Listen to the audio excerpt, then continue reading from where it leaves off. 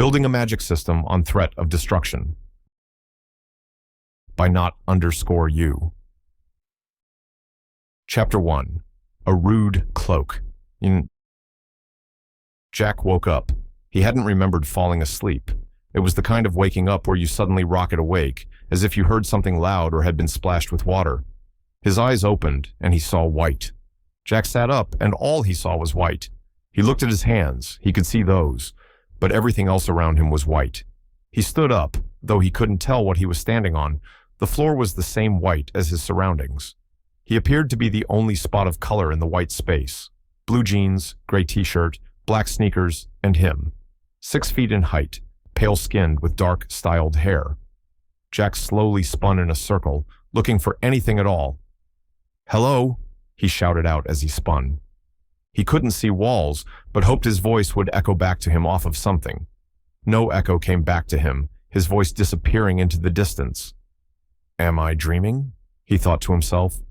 After completing his spin, Jack wasn't sure what to do. Should he just start walking in a random direction? But right as he decided he would start walking, something happened. Materializing as if from nowhere, a cloak appeared in front of him. Hovering above where Jack believed the floor to be, the cloak hung in the air. Its shape seemed to indicate someone was inside, even though Jack could see between the fluttering edges and open hood that there was nobody inside of it. The cloak itself was pitch black and seemed to Jack like it was made of darkness somehow. It was almost like it was made of the space between stars, a void that consumed light. As unnerving as the color was, possibly even more unnerving was the sudden fear that Jack felt. It didn't come from anything Jack could detect, but he felt the same kind of fear that he might feel when faced with a dangerous wild animal. He somehow understood that this cloak was dangerous, like it could kill him at any moment. "Greetings, scum from another world," a voice emanated from the cloak. Jack was taken aback. The cloak could talk, and it had called him scum. Caught off guard as he was, it took a moment for him to address what was perhaps the most important part of the statement. "Another world?" Jack thought. "Is this thing telling me I'm not on Earth? Did I get abducted by aliens?" At that moment, though, something in Jack's mind seemed to click, and a horrible realization settled in. "Oh no, this is some stupid isekai nonsense, isn't it?" Jack had always loved to read, and naturally, that had led to the world of online novels, manga, and other kinds of stories. Isekai had been something of a guilty pleasure staple genre for Jack, often dumb enough that he didn't need to pay too close attention, but different enough mechanically that he could be interested in the world and magic. It was the cloak's turn to be taken aback. "Isekai? I know not what you speak of, scum. I have called you here to assist me before I send you on your way." Jack was still suspicious. "Well, I'm thinking that you're some kind of god-type figure, right? This seems like a situation where I died and you pulled my soul to another world or something like that." "That is eerily accurate." Jack wasn't sure how to feel. On the one hand, isekais typically involved being overpowered and having women flock to you. On the other hand, though, they could get pretty dark if you were an idiot. "So, you're going to give me some powers or something, and send me down to your world to do something for you, or something like that?" "No, that's stupid. Besides, I would never allow something foreign to sully my creation." "Oh," Jack deflated slightly. "Then, why am I here?" If he wasn't going to another world, what could this god want from him? "As I said, I require your assistance." "Well, specifically, I just need assistance. Who I get it from is rather unimportant." "What happens if I don't help you?" "Then your soul gets crushed into dust, and I throw that dust in the void so that you will never be able to be reborn into my world." The sudden threat of violence made Jack grow afraid. Dust? The void? He would like to avoid that if possible. "Seems kinda extreme," Jack said, trying to sound as nonchalant as possible. "Well, do I at least get to be reborn or something if I help you?" "No. If you assist me, then I will crush your soul to dust and throw it into the void after you are done." "Right." Jack began freaking out. His mind was racing as he thought about his circumstances. Apparently, he had died. He didn't remember anything like that, and this cloak thing was threatening him with soul destruction. Jack felt alive right now. His heart was beating, and he could feel adrenaline pumping through his body as he grew more afraid. His fight or flight response was screaming at him to get out of there, but he hadn't seen anywhere to run. If he wanted to maybe survive this long enough to figure something out, he would have to play along. Okay, I'm in. Let's put the soul-crushing aside and talk about what I can do to help you. Good, I need an idea. Jack waited for the cloak to say more, but it just floated there, gently swaying like there was wind, even though Jack hadn't even felt a breeze in this white space. What kind of idea? Jack slowly put forth. A reward. Despite his fear, Jack started to get annoyed. Okay, I kind of need a bit more information. I just woke up here and don't know anything about you or what you could want. Some details, if you don't mind. He needed as much information as he could get if he wanted to get out of this situation. The cloak seemed to sigh in exasperation. The denizens of my world have performed a great task for me, misguided as it was, and I promised them a blessing if they succeeded. I had thought it might take them longer, so I put off thinking about it, but they accomplished it faster than I thought possible. I have no ideas, so I decided to source souls from another world for inspiration. Jack had asked for a direct answer, but was still surprised at what the supposed god told him. So, you need a reward for the whole world? Like everyone? Yes. Jack racked his brain for ideas. A reward. Can you throw a party or something like that? Sort of upper management throwing a pizza party kind of vibe? I have never heard of this pizza you speak of, but regardless, I do not act so directly in the affairs of my world. Besides that, my people would not feel at ease if I were to celebrate them in such a way. They are too in awe of me to celebrate in my presence. Jack supposed that if a god came down from heaven and threw a party, telling everyone to ignore them and get wasted would be pretty awkward. How about something physical, like temples or Holy Land or something? There are an abundance of temples in every city. Besides that, all land is Holy Land as I created it myself. Jack thought for a minute. Something for every single person on a planet. Nothing gender-specific. Even healing every sick person wouldn't do anything for healthy people. Something like new types of crops or metals could ruin an ecosystem. This was quite the pickle. If you cannot think of anything, then you are of no use to me.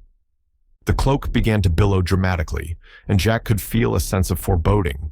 The hairs on his arm and neck stood on end, and sweat began to form on his head and back. Jack realized he was moments from becoming soul dust. Wait, Jack called out desperately. I do have something. The feeling of foreboding faded, and the cloak settled down. Tell me. Jack's mind raced frantically. What did fantasy worlds need? He thought of all the stories he had read, and pored over every detail he could remember until suddenly, something clicked in his brain. Before he could decide on whether it was a good idea or not, Jack said, "You could implement a system." Chapter 2. Getting a job. A system? The cloak cocked where his head would be slightly in confusion. Explain. It's like... How to explain this? Jack had suggested the idea in the spur of the moment, but something like a system was pretty complicated. It's a way for every person in the world to see how powerful they are. They can see how they match up against each other, see their skills and abilities, and it can help them grow stronger. The cloak pondered for a moment. What form will it take? Usually, it's like a little blue rectangle that floats in the air. It has words on it that show all the information. Even as he began to describe it, Jack felt like this idea wasn't going to work. Little blue floating boxes? What a stupid idea. He began to rack his brain for other ideas when the cloak spoke again. Like this? Jack looked and saw a blue rectangle floating in front of the god, 8 inches across and 6 inches tall. It was partially translucent, but was completely blank. You said that information will be displayed on it. Give me an example. Oh, things like your name, race, stuff like that. Was the god actually buying into this? Did he like it? Jack watched as name and race appeared on the screen, then were filled in. The god had put his name as Deus and his race as high deity, whatever that meant. Deus regarded the screen in front of him. So will everyone have something like this, along with other information? Yeah, is that okay? Jack was having a bit of trouble reading the cloak's mood. There were some mannerisms that were oddly human, but a lack of face, limbs, or any other human physical traits meant interactions could feel alien. It has potential, but I am concerned it does not feel like a reward. Explain it further to me. What would my people actually gain from this? Well, Jack collected his thoughts, attempting to assemble something like a project pitch in his mind. Usually a system is a way to track progression. As people grow stronger, they can see how much stronger they grow. Though I guess sometimes the system is what makes you grow stronger. Jack paused. Did a system reflect the growth people went through? In most of the stories he read, it was more like a person's strength was built up by interacting with the system. That power usually came from a god or something, didn't it? I guess you would empower people as they progress through the system. People would grow stronger and gain more abilities than should be possible normally. Sort of like a risk-reward type idea, doing everything they can to progress. Directly granting power through the system as a medium? There would be limits, I assume. Yeah, it would grow exponentially harder to gain power the stronger you get. We could also implement some additional stopgaps, Jack explained. We? Why would you be assisting me? Deus seemed confused at my inclusion, which made me confused. Well, don't you need someone who knows about this stuff? Like to help you if problems come up? Sweat began to flow again, as Jack realized just how much the god wanted to get rid of him.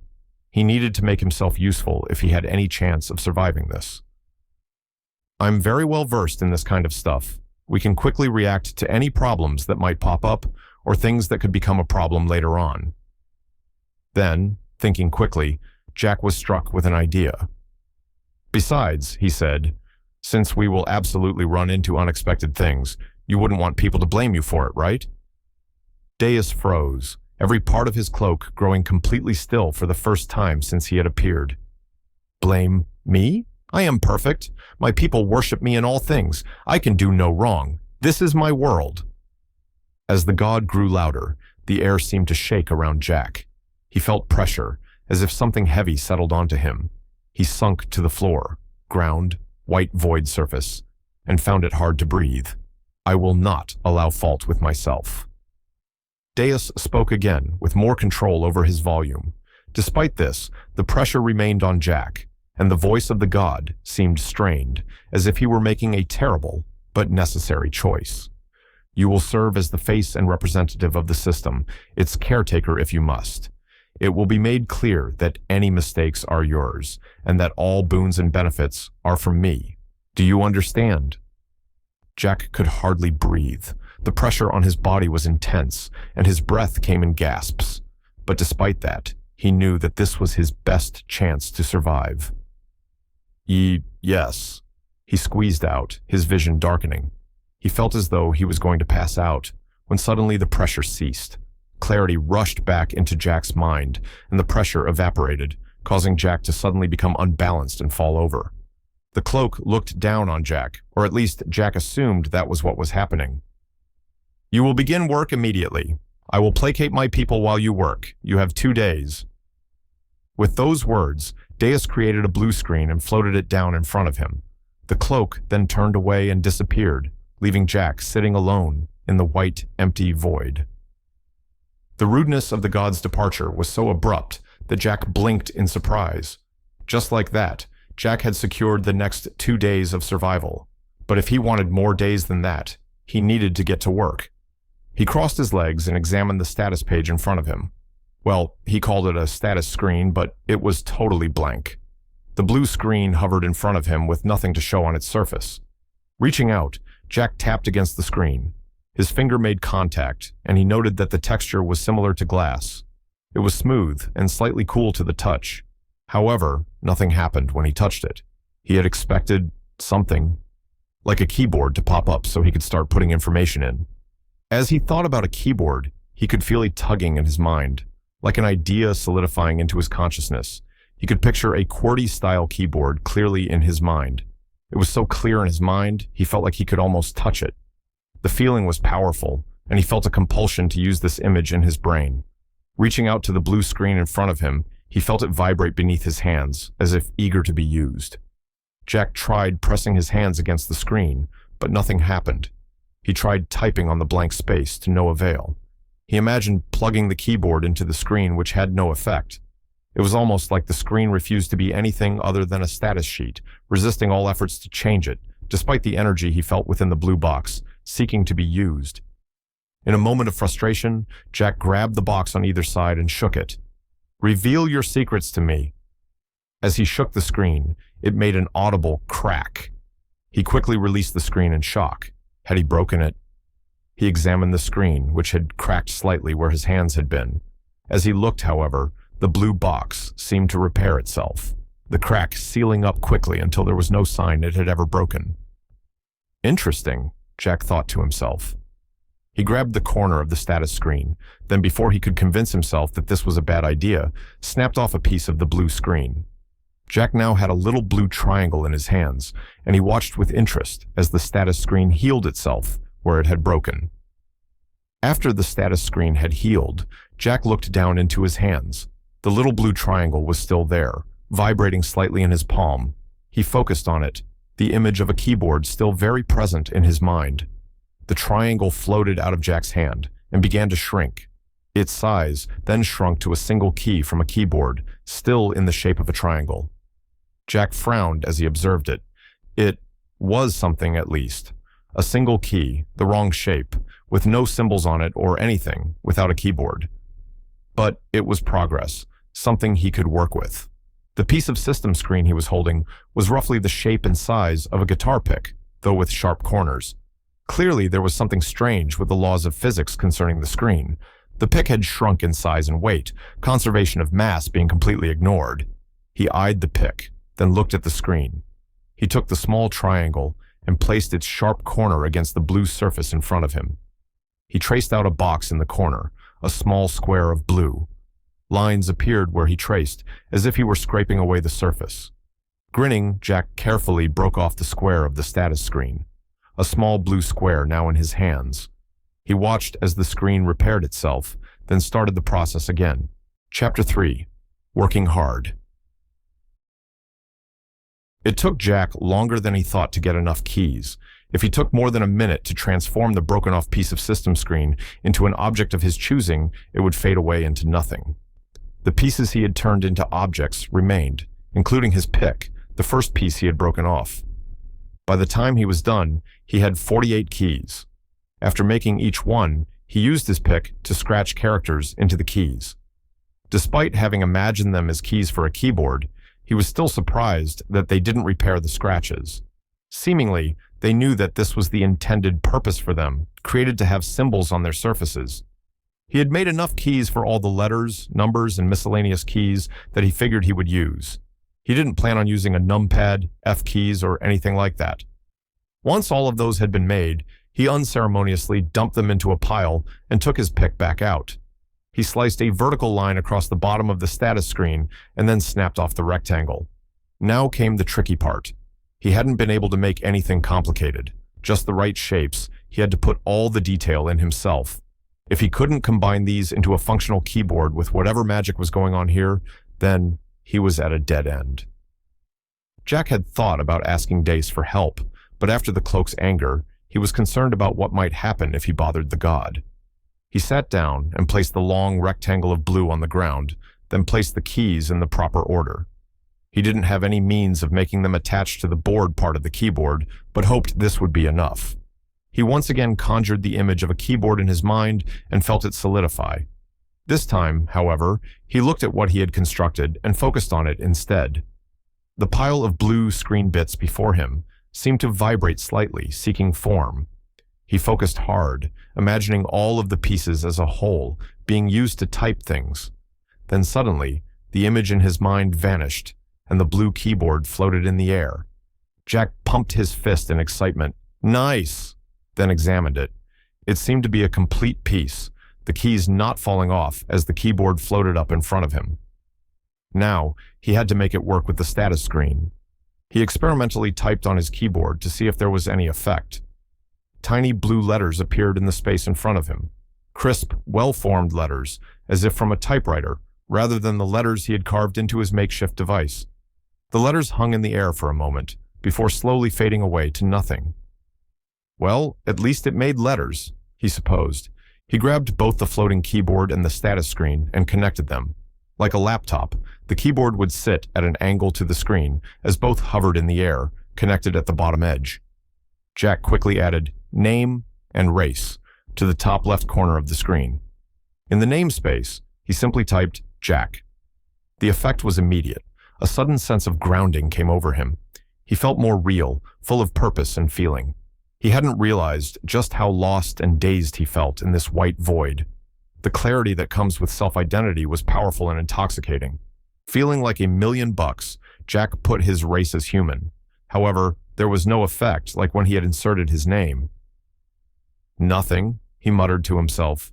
He tried Homo sapien, also to no effect, along with things like Earthling or Earth human. Nothing seemed to affect him at all. Perhaps the name was the only significant category. Once he gave up fiddling with the race option, he stopped and stretched. He hadn't gotten much done, but he felt exhausted. He was on a deadline, literally. If he couldn't get something convincing up and running, Deus would probably destroy him. He thought to himself, just like working a 9 to 5. Deciding that he would put a bit more work in before taking a break, he decided to include age as well. It wasn't always included in status screens in fiction, but Jack figured it couldn't hurt. That marked the end of the low-hanging fruit. There wasn't much more Jack could add without putting a ton of thought and effort into it. Things like stats, skills, and classes weren't always intuitive, and Jack didn't know anything about the people that these would be applied to. At a certain point, he would need input from Deus to make it workable, but for the time being, he decided to just start fiddling with things. For now, he decided that putting in categories would work. Systems in fiction tended to revolve around combat and combat-related abilities, but Jack had read stories where classes could include things like farmer or chef and the like. He put 2 categories on the right side, combat skills and lifestyle skills. For now, that would likely cover most of what the system would entail. He could break it down into different categories later if he needed to. Then came stats. Jack had played D&D before, and then stat breakdown had seemed to cover a lot of the bases he needed. Strength and dexterity felt like a staple to him, but dexterity was also something of a nebulous concept in his mind. Strength could be measured and even improved on in day-to-day activity, but dexterity was more about reflexes and hand-eye coordination. That could be learned and trained, but was harder to measure with numbers. Jack thought about what each of the 2 stats represented. If strength was how much power a person had, then dexterity would be closer to how much skill a person had, not just with their hands, but with any physical application. He changed them to power and skill, respectively. Satisfied for the moment, Jack turned to other stats. Intelligence? Sure. Wisdom? Also sure. Charisma. Jack had issues with charisma. It was a trope in stories that high charisma basically equaled something akin to mind control. People becoming so influential and attractive that they could be irresistible to the masses. Though Jack supposed there were people on Earth who were like that, celebrities or political figures who could probably run the world if they wanted to. He decided to include it. Constitution was another weird one. It represented fortitude, like not getting sick and stuff, but also about health, typically. There was no such thing as health points in real life, which made Constitution feel a bit lackluster. He decided he would go with fortitude for now.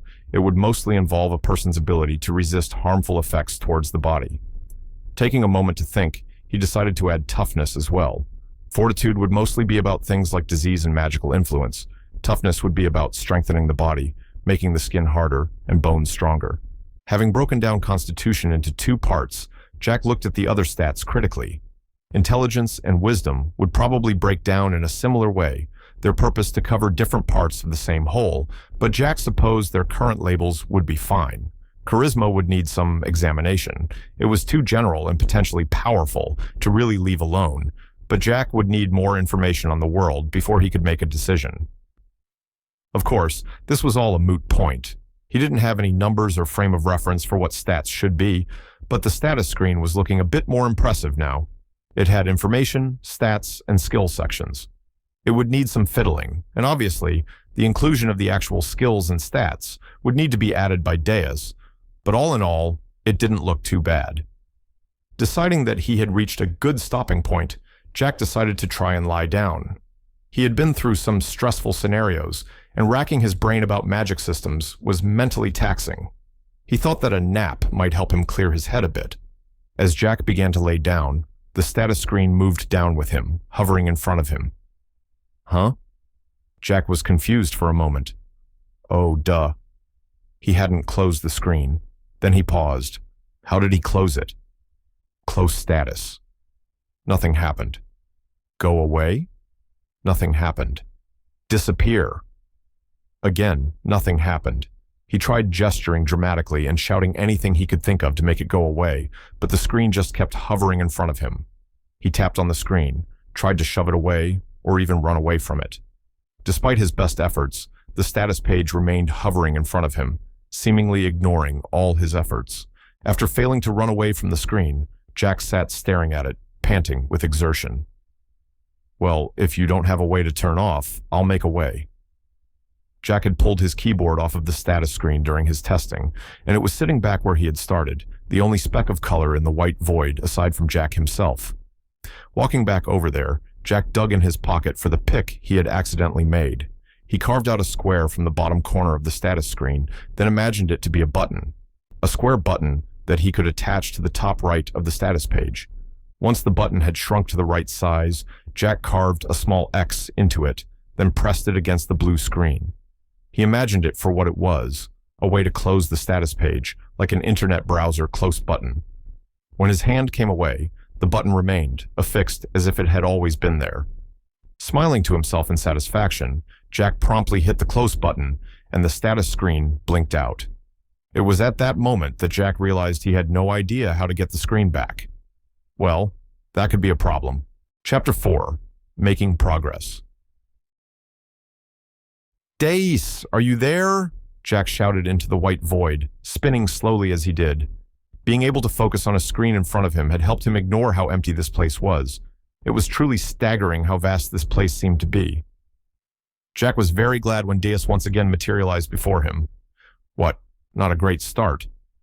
Deus sounded annoyed, even though it had been several hours since his blow-up. I accidentally got rid of the status page. Jack looked down sheepishly. He felt like a child who had just broken a brand new toy, except his punishment might be obliteration instead of a timeout. You got rid of it? The hood that was Deus's head turned as if looking around. However, when it turned to face the keyboard Jack had made, he stopped. What is that? Oh, that's the keyboard I made. I needed to type things in, Jack explained. I had to break off pieces of the status screen to make it. You broke it? That shouldn't be possible. Let me see. The status screen popped back up in front of Jack, and all the information was still displayed on it. Well, at least it saved all the information. Deus examined the status screen's edges and didn't seem to find any damage. Show me what you did. Jack took out his pick and cut a tiny square out of the bottom corner of the screen, then broke it off. He handed the tiny piece of screen to Deus, who caused it to hover in front of him. Jack waited patiently as Deus spun the small fragment around until it disappeared. I see. You were able to affect the screen because you are infused by my power in this place. Others would not be able to do such a thing. Probably for the best. I would hate for them to be able to mess with all our hard work, Jack mused before turning to Deus. So, we need to talk about some stuff. I don't really want to bother you if I need the status screen back. We need to make it openable. A fair point. The less time I spend with you, the better. Fortunately, in my infinite wisdom, I have constructed a spell to serve as the medium for viewing the screen. I will add it to your status. You can add things already? That's awesome. Despite his words, Jack wasn't optimistic. He fully believed the god could grant powers, even adapting them to the system. But he had no confidence that Deus would give him anything actually helpful. However, despite his worries, something appeared on Jack's status screen. He had expected it to go into lifestyle skills, but instead, the spell appeared below the age section. Well, it was a problem for later. For now, Jack examined the spell. Similar to his expectations, having the spell in his status granted him some faint knowledge in his mind of how to use it. Actual magic. It seemed that the spell was very simple in nature. It required nothing more than a tiny bit of magic and a keyword. The keyword was status, which was easy enough, but the tiny bit of magic could be a problem. The skill itself was simply called status. Deus, I can't use magic. My world doesn't have magical power as far as I know. Deus seemed to radiate annoyance. I have already told you, you are infused with my power here. You will be able to cast the spell. Oh, cool. Jack hadn't really known what that had entailed, but apparently he could cast magic. Without delay, he closed the status screen and then spoke the keyword, sweeping his hand out dramatically. Status. His status screen appeared in front of him, the same as it had been before. That's perfect. That will make things really simple and easy to use. Naturally, everything I do is perfect. Deus seemed very pleased with himself at Jack's approval. The god was getting easier to understand from a motivation standpoint. He seemed to hate Jack, but wanted his creations to be happy. He didn't want to look bad, but took pride in doing things the right way. Jack figured he might be able to convince the god into giving him more wiggle room. So, Jack began carefully, I need to talk to you about stats and skills. I don't know anything about what the people of your world are capable of. I have no knowledge of magic or martial arts or anything like that, but we need to categorize that stuff and figure out how much power you can bestow in all those areas. I have thought of this. I compiled a list of everything every individual is capable of and made status pages for all of them. Deus swept his cloak and floating blue boxes appeared. Not 10 or 20, but thousands upon thousands of blue boxes. Stretching back further than Jack could see, there was box after box. Stunned, it took Jack a moment to notice a more impactful detail. The boxes were all different sizes, some stretching down or up, filled to the brim with text. Jack moved closer to one of the first ones and began reading. It was a human named Gerard, and he had hundreds of skills listed. Some of them were what Jack had expected, things like town guard spearmanship and potato planting. But Jack also spotted some things he hadn't expected. The winking skill, as an example. When questioned, Deus informed Jack that winking was an acquired talent, and that practice was required to make it appear more natural. The list was full of things that were technically learnable skills, but it was an insane amount of information. Gerard didn't even have a particularly long set of skills when compared to some others. Jack pointedly ignored Deus as the god rambled on about how Gerard had been practicing his winking to try and charm Bella down the road. He stopped to think. Suddenly giving everyone in the world this much random information, unorganized and untested, then applying God's power to all of this. It would be disastrous. He needed a way to slowly introduce the process while controlling how much the status screen could affect the world at a time, perhaps installing the system in patches, releasing new versions as the kinks got worked out. Honestly, even doing that much, Jack still wouldn't be able to learn much about the people or the effects of these skills. He needed to meet and talk with residents of the world. He doesn't even realize that Bella has been seeing someone else this whole time, but his efforts inspire confidence in him. I'm so proud. Days? Jack interrupted. Oh yes. What is it? I think I need to meet some people from your world. Even with this, it's too much information without the context. Besides that, it's honestly starting to hurt my eyes. Can you put those away? The glare from so many glowing blue screens was very bright indeed. Jack was getting spots in his vision from the light of it. Deus made the screens vanish. I thought I told you that I would not allow you to step 1 foot into my world. I will not allow you to taint my beautiful creation. Yes, I know that. I promise that I have no intention of tainting anything. But to help you the most, I need to meet and interact with people. Giving everyone the ability to do everything better could lead to a lot of unintended consequences. I want to make sure that your gift to the world is as nice and polished as possible. This was a bit of a gamble on Jack's part. As with most interactions with the god, he had to walk a fine line between placation and request. Jack figured that Deus would be more likely to give Jack some allowance than potentially letting his world come to harm. Your words are, unfortunately, accurate.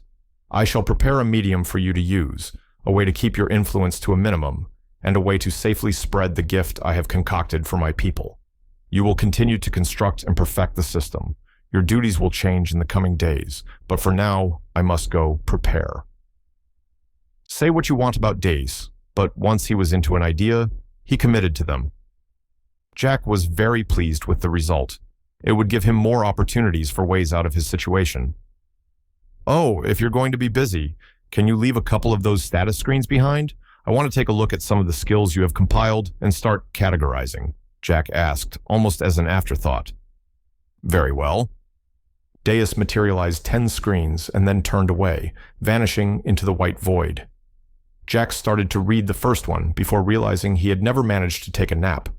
He turned away from the status in front of him, an animalist named Jeeler, whatever that was, and lay down to try and sleep. Chapter 5. The Cost of Living. Deus was concerned.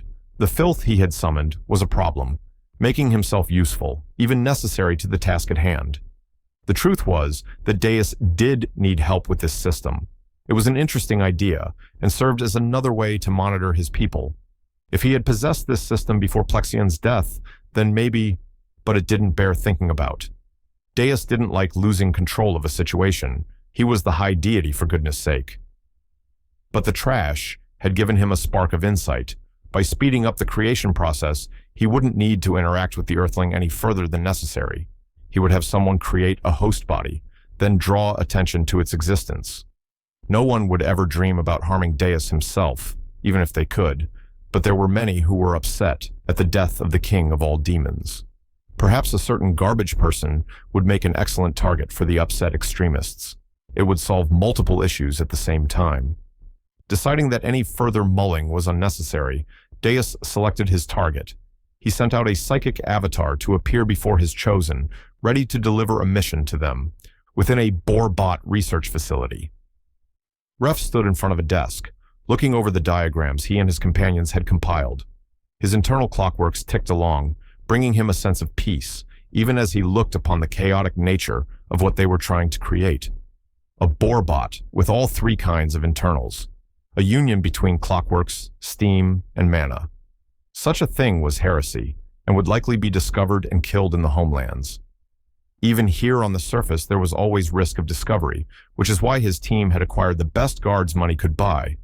Finding like-minded souls had been hard enough, but finding others who would actually partner with him, who would spend the remainder of their lives with him. It had been nothing short of a miracle that they had found each other.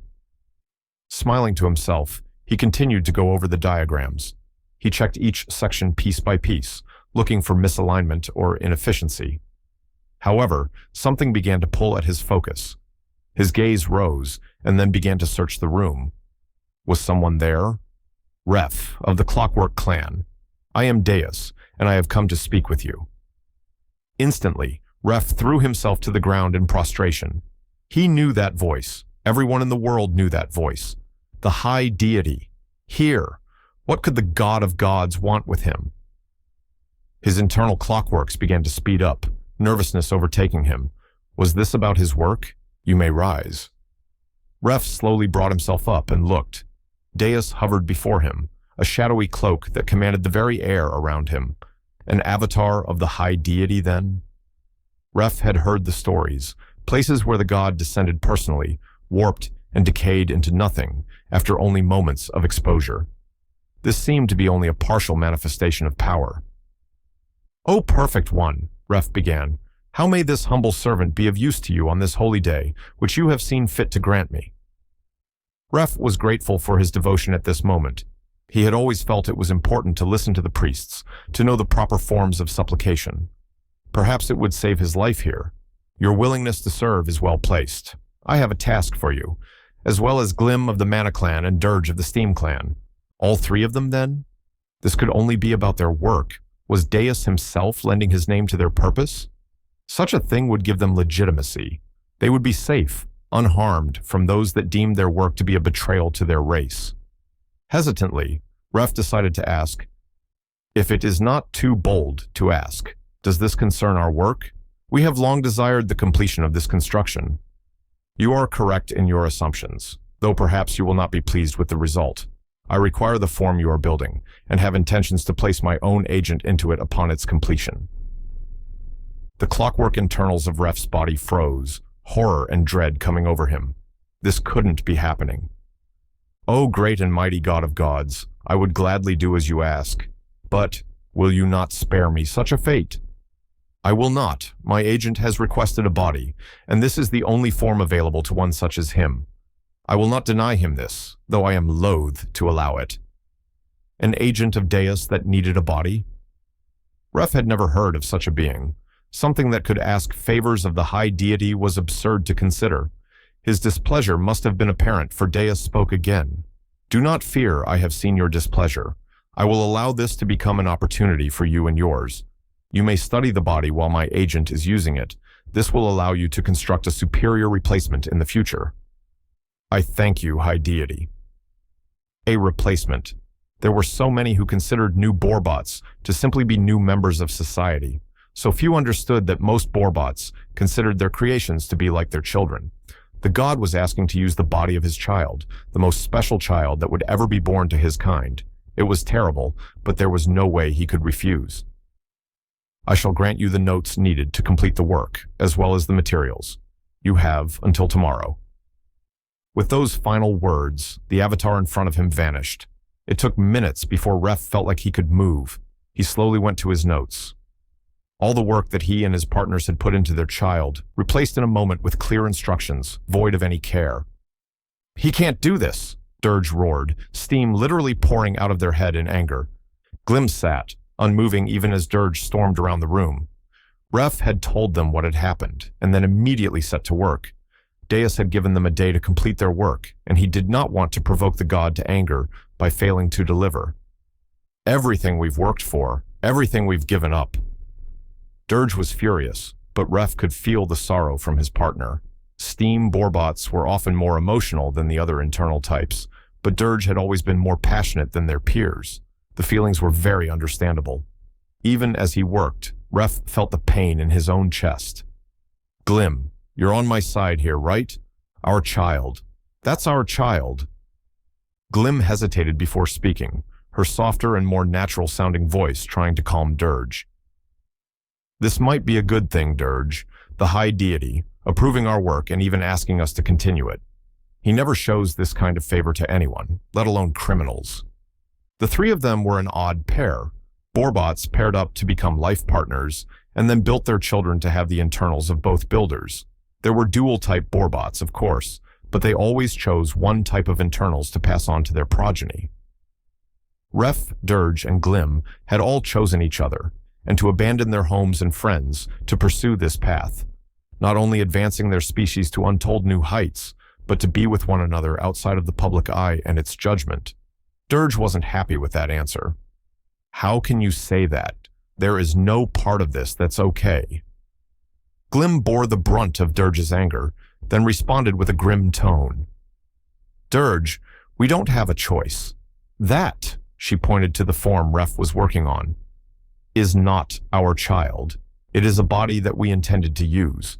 We have had to restart before. This is no different. What we are making now is basically a medical body, a host form for someone who is too broken to move. It's not even using most of the parts we were going to use." Dirge was angry, very angry, but they knew what Glim was doing. Rationalizing something helped her get over it. By insisting that this was a new creation, not at all tied to their child, she could work. The only reason she wasn't helping right now was that she didn't want Dirge to feel ganged up on, so she was talking to them instead. Dirge made an effort to expel some steam that was churning in their mind, making it billow out of the exhaust pipes that fashioned their hair. "I don't like this, Ref, but if you tell me to help, I will." Ref didn't turn around, his hands continuing to work methodically. "I need you to help me." Dirge marched up, then spun their partner around. Dirge and Ref locked eyes. "Tell me to my face, look me in the eyes, and say you want my help with this." Ref took a long minute, not saying anything. Then slowly and quietly, he spoke. "Please, Dirge, I need your help." Turning to look at Glim, he said, "You too, Glim. I can't do this by myself." Dirge straightened up, then nodded fiercely. "Then you shall have our help. I don't like it one bit, but I won't let you do this alone." Then Dirge started working, their movements more erratic and haphazard than the mechanical movements Ref usually showed. Glim smiled to herself, then joined her two partners at the table. Chapter 6. Hope Restored. Jack woke up and felt much better. A nap had helped him clear much of the mental fatigue that had been building up steadily since he had arrived here. Though he wished he had something like a bed, laying on a white void was rather uncomfortable as it turned out. Stretching, Jack summoned his status screen. It appeared the same way he had left it, including the status skill, the spell Deus had granted him, allowing him to summon the status screen. It was in the wrong place. Jack figured it should go in one of the skill-related sections. The problem was, did he put it in the lifestyle section? The status skill was unique. It wasn't directly related to anything having to do with a traditional lifestyle. Deciding that he would leave it alone for now, Jack decided to look at the status screens Deus had left him. Perhaps that would help him figure out how to better classify things. He pored over the first screen, the one he had looked at before his nap. Yeller had a wide range of skills, which meant the list was hundreds, bordering on thousands of entries long. Anything from chewing food to military strategy was covered. It was so thorough, in fact, that Jack even found two different kinds of basic martial footwork. Something called Charinth-style basic footwork, and another called two-legged basic combat footwork. Why were there two? Were they so different? Did Charinth-style footwork involve more than two legs? It was hard to say without more information. They could likely be combined using the system into a superior type of footwork skill, just one of the many things Jack would need to work on. Jack tried inputting two-legged basic combat footwork into his combat skill list, which didn't have anything else in it, and waited to feel a difference. Nothing happened. Jack tried moving around, pretending he was in a fight with someone, but couldn't notice any discernible difference. I wonder if I actually need to be in combat. Or maybe Deus hasn't assigned any power to skills yet. It was also possible that Jack simply didn't meet the qualifications for one reason or another. Well, Deus was setting up a way for Jack to meet with people so he could do more testing then. So Jack decided to work on a few quality-of-life projects in the meantime. Deus decided to check on the scum, and found him fiddling with more broken screens. The god had been surprised at the creation of some sort of writing device and how it could interface with the system.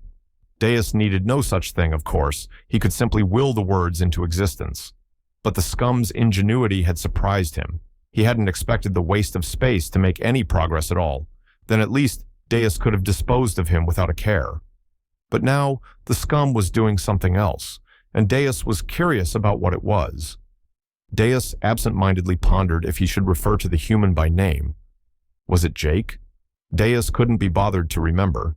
The human had constructed some objects out of broken-off pieces of status screens, a desk, a chair, and some tall boxes.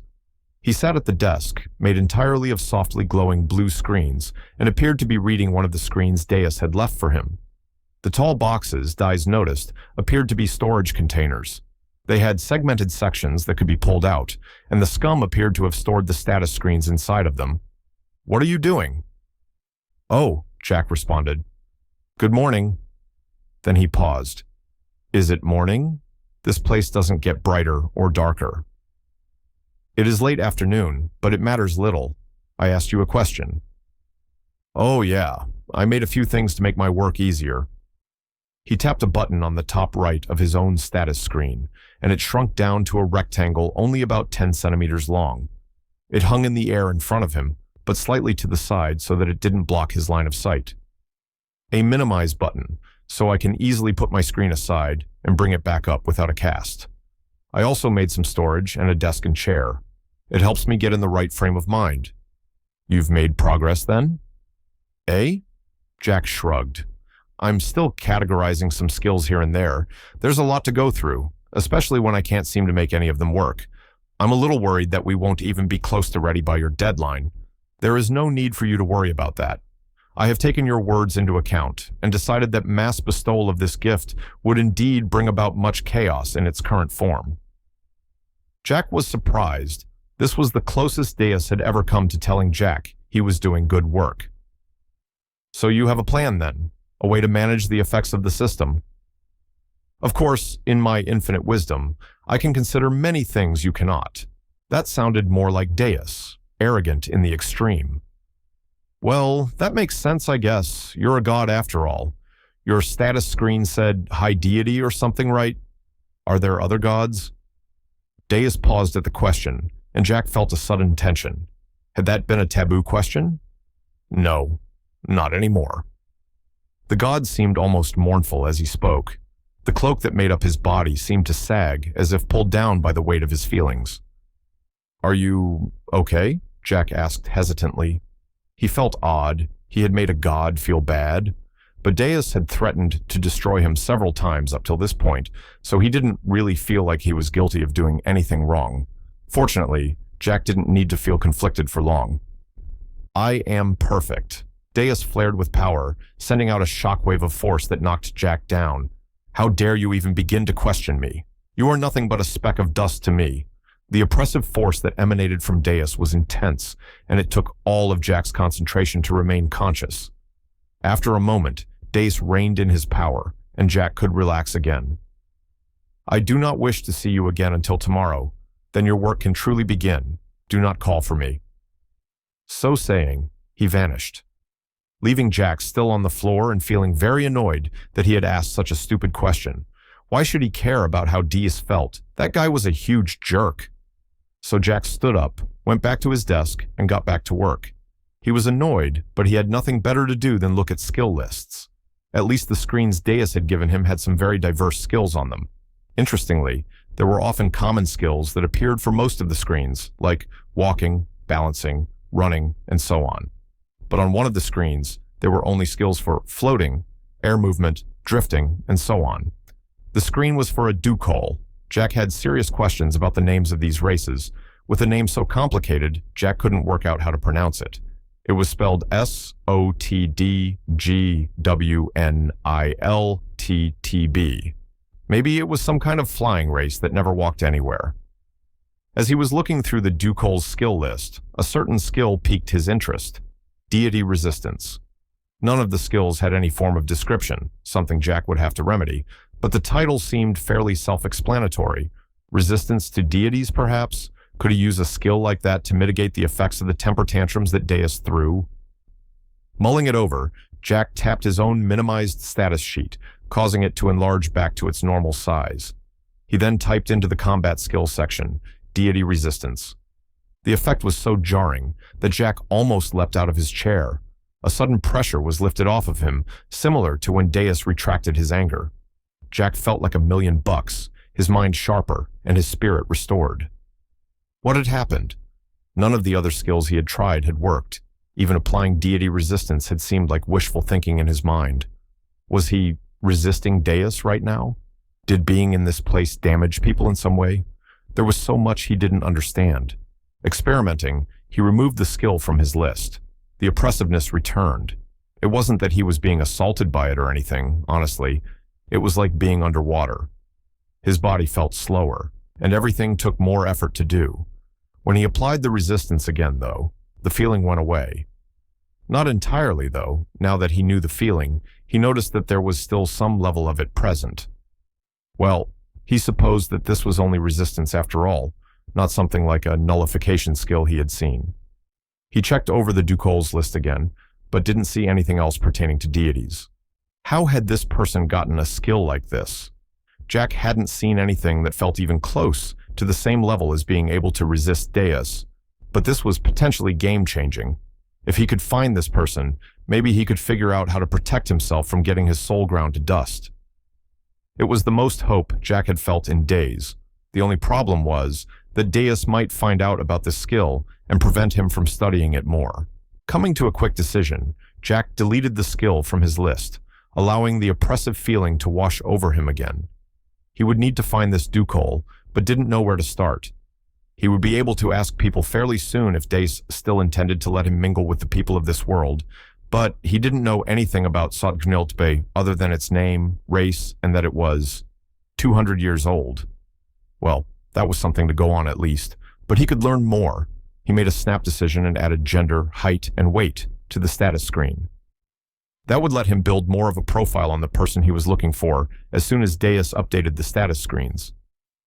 Satisfied now that he had found a potential way out, Jack decided to go back to browsing skills. He was excited to see what tomorrow would bring. Chapter 7. Worldwide Announcement. Jeller leaned back against the palm tree, a long blade of grass between his teeth, as he gazed lazily at the entrance to the valley. He had drawn the best watch spot for today from the lottery. It was the easiest spot to monitor, and he had plenty of comfortable places to relax. To be honest, the whole job was pretty simple so far. A group of boarbots had come into town a bit over a month back. They had paid handsomely to remain anonymous, then paid even more for the best mercenary group in town for a year's work. But instead of sending them out to go kill and murder stuff, all they had to do was hang around the compound and make sure there were no unexpected visitors. The group's leader, a demon named Reincarnation, wasn't as pleased as the rest of them. She felt strongly that too much rest would mean skills would dull and instincts would be lost. She would run drills every day when the shifts switched, something Jeller worked to avoid if he could help it. He made sure to volunteer in the kitchens or for cleaning duty at every available opportunity. Not that it helped much. Reincarnation seemed determined to get him in combat drills as often as possible. The compound itself was rather large, set in a natural valley, surrounded on all sides by mountain terrain. A single path led into the valley, too small for a large invading force, which meant it only needed light monitoring. Buildings were scattered throughout the area. They had been converted to dormitories, a kitchen, and storehouses. The largest building was a common room, with the building furthest into the compound becoming home for the boarbots. The mercenaries weren't expecting any danger. The boarbots had indicated that they were here for private research and reassured Reincarnation that the project wouldn't explode and kill them all, always a concern with these science types. Jeller wasn't very worried. If a problem emerged, the team would take care of it. Jeller had been a member of the team for over 5 years, not the newest member, but certainly not the oldest. He had seen enough, though, to know how capable this group was. Moments where he thought that they were all dead, only to come out the other side without a single casualty. Well, this wouldn't be one of those jobs. This was practically a year-long vacation. Even if war broke out in the demon lands over the death of the king of all demons, the battered Bracers mercenary group was under contract for another 11 months. The only reason to leave would be whatever reward the high deity was preparing. Maybe it would be a party or something that crossed the whole world. Jeller would be down for that. Sighing contentedly, Jeller let himself relax. Things were going great, and nothing and no one would change that. People of Drowl, I am Deus, and I will speak to you. Jeller's eyes snapped up, staring at the sun in amazement. The god of all things stood within the orb that hung in the sky. He was enormous, the top and bottom of the god, touching the edges of the sun. His voice boomed across the land, reaching the ears of all that could hear. Absent-mindedly, Jeller noticed others in the compound running out of buildings to stare up into the sky. He didn't see Ref, Glim, or Dirge, though. He hesitated for a moment, then turned and ran towards their building even as Deus continued. You have done what I have asked of you, and are deserving of reward.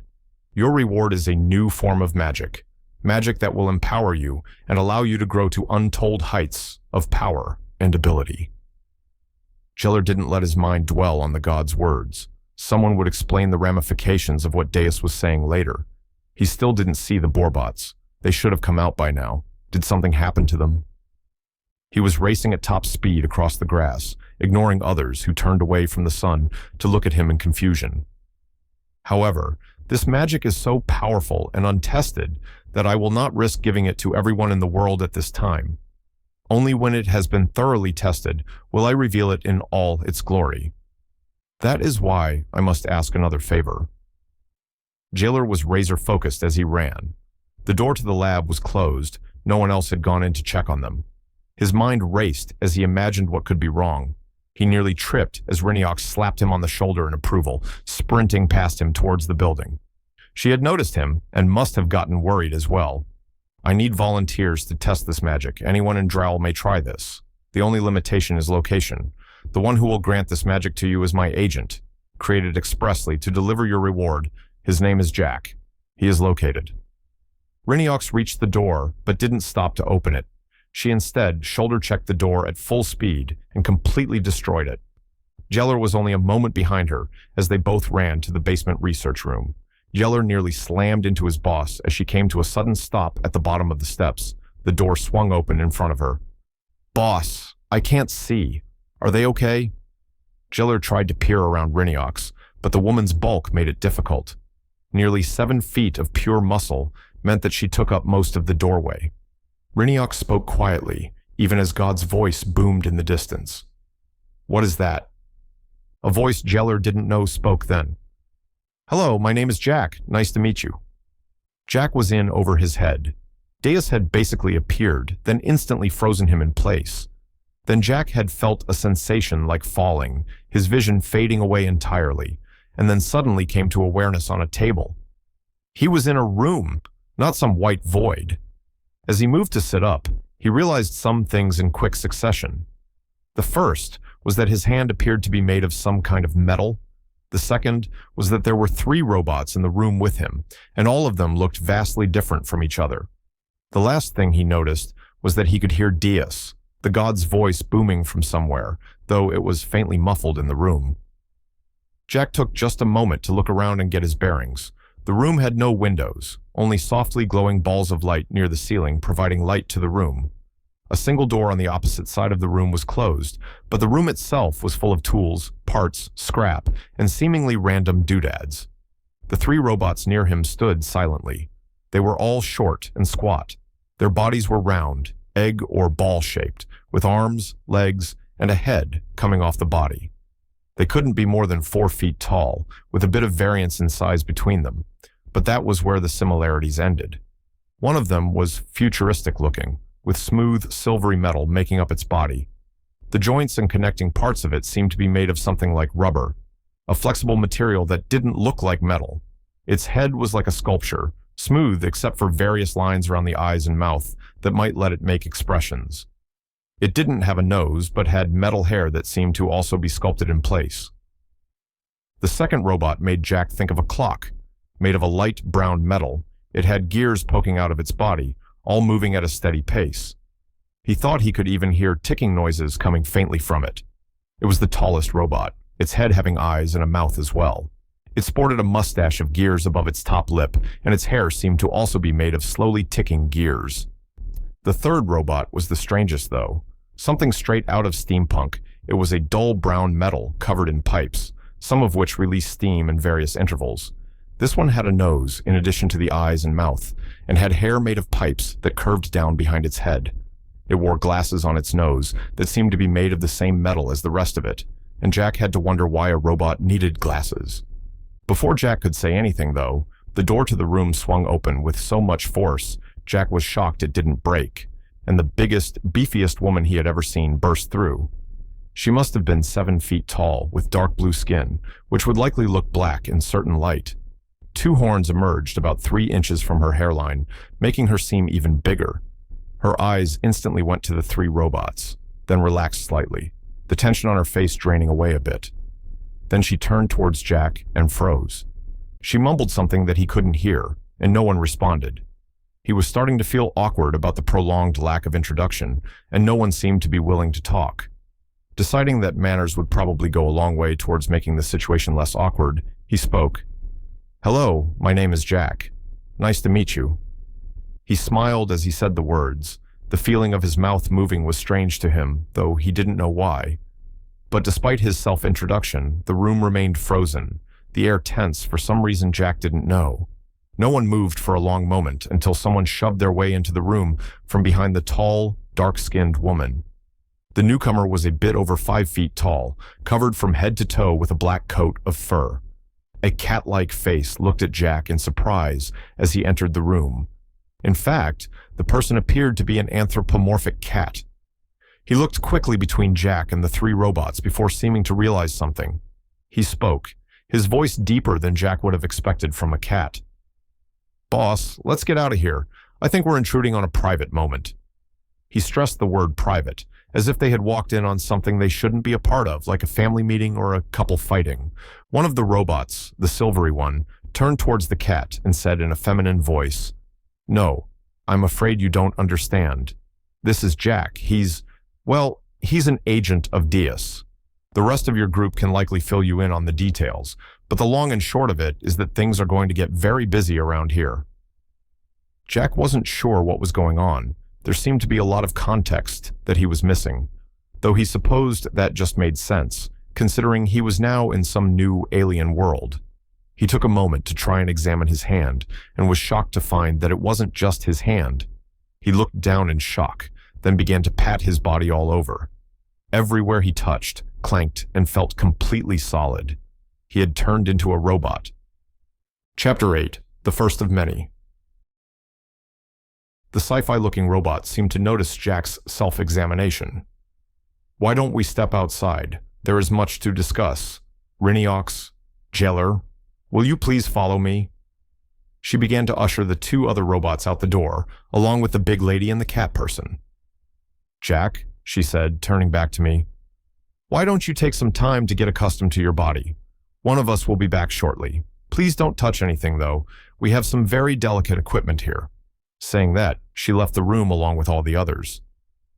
Jack was left alone in the cluttered space to think and examine himself. The sci-fi robot had been the only one to speak. Jack wondered if the other kinds could talk or not. Maybe they were older models. The name Yeller also stirred up some memories. Hadn't he seen a status screen about someone named Jailer? It could be a coincidence, but maybe not. He would have to investigate later. For now, Jack decided to investigate his body. He didn't spot a mirror in the room, but there were enough reflective metal surfaces that he could get a good look. His body seemed small compared to the space. The furniture was sized for someone like him, but the ceiling and door seemed too tall for someone of his height. Aside from that, he appeared to be some kind of monstrous mishmash of parts. He had 3 distinct sections of body. Split down the middle, he resembled the sci-fi bot, all sleek and silvery until around his armpits. The left side of his body was steampunk, the dull brown covered in pipes and occasionally letting out puffs of steam. The right side was the coppery metal, with gears ticking along in perfect time.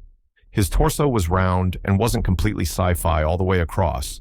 There seemed to be horizontal lines that cleanly divided, where each different part began and ended, though most of his middle was the silvery part. All in all, he looked bizarre, like someone had decided to make the ugliest robot possible out of 3 different genres. Then, thinking about it, he wondered if Deus had asked them to make him ugly. That seemed like something the petty god would do. Well, maybe he could accessorize later. The 3 robots hadn't worn much in the way of clothing, but the steampunk one had glasses, so maybe he could try that. Well, no sense wasting time, Jack thought to himself. Status. With a flourish that was totally unnecessary, Jack swept his hand out and his status screen appeared in front of him. His name was still listed as Jack, and Earth Human was still listed under race, where he had left it. His height and weight had been filled in automatically, though.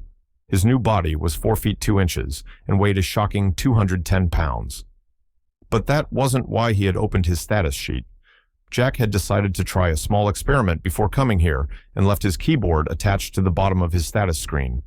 Sure enough, the keyboard was still attached, and Jack pumped his fist in excitement. Having the keyboard with him would open up so many possibilities, especially if he could attach it to other people's status screens. He decided to try an experiment while he waited. He only had 2 skills listed at the moment, the status spell, and another Deus had apparently given him called status granting. Presumably, this would allow him to give other people access to their status sheet. Considering he had no one to test that on for now, he turned to other skills. None of the other skills Jack had tested, except deity resistance, had seemed to do anything. Now that he had a body in the real world, though, he might be able to see some results. He had a few options committed to memory. It had been unrealistic to try and remember the thousands of skills on the list in just a day, but he had thought of a couple that would be easy to try. The first was the walking skill. Jack had no idea why this was a skill. Presumably, it was because babies could learn to walk, and certain people couldn't walk. The ducal status he had examined contained no walking skills, apparently able to float or fly for its entire existence. But even with all of that logic being applied, it was a walking skill. Well, he typed it in, then began to walk.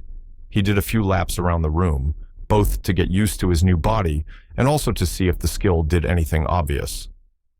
Once he determined that nothing was really happening, he deleted the skill from his list. Now, Jack wasn't really sure what would happen if he removed this skill from his list. Would he stop being able to walk?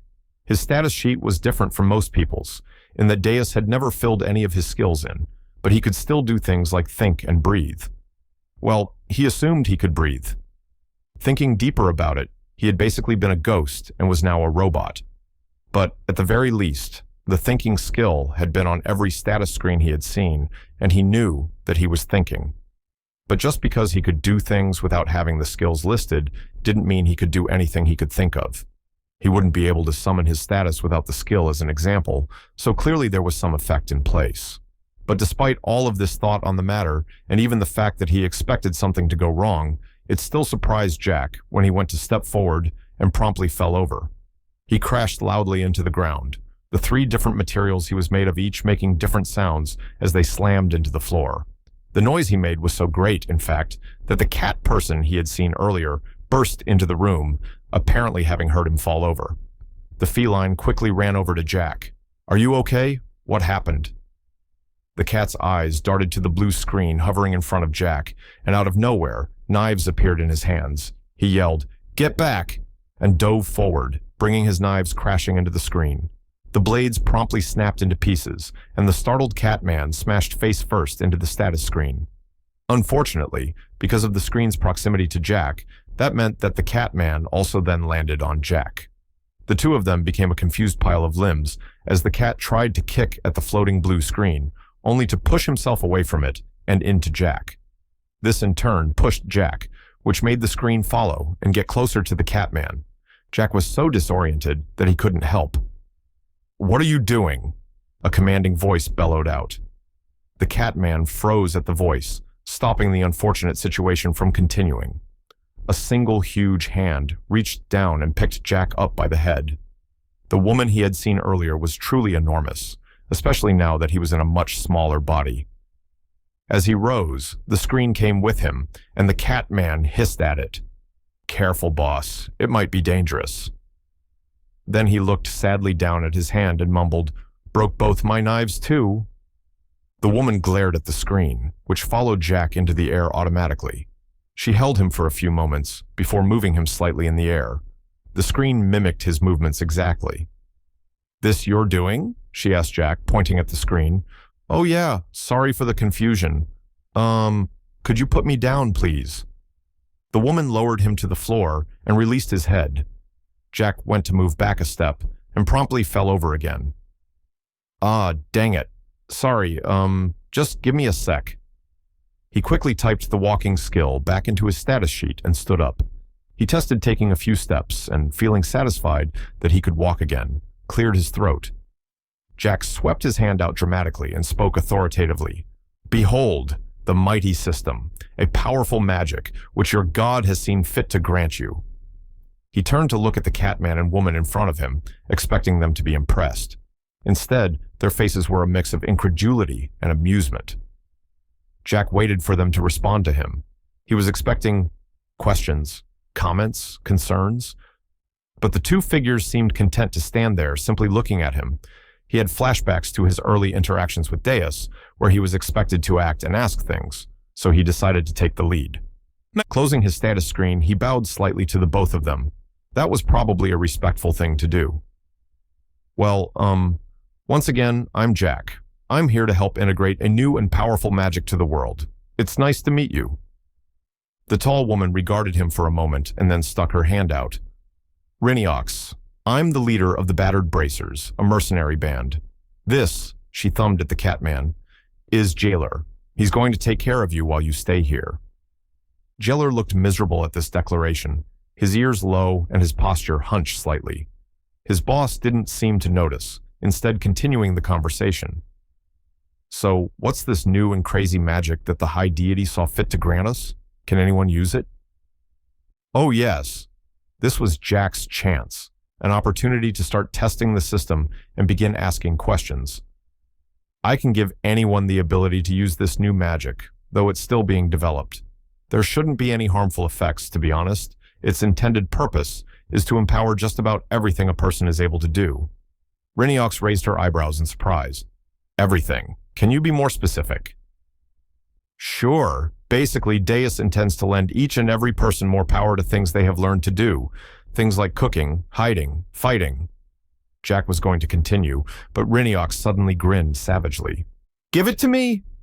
She practically leaped forward and grabbed Jack by his arms. "Give it to me right now!" Jeller suddenly looked very afraid. "Boss, hey, maybe we should think about this. It could be dangerous. Let's just take some time and—" A fist rocketed out and bashed Jeller away. Reiniox had hit her subordinate without her eyes ever leaving Jack. Hunger burned in her expression, and her vicious grin revealed sharp, pointed teeth. Jack was terrified. The woman loomed over him. Her grip was so strong on him that he didn't feel like he could move. Yes, I can do that." He managed to get out the words, and Reiniox backed up less than an inch, her eyes unblinking. She did release his arms, though, so he was able to perform the skill. Unlike the status skill, which was very simple, the status-granting skill was complex. It required him to speak certain words and perform certain actions. He began speaking, feeling himself be pulled along as the skill began affecting him, his mouth moving automatically as his arms moved in complicated motions. It lasted a few minutes, but the skill completed, the final words ringing out.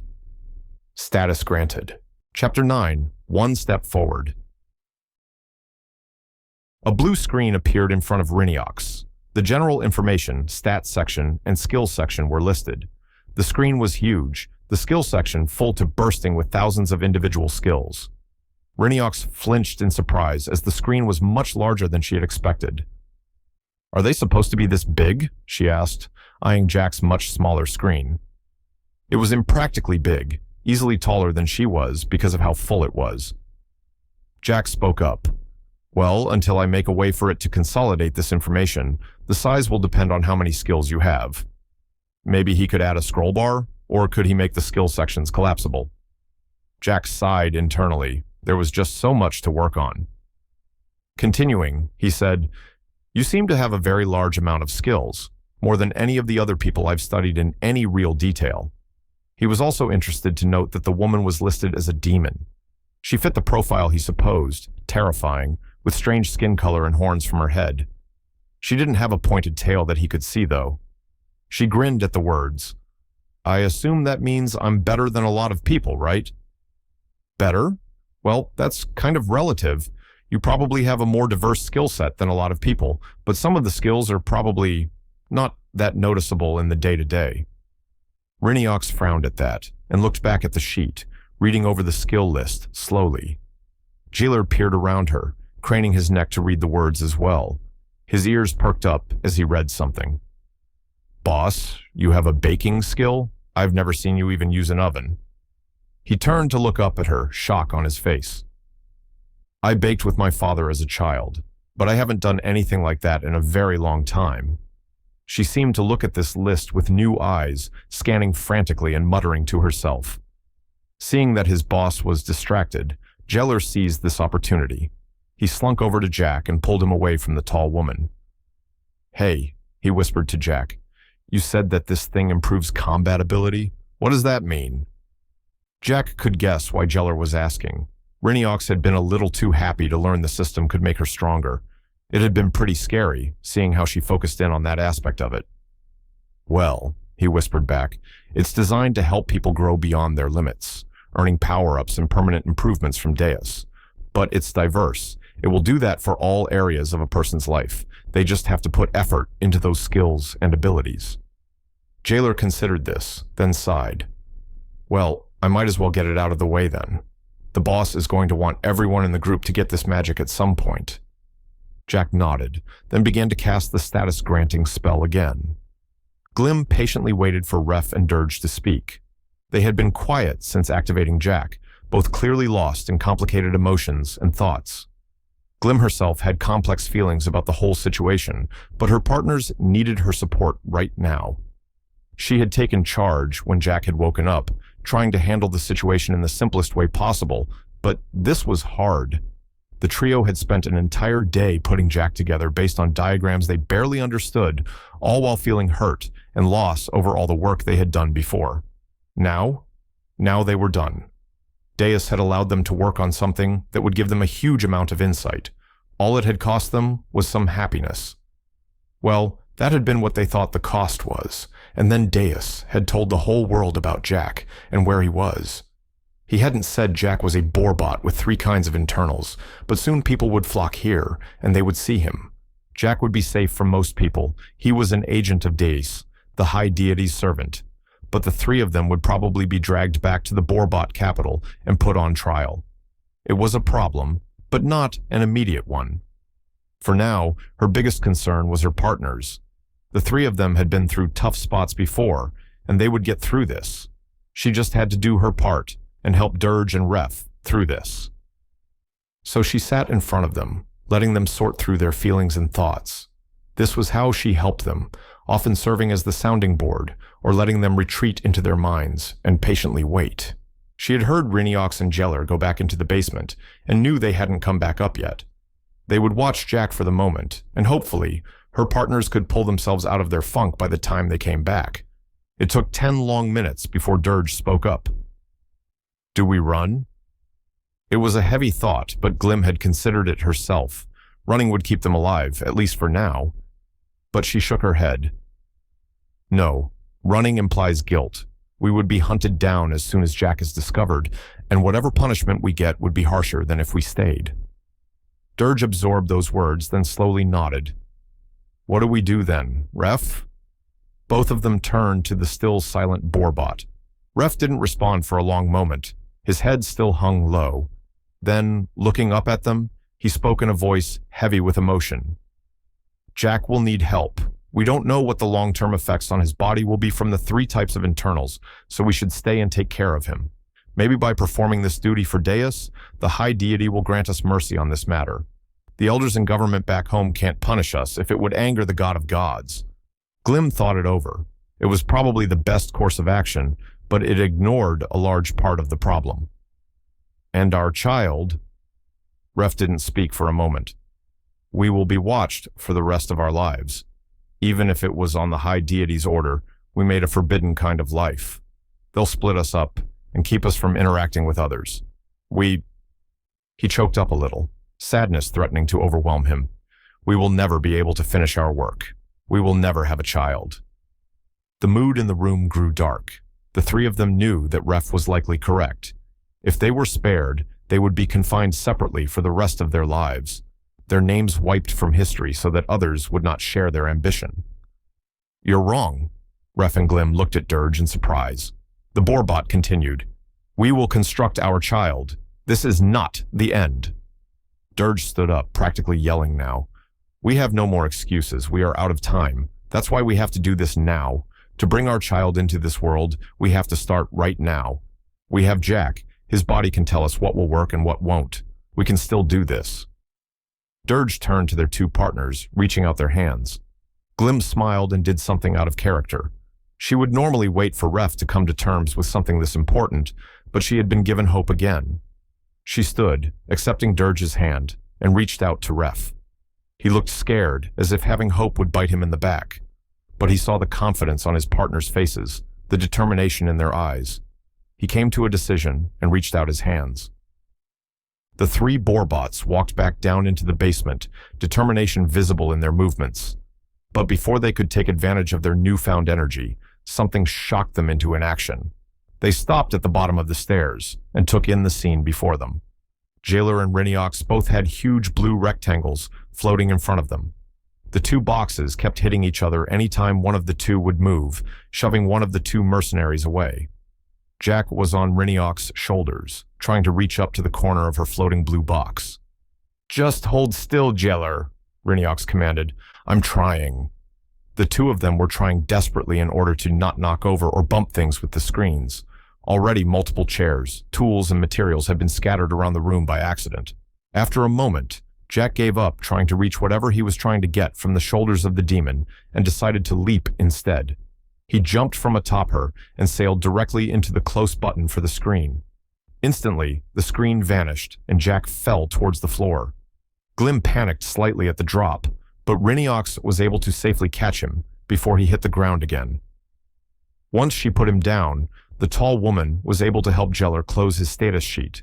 She would have been able to reach her own close button, if not for Jailer.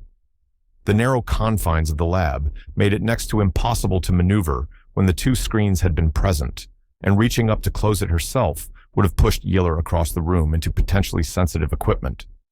Everyone in the room quickly helped tidy up the mess they had made of the lab before Ref began to address Jack. "Jack, I'm sorry for my rudeness earlier. I should have spoken with you, welcomed you at the very least. I allowed my emotions to get the better of me. I hope you can find it within your benevolent heart to forgive one such as myself." Jack was a bit surprised.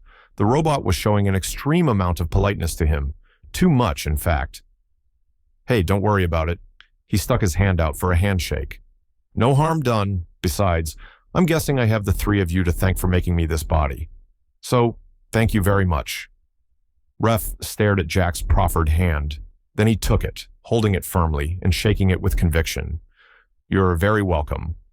Jack smiled, then said, "All right, I've got a whole bunch of questions. Then I have to do a whole bunch of work. Mind if we get started?" The group of people gathered before him exchanged glances and then nodded. Ref took charge and spoke. "How may we help you?"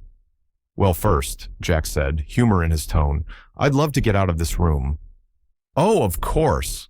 Ref seemed apologetic, and the three robots gestured for Jack to climb the stairs. He didn't see the looks that passed between Riniox and Jeller. Jack made his way up to the first floor of the building, which was a largely open concept. The rooms were large, with large doorways between each of the rooms, and no doors visible in any of the holes, except for what appeared to be the front door of the house. Though, calling the splintered remains hanging from hinges, a door was a bit of a stretch. Jack stepped forward and walked out the front door. He was in a green valley, with mountains on all sides closing them in. There were buildings scattered around the valley, with people of all shapes and sizes running around and performing tasks. Anyone that saw him stopped and stared, as if unbelieving their own eyes. Jack was looking around in excitement before looking up to the sky. Then he froze in shock. His brain protested, not able to believe what he was seeing. A huge sun stood in the sky, pure white and shining. But behind the sun, Jack saw something impossible. He could see water and land on the other side of the sun in front of him. In fact, slowly spinning, he saw that there was no blue empty sky at all, but instead, land that circled up distantly in every direction. It was as if someone had flipped the earth inside out, leaving the middle empty, save for the very edges. His mind reeled, and he suddenly felt panic. There was no way something like this could support itself. It was impossible. The whole thing would come crashing down on top of them. He felt his body shaking, and if he had been able to breathe, he would have been hyperventilating. One of the robots approached him, reaching out a hand and saying something. But Jack couldn't hear it, his panic too strong. Before the robot reached him, he collapsed. Chapter 10. Panic and Progress. Jack woke up, and all he saw was white. He brought his hands up to his face and saw his human hands once again. He sat up and was surprised to see Deus hovering in front of him. "How are you back here? I had thought myself free of you." Deus sounded annoyed, like a pesky fly had gotten into his house. "I don't know, I passed out?" Was that possible? Could robots fall asleep? Then suddenly, the image of the world came back to him. Deus! The world was inside out. Everything was backward. What happened? Jack was frantic, rising to his feet in moments and shouting. Deus regarded him impassively. "Nothing happened. I created the world that way, and it is perfect." "Perfect? Deus, I don't even know where to start. What about gravity? Or the heat of the sun? How does that even work?" Jack was incredulous. The scale of this was so large that he was on the verge of panicking again. "Enough," Deus commanded. "I sustain this world with my power. It works because I wish it to. That is all you need to know." Jack had a hard time thinking of Deus as a god. He was petty and sometimes childish, but Jack knew that the god had apparently created a world and all those people. This was the clearest indicator that Deus was truly and absurdly powerful. And I'm supposed to fool him? How am I ever going to escape this? Jack wondered, despair slowly creeping up on him. Then Jack spoke, his voice trembling. "Can I just have a minute?" The chair he had made from status screens was nearby, along with his other constructions. He slumped into it and took deep breaths. Deus regarded him for a moment, then turned away with a huff. He didn't vanish as he normally did, but instead hovered facing away from Jack. Jack sat, collecting his thoughts and trying to organize them. An inside-out world. It was truly insane to consider. But Jack couldn't do anything about it. The people of the world seemed to consider it normal, so he would have to learn to deal. As for Deus, his best hope of survival lay with the system. Jack had always found that the best way to avoid things that upset him was to do something. So, deciding to kill two birds with one stone, he felt that it was time to work on the system. Deus! The cloak turned back to him. There are some changes I need to make to the format of the system. The skill lists are too long. It makes the status pages huge, which can be a major problem if you are indoors or around other people. What do you suggest? Let me add some stuff, then we can workshop what's left. Jack had left his trusty pick behind, the instrument he used to carve away pieces of the status screen. He hadn't tried to bring it with him, figuring he wouldn't have a need for breaking up screens. Given what he had seen of others interacting with the screens, he was confident people wouldn't be able to break them without serious effort. Perhaps it was because they weren't as invested with power as he apparently was. Deus had claimed that Jack was infused with the god's essence, which allowed him to do things that apparently broke the rules. It would need more consideration. For now, Jack took his pick and carved out a few rectangles from the bottom of the status screen. He then imagined them as scroll bars, like on the side of a website. They shrunk obediently, forming into his mental image, and he was able to apply them next to the skill areas. Then he used his keyboard to add boxes around the two categories. Hopefully, that would allow the status screen to remain the correct size, regardless of the amount. It still didn't solve the issue of how long the lists were, though. His short trip to the world had been enlightening, but he hadn't been able to learn anything regarding how stats and skills should work in this world. Hopefully, he would be able to go back. It would be a shame if that was the only interaction he would ever get with the people he had met. He decided to add a search bar. Typing in search, he added another box at the top of the skill section. Tapping on it with his finger, nothing happened. Jack himself would be able to use the keyboard he had made, but others didn't have that kind of luxury. Could he have Deus add a voice-to-text feature? Looking at his own skill section, Jack still had his 3 skills listed: status, status granting, and walking. There were 2 things he wanted to do with these. Or rather, 1 thing he wanted to do, and 1 thing he didn't want to do. Sighing, he deleted the walking skill. Then he took a step. Then he took another step. Then he began walking. Stopping, Jack looked at his status screen. The walking skill was gone. He closed his status and then brought it back up. The skill was still gone. He could still walk. Jack was truly confused. He couldn't understand why the system had allowed him to walk here, but not as a robot. He put the skill back on his list and decided to turn to other matters. He created a 3rd skill section, one for status-related skills.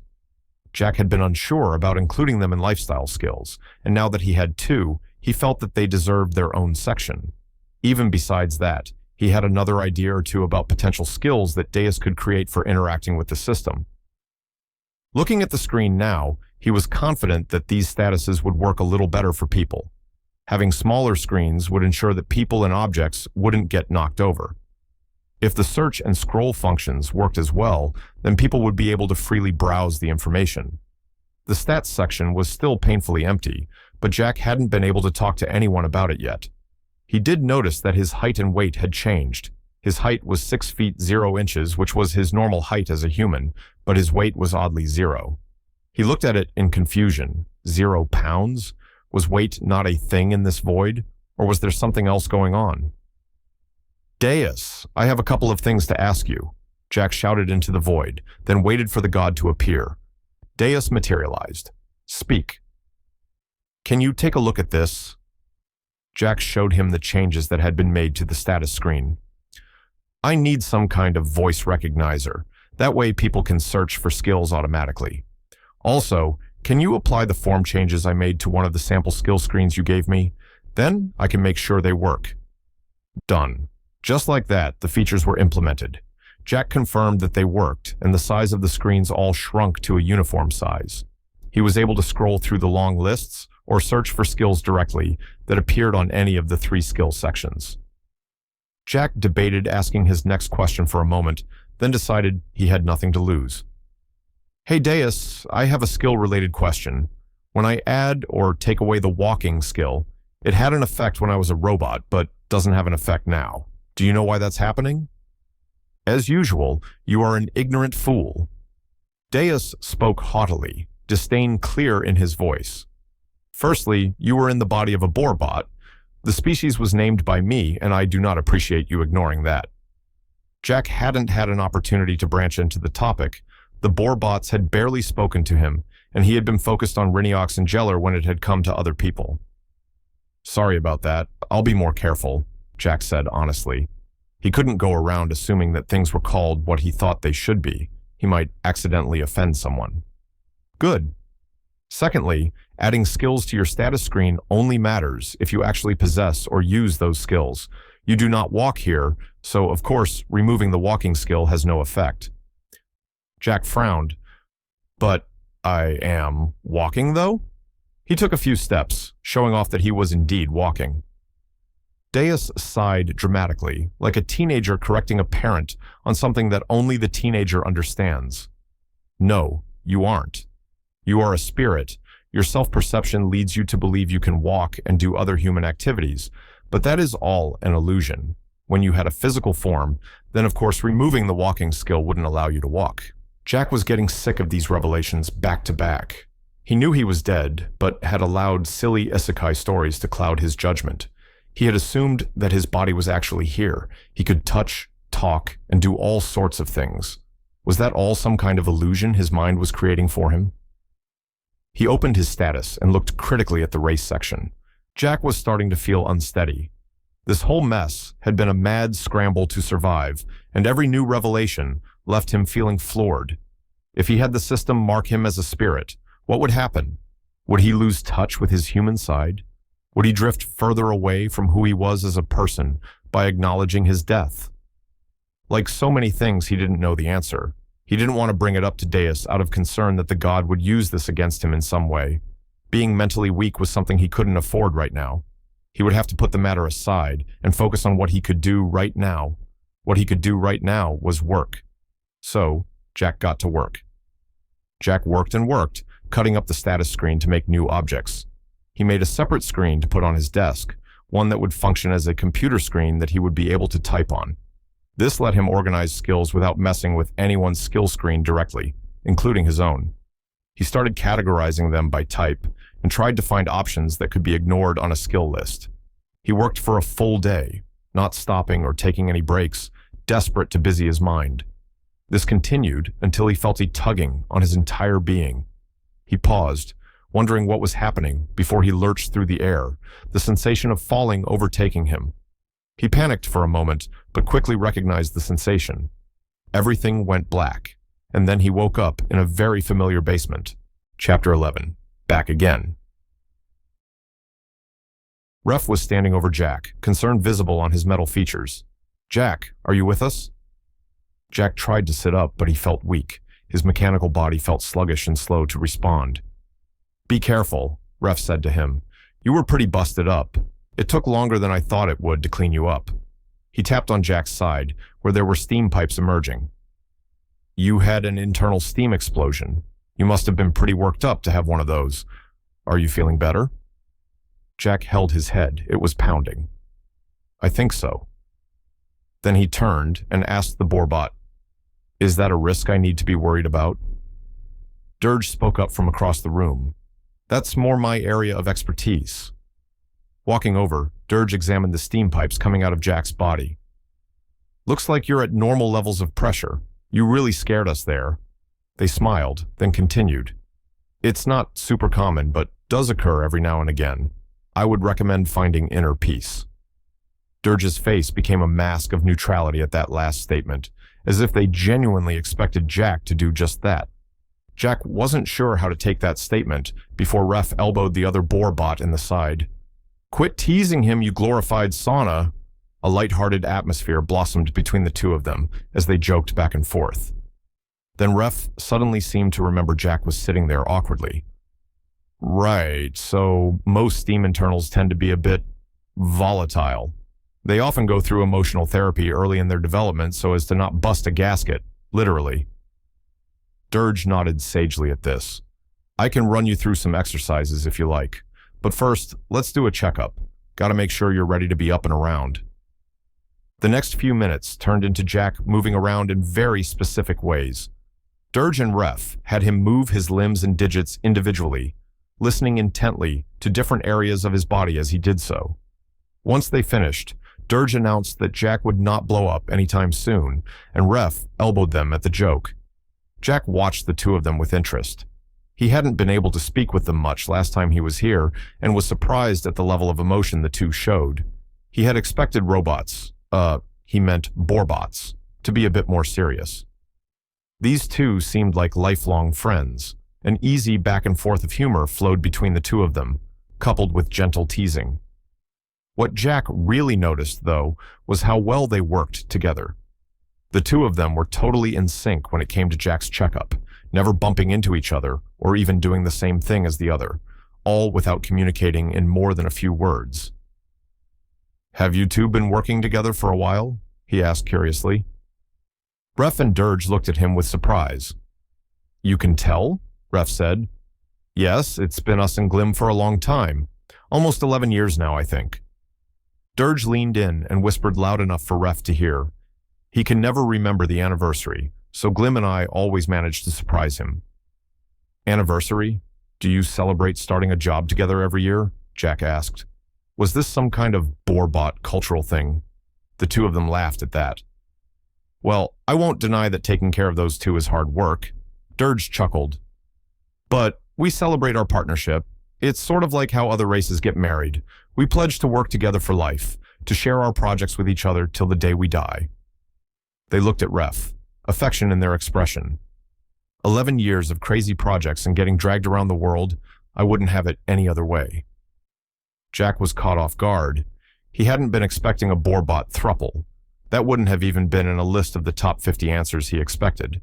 He wasn't sure what to say, but was saved from having to respond by someone coming down the stairs. Glim came down into the room and smiled as she saw Jack on the table. "Welcome back. Are you feeling better?" Over the course of the checkup, Jack's body had drawn less and less of his attention. He didn't notice his aches or pains anymore. "I think so. Ref and Dirge have been checking me over." The two of them gave her a thumbs up, indicating that Jack was in good condition. Glim smiled gently at him. "Do you want to try going upstairs again?" Jack hesitated. He had been able to process his feelings a bit, but was still concerned about his mental state. Despite that, however, he figured that this was a nothing ventured, nothing gained kind of situation. The sooner he got used to it, the sooner he could get to work. Speaking with as much determination as he could muster, he said, "I'd like to try." The three of them walked upstairs with him, alongside him, instead of following behind like they had before. They likely wanted to make sure he didn't collapse again. The front door had been replaced, no longer shattered wood dangling from a frame. The house was bright, with natural light coming through the windows. Interior rooms had little glowing balls of light in the corners, providing a soft glow to the space. Jeller was lounging in what Jack assumed was the living room.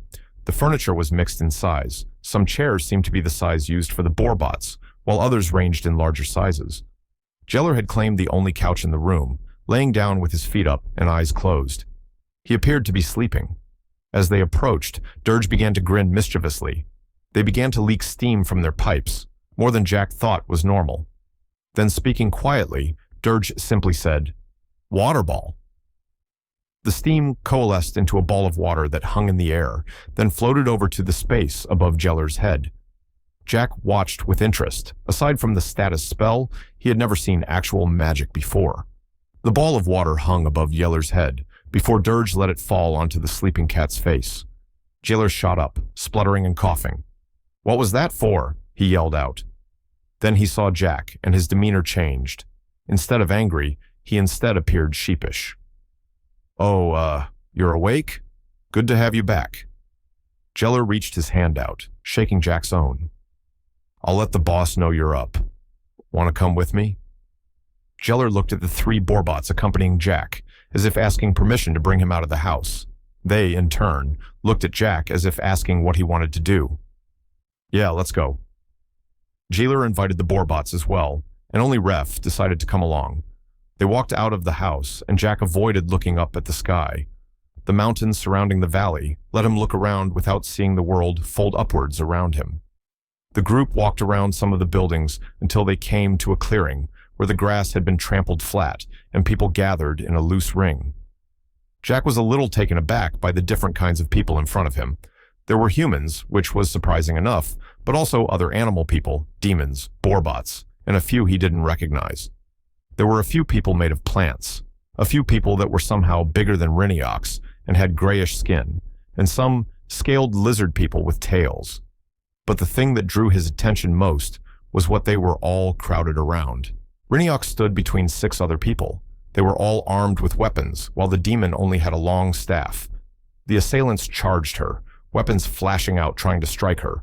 Jack cried out, concern giving way to panic for the woman. Yeller just put a hand on his shoulder though and chuckled. Don't worry, the boss wouldn't get hit by any of these guys. Jeller's words proved to be true as Jack watched Riniox use the staff to push off the ground. She vaulted up into the air and sailed over one of the men. She was now outside of the encirclement of enemies, and they had to spin, reorienting to face her. But before they could form back up, her staff lunged out, snaking around weapons and shields to strike at the men.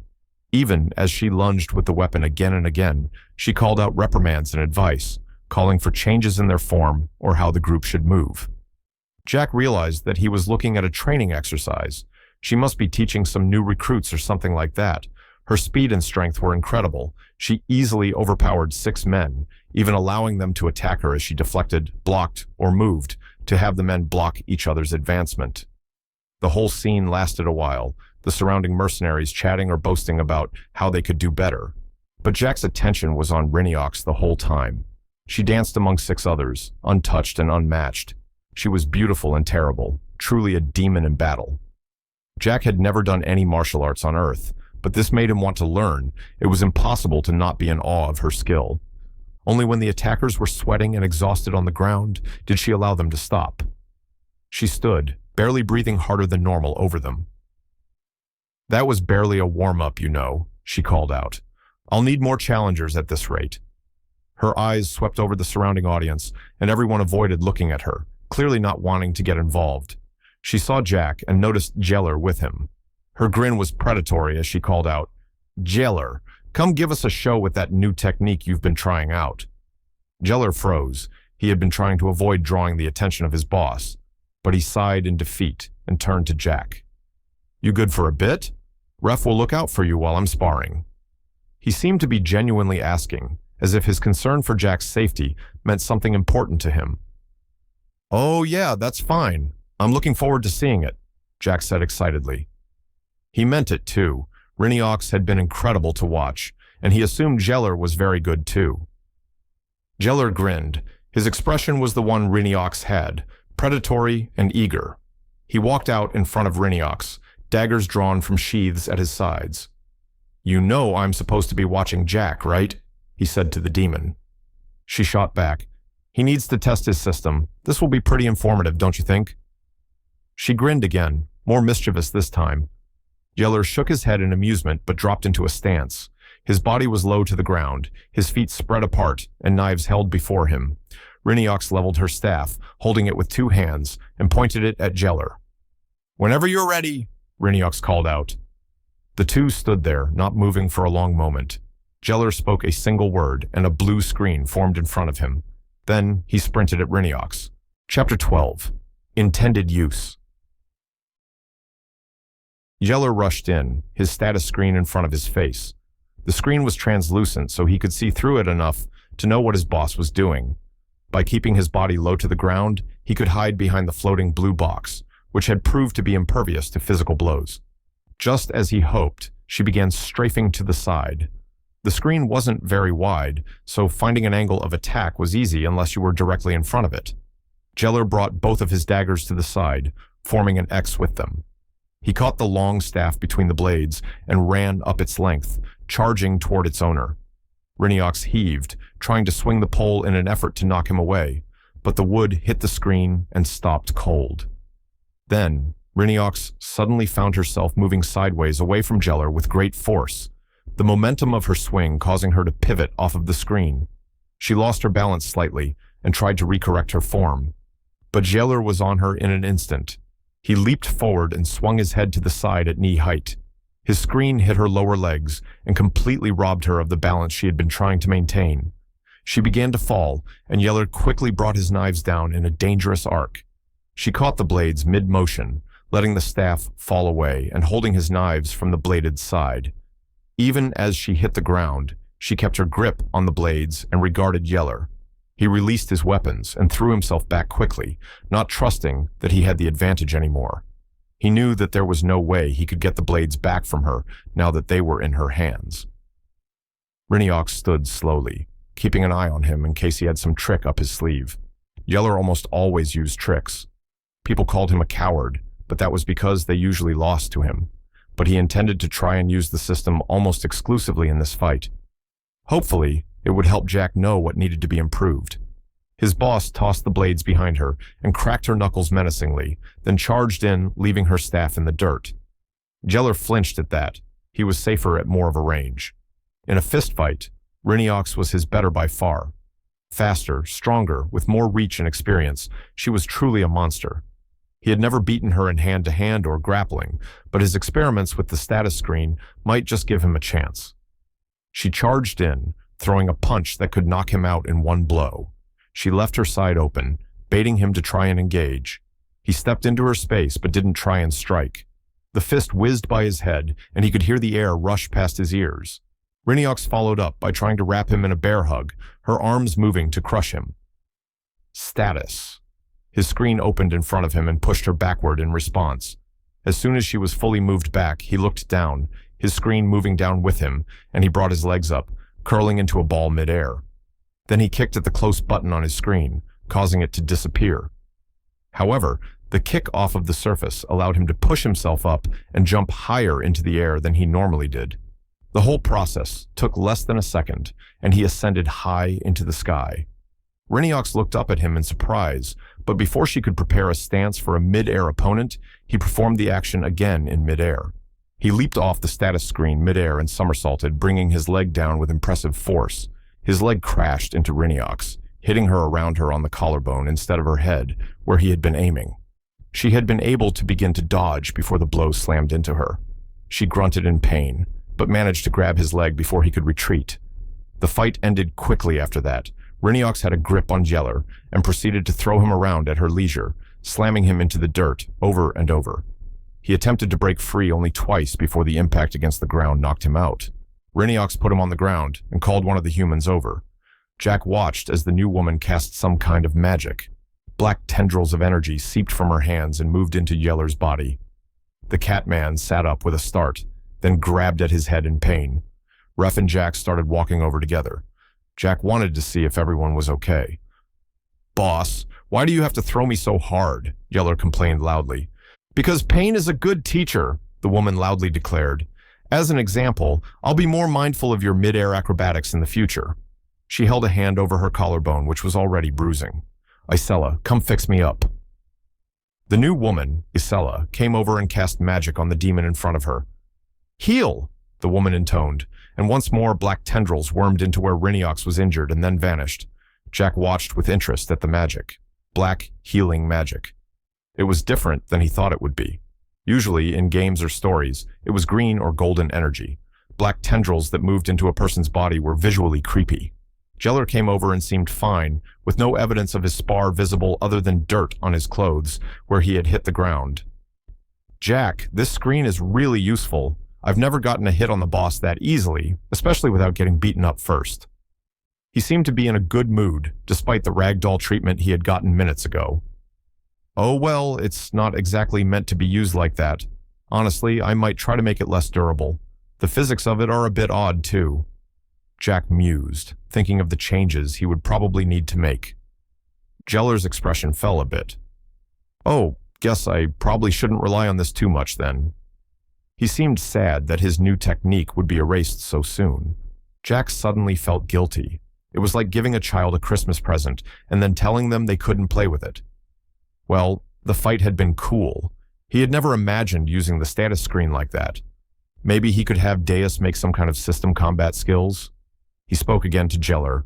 Well, I can't promise anything, but I'll see if I can keep some features in that let you do that. Really? Jeller's face lit up. I have some other ideas about this kind of stuff. Do you take suggestions? Jack was surprised. Here was someone offering their advice on how to develop the system. Jack had thought that a system was so alien to a fantasy world that no one would have any interesting insight. I'd love to hear your ideas, but I have a ton of work that needs to get done first. The system still doesn't do anything yet. Jailer nodded. Well, let me know if I can help at all. You can, Jack said enthusiastically. I need some information about the races and skills of this world. The more people I can get to help, the better. Jailer absorbed this information and then called Reincarnation over. Jack needs help with the system. Can we use the training grounds for a meeting? Sure, Reincarnation nodded. Then she yelled loud enough for the entire clearing to hear. Gather up! The gathering of people who had been milling about all ran up instantly, forming up in neat, orderly ranks at the command. Reincarnation marched in front of the lines of mercenaries. This is Jack. He's been sent by the High Deity to do some great work.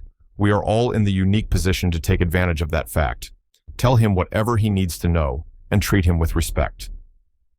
As she said those last words, she glared at the Borbots in attendance, Ref excluded.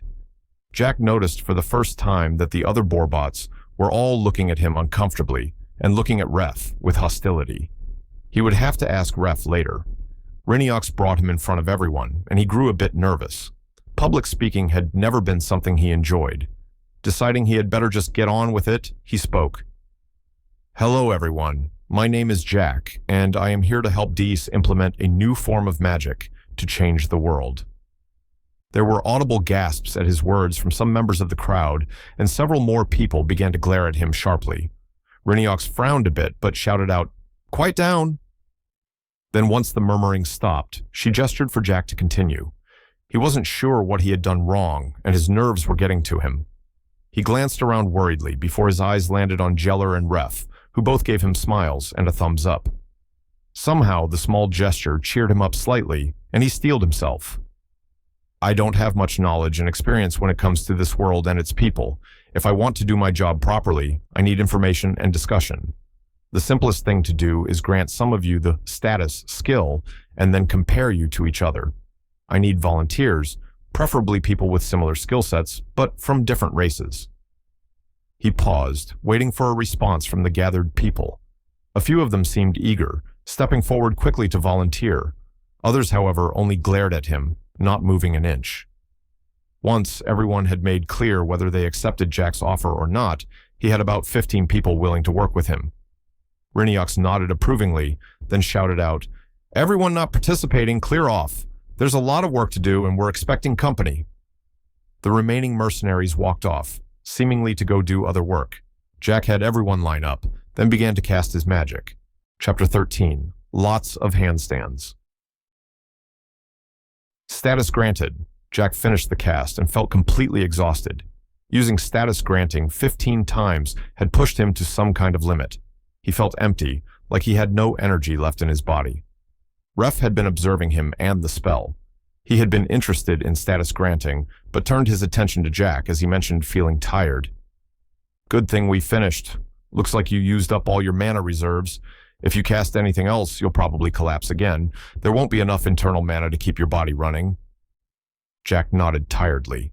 Even without the warning, there was no way he felt up to performing the minutes-long ritual again. He was standing in the middle of a group of people, screens in front of their faces. A handful were trying to perform the trick Yeller had done earlier. They attempted to leap off the screen as they rotated their bodies in midair. The result was them falling to the ground, while Yeller laughed at their efforts. Jack had just finished granting all the status screens to the mercenaries, but he had already learned some things. The animal people that included Yeller were called animalists, and the race seemed to encompass any type of animal. There was a dog, a crow, and a chameleon person in the assembled group. Each had the characteristics of the animal they resembled: fur, feathers, and leathery skin present respectively. There was no uniformity to the placement or type of eyes and ears. each seeming to be nothing more than lightly humanized versions of the animals they were based on. Only one other demon had volunteered, a male who was much shorter than Riniox. His skin was a dark red, and while he lacked horns, he had a pointed tail emerging from just above his hips. None of the lizard-like people had joined in.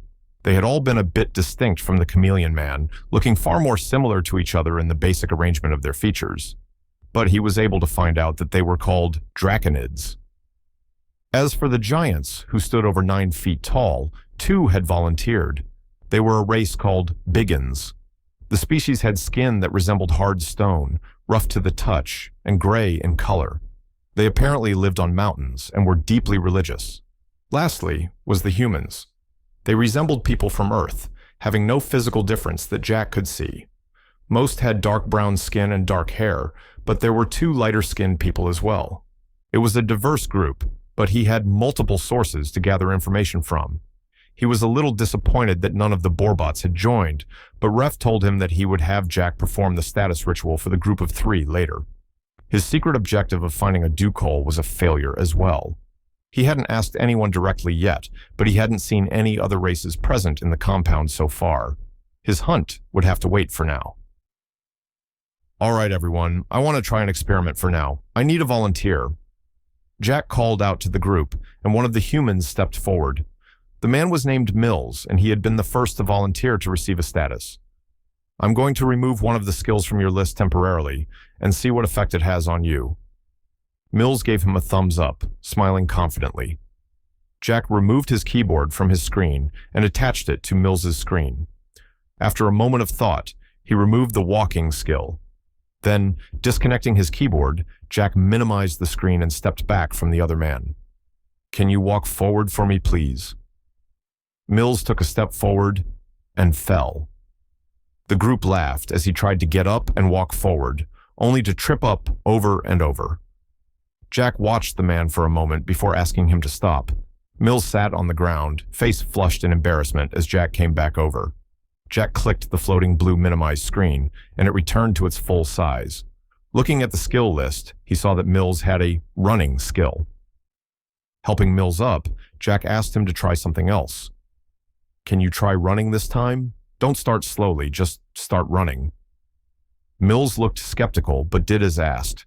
He ran forward and kept running. He looked shocked as his feet actually landed one in front of the other. Only when he tried to slow down and walk to a stop did he trip up and fall over again. Jack took pity on him and put the walking skill back on his skill list. Thank you very much. Now, for the next experiment. Mills glanced back over his shoulder, silently begging someone else to volunteer.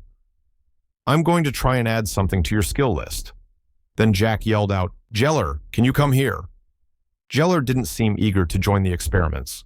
Most of the people who had laughed at Mills were now watching Jeller, hoping he would make a fool of himself next, but he obediently walked over and opened his status screen.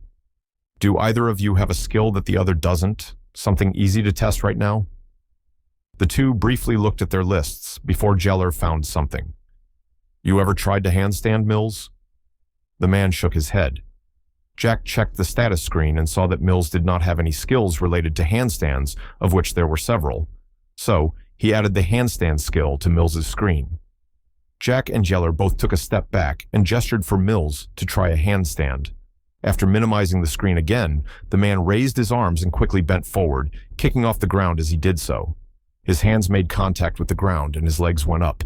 Then he lost his balance and fell over, the handstand incomplete. Jack frowned.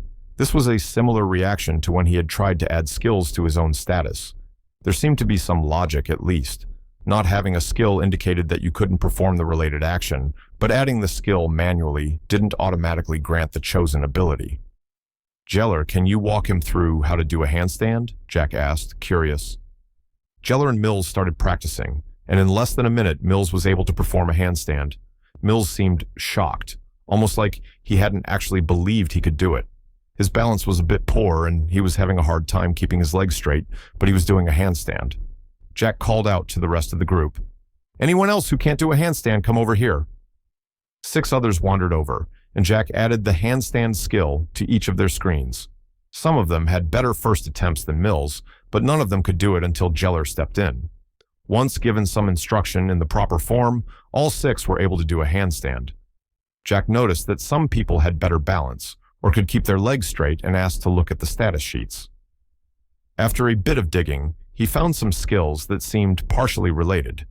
The balance skill likely helped with all forms of balance and was one Mills didn't have, but some of the others did.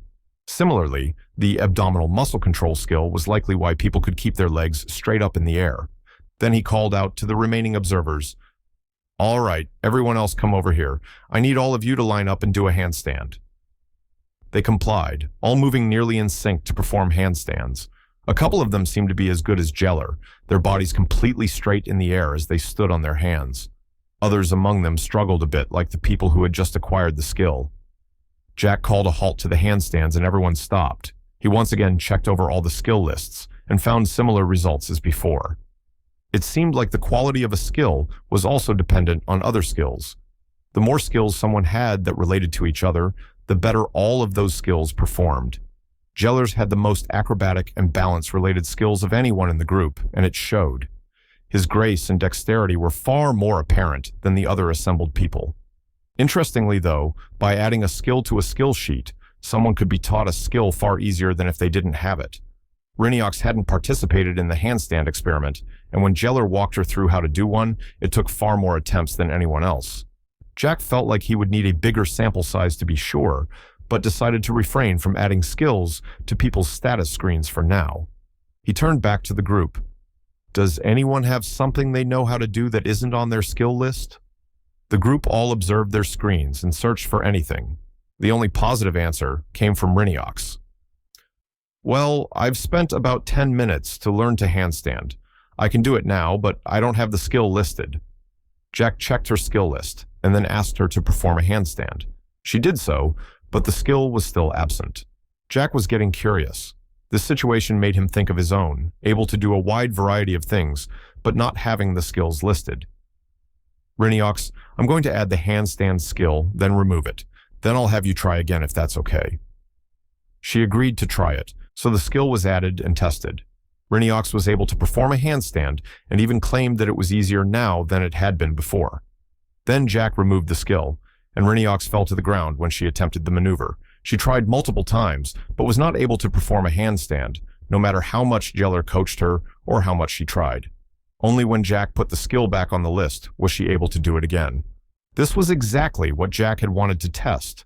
It appeared as though people could learn new skills and abilities without the system. However, once the system recorded them as having the skill and capable of using it, removing the skill kept them from being able to use it.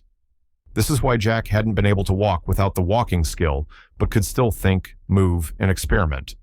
It meant that anything he added to his skill list would likely have to stay there, and that he would need to be careful with his experiments.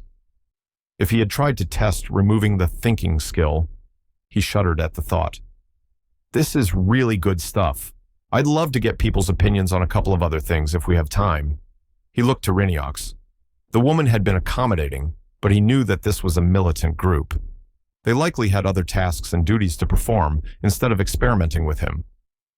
She looked at Jack, an amused smile on her face. "This lot? You can have them for another 2 hours. I'll see if I can find anyone coming off duty that can assist you after that. Though you'll need to give them status sheets too. You have the mana for that?" Jack had slowly been feeling better over the course of the testing, but was still tired. Ref stepped in to help. 2 hours? He could probably manage a few casts by then. 3, maybe 4. I don't want him to push too hard, though. My group needs to check over his internals tonight and make sure we didn't miss any damage.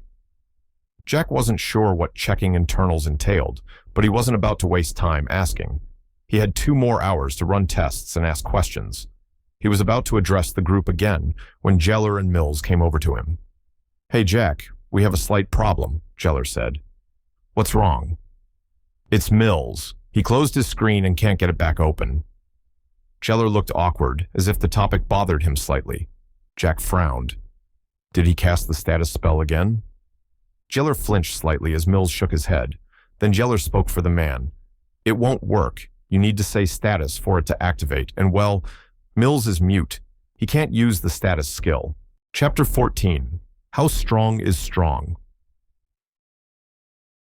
Jack was stunned, not because he was learning that Mills was mute, the man hadn't spoken once during the experiments, but because Jack felt like an idiot. Of course, there would be people he couldn't speak. Why hadn't he thought about that? In fact, now that he was thinking about it, what about blind people or people without arms? How would they be able to interact with the status screen? It would be practically useless to them. Using status granting made a person's status appear in front of them, but once they closed it, the spell would need to be cast again to open it. Jack turned to Ref. Does all magic require the ability to speak? Are there ways for non-speakers to use magic? Ref hesitated before shaking his head. Unfortunately, no. People who are born mute or cannot speak are incapable of magic. An incredibly powerful healer can restore the ability to speak from someone who lost it, but there are only about 10 people in the world who could actually do it. Jack turned to Mills, sorrow on his face and an apology on his lips, only to find the man shaking his head. Mills put a hand on Jack's shoulder, looked him directly in the eyes, then shrugged. The man didn't seem particularly broken up about the whole thing, as if this were a normal occurrence for him. He signed something to Jeller, who nodded and translated. He says that he'd like to keep helping if he can. He can't do magic, but he's having fun. Jack felt emotions warring inside of him. On the one hand, he was angry at himself for being so stupid. The system was meant for everyone, and he should have talked with Deus about this ages ago. On the other hand, he felt relieved that Mills was okay with it. He wanted to respect the man's feelings, even if he intended to do something about it. Even with Mills saying it was fine, Jack still felt the need to apologize to the other man. I'm very sorry, Mills. There's no way to reopen your status screen right now. I'll have to speak with Deus about making a way to accommodate people who cannot speak. Mills looked a bit bashful at the accommodation, as if he weren't used to people going out of their way for him. But he bowed in thanks and shook Jack's hand appreciatively. Well, there was nothing he could do about it right now. He would have to talk to Deus again. He could ask Ref about how to safely leave his body in the future. Jack had no desire to have part of his body explode every time he had to talk to Deus. For now, Jack decided to work on the part of the system that he had ignored up until now. It was time to look at the stats section. There were no numbers listed on any of the screens he had granted, and he was interested to see what he could find out. Unlike the skill lists, this was something Deus had left blank, so Jack was interested to see what would happen if he messed with it. For now, he called everyone together. "Who is the strongest person here?" he asked. Instantly, almost every single person there froze, only moving to glance at the two biggins who had stayed for the testing. The two giants raised their hands in unison, each apparently asserting themselves as the strongest. Jack felt an odd sense of foreboding, but continued his questions. "Okay, which of you can lift more than the other?" Both the biggins raised their hands again. Tension started to build in the air as the two of them began glancing at each other. "Okay, can you each tell me how much weight you can lift?" Jack failed to notice that the other mercenaries began backing away slowly. Jeller grabbed Ref and began backing away with the Borbot, trying to signal Jack to do the same, to no avail. The two biggins turned to glare at each other. 500 pounds, said the first, a biggin named Rock. 550 pounds, said the second, a biggin named Stone. 600, said Rock. 700, said Stone. With each new sentence, the two took steps closer and closer to each other. They kept increasing the number to absurd weights that would surely crush anyone trying to lift them, but they didn't seem to realize. They pushed into each other's chests, shoving against the other whenever they spoke. Jack realized that he might have allowed this to go too far, but didn't think he had a way to stop it. He called out to them, but they ignored him. Then suddenly they both seemed to fall to the ground and begin wrestling. Yeller was there in an instant, grabbing Jack and pulling him back. Jack looked in shock at the sudden violence that occurred. "Yeah, that was always going to happen," Jeller said, trying to comfort Jack a bit. "Those two are pretty competitive. They'll tire themselves out soon enough." Jack watched a scene that looked like two boulders beating each other up before shaking his head. "Well, the rest of us can keep going. Who's the strongest out of everyone left?" The dog, Animalis, and one of the humans both claimed to be able to lift and carry the same amount. They both had the largest muscles of everyone left, so Jack would take their word for it. Addressing them, Jack began his questions. Okay, let's start with a 1 to 10 system. 1 is the weakest and 10 is the strongest. If those two, Jack gestured to the biggins fighting nearby, are a 10 on the scale, where are you guys? The two looked for a long moment at the giants, then at each other. They decided to go with an 8. Moving down the line of mercenaries, Jack asked every person to place themselves on the scale he was forming. It was subjective, but Jack wanted to get a feel for the overall feel of each of the people here. Most people placed themselves around a 5 or a 6, strong but not specifically focused on raw power. Many of the mercenaries were leaner and likely had better stamina than the physically stronger members. Jack asked a harder question. Okay, on a scale from 1 to 20 this time, imagine a newborn child being a 1 and the strongest person in the world being a 20. How would you rate yourself on that scale? This one provoked a lot of thought in the group, and Jack was content to let them discuss it amongst themselves. They even drew a line in the dirt and talked about placing people on it at different levels. A few minutes in, Stone came stumbling over bruised and bloody. "I'm stronger," was all he said. Jailer ran over to check on Rock, and Jack congratulated Stone before asking him to join the discussion. Stone placed himself at 18, claiming to have met the strongest person in the world and been no match. Others in the group followed suit, placing themselves on the line until someone asked Jack a question he had been dreading. "So, Jeller can't lift as much as me, but he always beats me at arm wrestling. Does that mean he's above or below me?" This was the sort of thing he had been hoping to avoid for now, but he supposed it was inevitable. Stats were a complicated thing, much too generic to truly capture every part of a person's abilities, but necessary as a part of the system, and how it induced growth. Well, arm wrestling is, well, it's more like a skill, or rather, it's more like it using the skill stat. Jack made a mental note to change the name of the skill stat. That would get really confusing otherwise. "No," said one of the humans. "Arm wrestling is about strength. You need to be strong to win." Well, yes, but also there's more to it. There's overlap, like a martial art. You need to be strong to wield a weapon, but if you don't have any skill with the weapon, you'll probably lose to someone who does know how to use it even if they're weaker. Arm wrestling is kind of like that. It's more about the application of your body than it is about strength. Some people frowned at this, but Jack told them to just focus on things like weight and carrying capacity. After some debate and arguing over the exact numbers of everyone, the group finally settled on placements that they were happy with. None of them were below a 13. When asked about the baseline, they told Jack that Riniox made them all train enough to be stronger than the average person. They were all strong, much stronger than the majority of people. They collectively agreed that the average laborer would probably end up at a 10 or 11. Most city dwellers who didn't work in labor would probably be around 7 or 8.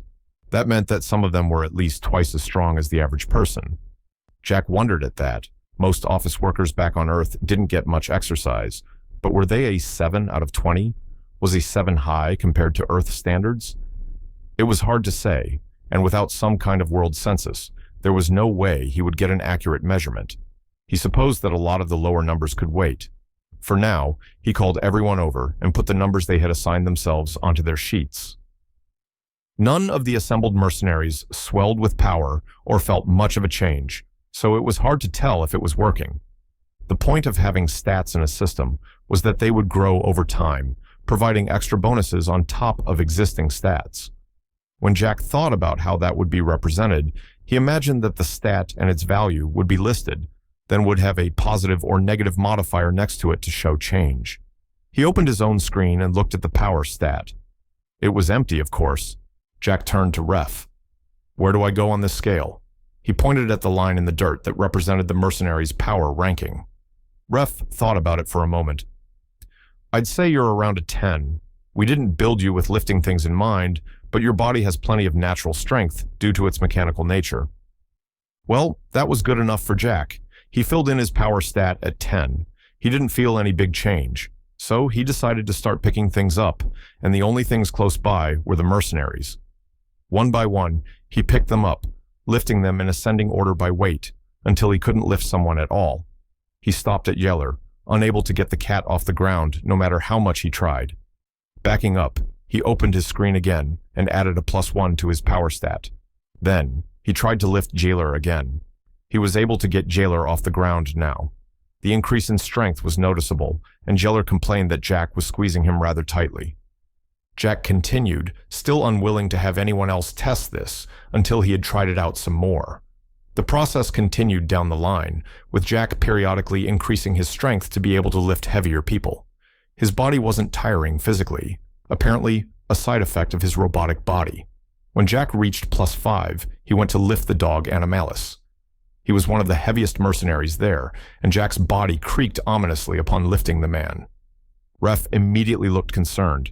"All right, I think that's enough. Put him down." Jack was also concerned and moved to put the Animalis back on the ground. Then his arms snapped off, and he dropped the man. Chapter 15. Secret Plots and Murderous Heroes. The most surprising part of having his arms snap off was the reactions of everyone around him. He felt no pain from the breaks, but everyone rushed to him in moments. Steam bellowed from his steampunk side, pouring out of the break at a rapid rate. His clockwork side simply had a few gears fall out. Ref quickly examined him and spoke calmly as he did so. "You're okay. It looks like it's just your arms. You aren't in any danger. Are you feeling okay?" Jack felt a strange sense of disconnect. There was no pain, and he couldn't connect the thought of these arms to his own human arms. He wondered idly if he was disassociating before responding to Ref's questions. "I'm okay. It just surprised me." He turned to the dog, Animalis, to check on the man. "Are you doing okay? I'm sorry I dropped you." After confirming the man's health, Jack looked at the broken arms he now sported before sighing.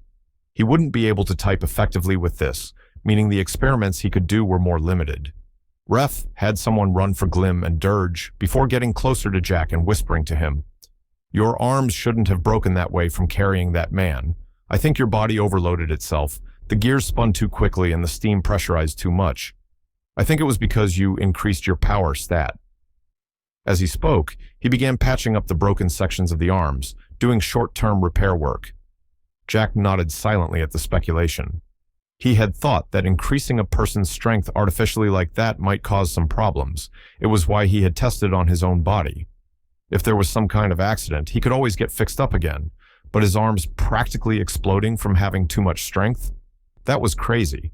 It could likely be avoided by increasing the body's toughness, making it more resilient to even itself. But this meant that experimenting with stats was far too dangerous. His power stat was still increased as well. He would have to ask someone to lower it for him using the keyboard. After a minute, Dirge and Glim came running up with worry visible on their faces. Once they saw Jack sitting calmly in the grass, though, they slowed to a jog. Dirge shook their head in amusement. "Just can't keep yourself in one piece, can you?" the Borbot joked. Glim gave them a sharp look, admonishing the poor joke before turning to Jack. "We can get you back to the lab and fix you up. Come on." But Jack was shaking his head. "I don't have time. This group only has so much time with me before they have to attend to their other duties. If I'm not in danger of exploding or something, then I need to keep working." The three Borbots looked at each other, seeming to come to a silent agreement. "We can patch up your arms, but you really will need to get back to the lab soon. I can give you an hour," Ref said sternly. "It would have to do." Jack nodded before calling out instructions to the assembled mercenaries. He could still have them try out various skills and debate the values of the different stats. A group of 5 figures stood around the corner of a nearby building, peeking in on the abomination at work. How can they stand to be near it? Even if the high deity ordered its creation, they should know better than to touch the thing. A clockwork Borbot spoke in hushed tones, disgust in her voice. A demon nodded next to her. "King Plexion died for that thing? There's something else going on here." His face twisted into a grimace as he saw one of his own people helping Jack. A draconid hummed softly to itself in contemplation before speaking in a low, rumbling voice. "I wonder how it tastes." The human twins of the group both kicked him in the legs, causing him to hiss in pain.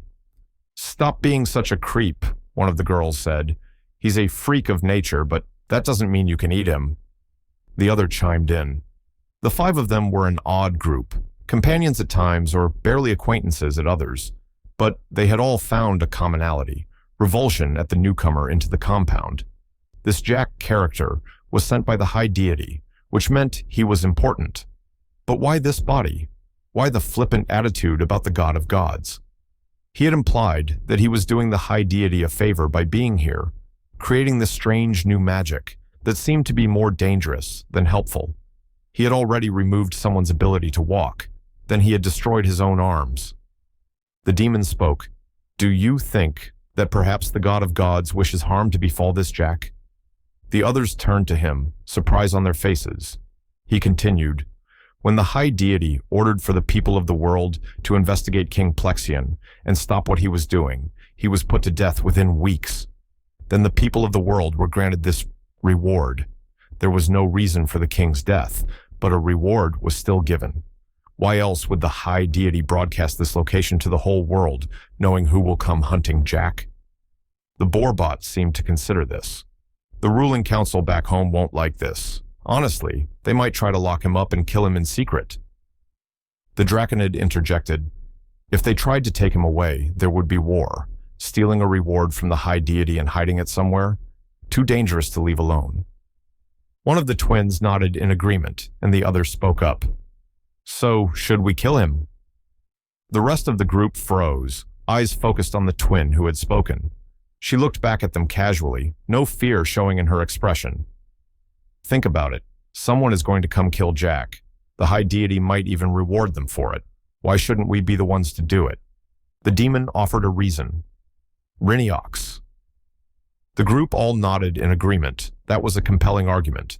The woman would surely find out if they killed Jack, and considering protecting him was now a part of her year-long contract, they likely wouldn't be walking away from this job.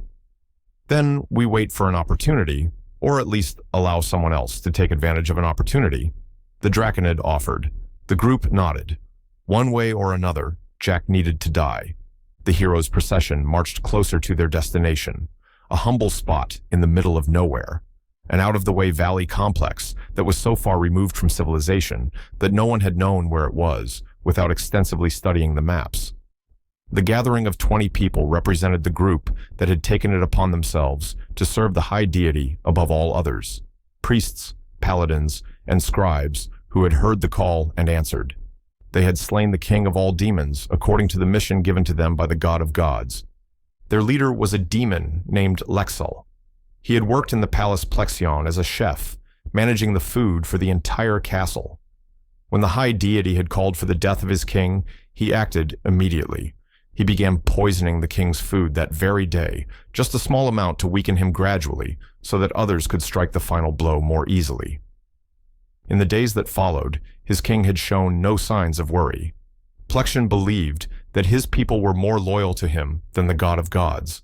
What a fool he was! The noose tightened every day as more and more palace staff joined the cause. The day representatives from other countries arrived, the trap was sprung. Palace gates were flung open wide, and guards ran not to protect the king, but to subdue him.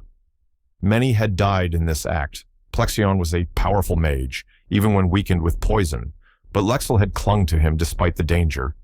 He had held the king down, as others plunged blades into the now dead man. Lexel looked back on that moment fondly. It marked a new age for all. Truly, the high deity was a gracious being. He had brought an angelic being into the world to bestow a gift upon the underserving people. None of the priests knew anything about this supposed Jack. There was no scripture about Deus having a servant, outside of the people of Drowl, of course. Truly, this Jack would be a being of unknowable depth and beauty, and would reward Lexel for his devotion to the most wonderful god of gods. He knew that those he traveled with felt much the same. They were all eager, no, they were ecstatic, to reach their destination. Monarchs the world over had given them the right of way, allowing them to be the first to experience the holy blessings that Deus would bestow upon them. They were only a day from their destination. One more day, and they would have their reward. Jack sat in the basement lab, thinking about what to do next. They had done some more tests with skills, trying to find differences in learning times or difficulty in acquiring skills. Talk about stats was slow going. It was so difficult to quantify things like intelligence or charisma. How do you even assign that a number anyway? It was another thing he would need to talk to Deus about. Honestly, the number of things he needed to talk to Deus about was getting longer by the hour. Ref, Glim, and Dirge were getting their tools and parts ready. They were going to fix up his arms, and Jack had asked if they could improve the amount of mana he could use to cast spells as well. They had said they would try, but couldn't guarantee anything. "Hey, Ref, any chance you guys can turn this body off so I can go back and talk to Deus?" Jack asked. The three paused, and then Ref spoke. "We can, if that's what you would like. It would make our work easier, but I don't know when we will be done. Increasing your mana, well, your body is so complex that it's difficult to find the right balance. We are still studying how the three types of internals interact." Jack thought about this. "Tell you what, if you guys can't figure it out after a day or two, then just switch my body back on and we can figure something else out. Last time, my soul just got sucked into this body before I knew what was happening, so if you turn me back on, I should hop right back in." Glim looked thoughtful at those words, but Dirge grimaced. Ref nodded. "We can do that. Good luck up there." With that, Jack lay down. The last thing his mechanical eyes saw was Dirge waving goodbye as Ref pulled something out of his head. Chapter 16. Bugs in the System. Opening his eyes to a white void was becoming far too normal for Jack's liking. Maybe he could have Deus make him a room or something. He sat up and saw his workstation was still there. He went over and typed out everything he had learned into his impromptu monitor. It took him a few minutes, and when he finished, he turned to see Deus floating next to him. "You've been busy. Why are you back here?" "System changes, of course," Jack said, trying to avoid getting frustrated. Deus was annoying to work with, constantly trying to get Jack to leave and belittling him. Honestly, Jack would prefer to do the whole thing himself, but he didn't have the powers that Deus did, which allowed the system to exist, so he would have to keep coming back to ask for changes. The first thing I want to bring up is Mills. He can't talk, which means he can't use the system. I am aware of Mills' condition, yet I fail to see the problem. He cannot use magic, so why would he be able to use the system? Jack was dumbstruck. Deus knew about the problem? "Don't you care? Didn't you want everyone to benefit from the system?" Deus grew slightly in size, arrogance, and spite in his voice as he spoke. "I care for all of my creations. He will benefit from the system, even if he cannot use it directly. Is the purpose not to grow beyond limits? Why should they need the screen to do so?" It was a slightly fair point. Technically, in its current form, a person didn't need to summon the status screen. Jack intended for it to be more interactive in the future, but that was a ways off. But that didn't sit well with Jack. Mills had been helpful and desired to help. "I want to include ways for people like Mills to use the system. I don't care if you need to completely reinvent magic, but all the people of your world should have access to the system." Jack glared at Deus and assumed that Deus was glaring back at him. Tension roiled in the air, but Jack was sick of getting bullied by a glorified poncho. He would stand his ground here. Deus turned his head away first. "Fine. I will create a method for anyone to use the system. However, you must do something else for me. I will bestow another skill on you, one that you will use on people of my choosing." Jack grew suspicious, but figured Deus wouldn't try to harm the people of his world. "All right, what is it?" "This." Jack's screen opened, and a new skill appeared under the System Skills section, Chosen of the Status. Jack wasn't sure what to make of this new addition. What does it do? It is similar to status granting. However, it gives the recipient Chosen of the Status and skill granting as well. It is a way for my priests to spread the system to the corners of the world. You will use it on the priests who will visit you soon, but you are never to use it on anyone I have not approved. A dangerous skill. With it, Deus could let his church control who does and doesn't get access to the system. Jack was the only person in the world who could spread the system currently, meaning it grew slowly and controlled. But if he gave it to others, and they gave it to others, soon the system would spread like wildfire. "Deus, we aren't ready for mass implementation. There are still so many things to do. I know this, but I cannot keep my people waiting. I have promised them a reward, and they shall have it." "Fine, but we're going to have to make some changes up here to be ready for it." "Go on." "I need automation. When we were doing tests on skill learning, skills didn't automatically appear on the status screen. Right now, you have to personally update every single list, right? I do. Well, that will spiral out of control when the entire world has access to the system and is constantly learning to do new things. You won't have time to do anything else. So I think we should implement a way to automatically update status screens. It will constantly monitor people and then add the skill once a person has learned to do it. This idea pleases me. I also want to add a few skills to the status section. Appraisal is a big one. It will let people who have the skill examine other people's status screens. Appraisal block, which will let people stop others from examining their status. Then Jack paused. I would also like to explore the idea of a system combat skill. I don't know what it will look like yet, but I think it could be a good idea. Geller's idea? I saw him practicing that. Come up with something concrete and we will see. As for the other suggestion, I will allow them. The skills appeared on Jack's screen. All right, I'll work on an automated system. Afterward, I need to talk to you about stats. Almost as an afterthought, he added, can you leave me with the status sheets I've given out already? Very well. Then Deus vanished, leaving Jack alone again. The 17 status sheets he had granted so far hovered nearby. He sat down at his blue screen desk and fell into thought. How to automate. His first thought was making a big computer made of screens and having it search through everyone in the world all at once. But Jack wasn't sure how to make something like that. He could make shapes, or even things that could interact with other screens, but to make something that automatically tracked everyone in the world was beyond him. Maybe Deus could make him a helper, some kind of super being that could monitor skills, or maybe a team of people. It felt cruel to subject people to monitoring the entire world and typing things in non-stop. The simplest thing to do would be to have the system manage itself. But how? Jack idly took his pick off the desk and broke off some corners of status screen. He fiddled with the bits while he thought. He needed something that could go through these sheets up here. They were copies of the status sheets that people had, and hypothetically changing one would change the other. Deus could keep all the sheets up here in a big pile, and something could go over them maybe. The pieces of screen in his hand vibrated slightly, and he dropped them in surprise. He hadn't been trying to make anything, and no firm image had appeared in his mind like previous attempts. The pieces flopped and floated before coming together. A small blue square, an inch on each side, sat on the desk before him. It had two more screen pieces attached to it, little triangles that stuck onto its sides like wings. It floated up, then flapped its little wings as Jack stared in shock. It reminded Jack a bit of a butterfly. He hesitantly reached out and touched it. It was solid like the other screens were, but it didn't react to his touch in any way. It floated in place for a moment before flapping its wings over to one of the floating screen. It landed on one of them before stretching its wings out and disappearing. Jack leapt up and ran over to the screen, investigating it. He hadn't looked away for a moment, but the butterfly had seemed to merge with the floating blue status. He couldn't see the edges of the butterfly, nor anything raised off the surface. When he tapped where the butterfly had disappeared, though, the wings raised off the screen and flapped slightly before settling back down.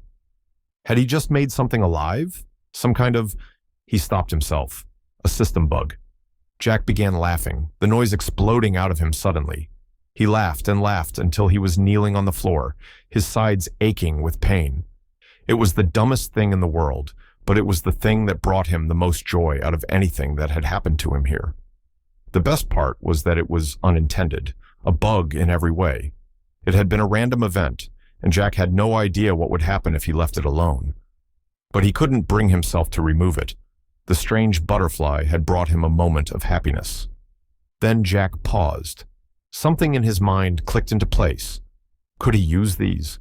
Could these invisible butterflies somehow be the answer he was looking for?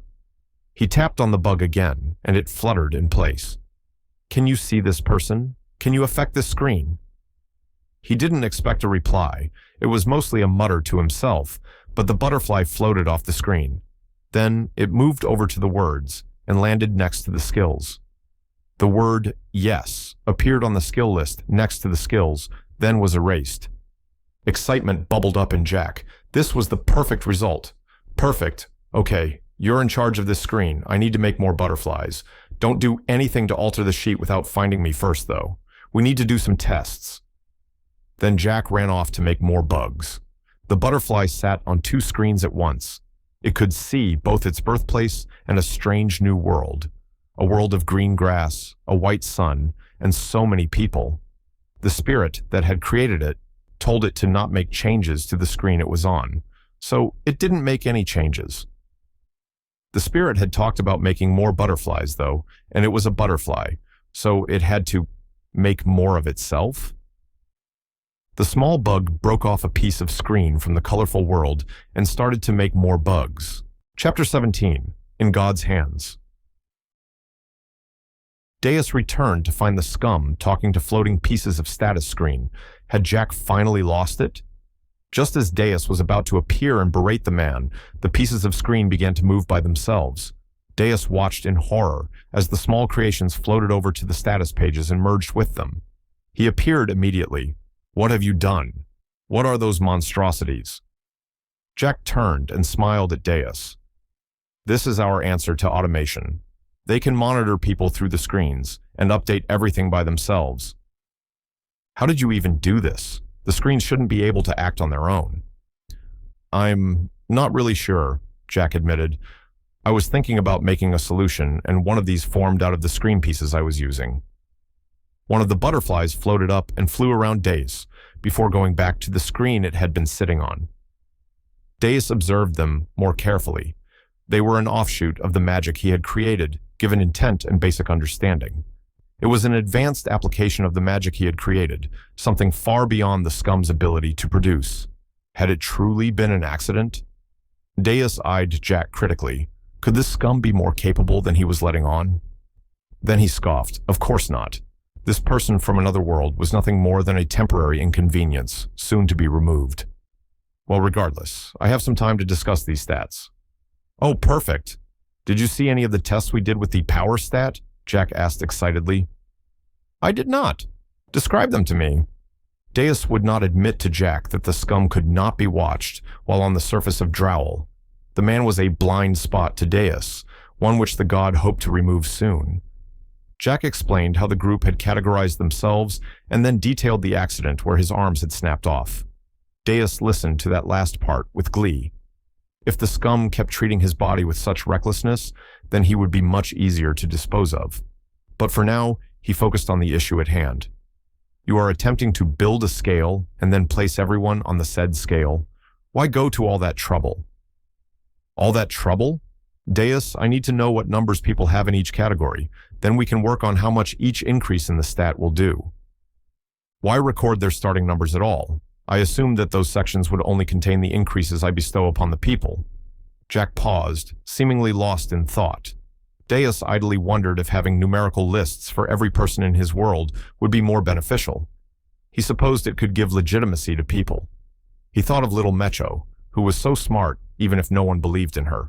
He thought of Ravian, who was always getting sick because of her failing constitution. If these things could be easily seen and examined, then people might become more aware of problems.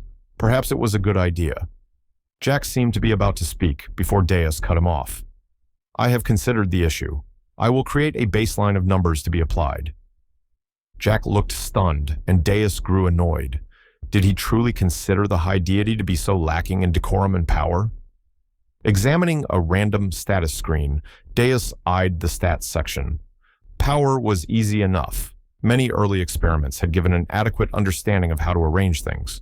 He mentally beheld every resident of his perfect world and assigned them a value between 1 and 40 based on their capability. The 1 through 20 system Jack had created was far too limiting. The wider he made the categories, the less variance there would be between numbers. There would be variance, of course. Not everyone at 10 power would be perfectly equal in strength, but they would be similar. Each numerical increase in power represented around 30 pounds. There were residents of Drowl who could lift over 1,000 pounds, but most could not do so without magical support. Deus noted that the skill stat had been changed to technique. It was a better name, but Deus treated it similarly in purpose. The stat was meant to measure how well someone could utilize their strength, or even just use their body without strength. It was truly a deep concept, but Deus was confident he could create a standard. He closely examined acrobats, artisans, chefs, calligraphers, and many others who possessed fine control over their bodies. He created another scale, this one far less rigid than power had been.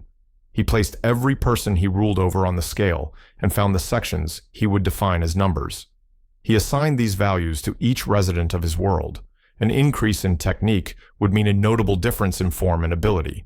Lines would be drawn straighter, blades would cut better, and balance would be found more easily, but only by a fraction. Intelligence seemed to be more about learning, a person's ability to absorb and retain information.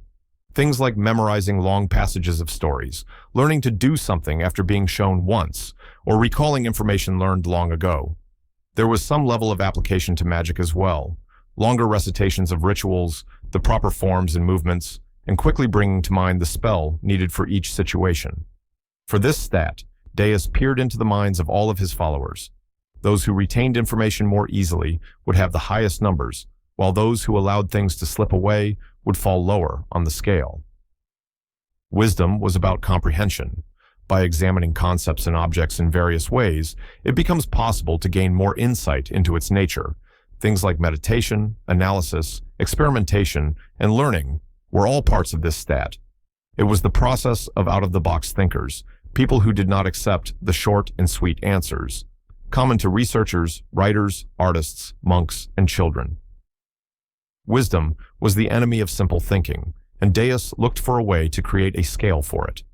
This was the most abstract stat so far, and Deus found it difficult to measure in his people. However, he noticed that most inhabitants of Drowl had a polarizing relationship between intelligence and wisdom. There were exceptions, but it would have to do for now. Deus formed a similar scale that was close to the opposite of intelligence. Both fortitude and toughness both had measurable elements. A person's predisposition to getting sick or suffering from harmful curses and other magic was something he paid close attention to even before the system. The scale was easy to make. Toughness was more intellectual. It was simply about math. How much poundage and pressure could a person's body take before it would break? Some people had stronger skin, and some people had stronger bones. He thought of them as skin and bones. But there were exceptions to that, of course, such as the Borbot, who had neither. Well, it was simple enough to make a mathematical scale and place people on it. That left charisma.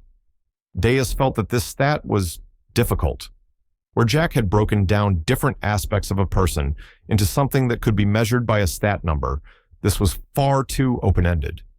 Deus made an executive decision and edited the stat himself. He separated it into influence and empathy. Influence was a person's ability to express themselves in different ways, things like explanation, lying, begging, seducing, and even just being in a room.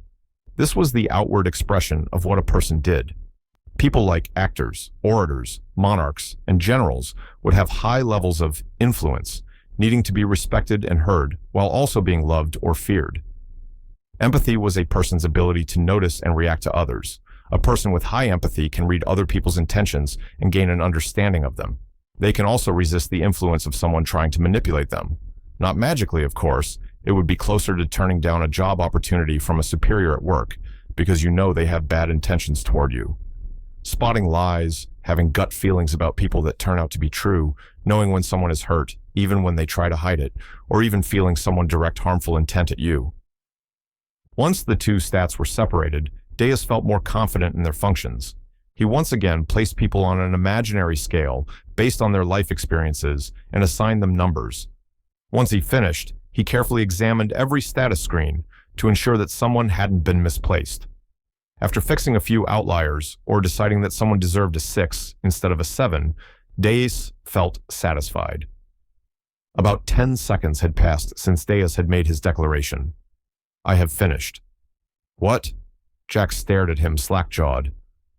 "What do you mean you finished? It's only been a couple of seconds." "The experiments you explained to me granted great insight into the problem. By hearing the opinions of those participating, I was able to determine a fair metric for stats." Jack began poring through the stat screens available to him, looking over numbers and mentally comparing the people he had met. Deus watched him, half amused and half annoyed. It was amusing to see the scum learn his place as completely inferior to Deus. but it was annoying that Jack felt the need to check all the gods' work.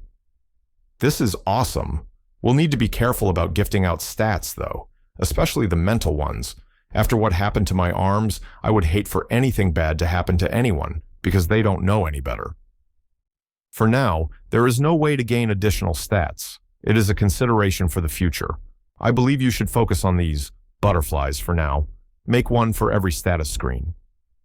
Jack looked up in a panic at Deus, but the god had vanished already, feeling pleased that Jack would have to do so much work.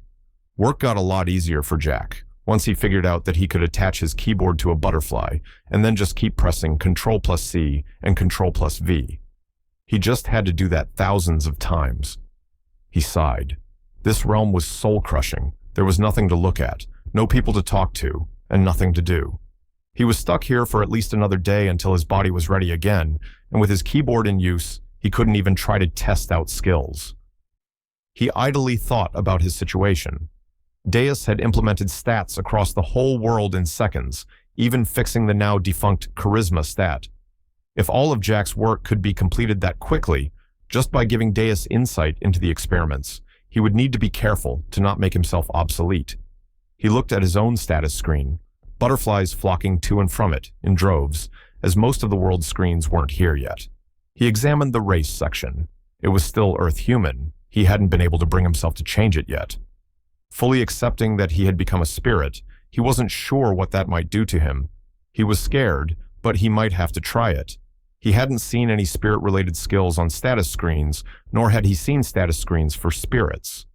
It was possible that they could do interesting or powerful things that could help his situation. He mulled it over for the better part of an hour before deciding to try it. His being human wasn't providing him any real benefit aside from familiarity. He could put up with a bit of discomfort if it meant possibly getting more options to survive. He disconnected his keyboard from the butterfly and plugged it into his screen. Before he could change his mind, he quickly typed "spirit" into the race section. There was a sudden and powerful change, as Jack felt like he was suddenly weightless. Vertigo overtook him, and he felt panic rise up within his body. Except, he didn't have a body. The feeling vanished like smoke, and Jack felt fine. He looked up and was shocked to find a person staring him in the face. Chapter 18. A Deal with a Demon. Jack fell off of his chair in shock. The person squatting on his desk flinched in surprise and fell back as well, landing behind the desk. "Ow!" the voice called out. Then a demon shot up from behind the desk. He had pure white skin, the complete opposite of the darkly colored demons Jack had met until now. He had 3 horns, 2 on the sides of his head, and 1 that came out of his forehead. He was as tall as Jack before the horns started, so his total height was likely closer to 6.5 feet.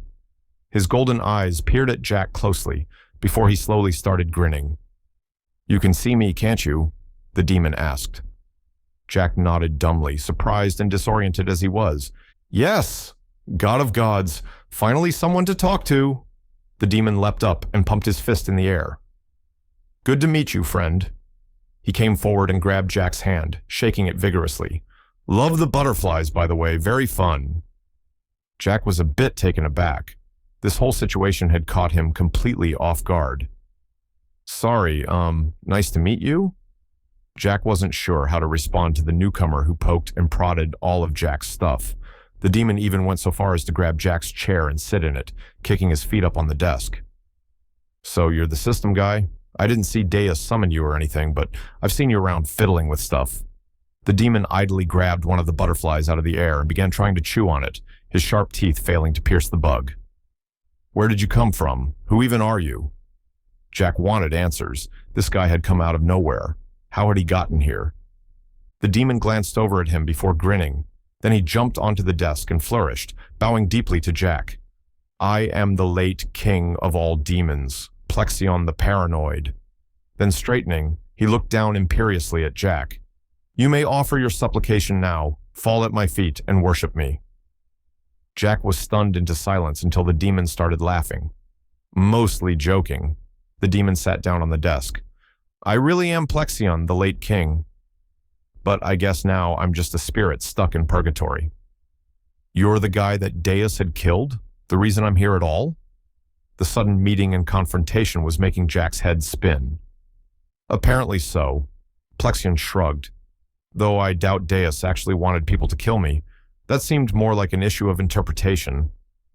Why are you here? I don't even know what this place is besides being where Deus lives. Oh, well, we're in the sun, Plexion stated simply. Deus lives in the sun. It's like his whole aesthetic, constantly looking down on everyone and keeping us all alive or whatever. When we die, the priests say that our souls return to Deus, so he can wipe us clean and reincarnate us into new forms. Jack considered this. The sun was white, the same kind of white as this void. Besides that, Jack had heard that the announcement Deus had made to the world had come from him appearing on the sun itself. It made sense, he supposed, as much as anything Deus did could make sense anyway. Plexion continued on unprompted. I got really sick of Deus peeking over my shoulder and coming down to visit and give advice all the time, so I decided to invent a new form of magic. Long story short, I was able to hide myself from Deus and he freaked out.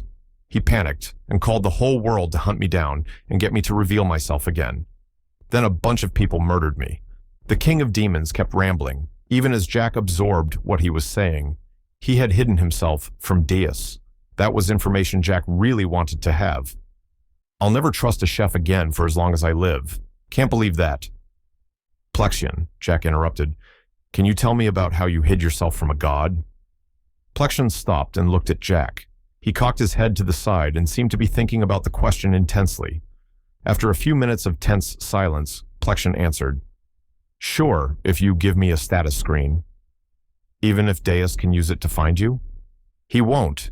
He searched this realm for me after I died, but couldn't find me. I don't think he's looking anymore. Besides that, I'm confident that my magic will still work, even if it's attached to the system. It worked after I was killed after all, Plexion replied confidently. His smile was easy, but Jack felt conviction behind the expression. All right then. Jack put his hand out. Plexion shook it without hesitation, his grip firm. Jack used the status-granting skill on Plexion. After a few minutes, the skill was completed, and a screen popped up in front of the demon. It was almost entirely blank. The only word present on the entire screen was status, showing that Plexion could resummon the screen if it disappeared. The problem was that Plexion didn't have the buttons to close or minimize the screen. Plexion looked at the screen, tapped it a few times, and then tried breaking off a piece. He couldn't damage it at all. That could be an issue. Just then, Deus appeared from nowhere, materializing in between Jack and the demon, who had frozen in terror. What are you doing? I believe I told you to keep making the bugs. Jack wasn't sure what to say for a moment. He avoided looking at Plexion or even looking away from Deus at all, just in case. I got distracted. And what could be so distracting that it compels you to disobey me? Deus seemed to be growing angry. Jack floundered. He didn't want to tell Deus about the demon, who was slowly tiptoeing away from the situation, nor did he want to talk about his transition to a spirit. He searched his mind until he found something, then latched on. Combat with the system. It's been on my mind, and I wanted to bring it up. Ah, yes.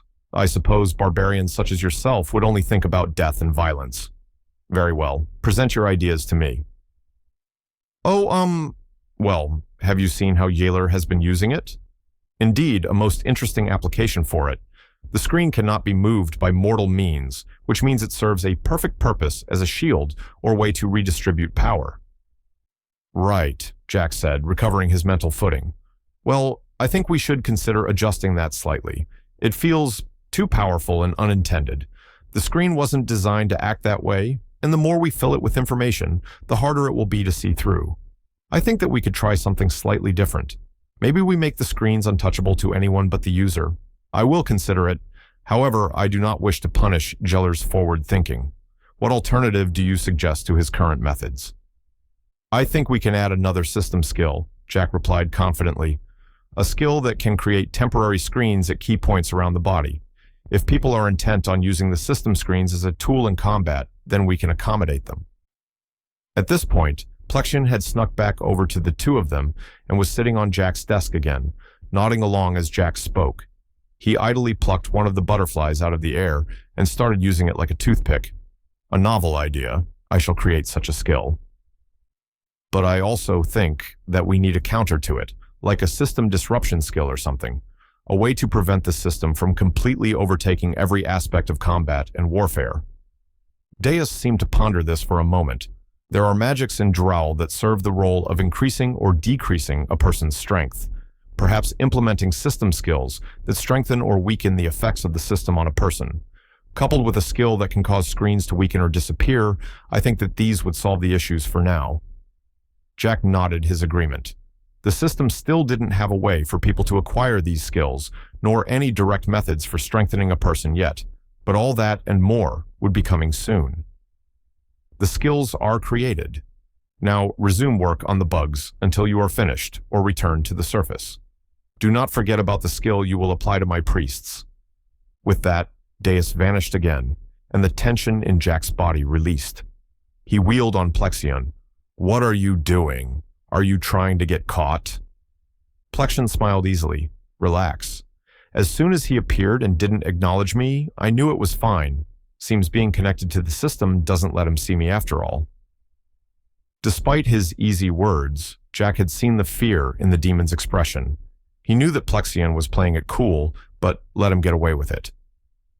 Well, thank goodness for that. What did you think about the discussion? Plexion's eyes lit up.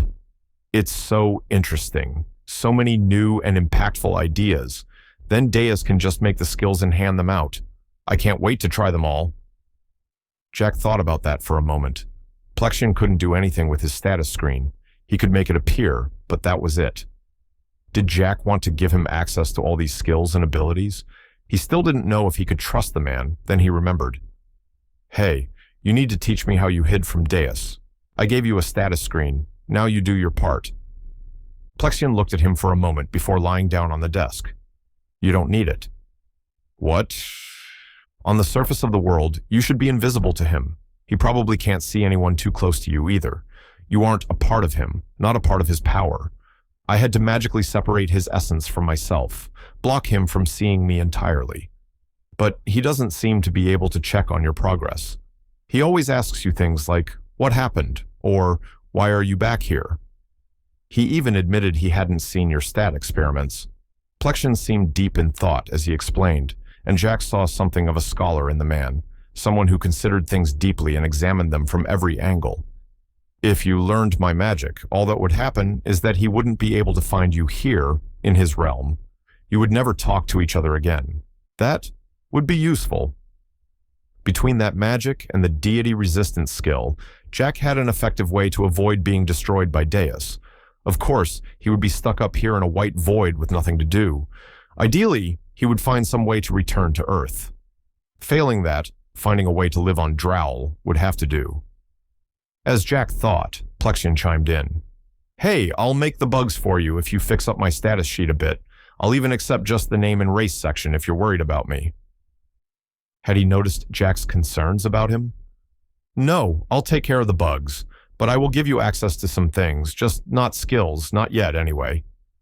Plexion shrugged easily, still grinning and lying on the desk. Jack was wary of the demon, but glad for the company as he got back to work making butterflies. Chapter 19, A Religious Experience. The feeling of a tugging on his soul came more quickly than Jack had expected. He quickly grabbed his keyboard and attached it to his screen. Plexion, I'm headed back down to the surface. I'll be back sometime soon. He spoke quickly, feeling the pull get stronger. What? Hey, don't leave. But the voice cut off as Jack felt a falling sensation. Everything faded away before Jack's awareness snapped back into place, once again looking at that same ceiling. He decided to put some kind of decoration up there. It was a very boring thing to wake up to. Jack sat up, expecting to see the Boarbot team in the room. They were present, but were joined by a slightly chubby demon. Greetings, mighty servant of the high deity. I am a humble servant of the god of gods. My name is Lexel. Please forgive my arrogance. The demon, Lexel, bowed deeply as he spoke. Jack was confused. Arrogance? He looked at the three Boarbots who all seemed to be on edge. Dirge was miming something from behind the demon, but Jack couldn't make out what they were trying to convey. Sorry, nice to meet you, I guess. Jack cringed a bit as the words came out. He really wasn't sure how to respond to the formality Lexon had show. Lexon did not rise from his bow, not responding in any way to Jack's words. Dirge lifted both their hands simultaneously, miming what Jack should do. Understanding came to Jack. You may rise, Lexel. The demon rose into a standing posture. You have my utmost gratitude. Now, I have seen the fruits of our labors among the mercenaries here. When he said the word mercenaries, his smile hardened before recovering. I would humbly request that you bestow upon me the gift prepared by the Most High of deities. Oh, of course, Jack exclaimed. Deus actually gave me some instruction regarding the priests that would visit. Would you please direct me to them? Lexon froze, his face growing twisted as emotions warred on his expression. He seemed to switch rapidly between rage and awe. Glim frowned from behind the demon as Ref whispered something to her. Lexon finally settled on a neutral expression. I would be honored to accompany you. The instructions you have received from the high deity are of the utmost importance. He stressed Deus's title an absurd amount. It reminded Jack of people who said things like, "Do you know who my father is?" unironically. Jack glanced back at the Borbots again, and they all nodded at him, affirming that Jack should use the title. Please lead the way, then. Then, pausing slightly, he took a risk. The high deity thanks you for your efforts. Lexon fell over. Jack ran to check on him before recoiling in disgust. The man's expression was one of ecstasy, his mouth hanging open and drooling, his eyes unfocused completely. The demon's face twitched in apparent happiness before he suddenly came back to himself. I pray that you forgive me for my lapse just then. I was overcome with joy that the high deity considered my actions to be of benefit. Jack internally marked Lexon as incredibly creepy, but still followed him outside of the house. Assembled outside of the front door was a group of about 20 people. The group was made up of demons, humans, biggins, and one draconid. But the demons made up about half the group. 6 of the assembled people were wearing nearly identical clothes that looked like some kind of religious robes. Jack bowed slightly in what he hoped was a polite greeting. Hello, I'm Jack. Thank you for coming all this way. The group all bowed deeply, practically kneeling on the floor before Jack told them to rise. Before we begin, there's something I need to check on. Jack turned and saw Yeller standing nearby, his arms folded and a frown on his face. Yeller, can you get Mills for me? The cat seemed to jolt out of his brooding, looking at Jack in surprise. He nodded and ran off to find the mute man who had helped Jack in testing. Lexel coughed awkwardly. Oh, great and mighty Jack, may this humble servant be so bold as to ask, who is Mills? Oh, he's one of the mercenaries. He has been assisting me in the experiments to implement the system. Receiving a blank look from Lexel, Jack clarified. The system is the reward that Deus is granting to the people of this world. Lexel's eyes lit up, along with those of his assembled group. This Mills must be quite the individual then. To assist with such an endeavor is an honor beyond words. You must value him greatly.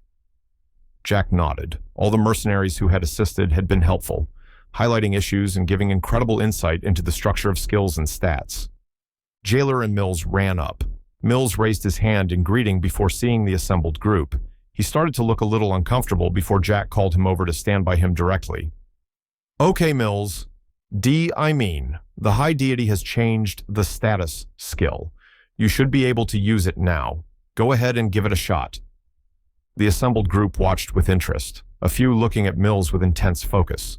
The mute man looked nervous, but stretched out his hand. For a moment, nothing happened. Then a voice emerged and said, Status.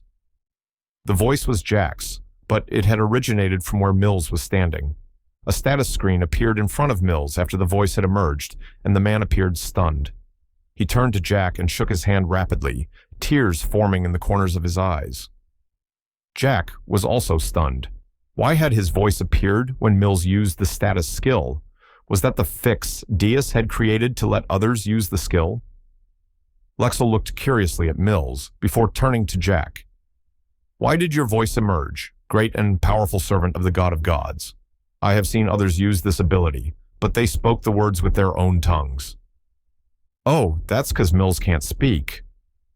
Too late, Jack noticed that several people in attendance were shaking their heads.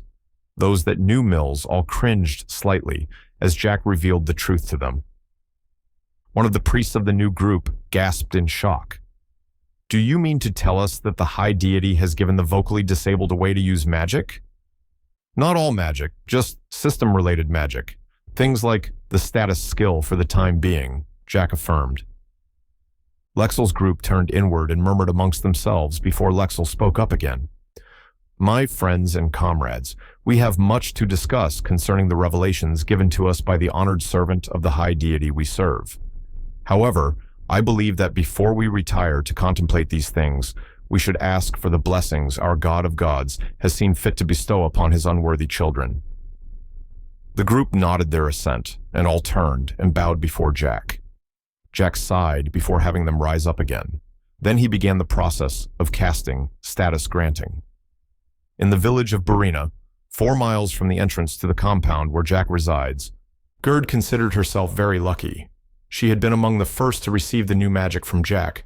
Volunteering as a test subject had been the right call in her opinion. It was an interesting bit of magic, with words and numbers all over the place. She normally had a hard time reading. The words got all jumbled up in her head. But just yesterday, the words started putting themselves in her brain as she looked at them. It was like Jack was reading them to her one at a time. She had come into the village to collect their shipment of food and cart it back to the compound. They also needed to place a larger order going forward. Lots of company was going to be showing up, and they might not always bring food. Even that Lexel fellow and his band of weirdos, they had barely had any food or water when they arrived. Just hungry looks in their eyes and fire in their hearts. Gerd had about an hour until the goods would be loaded up, so she wandered down to the local tavern. This was the best part of supply pickup, getting to drink alone for a while. She enjoyed the company and loved the battered bracers, but sometimes you just wanted to have some drinks by yourself. Unfortunately, she was unaware that she wouldn't get any peace and quiet. She was practically mobbed as she came through the door to the tavern.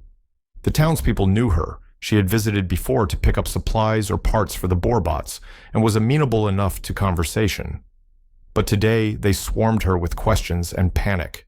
None of the mercenaries had come into town since the announcement from the high deity, and Gerd quickly realized that this would probably not be a day where she got to drink alone. She sighed and shoved her way to the bar before grabbing a drink, popping down on a stool, and began answering questions. Most people wanted to know about Jack, but Riniox had told everyone to keep quiet about what he was. Gerd could respect that, though in her mind, a boorbot like him was as much of a miracle as anything else.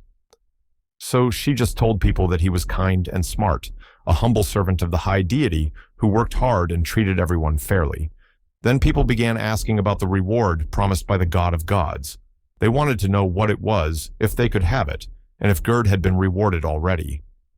That last question made her grin mischievously. She had everyone step back, then opened her status screen with a flourish. The blue screen appeared, and the villagers all gasped and examined it.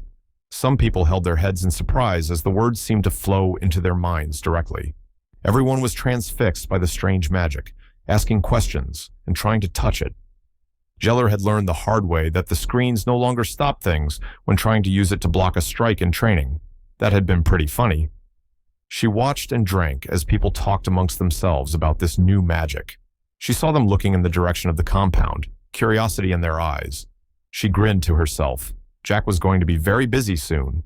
Gerd was so distracted by her thoughts, the drinks, and the people that she didn't notice when a small butterfly made of blue squares separated from her status screen and flew out the window. Chapter 20. Law of Averages. The Boorbot trio had done their job well. Jack was able to cast status granting for the 13 normal members of the group before moving on to the priests. He felt good, still having energy to spare despite the repeated casts. Chosen of the status was a bit more intense to cast than the traditional method of bestowing a status, as it gave 2 additional skills to the recipients instead of just the status skill. Only when he had finished all of his casts did he realize that Lexan had failed to step forward and receive the status. The demon was kneeling, his hands raised towards the sky in prayer. He stared into the white sun. tears streaming from his eyes as he mumbled words Jack couldn't hear. It wasn't until one of his team members knelt by him that the demon seemed to come back to reality. The group were examining their new status screens with interest, and Lexon looked at them with awe. He turned to Jack. "Please, bestow upon me the chosen of the status. I will spread this gift to all who dwell within the high deity's light." Jack paused. Deus had only told him to use the skill on the priests who came to visit. Jack didn't think Lexel was a priest. The man honestly had creepy stalker vibes towards God. Though some people Jack had known felt that way back on Earth, he decided to ask, "Lexel, are you a priest? The high deity forbid me to give this to anyone he didn't approve of, and he only approved the priests." The gathered group looked at Lexel, neutral expressions on their faces. Lexel looked like his dog just died, and he vibrated with sadness. No. It was the saddest, most pathetic noise Jack had ever heard. Jack almost felt guilty enough to use the skill on him, but steeled his resolve. Jack moved to use status granting on the demon, but Lexel raised a hand to stop him. "I need time to reflect on this revelation. Perhaps I shall earn my priesthood and join in the holy mission to spread the will of the high deity." Lexel seemed to gain conviction and purpose as he spoke, slowly straightening up with every word. By the end, he seemed to be a new man, and his group followed him as they moved off towards one of the larger buildings. Jack nodded to himself. Another task was done. Now it was time to check on some pressing issues. He turned towards Mills. "Can you call up your status again?" Mills nodded, then once again summoned his status screen. Once again, Jack's voice emerged, acting as the trigger to activate the spell. It didn't come from Mills's mouth, rather seeming to emanate from his whole body. It was Jack's voice, though. There was no doubting that. Jack had known that many systems had voices that gave announcements or did other things, but he hadn't really thought his voice would be used for the purpose. Sighing deeply, Jack turned to Jeller. "Could you try opening your status without talking? I want to see if the same thing happens." Jeller obliged, but nothing happened. Jack's voice didn't come out, and the screen didn't appear. Jeller frowned before asking Mills for tips. Mills signed back to the Catman, who frowned at the answer. "He says it just happens. He thinks about using the skill and your voice appears on its own," Jeller relayed to Jack. Jack chewed on this. Maybe Deus gave a different version of the skill to nonverbal people, or perhaps it worked around people who did and didn't have the talking skill or any of the other speaking-related skills. Well, they could experiment later. He wanted to check on the stats everyone had received. He could also grant a few more status screens today as well.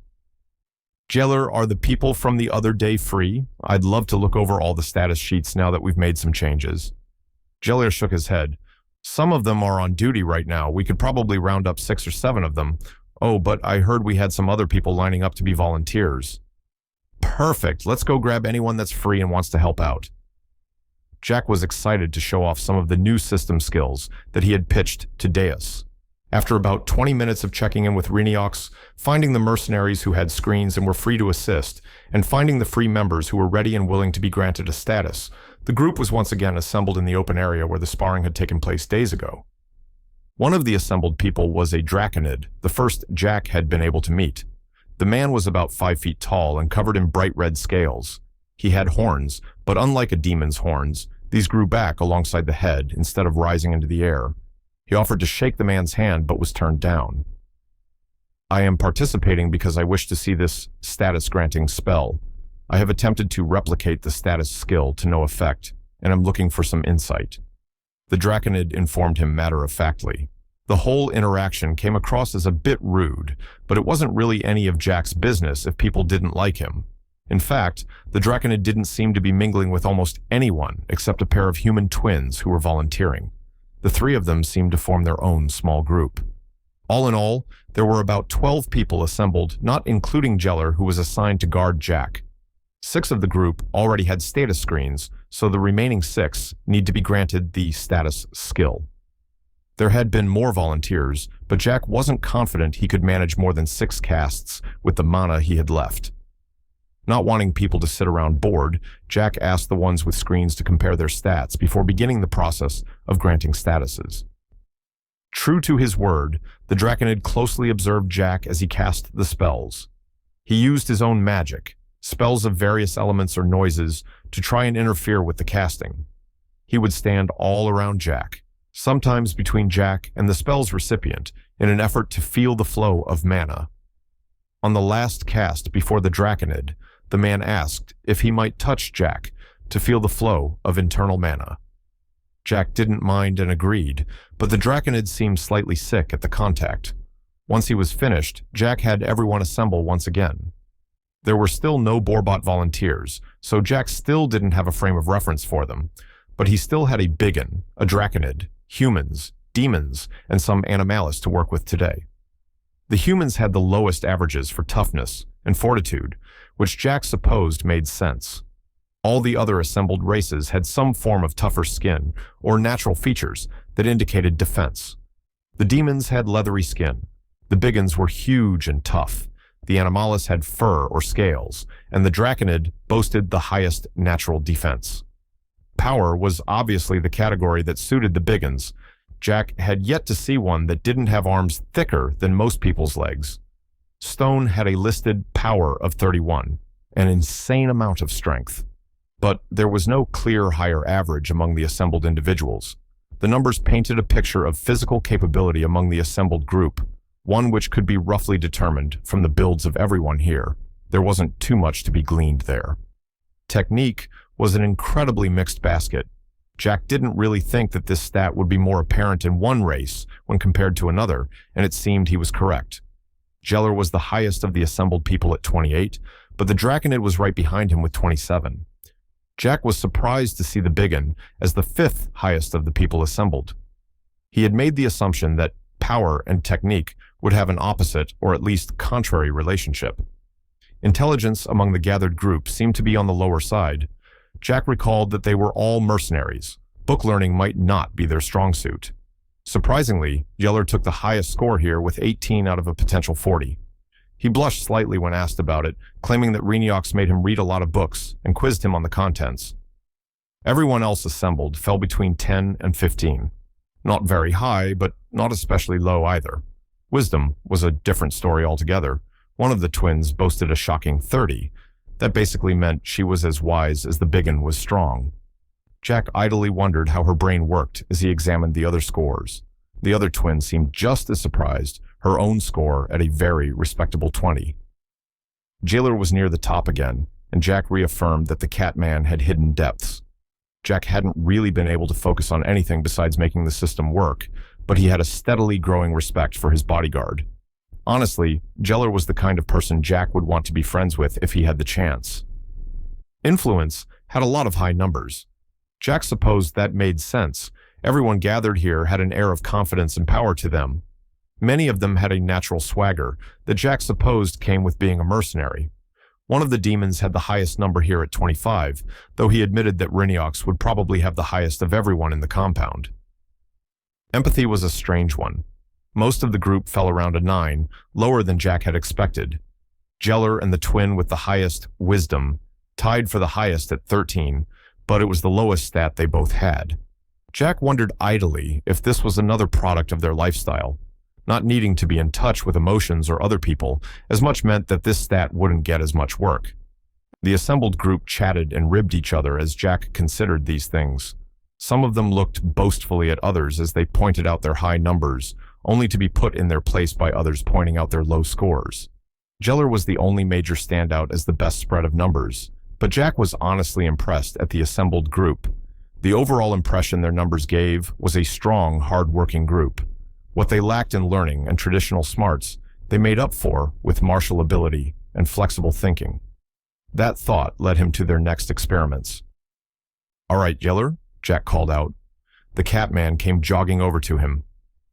"I have some new system abilities I would like to try out, including something to help your system combat ideas. Want to help?" Jeller's eyes shone with delight, nodding his head vigorously as he followed Jack to the sparring area. Chapter 21. System Skills at Work. Jack idly wondered if he was getting in over his head. He wanted to show off the new system skill to Yeller and get some feedback, but he seemed to have accidentally agreed to be the guinea pig for the mercenary. The two walked into the sparring area while everyone else in the group gathered to watch. "All right," Jeller said excitedly. What do you have for me? Jack had the 3 skills Deus had given him, named with Jack's input: point defense, system buff, and system debuff. The buff and debuff skills served the purpose of strengthening and weakening system-related abilities. Eventually, when things like increases to stats and purchasable skills were implemented, these abilities would serve to moderate this. Point defense, on the other hand, was something totally new to Jack as a concept. The skill was supposed to make a screen appear at a place of Jack's choosing within a radius around him. Jack activated the skill, only needing to use a trigger word and the barest hint of mana. Point defense. A small, blue, translucent screen appeared in front of Jack, vaguely where he had intended. It was slightly more see-through than the status screen and a bit smaller as well. 6 inches on each side, it was a square instead of the rectangle shape Jack was used to seeing. Jeller eyed it expectantly, then closed the distance quickly and kicked at the screen. Similar to the status screen, the defense screen seemed to ignore inertia entirely, and Jeller only succeeded at pushing himself backward with the force of his own kick. It was then that Jack noticed his mana dropping slightly, the feeling of emptiness becoming more apparent. He asked Jeller to kick it again, and the man obliged. Once again, Jack's mana drained slightly. Well, it seemed that the skill wasn't completely overpowered. Jack had Stone the Biggin come over and punch the defense screen, which caused his mana to drop way more than when Jeller had kicked it. It seemed the skill used mana the more it was struck, but it didn't seem to take too much overall. Jack still hadn't tried to quantify mana amounts with the system, so he couldn't be sure how much he was actually using. That being said, he was getting low on mana. He could feel the effects slowly encroaching on his mind, having experienced it multiple times now. If this kept up, he wouldn't be able to experiment more with this skill, let alone system buff and system debuff. Jeller, is there some kind of mana recovery skill you could teach me? I'm starting to feel low, but I think I can cheat myself into getting the skill using the system.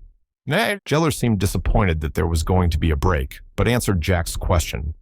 Sure, there are a couple of things you can do, but Zrez could probably teach you better than I could.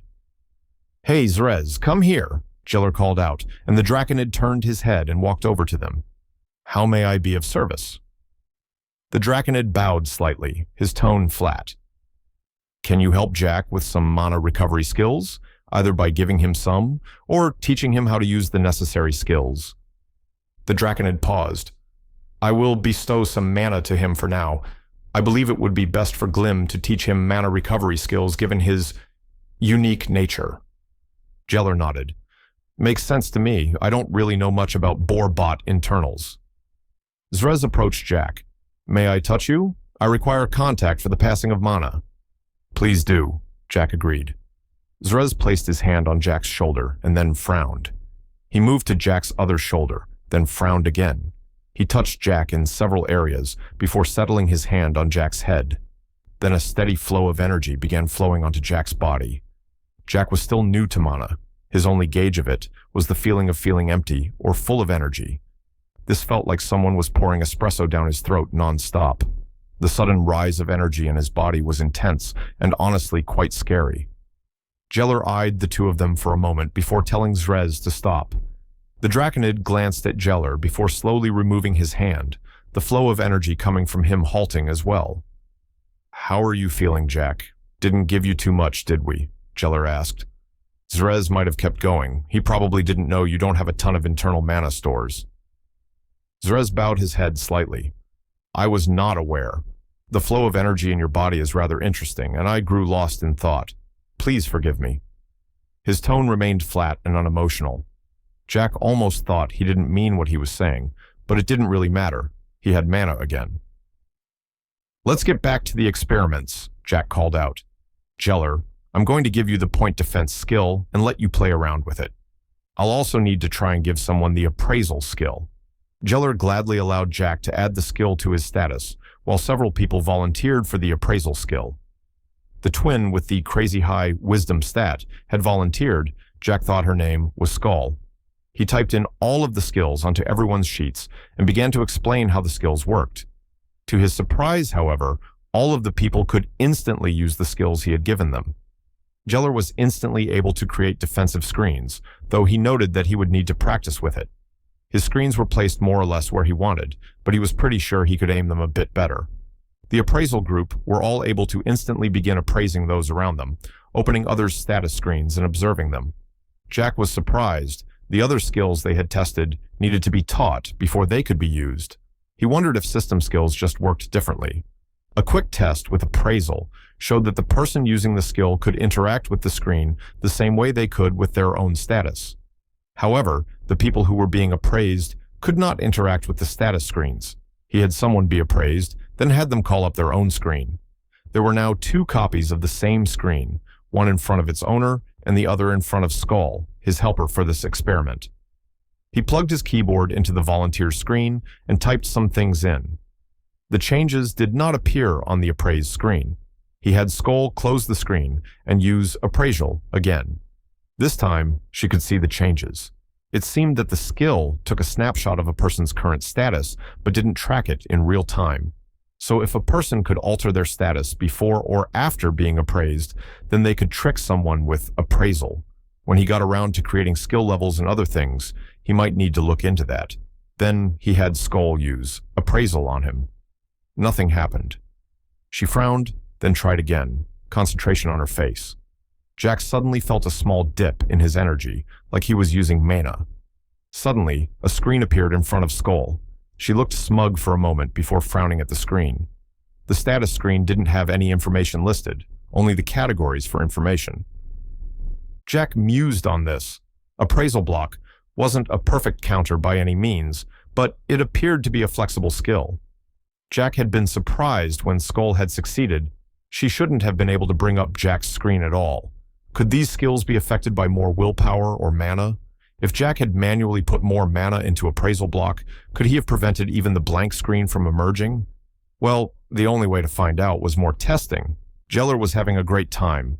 The new point defense skill was right up his alley. Currently, he was having his helpers throw rocks at him, while he summoned screen after screen to block them. The skill required a lot of attention to visual depth. He had to know how close or far he wanted to put the screen almost exactly. It was easier the closer he made them, but the further he put them away, the more inaccurate he was. The max range, as far as he could tell, was about 5 feet in any direction from him. It was an excellent tool. The only real downside was that he could only make one at a time. The screens didn't move either, every time he wanted one. In a new spot, he had to dismiss the one he had summoned and make a new one. That was workable, though. They could just suddenly appear in midair and block things, which made them much harder to keep track of. He had figured out that if he moved more than 5 feet away from them, they disappeared all on their own. He idly wondered if there was a way he could increase the range. A rock suddenly broke through his defenses and came hurtling at his head. He quickly formed a new screen to block, but his body had already reacted, trying to dodge the projectile. His aim was slightly off, and the screen formed in the middle of the rock, stopping it in midair. Jeller and all of his assailants paused, taking in the strange sight. They came over to it and looked at it. Just a rock floating in midair, seemingly trapped in the middle of the defense screen. Jeller released the screen and the rock fell to the ground, with no visible damage or other markings on it. He thought for a moment, then pulled out a knife and tossed it into the air.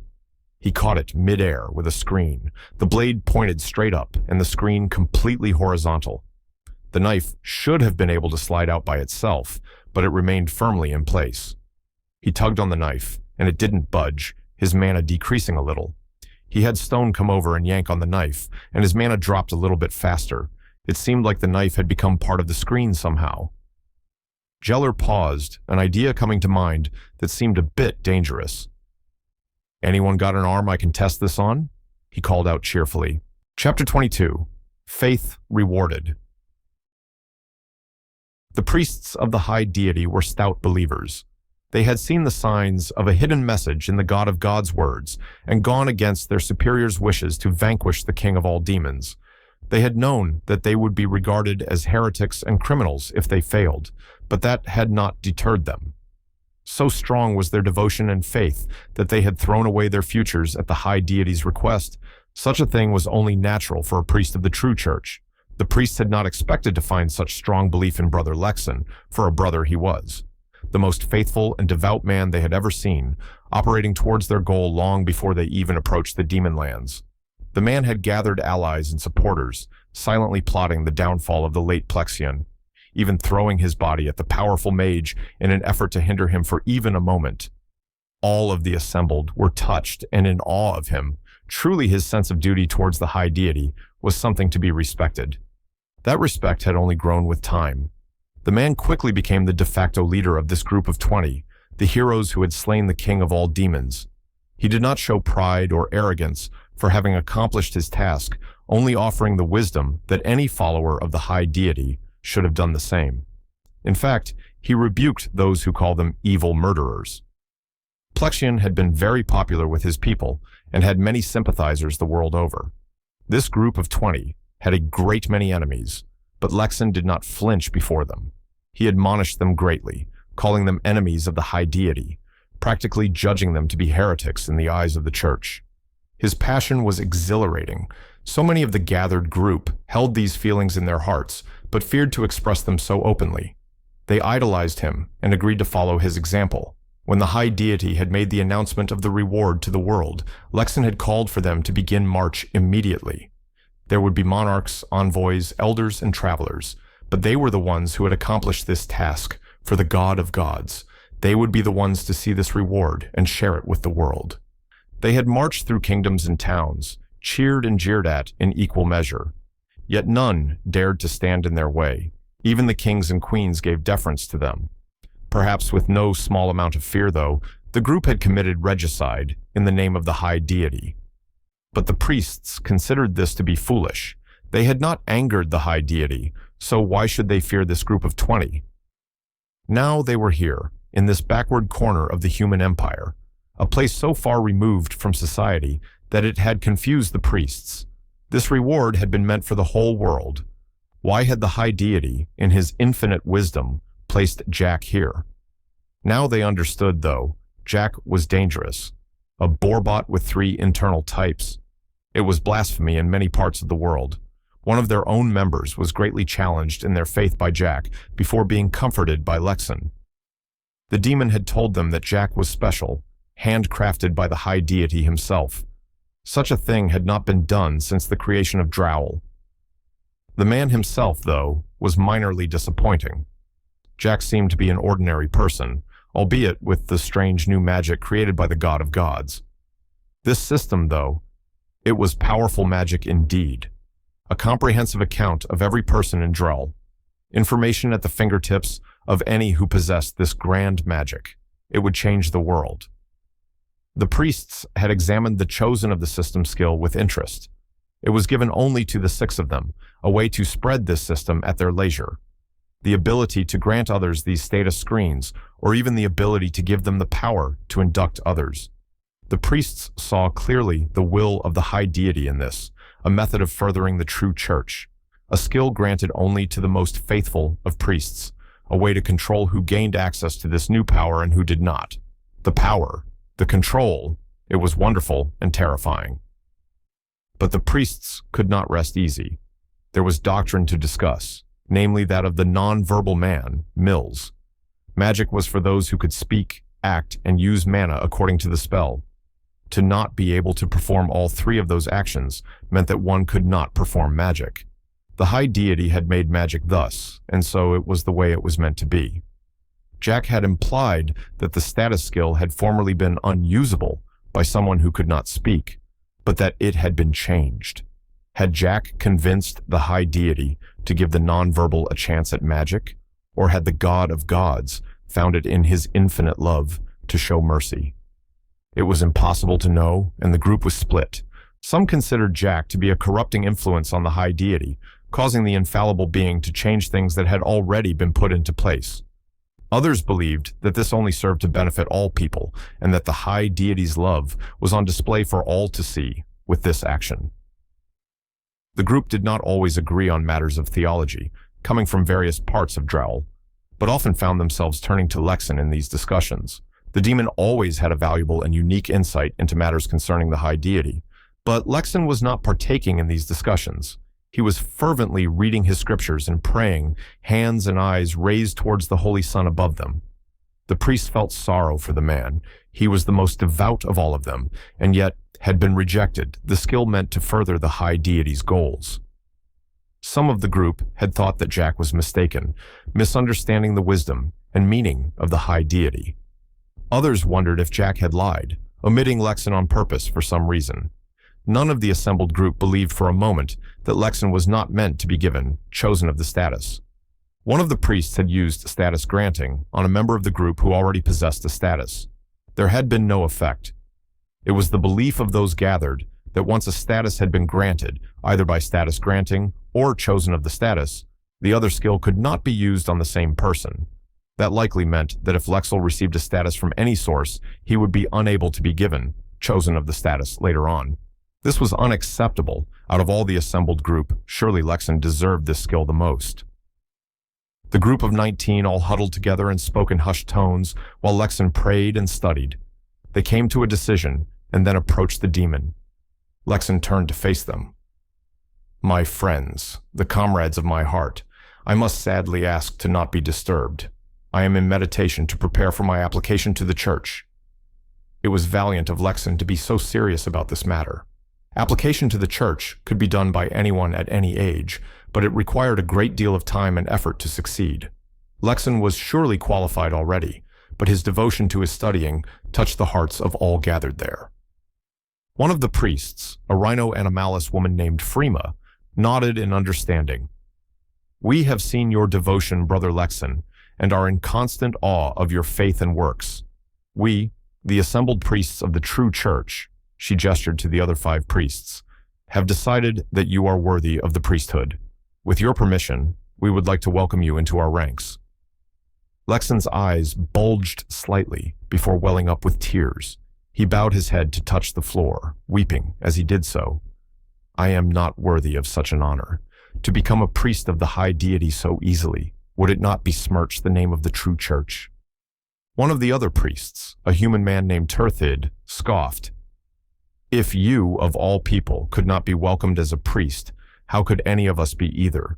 You are a paragon of virtue and faith, Brother Lexan. You have proven your faith by actions, something many members of the church failed to do." The assembled group of 20 all nodded their agreement. Lexan looked each and every one of them in the eye and spoke. "You are all my brothers, sisters, and companions. Each and every one of you has done just as much as I have in service of the high deity. I cannot think of a greater honor than being welcomed among you. I accept your offer. Please allow this unworthy Lexan to be a priest of the high deity, God of gods." There was not a dry eye in the building as the priests induced Lexan, welcoming him in as a priest of the true church. But the ceremony was not done yet. Freema spoke again. "With this induction, we perform the first of a new ceremony. From now until the end of time, the ritual for chosen of the status will be used to mark those who are set apart, the ones truly chosen to spread the words of the high deity. Lexan will be the first, and may his example be the one all future believers follow." There were cheers from the entire assembly, save for Freema, who began the ritual, and Lexan, who kneeled in silence in front of her.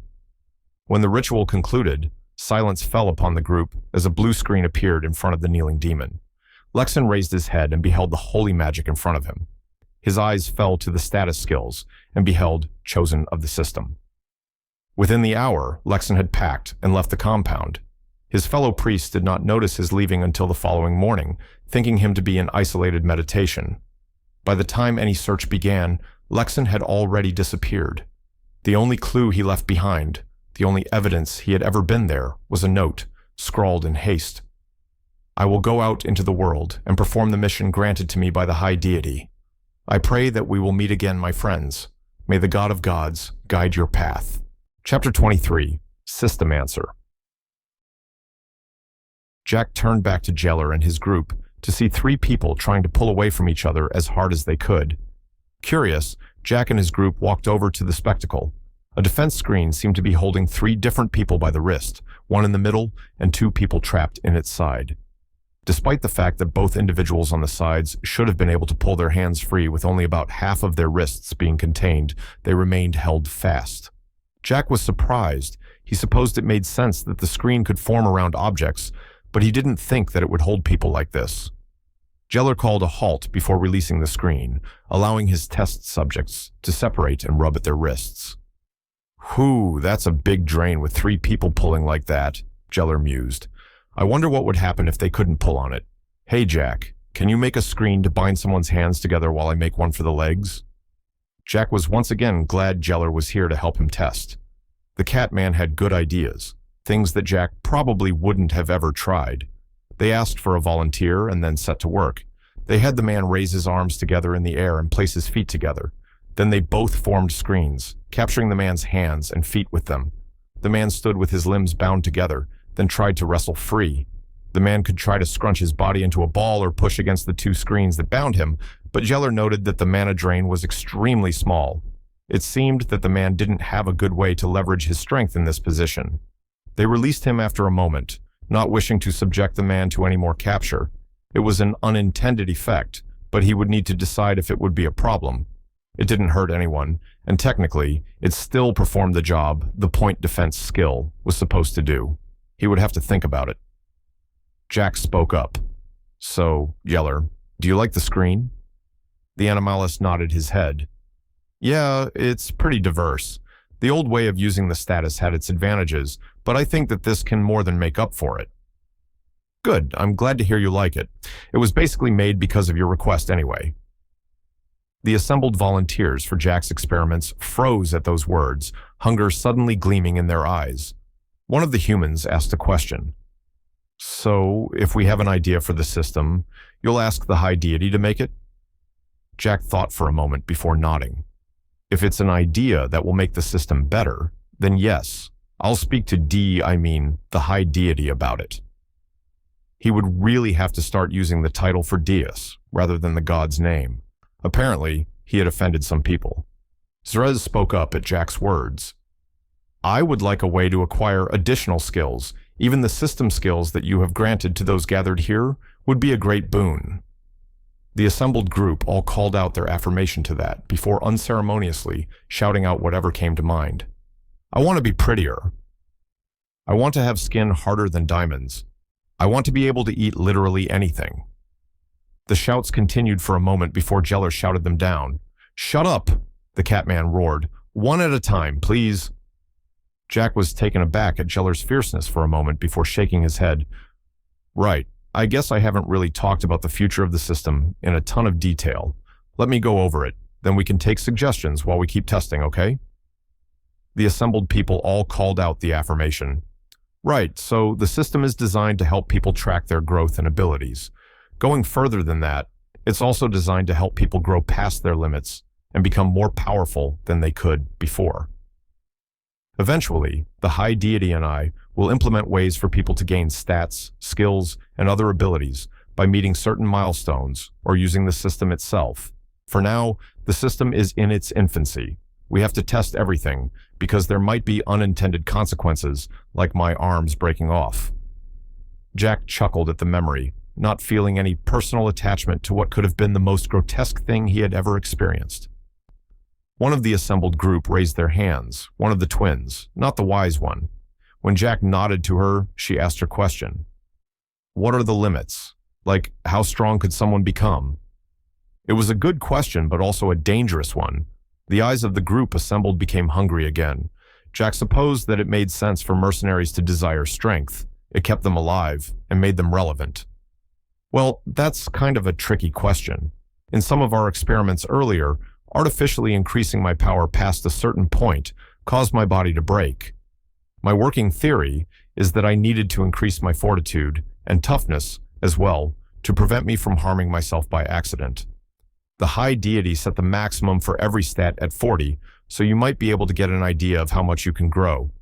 That being said, I don't know if we will implement ways to surpass that in the future. A few eyes in the group looked at him blankly, not quite getting the point he was making, but others nodded and opened their status screens in contemplation. The twins seemed satisfied with the answer. That seemed to mollify the crowd for now, so Jack resumed the experiments. They tested the effects of system buff and system debuff on the other system skills. Interestingly, the most affected was point defense. When the skill was weakened, both the accuracy and durability decreased. It could still take a blow or two from something, but Jailer couldn't place it precisely like he had been doing up till now. When strengthened, however, Yeller noted several potential avenues for the power. The first was that he could feel an increase in the range, going from 5 feet to 10. However, once he made the screen further away, there was no additional benefit. When he didn't choose to form it further than 10 feet away, he felt as though he could make the screen slightly bigger. Rather than 6 inches on a side, it was closer to 9 on each side. Yeller nodded approvingly at this, claiming it would provide much more defense than the smaller screen. The last change was perhaps the most impactful, though. By forming the screen in range and the proper size, Yeller found that he could move it slowly in the air, about the speed a person could walk. It cost him mana and wasn't very quick, but Yeller immediately informed Jack that this was the most powerful effect by far. To prove his point, Yeller climbed on top of the screen and then caused it to float upwards. He rose into the air 10, 20, 30 feet until he stopped. "I can see the whole compound from up here," he shouted down, "and people will have a hard time shooting at me because of the defense screen." It was an excellent point. The strengthened screen would allow anyone to become an aerial scout, or even to ascend to the tops of buildings with ease. Flight mechanics were always game-breaking. Any dungeon master knew that all too well. Coming back down, Yeller dismissed his screen when he touched down. "Honestly, Jack, I'm starting to think that we're going to need a dedicated system mage. All of these magics are super helpful." Jack became thoughtful at the words. A whole branch of magic dedicated to the system. He was making more and more system skills, but hadn't intended to go that far. The idea resonated with him, though. It would be a way to more fully integrate the system into the world. Instead of being completely alien and isolated, magic that anyone could use to affect the system would be a way to normalize it. A system answer, perhaps? He would need to learn more about the magic of Drowl to really start integrating something like that. The group continued their experiments, pouring more magic into the skills to try and produce additional effects, or even giving another volunteer the buffing and debuffing skills to test how they affected each other. Many of the system's skills were flexible, responding to increased mana or decreased mana. The point defense skill seemed to be the exception. The only thing that could alter it was the system buff and system debuff skills. Weakening and strengthening it at the same time simply made the screen function as normal, no matter which side pumped the most mana into their spells. The experiments became playing around at some point. Jack granted a few other people the point defense skill, which quickly became a game about trapping the other person before they could trap you. Once their time was up, Jack thanked all of the volunteers and let them go on their way, new skills still included on their status screens.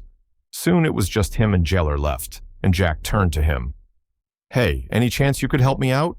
I want to study magic and its processes. It could help me with developing system ideas." Jailer thought for a moment. "I'm no master mage or anything. Most of the magic I can do is simple tricks and illusions. But you have some people you could probably ask." "Who?" Jailer chuckled. "The people who made you, of course." Zrez, Skull, and Skrull walked away from the testing grounds.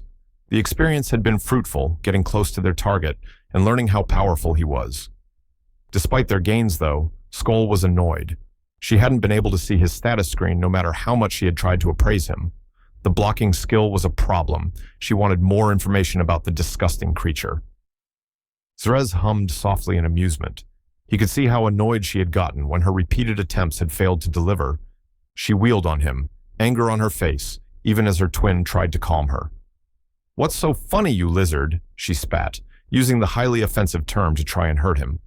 He didn't rise to the provocation, instead smiling smugly.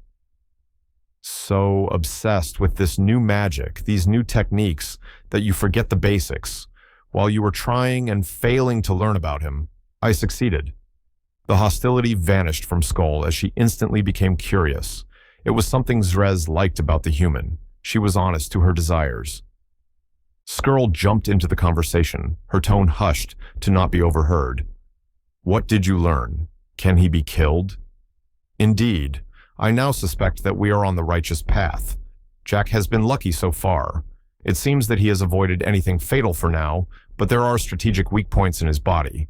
When I read his mana flow, I could tell that he was placed into a dangerous body. If his body were to be attacked enough for him to perish, the flow of mana would close around his core, trapping his soul inside. But it would continue spiraling inward over and over until his soul is crushed completely. Zrez stroked his chin thoughtfully. I can think of no other reason for this other than the high deity wanting him to die. Skull nodded her agreement before Skrull quickly agreed as well. Jack could die. That was all they needed to hear. Chapter 24. Q&A. Jack made his way back to the Borbot lab with Jailer.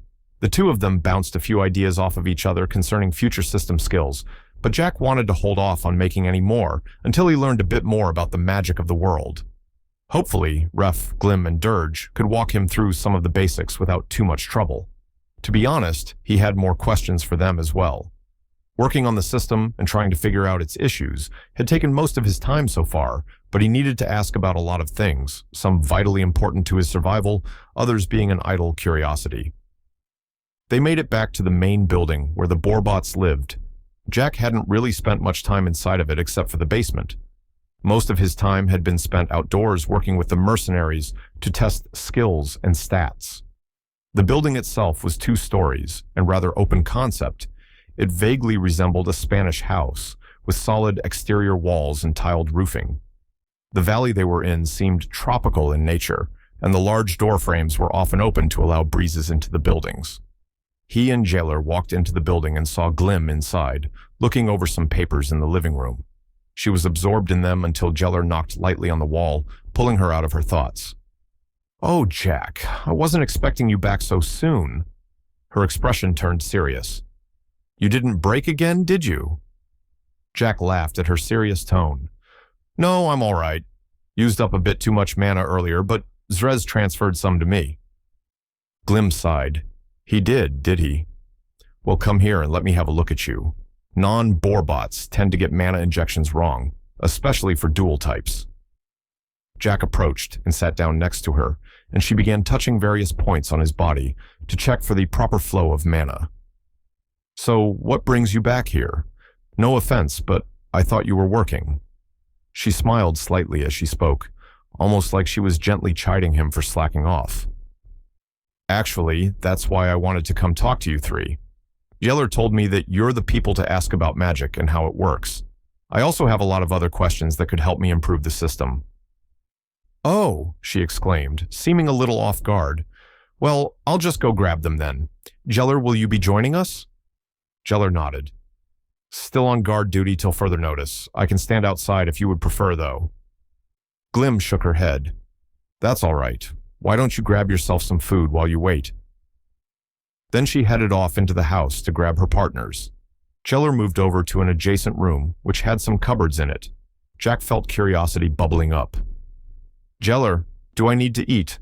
I haven't spent a huge amount of time in this body, but I haven't felt hungry at any point." Yeller grabbed a bag of something and turned back to Jack, frowning slightly. "No, Borbots don't eat food typically." He paused, hesitating before asking another question. "Do you normally need to eat food? When you aren't in this body, I mean." Jack had the sudden realization that he hadn't eaten anything in the better part of a week, nor had he felt any desire to. It shook him deeply. Such an important part of life was all but forgotten in the face of survival.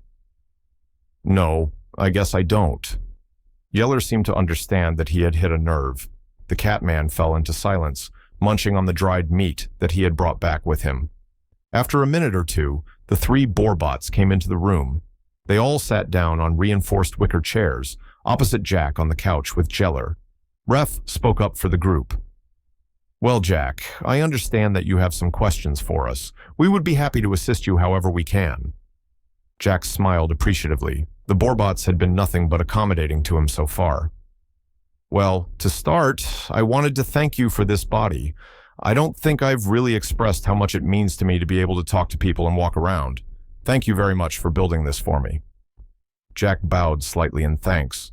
When Jack raised his head to look back at the 3 Borbots, they were all wearing complicated expressions. A mixture of happiness, sadness, and regret tinged all 3 of them. Ref spoke, emotion in his normally stoic tone. "Well, we are glad you appreciate it, Jack. It really means a lot to hear you say you are thankful." Dirge decided to chime in at that moment with a question. Jack, what do you mean by that? Do you not have people to talk to, wherever you live? Jack shook his head before pausing. Technically, he had plexion now, but before that, he had been alone in the white void. Deus only appeared when he wanted something and wasn't much of a conversation partner. Not really, just the high deity and someone who I recently became aware of. Everyone in the room looked at him intently before Drage spoke again. Jack, where do you live when you aren't in this body? The sun, I think, it's an endless white void where Deus lives. It's also where spirits go when they die, apparently. Jack hadn't confirmed any of this, but the things Plexion had told him did make sense. The three Borbots looked surprised, but not as surprised as Jeller. While the group of three turned to each other to whisper something Jack couldn't hear, Jeller spoke animatedly. Wait so you can see all the spirits of the dead? Like, talk to them and stuff? Jack shook his head. I've only met one other spirit so far. Jack paused at this admission. He didn't know if he should tell the others about the self-titled king of all demons. The demon was hiding from Deus, which made him a potentially powerful ally. If Jack told the Borbots or Jeller about Plexion, would they inform Deus of the man? Jack didn't know. Dirge had overheard them and leaned out of the whispering to address something Jack had said. One other spirit? Jack nodded. I'm a spirit as well. This time the surprise was far more pronounced from everyone in the room. You're a spirit? How did you die? Who did you used to be? Glim asked before Ref gave her a small shake of his head. She winced before apologizing. Sorry, that might be a bit personal. You don't have to answer. Jack held up his hands in reassurance. No, that's fine. I honestly don't know how I died. I have no memories of it happening, just being in front of Deus. As for who I was... Jack trailed off. Should he tell them about being from another world? Did it truly matter? There was a chance that Deus might punish him for revealing the truth. He didn't seem to want anything he didn't make personally to influence Drowl. But Jack was supposedly hidden, wasn't he? He wanted to extend trust to these four people. Jeller had been more than helpful and seemed to be trustworthy. Jack had spent less time with the Borbots. Barely any at all, actually. But they were his anchor to this world, and Jack needed to build a strong relationship with them, giving trust in order to receive trust. Jack spoke slowly. Well, I might get in trouble for saying this. He took a deep breath. I'm a human from another world. I was summoned to help create a reward for the people of Drowl, and the system is the result. I've been helping Deus put it together and have taken the role of the fall guy for anything that goes wrong. Jack waited for a response. The air in the room was still intense. Jack felt adrenaline course through his mechanical body. After minutes of no one moving or speaking, Ref finally broke the silence. Another world. Is there really another world out there beyond the boundary? His face was full of awe as he asked the question, suddenly looking at Jack in wonder. Jack was confused. Boundary. I'm sorry, I'm not sure I understand the question. I come from a planet called Earth. It's very different to this place. For one thing, it's not inside out like Drowl is. It was everyone else's turn to be confused. Glim saw the confusion everyone was sharing before clapping her hands, drawing all eyes to her. Let's take a step back for a moment. Jack, I'll explain some context for you, and then you can explain some things to us. Is that all right with everyone? Everyone nodded their assent. Glim smiled. Jack, the world of Drowl was created by the High Deity to be a perfect paradise for his people. He created the lands we walk on around his holy domain, the sun, so that he may shine down on all of creation equally. However, many people became curious about what lay beneath our feet and decided to dig down and explore the land. They discovered the boundary, a place of death. When a person digs too deep into the land, they break through into nothingness, a black void that kills and consumes. 3 different societies independently created us, the Borbots, to try and explore past the boundary. There was mixed success according to history, but nothing of note was ever discovered except for distant specks of lights. Eventually, the various Borbots from different countries got sick of being used this way and left to form our own country and society. So, to tell us that there was some truth to the idea that people can live beyond the boundary is, it's very exciting to us. Jack's mind raced at this new information. Was Drowl just some rock floating in space? If the other lights seen in the void were stars? Glim, when boarbots moved past the boundary, could they float? Like they didn't weigh anything at all? Ref, Glim, and Dirge all looked shocked at his question. How can you know that? Ref asked quietly. That information belongs to the boarbots alone. It was never revealed to the other people of Drowl. Jack took a deep breath, then began explaining where he came from and what he knew about space. Chapter 25, Magical Discussion. Jack wasn't well-versed in mathematics, physics, or space. He knew the basics, of course, but it was clear the boarbots wanted more information than he could give. Asking about the specifications for a spaceship was way out of Jack's wheelhouse, but he promised to share as much as he could remember on paper later. By the time the questions ran out, Jack felt impressed at the depth of the questions asked by the boarbots. He could feel the depths of their knowledge in their lines of inquiry, asking things that required leaps of logic and understanding. Jeller was completely lost for most of the dialogue. His questions had stopped around the time Jack had finished his explanation of a spherical planet where he used to live. That piece of information had surprised the group. To them, gravity worked rather differently, no math required. They simply got to stand on the surface of Drowl because Deus made it so. Jack had tried to look up at the rest of the world in between moments of testing a dialogue, but it was still absurd to picture himself inside a giant ball of rock. The only thing that seemed to help him was imagining himself on a ring from Halo, or something similar. Telling himself that there was some ultra-powerful alien god who made it all work wasn't as reassuring as attaching the world to a video game franchise he had loved when he was younger. At the conclusion of Jack's explanation, Glim addressed the group. Well, we got a bit off topic there. Sorry about that, Jailer. The Catman nodded, still looking a bit bewildered. Glim continued, Well, I think we both have a clearer understanding of where each other is coming from now. Can everyone agree to that? The group all nodded. All right then, Jack. We've asked you quite a few questions. Why don't you ask us some things? That was the point of this get-together after all. Well, now I feel like I have more questions than ever, Jack chuckled. Can we start with magic? That's something that's both alien to my world, while also relating to the development of the system. Dirge nodded their head before speaking. Well, I can tell you about that. Magic basically breaks down into 3 component parts: voice, body, and mana. You need to speak what you want into existence, use your body to move or shape it, and use mana to fuel it. More complicated spells and rituals require longer recitations, more movements, and more mana, or just some combination of those things.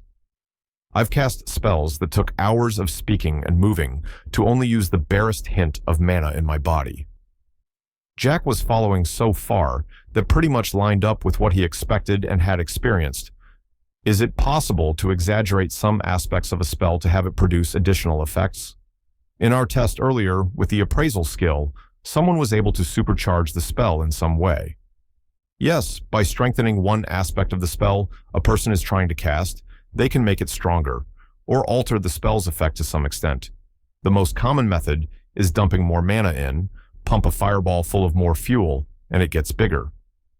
Changing your recitation can alter the basic components of the spell or alter some small part of it. Saying something like cube of water instead of ball of water will change the shape. This lets you alter color, shape, size, or other small bits. The body aspect is also pretty fluid. Usually a caster has to move their body in certain ways to help the flow of mana along a certain path. Bringing your hands together and swirling them around each other guide the mana towards your hands and gets it ready to be formed. But if you instead bring your hands apart, you spread the mana out further, creating a larger range that will be less dense. Does that all make sense? It was a lot of information, but Jack thought he understood the basic lesson. Each aspect of casting a spell had its own purpose. Doing it by the book formed the spell the normal way, but changing any of the component parts altered the spell in a variety of ways. You could create your own custom spells by changing some words and gestures. Is magic hard to learn? Jack asked. Ref replied this time. It can be. For some, magic is rather intuitive and responsive. Some people just have a knack for feeling out the steps to casting spells and let themselves be guided. He gestured to Ref as he said this. the steam borbot smiling slightly. For others, it requires memorization and practice, hours of study words, checking movements, and measuring mana. He gestured to Glim as he said that. Then you have people who just have to learn it by themselves. Trial and error over years to learn and grow on your own, finding things that work and hoping you don't explode. He laid a hand on his own chest as he said it. Jeller hopped into the conversation at this point. I don't know any complicated magic. I don't have the mana pool for big flashy spells, so it's never something I really considered an option. Ref nodded. Borbots are more likely to become mages. We can install additional mana tanks or mana recovery devices in our bodies, which allows us to learn spellcasting freely. There are ways for the other races to increase their natural mana reserves, but it can get complicated. So, where does mana come from? Where do people store it? Jack asked. Glim took over the conversation. Well, it supposedly comes from the high deity. Mana is in all things, our bodies and our minds. Everything around us is a gift from the high deity, and we are to shape it according to our desires. That's what the scriptures say anyway. Scriptures? Jack made a mental note to get his hands on the high deity Bible. I'd love to get some ideas for system-related magic at some point if you don't mind, but I don't want us to get into another long tangent just yet. The group agreed to give input before Jack continued.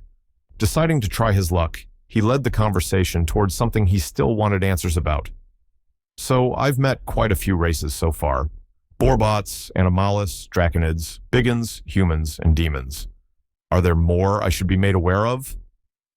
The four others shook their heads, Jeller speaking up. Nope. The 6 races are the only people of Drowl, though I guess it was 5 before the creation of the Borbots. Ref shrugged. Our kind has been around so long that most people feel as though we were always intended to be included. The high deity accepted us readily after all. Jack thought for a moment about whether he should bring up the ducal status sheet he had seen. They didn't seem to know about it, but the Borbots were very learned. Maybe they had read something about it. Have you ever heard of a ducal before? Jack asked. The Borbots frowned, looking to each other in puzzlement. Seeing no recognition on his partners' faces, Ref shook his head. No, I've never heard of that. What is it? Jack backtracked slightly, not wanting to lay all his cards on the table. He was already likely to be yelled at by Deus for revealing his human origin, assuming the god found out. But investigating something that could resist the god? Jack feared that would be grounds for soul-crushing. It's nothing. I must have misheard someone talking about something else. Cheeler narrowed his eyes slightly, but no one pressed him on the issue. Jack diverted the conversation back to the different races and their characteristics. In fantasy settings, various races were often predisposed toward certain roles and skills. That seemed to be the case for Drowl as well. Biggins were big and tough, but also deeply religious. They lived on mountaintops on purpose in order to be closer to Deus. Their natural fortitude meant that they could live in the harsher climates, easier than many races, and there were apparently several large cities scattered through mountain ranges across the world. Humans were a diverse people that could live in most climates. They had huge, sprawling empires scattered across the world. The compound that Jack was living in right now was in the corner of one of the human kingdoms. The demons claimed territory near deserts and volcanoes. They preferred hot climates and had 2 large empires on opposite sides of the world.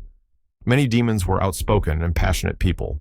Of the ones Jack had really met, that seemed to be the case. Riniox, Lexin, and Plexion all seemed very open with their desires. The Animalis tended to live in nomadic tribes. Not all of them, of course. They were scattered throughout the world, but a great many of them traveled in large groups from place to place. The race was apparently so diverse that it was common for half a traveling group to be compatible with a climate while the other half wasn't, so the 2 would split up and go their separate ways. It was a romanticized lifestyle that held some strange appeal to Jack. Wandering the world sounded fun, honestly. Draconids didn't have a formal kingdom or social structure. They existed in every culture and society in the world, integrating themselves easily into any society that would allow them. They had no capital or home country, seeming to travel to random places and setting down roots for a few years before going somewhere else. They were often powerful warriors or merchants, getting jobs as guards or offering their expertise to local businesses. Borbots had one kingdom, the lowest point in the world. Set in a grand basin, The Borbot capital exists as a remnant to their past as diggers. They are highly wary of many of the other races, only allowing a few into their cities at a time. Not many choose to leave and go explore the world, fearing that they might become injured, with no one knowing how to help repair them. It painted quite the picture for Jack as the Borbots, and Jailer talked about the people and places of Drowl. The world seemed alive, full of sights and people that Jack wanted to see and experience. The grand mountain ranges, the deep ravines, holes on the boundary, and even the red ocean. The master builders of the Borbots, the high priests of the Biggins, the exotic merchant Draconids. Jack suddenly felt a yearning for the faraway places. "Can I go see all those things?" Jack asked hopefully. "It would help me learn more about the world, right?" The Borbots shared a look before shaking their heads. "No, you probably can't. The Borbot High Council would likely hunt you down and lock you up," Dirge said sadly. "Having a triple internal type running around as the holy messenger of the High Deity would be problematic. We believe that you are safest here, protected by both the battered bracers, but also by the announcement the High Deity made to Drowl. Everyone knows you're here, which means no one can easily take you away from here." Jack felt disappointment, but understood that Dirge's words were coming from a place of concern. They felt like this was the best course of action to protect Jack. The problem was that he didn't feel like he was in any danger. He had successfully stalled Deus from destroying him and had even found skills to help him resist the god's power. He didn't really know why anyone else would try to hurt him. Was being a triple whatever really such a problem?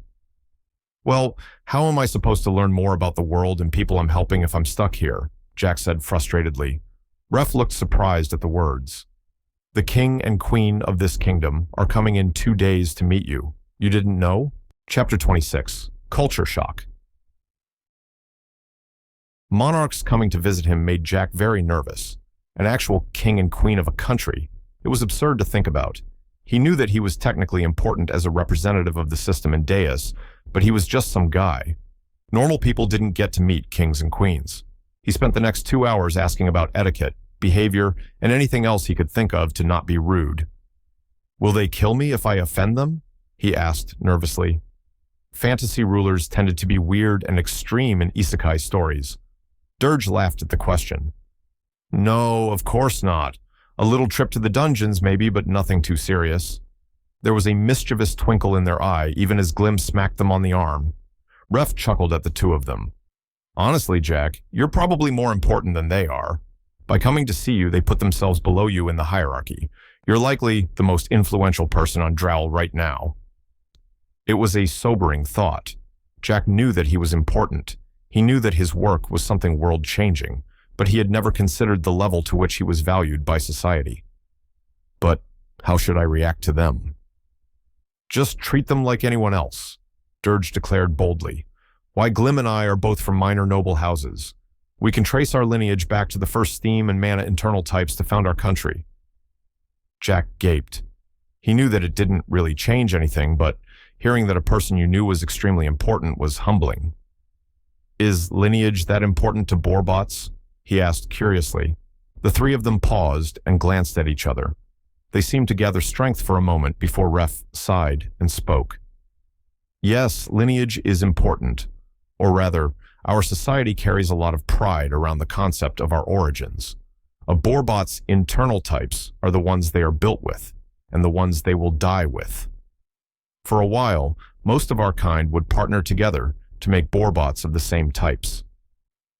A few hundred years ago was the first time 2 different types of Borbot partnered and made the first dual-type internal Borbot. It was nothing short of a miracle, truly a new age of innovation and culture, but there were those in power who saw it as a threat to our identities and history. They couldn't erase what was rapidly becoming more and more common, so the High Council at the time began to create propaganda and fear concerning a triple type. Even to this day, it is widely considered a crime to even attempt to create a triple-type internal Borbot. Doubly so for those with direct lineage to the founding of our empire. Glim and Dirge nodded sadly as Ref spoke, but they reached out their hands and placed them upon their partner.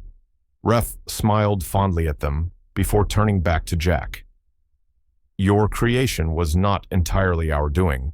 The high deity gave us blueprints to follow and a mission to create a body for you.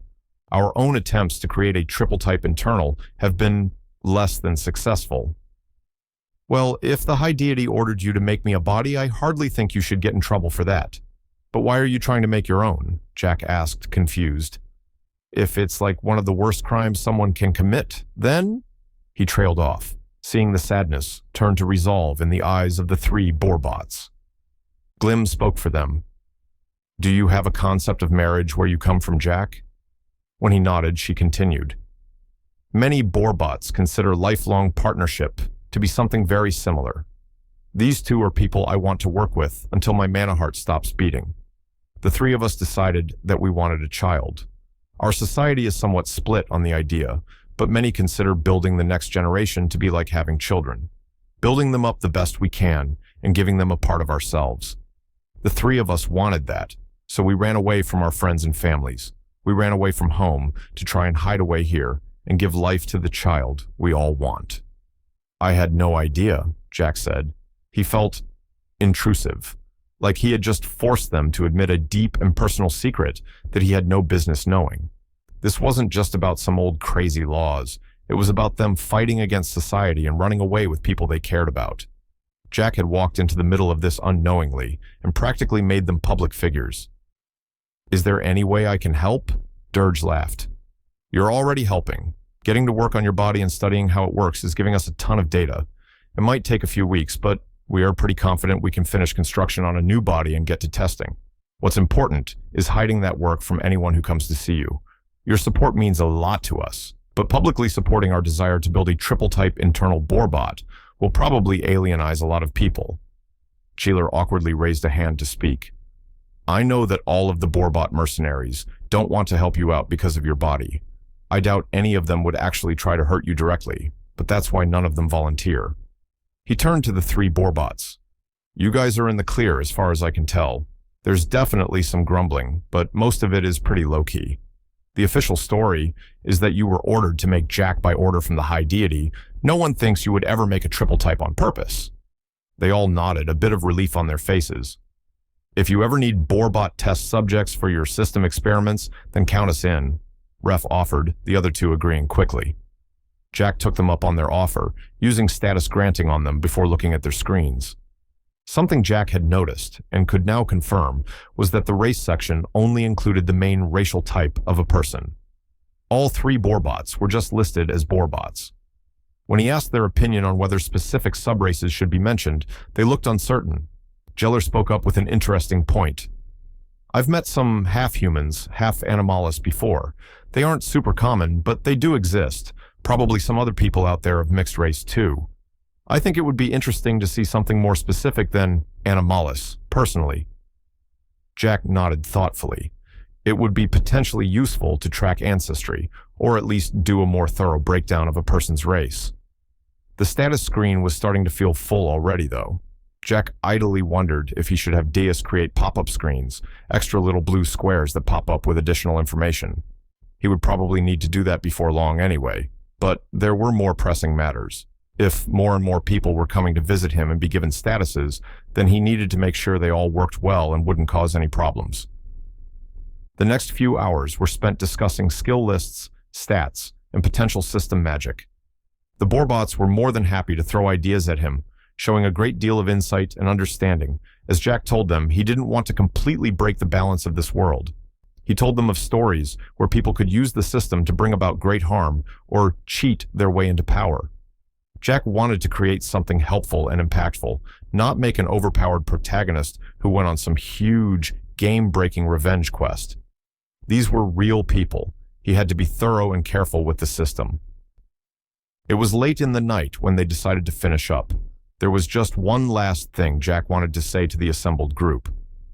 Everyone, I'm very grateful that you're helping me with this and are being so understanding about my situation. I would appreciate it if we could all keep a bit quiet about me telling you where I come from. Earth, I mean. I'm worried that the high deity would punish me for sharing everything I did, but I wanted to tell you all. The four of you are the closest things I have to friends and allies here. I don't want to get you in trouble. Deus can't see me when I'm down here on the surface. I don't think he can see people around me either. So just don't bring it up to anyone unless I'm nearby, okay? Jack saw the uncertainty and concern on all of the faces around him, but one by one they nodded, making eye contact with him as they did so. He sighed in relief, glad that they seemed to understand how serious he was. Jack was mentally drained from all of the revelations and information he had gone through today. He just wanted to sleep. "Can Borbot sleep?" he asked tiredly. Dirge nodded. "It's more like shutting your brain off for a bit, but yes. Want to borrow a room upstairs?" Jack nodded, and Dirge helped him upstairs. It was darker out now, and Jack noticed through a window that the sun had dimmed significantly, giving off a glow closer to the moon than the sun. He sleepily thought about how that would make time zones non-existent, every part of the world experiencing night at the same time. Jack trudged into his room and collapsed into a wooden bed, not even able to feel the comfort of a mattress, before he switched his brain off and fell asleep. Jailer also borrowed a room in the house, the one next to Jack's. He lay in bed and tossed a knife into the air over and over, catching it as it came back down. It had been a long day, testing with Jack, and then all the conversations. He hadn't understood more than half of it: space, the void, walking on a ball and not falling off. It was all over his head. The part he latched onto the most was right at the end. Jack had said that the high deity couldn't see him. Did that mean that Yeller was hidden from the God of God's sight right now? Yeller wasn't especially religious. He followed the true church, of course, but never gave much deference to the high deity. The God of Gods had servants and worshippers everywhere.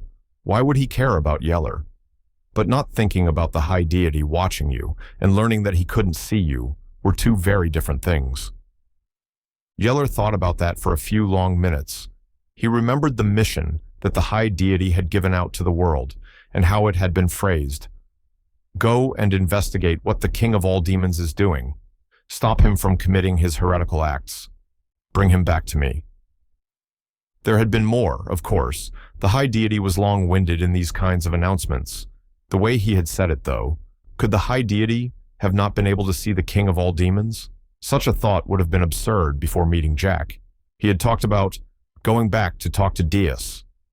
Could the high deity really not see what they were up to? System changes only happened after Jack left, after all. If the late King Plexion had been able to hide from the high deity, and if Jack could also do it, did that mean that there was likely a skill for that? Would people be able to acquire the ability to hide from the God of Gods? It was an appealing notion. There would be a great many people who would jump at the opportunity. But the high deity had called for a worldwide manhunt for Plexion, which had ended with the demon's death. He thought about it some more until his head began to hurt. There was no use thinking about it until he could talk to Jack privately. He turned over in his bed and went to sleep. Chapter 27. The Way Things Stand. Jack woke to light and sound. It was refreshing to not suddenly become conscious in a white void or a basement. Instead, a quaint and mostly empty room greeted him.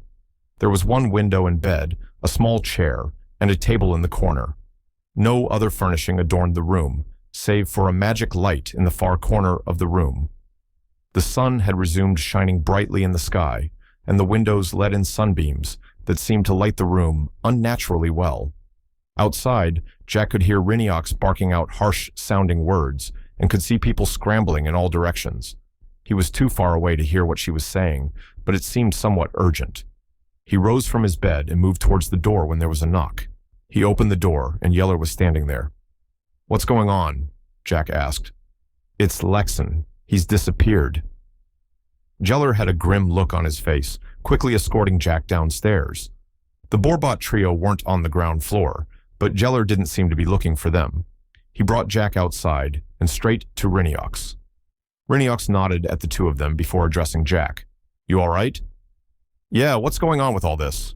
Jack gestured to the mercenaries scrambling around, gathering horses and packs into an area. "Lexan apparently left during the night.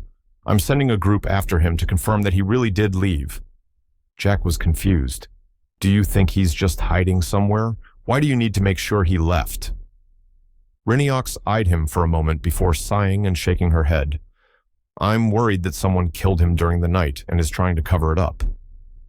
Jack was shocked. Kill Lexan? The man was weird and slightly off-putting, but why would anyone kill him? Even aside from that, the way Reincarnation had addressed the issue, it sounded like she genuinely believed someone had killed the demon. I don't understand. Why would someone do that? He just seemed like a really devoted guy traveling with some friends and priests. Reincarnation and Jailer both looked at him surprised. You don't know who he was? Reincarnation asked. That was the man who made it possible to kill the king of all demons. He's the most famous person in the world after you right now. The rest of his group that's still here, they are all the ones who killed the late King Plexion. Jack was once again struck by emotion. Those people were the reason he was here. Lexan was the reason he was here. They had killed Plexion, the demon spirit that Jack had met before. But didn't the high deity want people to do that? Reincarnation sighed again. Look, Jack, I've got to organize this search party, then go interrogate about 30 different people. That's a really complicated topic, and I just don't have time right now. As she said the words, some of the horses suddenly spooked and reared up. Reincarnation darted over there and began barking out more orders, leaving Jack and Jailer by themselves. Jailer gently guided Jack away from the working mercenaries before two priests from Lexan's group ran up and kneeled before him. Mighty servant of the Most High of Deities, please bestow upon us the knowledge of where Brother Lexan has gone. We wish to join his holy pilgrimage and spread the system to every soul of Drowl. Jack was taken aback, the intensity of their words frightening him a bit. He was about to respond before Jailer cut in. Leave Jack alone. Go and find him yourselves. The two priests backed off slightly, shooting dirty looks at Jailer before walking away. Jailer practically growled at them in frustration. Couple of bloodsuckers, those two. You all right, Jack? Jack was feeling slightly overwhelmed. The people he had met so far had been kind enough, or at least neutral towards him. The worship that Lexan's group had shown towards him was extremely uncomfortable. It made Jack feel like some kind of scam artist. He wasn't some powerful servant of God or whatever they thought. He was just a guy trying to survive. I think so, he told Jailer. Just a lot of things happening all at once. Jailer nodded understandingly before looking around. Follow me, he said, gesturing for Jack to walk with him. Jailer led the two of them up a winding path to a hill near the entrance to the valley. There was a man there watching a break in the cliffs that surrounded the valley. Jailer said something to him, and the man glanced at Jack before bowing slightly and walking off toward the buildings below. There was a lone palm tree at the top of this hill, light shade on the ground from where it blocked the sun's rays. Short green grass covered the hillside, and a gentle breeze blew by, smelling faintly of salt water. It was a beautiful day, small clouds dotting the sky and drifting lazily around the sun. Jack took in the sight, and a measure of peace came over him. Jailer plopped down under the tree and patted the ground next to him for Jack to sit as well. Jack sat next to Jailer and waited for the Catman to speak. After a long minute, Jack felt a bit awkward, so he asked a question. Why did you bring me up here, Jailer? This spot always helps me feel better. I feel like I can get away from it all, you know? When things get too tough, or I'm trying to avoid Reincarnation, I come to a place that puts my mind at ease. Jailer smiled slightly as he spoke, reminiscing over some memories. Anywhere we get stationed, I always find a quiet spot where I can just relax a bit. People call me lazy or soft, but I think most people don't appreciate peace of mind. Jack listened to Jailer speak before turning his gaze back to the valley. They could still see the compound, but even Reincarnation's voice was a distant thing here. It was disconnected, some natural barrier between where Jailer worked and relaxed. Jack could understand that. He had never felt like he could relax at work. Every job he had ever had tried to make their employees get along and be a family. But Jack had always felt uncomfortable. This was a beautiful spot, and he could see why Jailer liked it. Jack didn't know if his mechanical body could hold tension, but he felt some pressure release as he allowed himself to relax. The people, the pressure of building the system, his life being in danger, he felt like he had to sprint the whole way and never stop. This was good. The two of them sat there for what must have been an hour, not speaking, just sitting and enjoying the beautiful day, not wanting to ruin it. Unfortunately, all things must come to an end, and Jack wanted answers. Jailer, why would someone want to kill Lexan? Jailer took out one of his knives and studied it for a moment before tossing it in the air and catching it again. He didn't look at Jack as he spoke, continuing to juggle his blade instead. Because he killed someone that people admired. Jack didn't respond, so Jailer continued. Plexion was, well, he was the most outspoken person in the world. He claimed that the high deity was overbearing, and that we should be free to do as we wished, without having someone peering over our shoulders and whispering instructions. He made this huge speech to the whole country, calling out the high deity as wrong and bad. And nothing happened to him. There was no lighting from the skies, no curses or punishments from the God of gods. I hear it was incredible, people cheering and going nuts. Everyone thinks it at some point or another, but no one actually talks about that stuff. He was a hero to so many, giving voice to thousands upon thousands of people. Jailer caught his knife again, but didn't throw it. He placed his hands in his lap and just stared at the blade. Then the high deity had people go and kill him. He even rewarded the whole world for it. There are a lot of people who don't want the reward, or who would love to see Lexan and his group dead for what they did. Jack absorbed this information stoically. He had seen firsthand how petty and awful Deus could be, but didn't think that he would treat his own people that badly. But the end result of the actions he had taken had meant the death of someone who had thought of Deus as a bad guy. Then, instead of reprimanding the killers or acknowledging the feelings of Plexion's supporters, he gave out a huge reward instead. Jack had put himself in the position of that reward out of a desire to survive, but he realized that he had jumped out of the frying pan and into the fire. Jack might become a target for people who loved and supported Plexion. He suddenly realized that was the reason he had been given Jailer as a bodyguard. Reincarnation had predicted that there might be trouble and moved to protect him. "How does Reincarnation feel about this?" Jack asked. "She's fed up. She sympathized with Plexion, but what can you do about it? She has people to care for and a job to do. Those things come first for her. Taking care of the battered bracers is more important than getting personal revenge," Jailer said, still not looking at Jack. "And you, Jailer? How do you feel about this?" Jailer didn't answer for a long moment. "I think that nothing I do will ever affect the high deity. I don't think he cares if we're upset because there's nothing we can do to him." The two of them fell into silence as Jack considered the words. Jailer wanted some kind of revenge against Deus, not the people who just did what they were asked to do. Could Jack help him do that?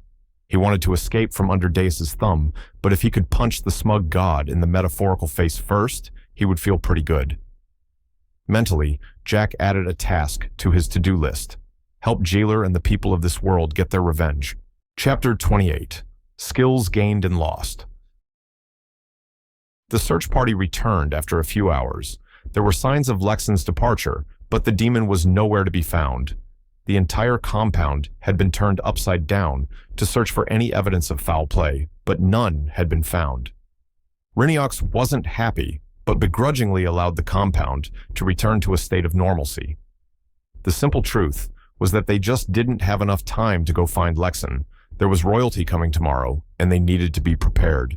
The compound was cleaned, one of the largest buildings was emptied of people, and Reincarnation personally drilled every single mercenary on manners and etiquette. Jack observed this from the sidelines. He was technically exempt from the activities, but had wanted to witness the royal etiquette skill at work. Reincarnation was the only person in the compound with the necessary manners as far as Jack could tell, but she was doing her darndest to whip her troops into shape. She also had them run drills, march in orderly ranks, and pull out their uniforms for cleaning. She made Jack think of a general wrangling troops rather than the vicious leader of a ragtag mercenary band. Jack watched closely as Jailer performed the actions called out by his leader. He had told Jailer to leave his status screen open to watch for a new skill popping up. Jack had made the butterflies to automatically detect if a screen needed to be updated, but he hadn't been able to check and see if they worked well yet. Jailer was focusing intently on his actions, trying to match the directions given exactly with proper form. His neat bows, graceful steps, and courteous words were all deliberate and careful. After about an hour, long after Reincarnation had given up hope for most of her troops, Jailer suddenly stopped and looked at his status sheet in surprise. He excused himself from the training and ran over to where Jack had been spectating. "Jack, look, I got it!" Jack looked at Jailer's screen and saw the royal etiquette skill, congratulating him on his accomplishment.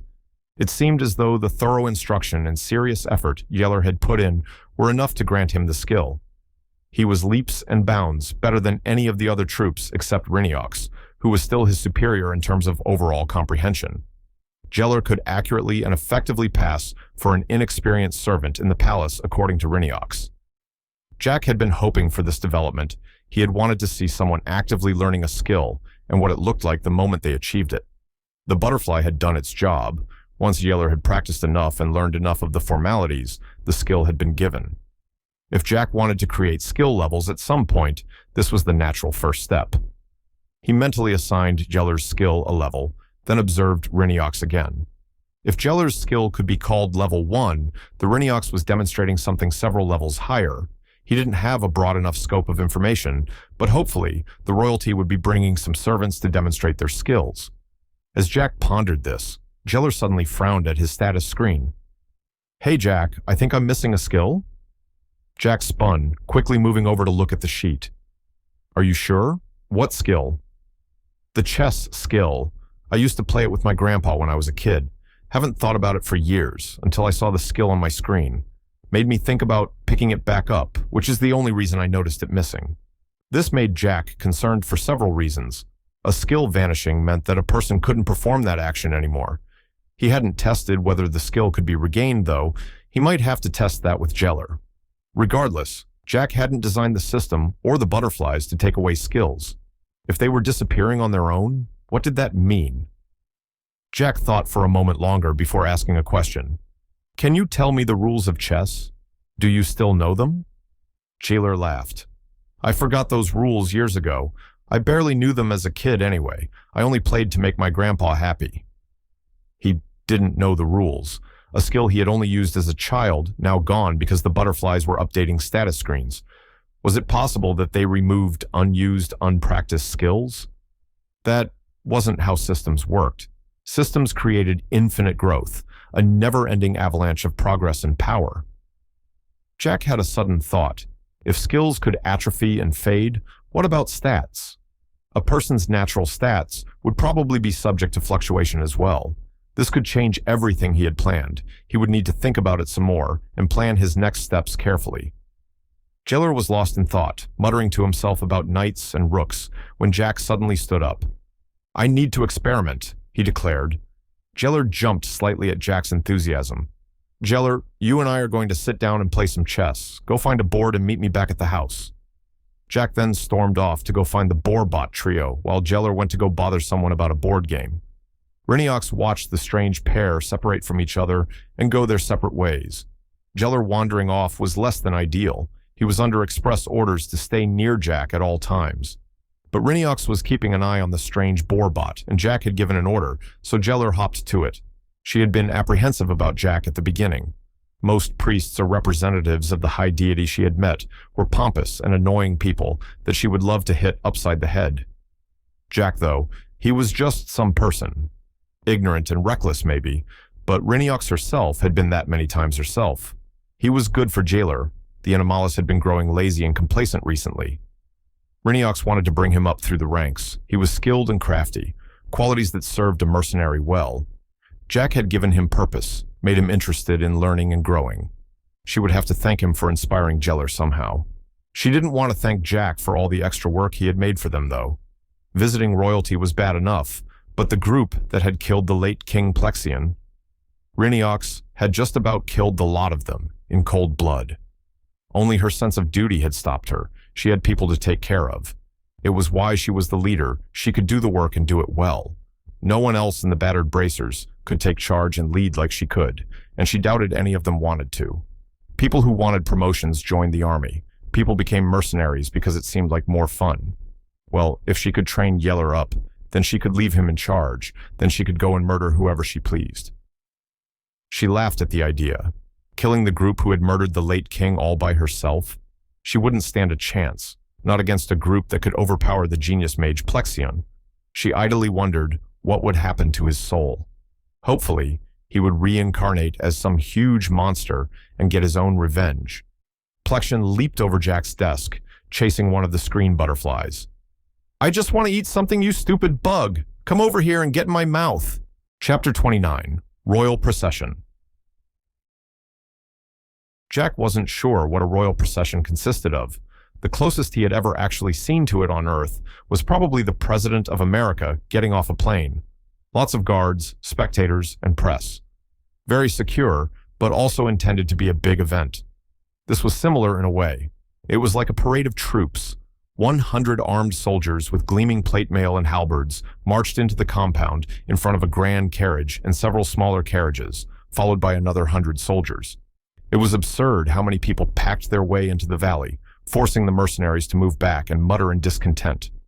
When all the troops had assembled and lined up, a trumpeter came out of the fancy carriage and began playing an anthem. It was imperious and steady, like the march of the troops had been. When the trumpeter was finished, he called out to the valley in a booming voice, "Now presenting Queen Ivana Hurchison and King Trield Hurchison, rulers of the noble country of Sharia." His voice carried over the whole valley and echoed off the walls. As one, the soldiers saluted thunderously, and the door to the carriage opened. The queen emerged first, a shorter woman with raven hair done in long, elaborate braids. She was pretty, but Jack would hesitate to call her beautiful. She had a sharp look to her, like she was dangerous, and chose to emphasize that in her actions. She wore a long, flowing black dress, very modest in the cut, but slightly form-fitting. It was adorned with patterns woven in gold, the whole effect making her seem very regal. A small crown sat upon her head, golden with gems inset around its base. She was lithe and on the shorter side, perhaps only 5.5 feet tall. Jack immediately thought of her as an assassin or some other dangerous person. The king, by contrast, was huge. Over 6 feet tall and built like a bodybuilder, the man's muscles were enormous underneath his regal garbs. His clothes were also black with gold patterns, but where the queen's had looked like they suited her, his only served to make hers seem more interesting. A formal shirt with a small formal cape covered his upper half, and formal pants and boots adorned his lower half. He had blonde hair and a rugged face. His crown was larger than the queen's, but that only seemed to be because his head was so much bigger than her own. If you put him in flannel and gave him an axe, Jack wouldn't have been able to pick him out of a lumberjack lineup. The two were also followed by a number of servants, a maid, a butler, and several generic serving staff. 5 soldiers on each side flanked the procession as they closed the distance to Jack and the mercenaries. The whole situation was surreal, a group like this coming to see him. As they approached, Reiniox made a gesture behind her back to the troops, and everyone assembled bowed low, Jack included. They were supposed to hold the bow until told otherwise by the monarchs, similar to how Lexan had treated Jack at their first meeting. A smooth but commanding feminine voice spoke. "You may rise." Jack looked up to see the queen studying him intently, her eyes predatory as they passed over his features. The king was half a step behind her, so Jack internally confirmed that the queen was the one in charge here. She gazed imperiously down the line of mercenaries as they rose, silently seeming to judge them on their form. Jack was at the front of the procession along with Reiniox and Jeller, the only members of the mercenary group that had any proficiency with royal etiquette. "You are Jack, servant of the high deity?" the queen asked. Jack bowed slightly again, his instincts telling him that such a person should be bowed to. "Yes, your majesty. I have been sent by the high deity to grant the reward he intends for this world." The queen was contemplative, considering him for a moment. "And what reward is that?" Jack rose. "It is magic, your majesty. I will incant it for you now." Some of the royal guards tensed at this, but the queen held up a hand to stall them. Jack simply said, "Status," and the blue screen appeared before him. The queen flinched back slightly at the sudden appearance of the screen, but quickly moved forward to peer at it. She attempted to touch it to no avail, then asked after its purpose. "It is a record and method of growth, your majesty. It is in its infancy as a spell right now, but the intention is to allow for the growth and development of all people," Jack said smoothly. He had been practicing what to say so that he wouldn't stumble over his words. "All people," the queen mused. "Can such a gift not be kept to the nobility and their chosen? Putting power in the hands of commoners can be dangerous." Jack immediately felt distaste build up inside of him. He had been hoping that this kind of development didn't emerge, but supposed he could understand the sentiment. For someone in a precarious position of power, giving more agency to the masses could prove to be quite a threat. It is the intention of the High Deity to spread this to every corner of Drell, Your Majesty. Jack fought to keep his voice level and calm, not wanting to show his sudden disgust at politicians trying to push people down. A pity. Very well. How can one acquire this magic? The Queen seemed dismissive of her idea, as if she had known that it was futile to begin with. Jack was slightly surprised that she hadn't pressed harder, but wouldn't complain at the result. I was gifted a ritual to grant someone a status, the blue screen you see before you. There are also several priests in attendance who can perform this ritual as well, Your Majesty. The king spoke for the first time, his voice deep and slightly rough sounding. How can the priests perform this ritual? Was it taught to them? His brow was furrowed, and he frowned as he spoke. Jack paused, deciding how to phrase his answer. I possess a second ritual which gives someone access to both the previously mentioned ritual and this second one. If you will observe my status screen. Jack gestured to his screen where the 3 system skills were listed. These are the described skills. The status skill which creates this screen, and status granting, which I will use on you and your entourage. The priests have had, chosen of the status, performed on them. The Queen looked thoughtful. Might we be given access to this chosen of the status ability? I believe it would serve my purposes well. The smile she gave struck Jack as distinctly evil. Jack was glad that he had grounds to refuse. My apologies, Your Majesty. The High Deity specifically instructed me to not grant that ritual without his express permission. He bowed deeply to hide his face. Jack wasn't sure if he could pull off looking sorry at not being able to grant their request. The Queen turned, eyeing the priests. They were standing resolute, conviction and refusal clear on their faces. The Queen sighed before turning back to Jack. We will have you perform this ritual on several of our staff members before using it on us. Geralt, come forward. The butler that had been in their carriage smoothly slid forward, his eyes downcast the entire time. As you command, Your Majesty. His voice was smooth as the silk he wore. His outfit was very much in line with Victorian servant uniforms, a suit of black that fit slimly on the body. Once the butler was in place, Jack began the ritual. Everyone assembled and waited patiently except for the king. He peered at Jack and muttered to himself anytime Jack began the next section of the skill. Once the ritual ended, a blue screen appeared before the butler. The butler lifted his eyes to look at the screen and then froze. The Queen, peering over the man's shoulders, frowned at something on the screen before opening her mouth to speak. But before a single sound could come out, Yeller and Reincarnation rushed forward and seized the man, throwing him to the ground roughly. The royal guards acted immediately, 5 brandishing halberds at the mercenaries, while the other 5 roughly grabbed the king and queen, pulling them back and away. The air grew incredibly tense in a heartbeat, and Jack fell down in shock at all the sudden motion. Halberds were leveled at Reincarnation and Yeller, even as the rest of the royal army pushed forward, ready to fight. The mercenaries also drew weapons, looking unsure but determined. They wouldn't go down without a fight.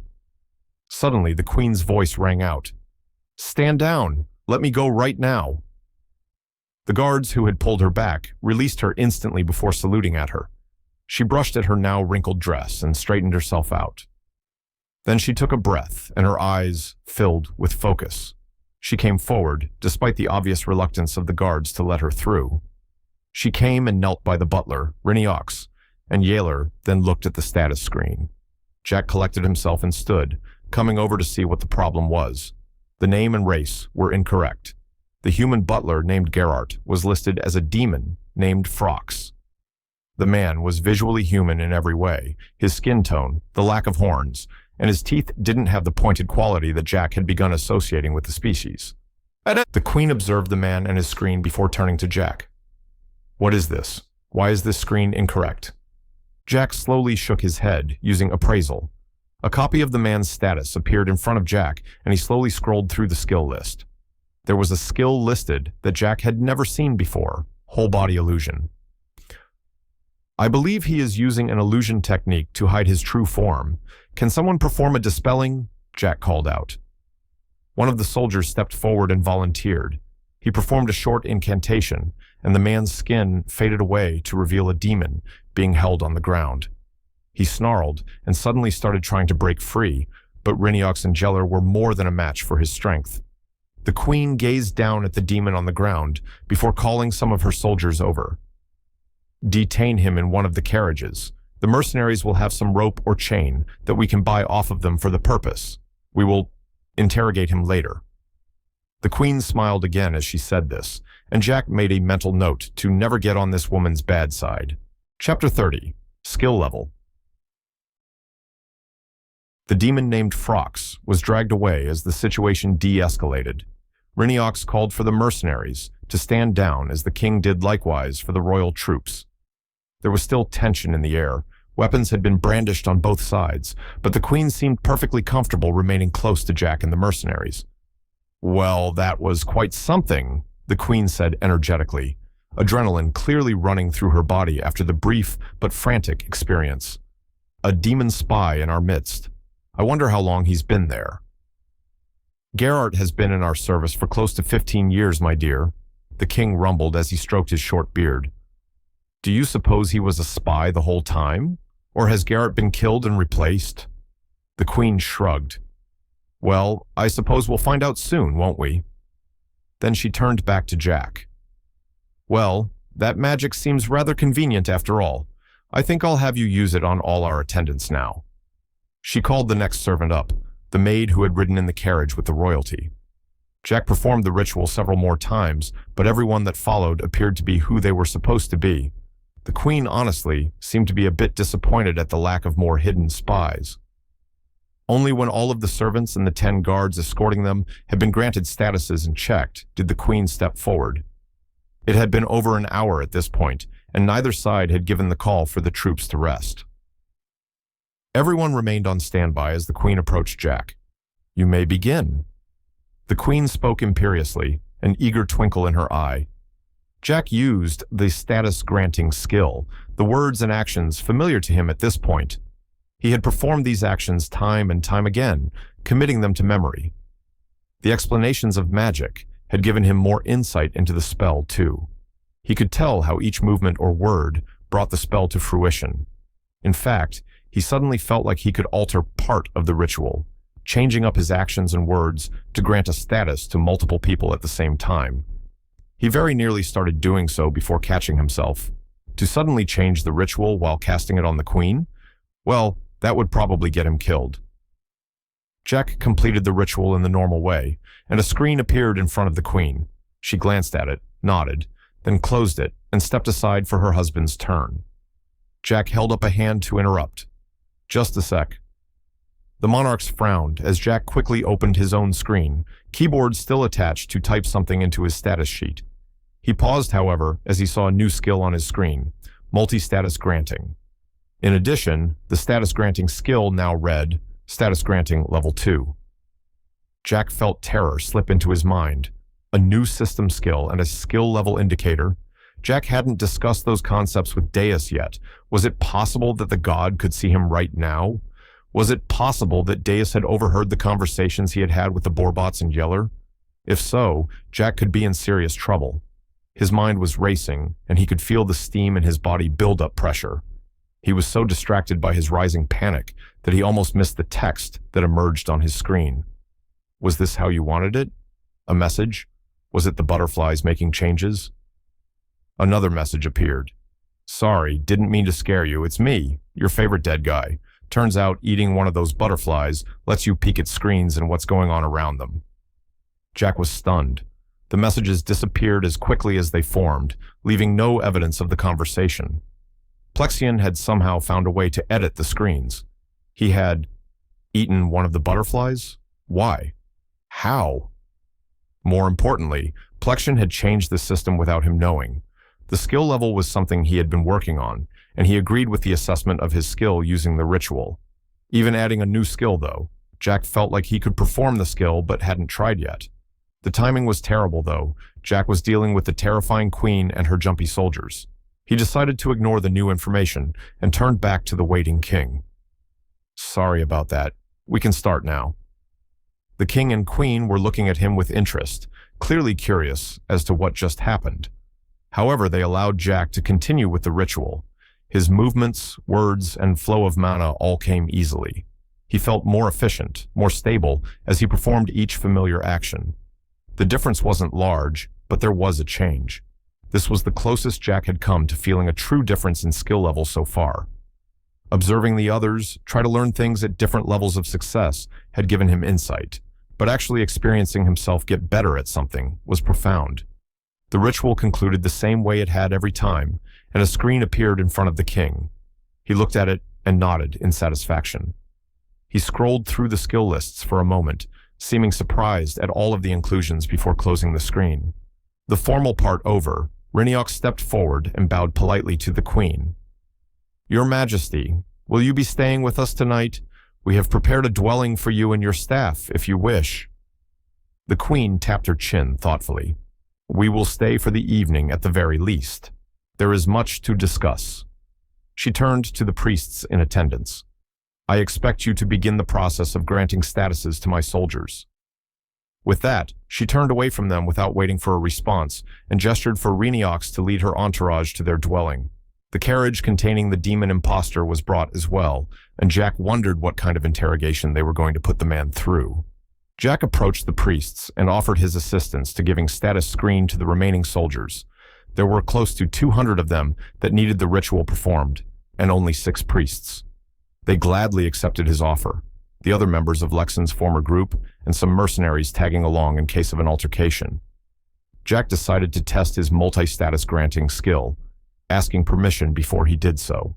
He didn't want any of the soldiers to be caught off guard and attack.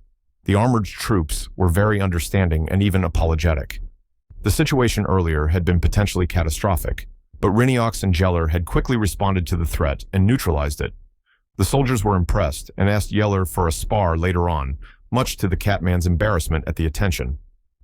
The multi-status granting skill worked on a very similar level to its single target version. It granted a status to people, but Jack could now specify a group that he wanted to grant to. Picking 5 soldiers for the moment, Jack began casting. The most significant change was the amount of mana being used. Jack judged that he was using more mana than if he cast the ritual for one person at a time.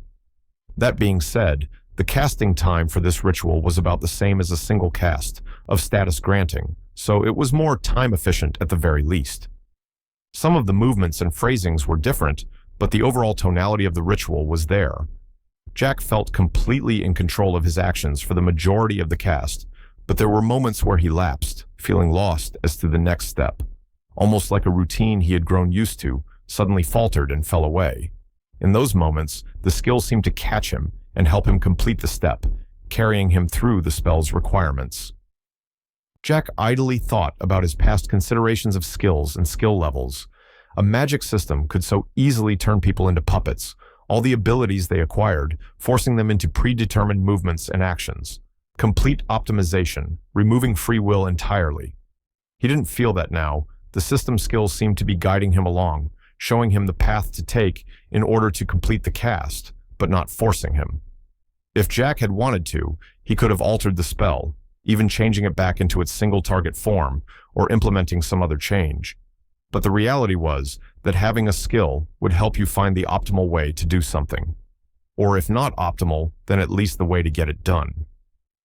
The spell finished, and 5 blue screens appeared in front of the soldiers, one for every person. Jack checked them over and found them all to be correctly assigned to the right people. The cast was a success. Jack figured he could only do 1 or 2 more groups before running out of mana, but the priest told him that it was a big time saver. They likely wouldn't be able to finish the small army by the end of the day anyway, each of them hoping to keep some man in reserve in case of an emergency. Jack was a little nervous about handing out this many statuses at once, but couldn't really stop it from happening.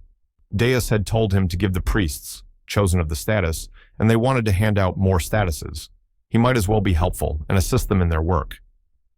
After he got done with this, he wanted to check in with Pexion, check on the queen and imposter demon, watch Yeller spar with some soldiers, and examine his skill list. There was so much to do. Chapter 31, Worries and Plans. Plexion sat on Jack's desk, touching one of the screens before him. By making contact with the screen, he could see around the area where a screen would be if a person had it open. It was a strange view, positioned slightly away from a person's head, but it allowed him to see the beautiful world of Drowl again. He was observing one of the soldiers near Jack and the priests, watching his killers closely. Lexon's group were exactly the kind of people he had thought them to be, faithful and dedicated workers. He was angry at them, and rightfully so in his mind. They had killed him. He was allowed to be mad about that. The high deity hadn't even said anything remotely close to kill Plexion, or anything like that. Plexion shook his fist in their direction, incredibly tempted to have the butterflies delete everything on their status screens. Then he shook his head and sighed. Messing with things that much would get Jack in trouble. Jack was pretty much his sole hope in all this mess. Plexion had created a method of magic to hide himself from the high deity, but the problem was that it worked after death as well. The high deity recycled souls, reincarnating people back down to Drowl in new forms as new people. Plexion, though, he had gone and made his soul impossible to find. He couldn't be reincarnated because the high deity couldn't find him. It was rather unfortunate. Plexion didn't want to spend the rest of eternity stuck in this white void of nothingness, occasionally spotting Deus as he floated around. Plexion took a moment to look around the god's domain, searching for the cloak. He spotted Deus looking at a screen, a little ways away from Jack's workstation. Curious, Plexion sauntered over, completely undetectable to the god of gods. He peered at the screen before freezing, shock overcoming his nonchalant attitude. The screen belonged to Deus. His name was on it, and everything. Most of the information wasn't filled in, the stats and skills totally empty, but the god looked at it with focus and intent. The screen fuzzed slightly, and Plexion could see the text distort and change, words becoming foreign characters, and things appearing all over the blue box. Plexion watched, a mix of awe and curiosity churning in his mind, before slowly reaching out a hand. Before he could make contact with the screen, however, Deus suddenly closed the screen and whisked away. Plexion flinched despite himself. The sudden actions Deus took always made him feel like he had been caught. Plexion pondered that screen. It had seemed wrong. Not the clear and concise system that Jack had intended, but something alien and different. Plexion wanted to touch it, to interact with it, to study it. Maybe he could ask Jack to have Deus summon the screen for him. Turning back to the desk and the growing list of screens that popped up here anytime someone granted a status, Plexion looked through them until he found a specific one. The status screen of Lexon the Demon, the de facto leader of the group that had killed him, and the guy that was going on some holy crusade to convert the world. Plexion didn't know why Lexon had the chosen of the status skill, but he was pretty sure that Lexon was going to do some things he wasn't supposed to. Deus did not like to interfere directly in the lives of his people. He would visit or direct individuals if asked, but chose not to interfere of his own accord unless it was important. His direct intervention had stopped no less than 6 impending world-ending events by individuals who wished for the destruction of everything and everyone. Plexion had been a different story. The idea that Deus could not oversee his people was ridiculous. He made them, and they were a part of him. Every part of Drow was a part of him. It would be like if one of a person's fingernails disappeared, leaving a note saying that it had hidden itself somewhere on your body. It had been unacceptable and a dangerous precedent. If people could simply vanish from his sight, how would he know whether they were going to ruin his beautiful world or not? The idea that Deus could not see the area around Jack bothered him. He had seen people enter the blind spot, but as long as Jack's spirit was down there, then Deus couldn't observe the situation. Lexon and his group had entered, but only Lexon himself had left. Deus was annoyed that the demon had the chosen of the status skill. He had specifically told Jack not to give that skill to anyone who wasn't a priest. He would have punished Jack for his insolence already by obliterating his soul, but he was only half convinced that it was the Earthling's fault. Deus knew of the dedication given to Lexon by his followers. The possibility existed that they pitied him and granted him the skill. Lexon was a devout follower, passionate and faithful. The only area in which he was lacking was how he interpreted the things Deus commanded of him. He seemed to view the god as the pinnacle of grace, mercy, and righteousness. Deus agreed, of course. He was the perfect, almighty god of Drowl. But Lexan often let the god's kind nature overwrite certain words or tones, giving his messages completely different meanings. Deus would not confront Lexan for now. The man's goal was to spread the system and bring glory to Deus. This was acceptable, but Deus would need to keep an eye on the situation to make sure nothing too dangerous happened. Deus idly wondered if Phrox had been discovered yet. Ivana would likely force him to be given a status sheet, which would break his cover. Deus didn't feel especially strongly about the man getting caught or not. It was simply the way of the world. He would allow events to shape themselves without picking a side, only acting to stop truly catastrophic things from occurring. He knew each and every person of Drowl and loved them all equally. He would never help one person over another, even if it meant saving someone's life. Phrox sat in chains, anxiously awaiting his fate. Hours had passed, and night was falling now. He could only sit and think about what kind of torture was to come. The Queen would personally torture him, no doubt. He knew for a fact that she didn't keep a torturer on her staff purposefully, opting to do the job herself when she could. He respected that part of her. She wasn't afraid to dirty her hands if it meant getting what she wanted. It was very demonic of her. He was similar to her in that regard. He had been posing as a butler for almost 15 years, living in the human kingdom for almost 10 years, before that in order to have a shot at working in the palace. The majority of his life was spent pretending to be someone else, all so that he could occasionally hear some secret or rumor that he could report to his home kingdom. He had always wanted to be useful, to serve the Queen of all demons in any way he could. When he had been chosen for an infiltration program that spanned every corner of Drowl, he had been thrilled. A real chance to make a difference and serve the glorious empire. Much like the Queen, he wasn't afraid to do whatever it took to get the answers he wanted. But now, he had been caught. The torture wouldn't accomplish much. He truly didn't know anything about the current state of the Demon Lands. He had left there as a child and had never been given word as to current events there. He sighed internally, idly wondering if there was any way he could be useful ever again. Psst, a voice whispered from nearby. Hey, Phrox was it? Got a job for you if you want out. Phrox perked up. A chance to escape, he would take one if he could.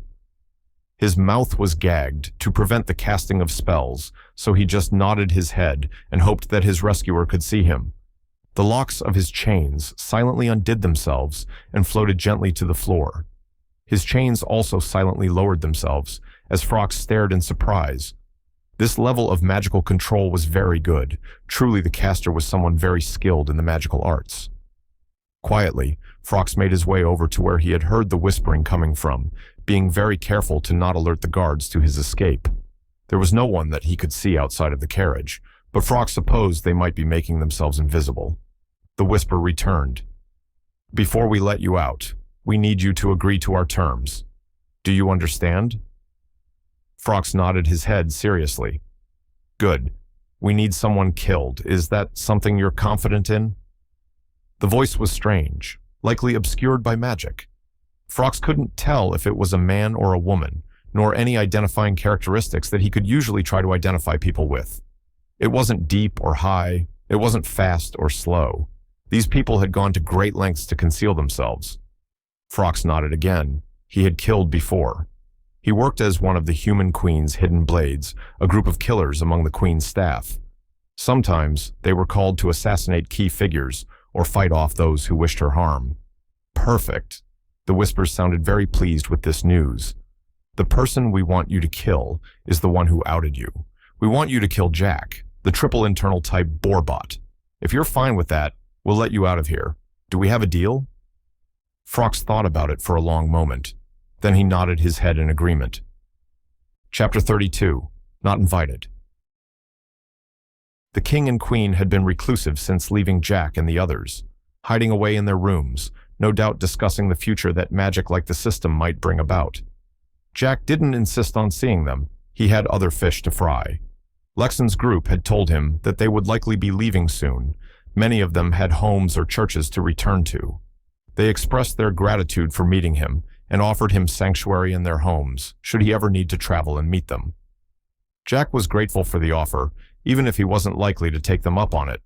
At least for the foreseeable future, he was stuck here. It seemed that more and more dignitaries and travelers would make their way here from across the world.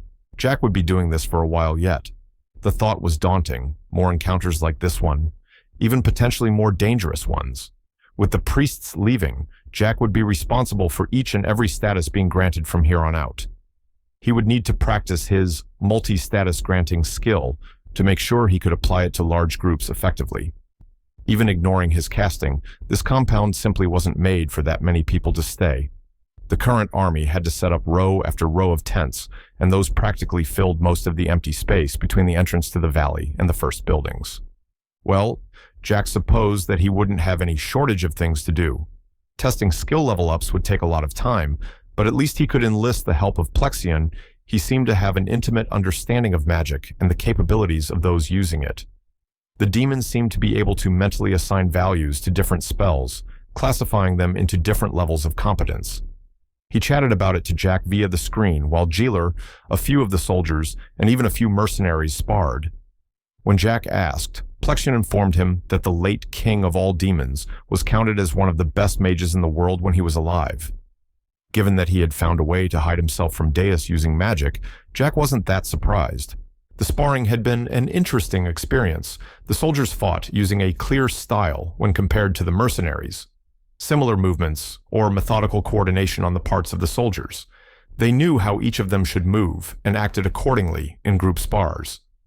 The mercenaries, on the other hand, seemed to be focused on results rather than acting as a cohesive unit. It was common to see one of them charge in to take the brunt of a blow, while another snuck around and targeted the attacking soldier. The two groups sparred a few times, Jailer being the clear leader for the mercs, both in strategy and skill. He never used the point defense skill for some reason. Jack figured it was probably because Jailer wasn't confident using it in a fight yet. All in all, the spars had been light-hearted and meant for trading pointers. Jack didn't notice any overt hostility on either side, despite how tense things had been before. Aside from the guards posted around the King and Queen's dwelling, the Borbot lab house, and the entrance to the valley, most of the people in the camp were off-duty. This led to cookfires, drinking, games, roughhousing, sparring, and any other kind of leisure the compound could accommodate. Jeller stayed with Jack, mostly hanging back and watching. Some of the games and activities were familiar to Jack, certain dice and card games, for example. But other activities were a mystery to him. He felt like an outsider looking in on a culture he didn't understand. Anytime he came close, nearly everyone stopped what they were doing to look at or talk to him. It was like they all understood that he was supposed to be set apart. It was hard for Jack to swallow that. Jack decided that he'd rather go back to the house than awkwardly hang around the fringes of the festivities. Jeller, you can hang back and spend some time with people. I'm going to head back to the house. Jeeler paused, looking at Jack. Nah, I'm your bodyguard, man. Arguably, this is when you need a bodyguard the most, surrounded by random strangers. Jack saw the logic in it, but felt bad. Jeller constantly had to spend time near Jack. The Catman seemed like he wanted to cut loose and have some fun. No, seriously, go and have fun. Ref and them will be there, and there are guards posted at the house. Get out of here. Jack lightheartedly shooed Jeller away, and the Animalist paused before smiling at Jack and wandering off. Jeller immediately found a group to sit with and was handed a drink. Jack found himself jealous at how easily the other man was so quickly accepted into camaraderie, while he felt like a total outsider. Sighing, he turned away from the people and walked back towards the house, where the Borbots were staying. The house was being guarded by a handful of mercenaries, with no soldiers present outside of the dwelling. Reiniox was inside, sitting with the Borbots in the living room and quietly discussing something. They looked up and greeted him as he walked in, Reiniox glancing around before frowning. "Where's Jeeler?" she asked. Jack shrugged. "Oh, I told him to take the night off. He deserves a break." "And he said yes?" Reiniox raised an eyebrow, still frowning. "He'll be punished for that." Jack was surprised, even though I told him it was fine. "Of course," she said matter-of-factly. "Feelings shouldn't get in the way of duty, especially when a person's life is on the line." Her tone was steady as she spoke, her eyes locked onto Jack's. Jack nodded slowly, seeing the value of her words. But the threat of death wasn't something that Jack felt very strongly. He knew that there were people that didn't like the idea that he existed, even people that might want to see him gone, but he felt very secure. Not only did the mercenaries seem very capable, but the addition of friendly soldiers only bolstered his confidence. Even ignoring things like guards and security, Jack didn't really think that his life would ever truly be in danger. He was a dang ghost for goodness sake. Even if his body broke and fell to pieces, he would just pop back up into the sun. Well, he did want to stick with me. Don't punish him too hard. Reiniox nodded as this, and Jack decided to go upstairs. The day had been long and had transitioned rapidly from rants and exciting to incredibly boring and tedious. Jack wanted to go over a few things and then check in with Plexion. His spirit helper had told Jack that he was going to spy on some people using the screens. Jack absently supposed that this was probably a good idea. Plexion could monitor people safely from the void and let Jack know if there were any problems. The only issue with the system was that Plexion could only monitor one screen at a time and had no way of knowing if it would be helpful or relevant. Jack idly wondered if he should try eating a butterfly next time he was in the void. Maybe it would be useful to check on people and see what changes popped up. Although, giving himself the ability to monitor people from the void felt kind of creepy.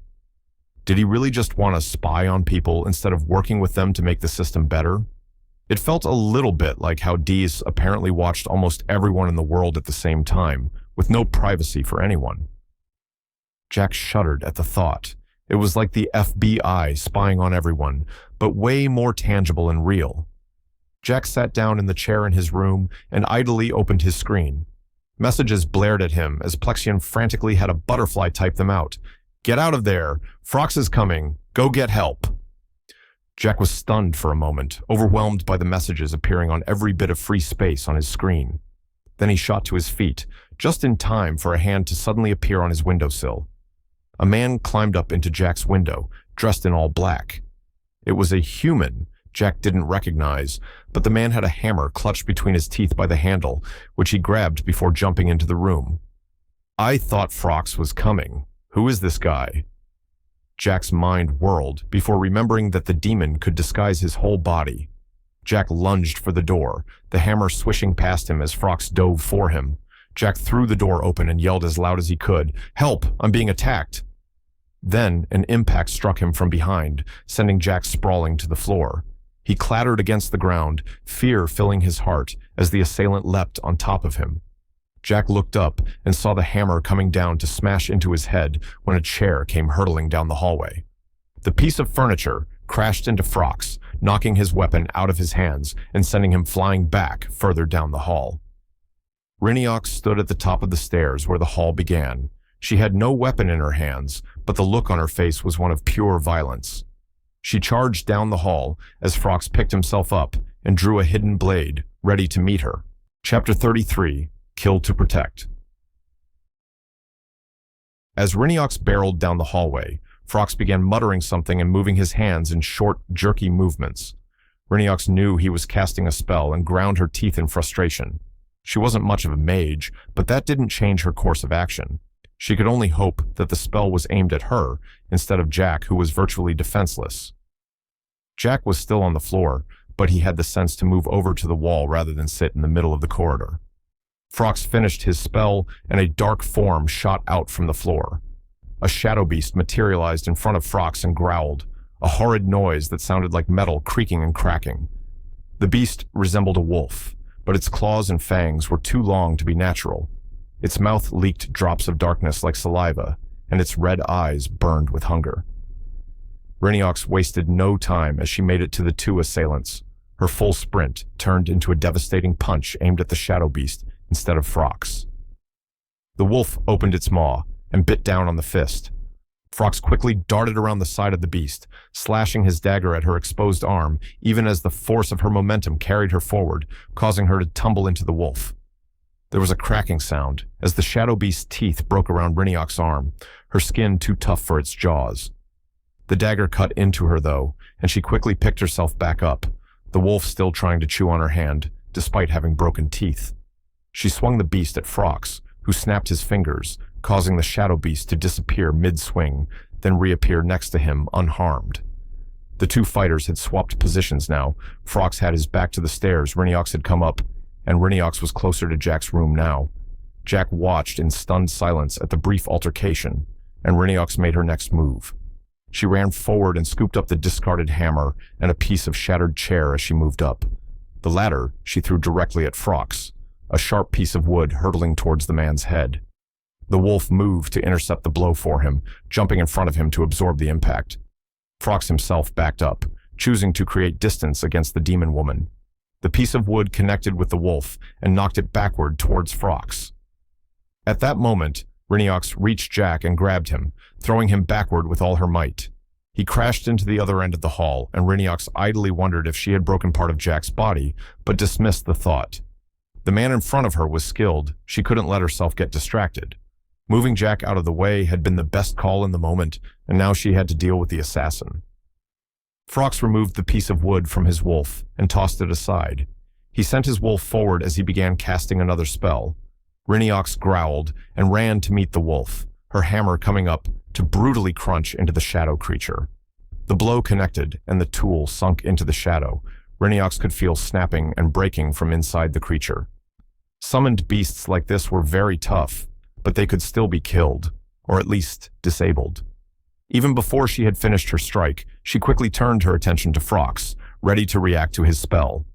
Frox was not casting a spell, he was in front of her. He had faked his cast and used the wolf's body as cover to approach her. His knife flashed as he brought it forward towards her midsection. Her stance was still messed up, and she wouldn't be able to block the knife very effectively. She made a decision and let the knife slip into her side. It hurt. Stab wounds always hurt like crazy. But she didn't hesitate and grabbed his arm, her vice grip tightening on his wrist even as she dropped the hammer. Frox paled with the realization that he had been caught. Then Riniox lifted him by the wrist and slammed him into the wall of the hallway. The wall broke beneath her mighty swing, but she did not stop. She broke the walls, the ceiling, and almost broke the floor as she battered Frox against every available surface. She couldn't feel the man go limp, though. He was still conscious and shifting to try and protect himself. His shadow wolf was slowly picking itself back up, too. Riniox was honestly impressed. The man was tough. He had probably cast some body enhancements and protections before breaking in, but even with those he was taking this beating very well. Unfortunately, this man was here to kill Jack, and she couldn't allow that. Deciding to finish things, she brought Frox back up, slamming him against the ceiling, before grabbing his body with both hands and bringing his body hurtling down towards her knee, her intention to finish him off with a lethal blow. She didn't get to complete the move. The wolf leapt forward, clearly on its last legs, and slammed its body into its summoner. Riniox had braced, expecting the blow to come at her, so she was surprised when the force was aimed at Frox, knocking the man free of her grip. He rolled across the splintered and battered floor before settling in a crouch. He snapped his fingers, and the wolf reformed next to him, good as new. He was bruised and bleeding, his breathing was all messed up, and his knife was still in Riniox's side. But the look in his eyes told Riniox that this fight wasn't over. She pulled out the knife and settled into a stance. She could probably ignore the wolf and just aim for Frox at this point. One well-placed blow with all of her strength would end this fight, no matter how many protections he had. There was a tense moment where the two simply stood staring at each other, each weighing their next move. Then a voice began speaking from behind Frox, and Riniox could see Dirge at the top of the stairs chanting a spell. Steam whirled out of and around him as mana began to form in the air. Frox didn't allow himself even a moment to look back, charging toward Riniox, his shadow beast charging with him. The two charged forward in unison. Frox mirrored Riniox's earlier actions, scooping the hammer and piece of wood off the floor in his charge. He leaped up diagonally, kicking off the ruined wall to gain height and bring his weapons down on Riniox's head. She completely ignored the wolf, bringing the knife up to give a finishing blow to the man. Her aim was good, and she used every muscle in her body to stab the blade toward the assassin. But her blade connected with the shadow beast, its form suddenly replacing Frox's midair. The blade sunk deep into, and then through the wolf, both of her arms sinking deeply into the form, trapping them. She wheeled and saw Frox sprinting behind her, running straight for Jack. She cursed herself. Of course, his last-ditch effort would be to get his target. She quickly tried to remove her arms from the shadow beast that had accidentally become a tool to bind her, but she knew she would be too late. Frox was nearly on Jack, his hammer raised high in the air, ready to crush the Borbot's head. When suddenly, a jet of water blasted down the hall so fast, Reiniox could barely see it. The tiny jet of compressed water hit the assassin and went through his head, instantly killing the man. Reiniox found herself impressed for the second time today. Dirge was quite the capable mage, it seemed. Jack sat dazed as the Borbot trio checked him over for damage. The whole situation had gone by so quickly, his brain hadn't caught up with the events, and he wondered if he was in shock. Things passed in a blur for the next little while. He answered questions, but he mostly just sat there as the situation resolved itself. Reiniox was checked over by a mage, but her wounds were already closing up. The assassin was dead. His shadow beast had dissipated after the fatal blow he had received. Yeller came charging in and looked horrified at the scene. The Animalist didn't even get the chance to come up and speak to Jack before being grabbed by Reiniox. The demon practically threw him at some other mercenaries and barked out some order Jack didn't hear. Yeller was dragged off and taken somewhere else. Jack didn't have the mental energy to ask where. People kept coming up to check on Jack but seemed to understand that he was extremely out of it. They would offer a few words and then give him space. The whole experience had been terrifying. Frox's expression had been cold and dispassionate, as if killing Jack was just another task he had to perform. Jack shuddered at that expression, truly feeling terrified at the experience. Even the terror he had felt because of Dias seemed pale in comparison. A man coming at you with a weapon, clearly intending to kill you, was horrifying. He sat there for the better part of half an hour before Reiniox sighed and walked over to him. She crouched down, getting closer to eye level, before addressing Jack. "Jack, can you look at me?" He slowly looked up, his eyes meeting her own. "You're alive, you lived, and he didn't. He can't hurt you anymore." Reiniox spoke these words with conviction, and Jack could feel the weight behind them. They were words that evoked emotion in him, an emotion that Jack could see Reiniox felt as well. That latching on to being the one who survives is sometimes what saves you. Jack took hold of that emotion, and he felt himself grow more grounded, more present. "Thank you, Reiniox," he spoke, genuinely feeling grateful to the woman. Reiniox smiled easily. "Just doing my job, Jack. Glad you're still with us." Then she paused, thinking for a moment. "You know, if this is going to happen again, you should probably be able to defend yourself a little bit. You were basically dead weight that whole fight." The sudden rebuke stung, but Jack could understand the point. Reiniox had gone out of her way to take care of Jack in the fight, getting him to safety instead of killing Frox. If he had even just run away, then the fight might have gone better. He hadn't even tried to use the point defense skill. That alone might have tipped the scales more in their favor. Jack nodded at her words. "Reiniox, will you teach me to protect myself?" She grinned a sharp, toothy grin. "I think I can manage that." Chapter 34, A Demonic Instructor. Jack slept in Reiniox's room that night. She slept in the room as well, offering up her bed and taking the floor. There were 5 other mercenaries guarding the outside of the room and window that rotated out throughout the night. Jack was a bit nervous. The attempt on his life had been harrowing. He had suffered damage because of it, though the Borbots had patched up enough that he wasn't in any immediate danger. He lay in Reiniox's bed, trying to put the events of the evening out of his mind. He could hear Reiniox snoring loudly. She had fallen asleep quickly, all things considered.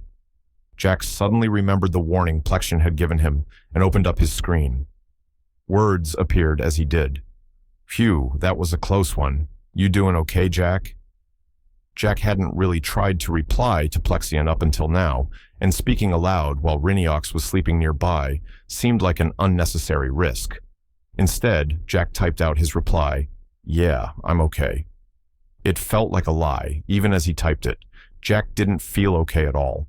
Despite all the assurances, despite all the comforting, Jack had still been through something insane. Even the disconnect he felt for his body, the knowledge that he would probably be fine as a ghost, didn't help. Someone had tried to bash his head in with a hammer, that sort of thing, stuck with a person. "Hey, don't worry about it," Plexion typed out. "You've got the king of all demons looking after you. I'd never let you get hurt without a warning." Jack typed back. That's assuming I have my status sheet open. I haven't implemented pop-up screens yet. What? Like a kid's book? Jack realized that Plexion had no idea what he was talking about and chuckled to himself.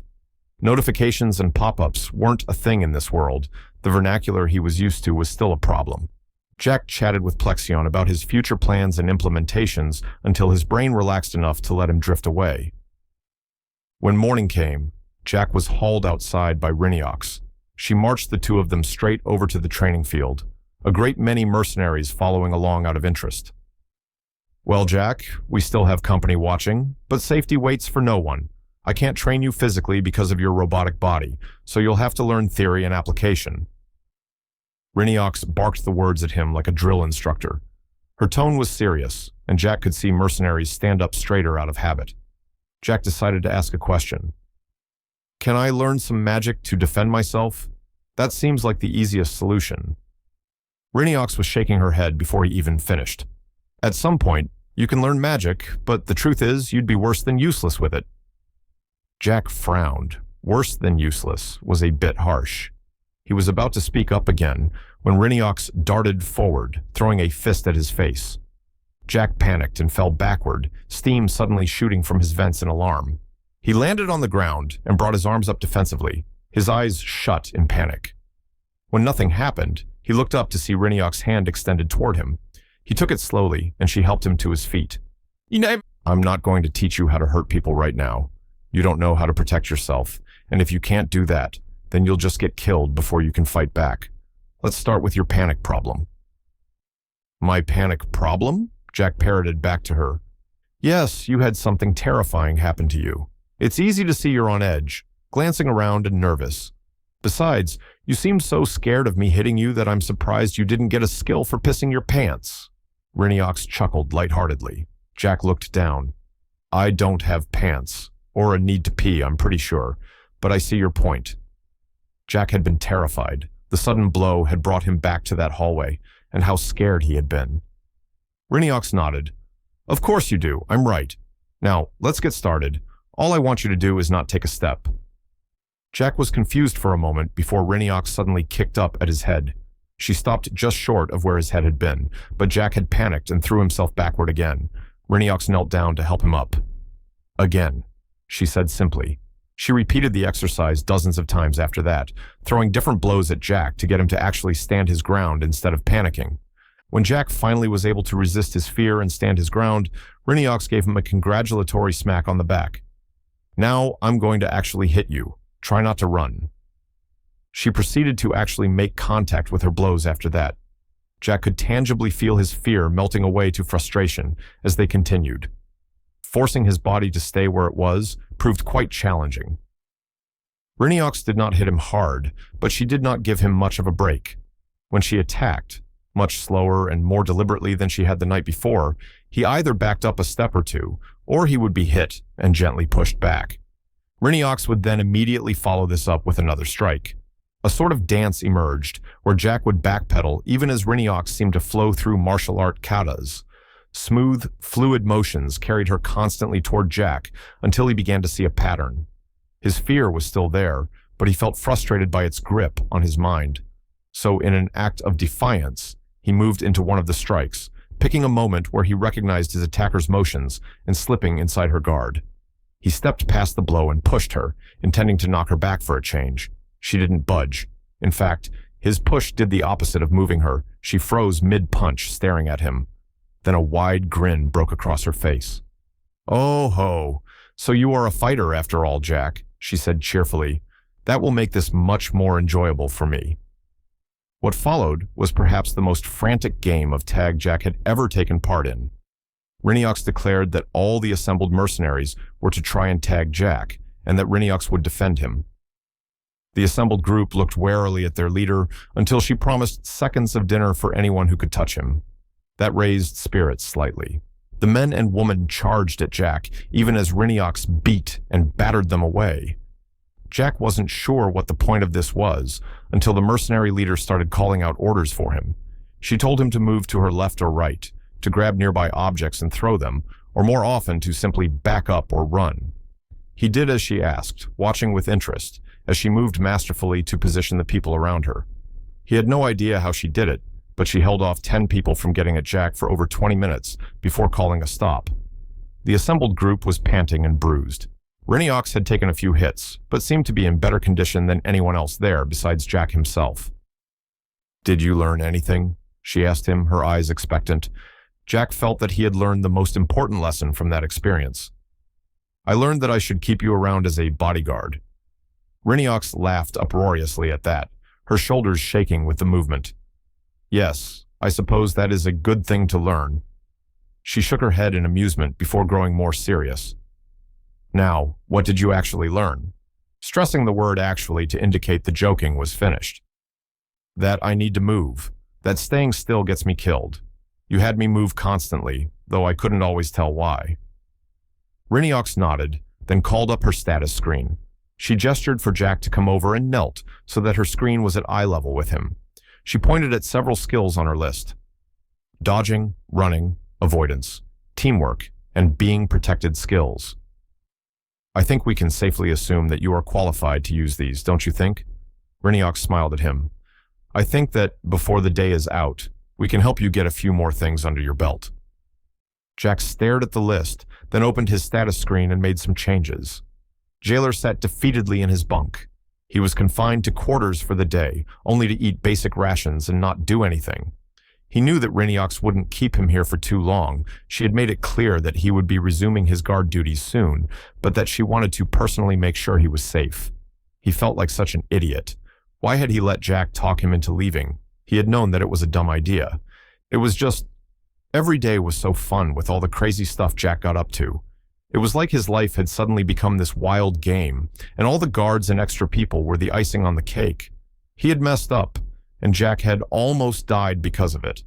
Jailer had seen him, just sitting there on the floor, a few dents and bumps, but the look in his eyes. He had seemed terrified. Jailer inwardly cursed himself for his stupidity. Jailer activated his point defense skill, and a small blue screen appeared mid-air.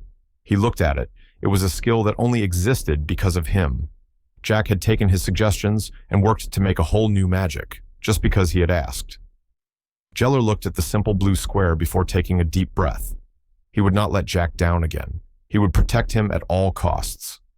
Jack was changing the world. Jack was important. And if Jailer could help keep him safe, then he would do anything in his power to do just that. Jailer swore an oath that he would serve Jack and give his life in defense if necessary. "Come hell or high water," Jailer mumbled the words to himself, but his heart was ablaze with conviction. Chapter 35. Apologies.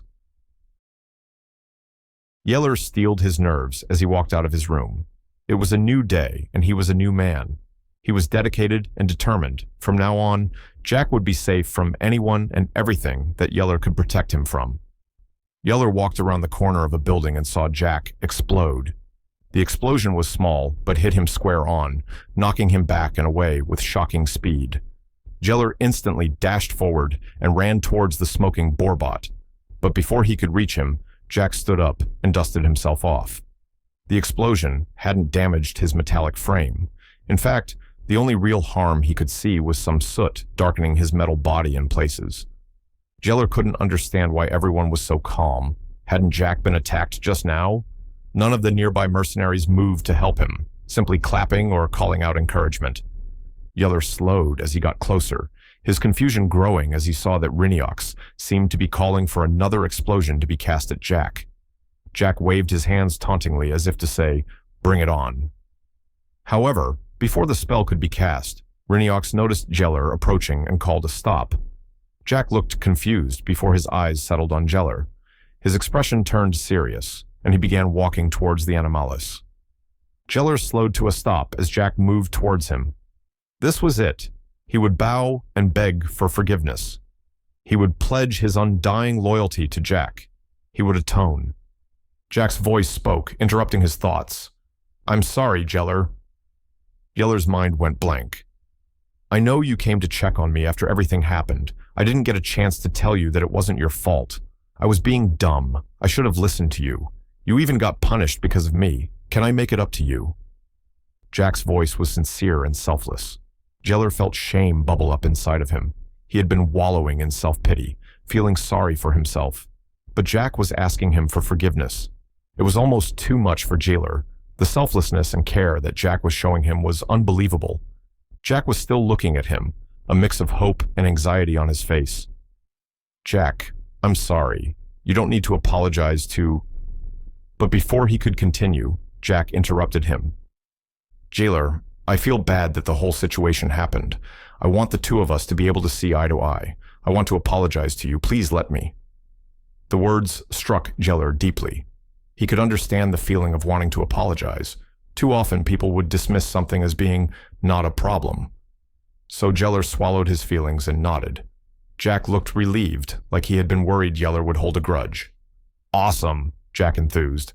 "Let me know if there's anything I can do to make it up to you, okay?" Jailer took a moment to consider, then nodded to himself. This was his moment. He knelt down in front of Jack. "I want you to let me help you. I want to work to protect you and help you with your mission. No matter where in the world you go, I will be there to help and protect you." Jailer's eyes were shut, his head lowered. He didn't know what Jack would say to such an offer, especially on the heels of such a massive failure. He was shocked when Jack pulled him to his feet and stuck out a hand. "Jailer, I would be very relieved to have you around. But none of that kneeling stuff, okay? I could use a friend, not a knight." He smiled slightly as he said it, and Jailer had never been happier to shake someone's hand.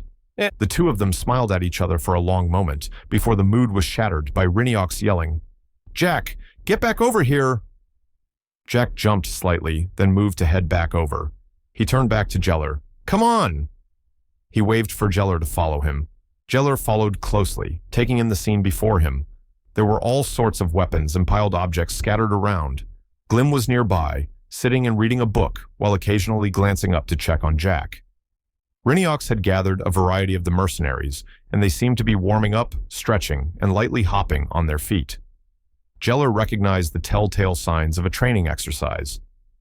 "All right, Jailer. Seems like you're done stewing. I've had to take up some of Jack's precious time teaching him to defend himself instead of having him work on the system." Her words were sharp, causing Jailer to feel a pang of guilt, before Jack rolled his eyes and smiled at Jailer. Reincarnation ignored him. "So now we are going to test the results of his learning. Protect him for me, would you? Go!" Before Jailer could even fully process what was happening, 5 mercenaries ran at Jack suddenly. Surprisingly, Jack also moved, dashing away from his assailants and behind Jailer. "Point defense," he called out, and a blue screen appeared on the foot of one of the mercenaries, causing them to trip in place, while also holding them down. By the time the other 4 mercenaries reached Jailer, he was ready. He used his own point defense skill, not to bind someone in place, instead placing it in front of one of the runners' faces. The man's head slammed into the tiny screen at full speed and practically caused him to flip completely over before landing hard in the dirt. Jailer simultaneously swept his leg out, trying to trip up one of the other attackers. The woman in question jumped his kick, only to be hit by a stone thrown backward by Jack in midair. She stumbled, and Jailer lunged forward, shoving the woman into one of the other runners, causing them both to fall. The last mercenary ran past Jailer, quickly closing the space to Jack. Jailer moved to try and catch up, but didn't think he would make it. Instead, he used point defense again, hoping to bind the man in place. The man heard the cast and quickly moved, deciding to juke to the left, avoiding the screen and reaching his hand out toward Jack. His fingers met empty air as Jack dove between the man's legs, hitting the man's shin with a held stone. The man cried out in pain and fell to the ground.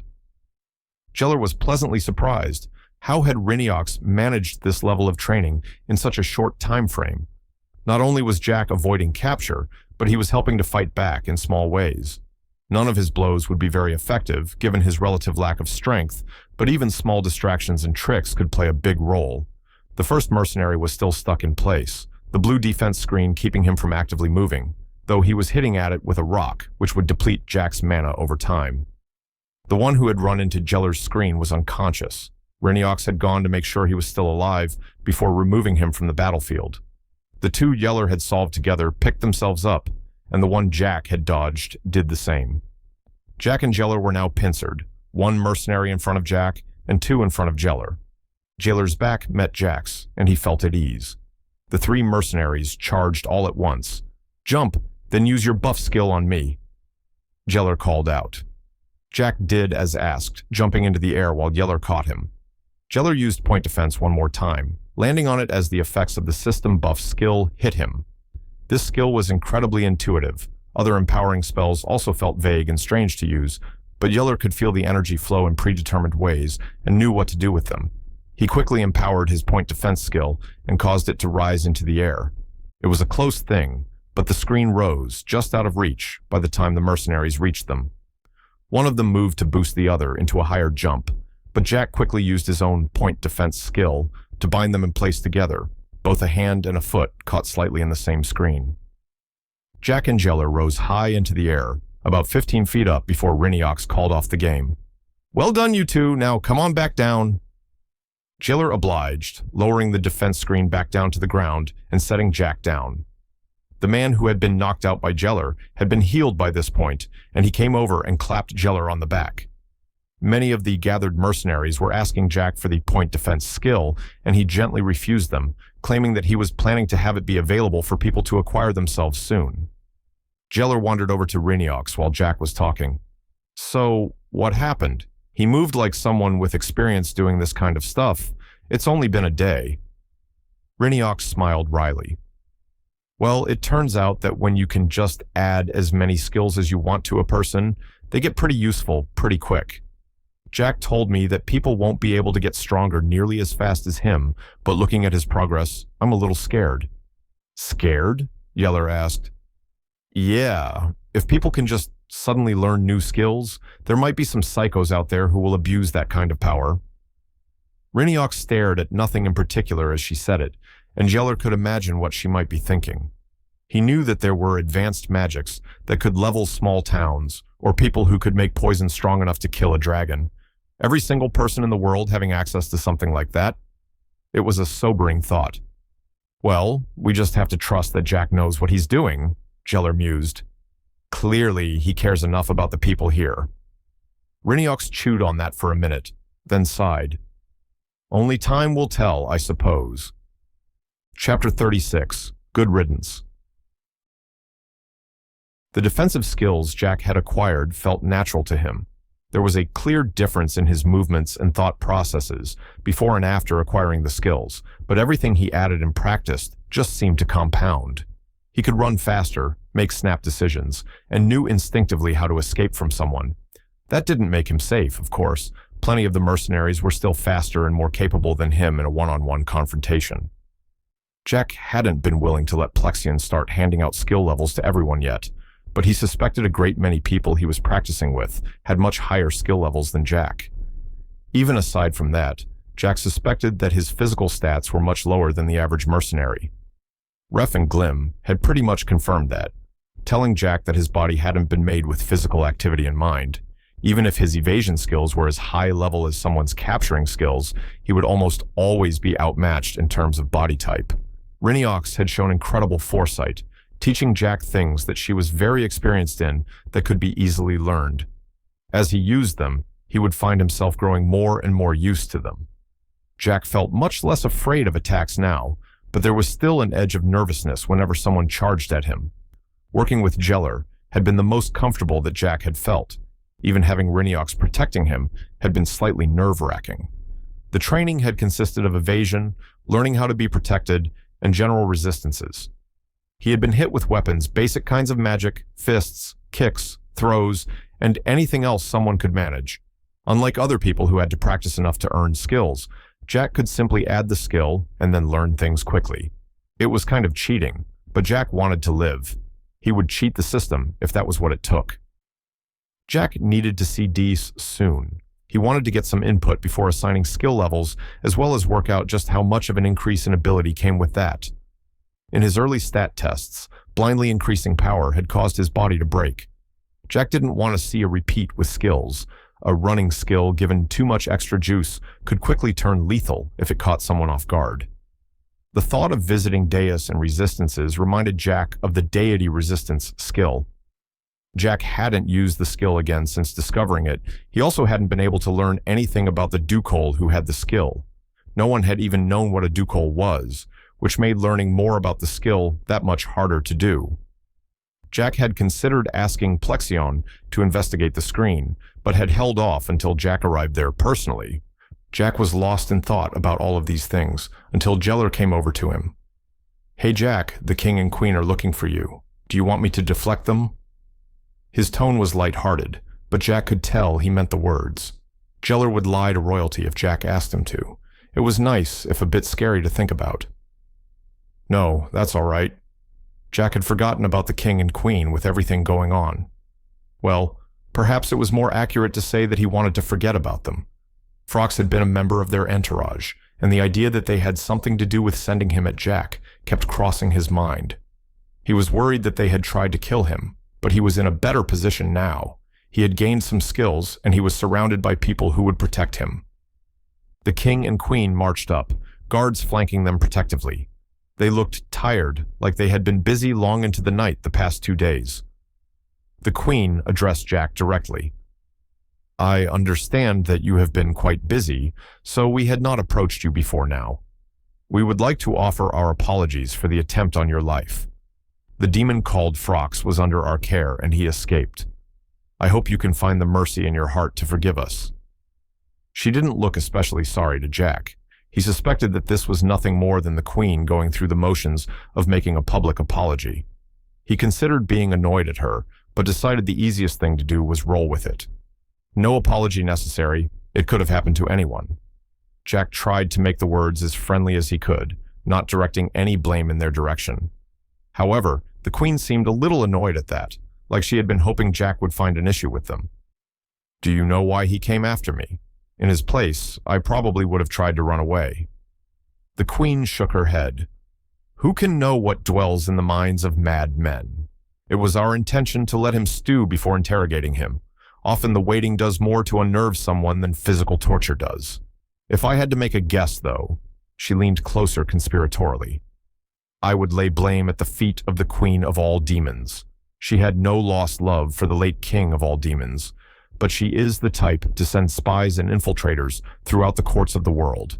Should she come to visit, take extra precautions." Riniox, who was standing next to Jack, eyed the queen intensely. She seemed to disapprove of the theory, but didn't speak up to rebuke the royal. The queen straightened up and then clapped her hands together, a smile coming to her face. "Well, now that we have all that out of the way, we would like to extend an invitation to you, Jack, servant of the high deity. Would you be so kind as to visit our fair city? We are prepared to offer you the height of luxury." The smile on her face was warm and kind, but it didn't reach her eyes. Her eyes were cold and calculating, like she was extending this offer for gain rather than politeness.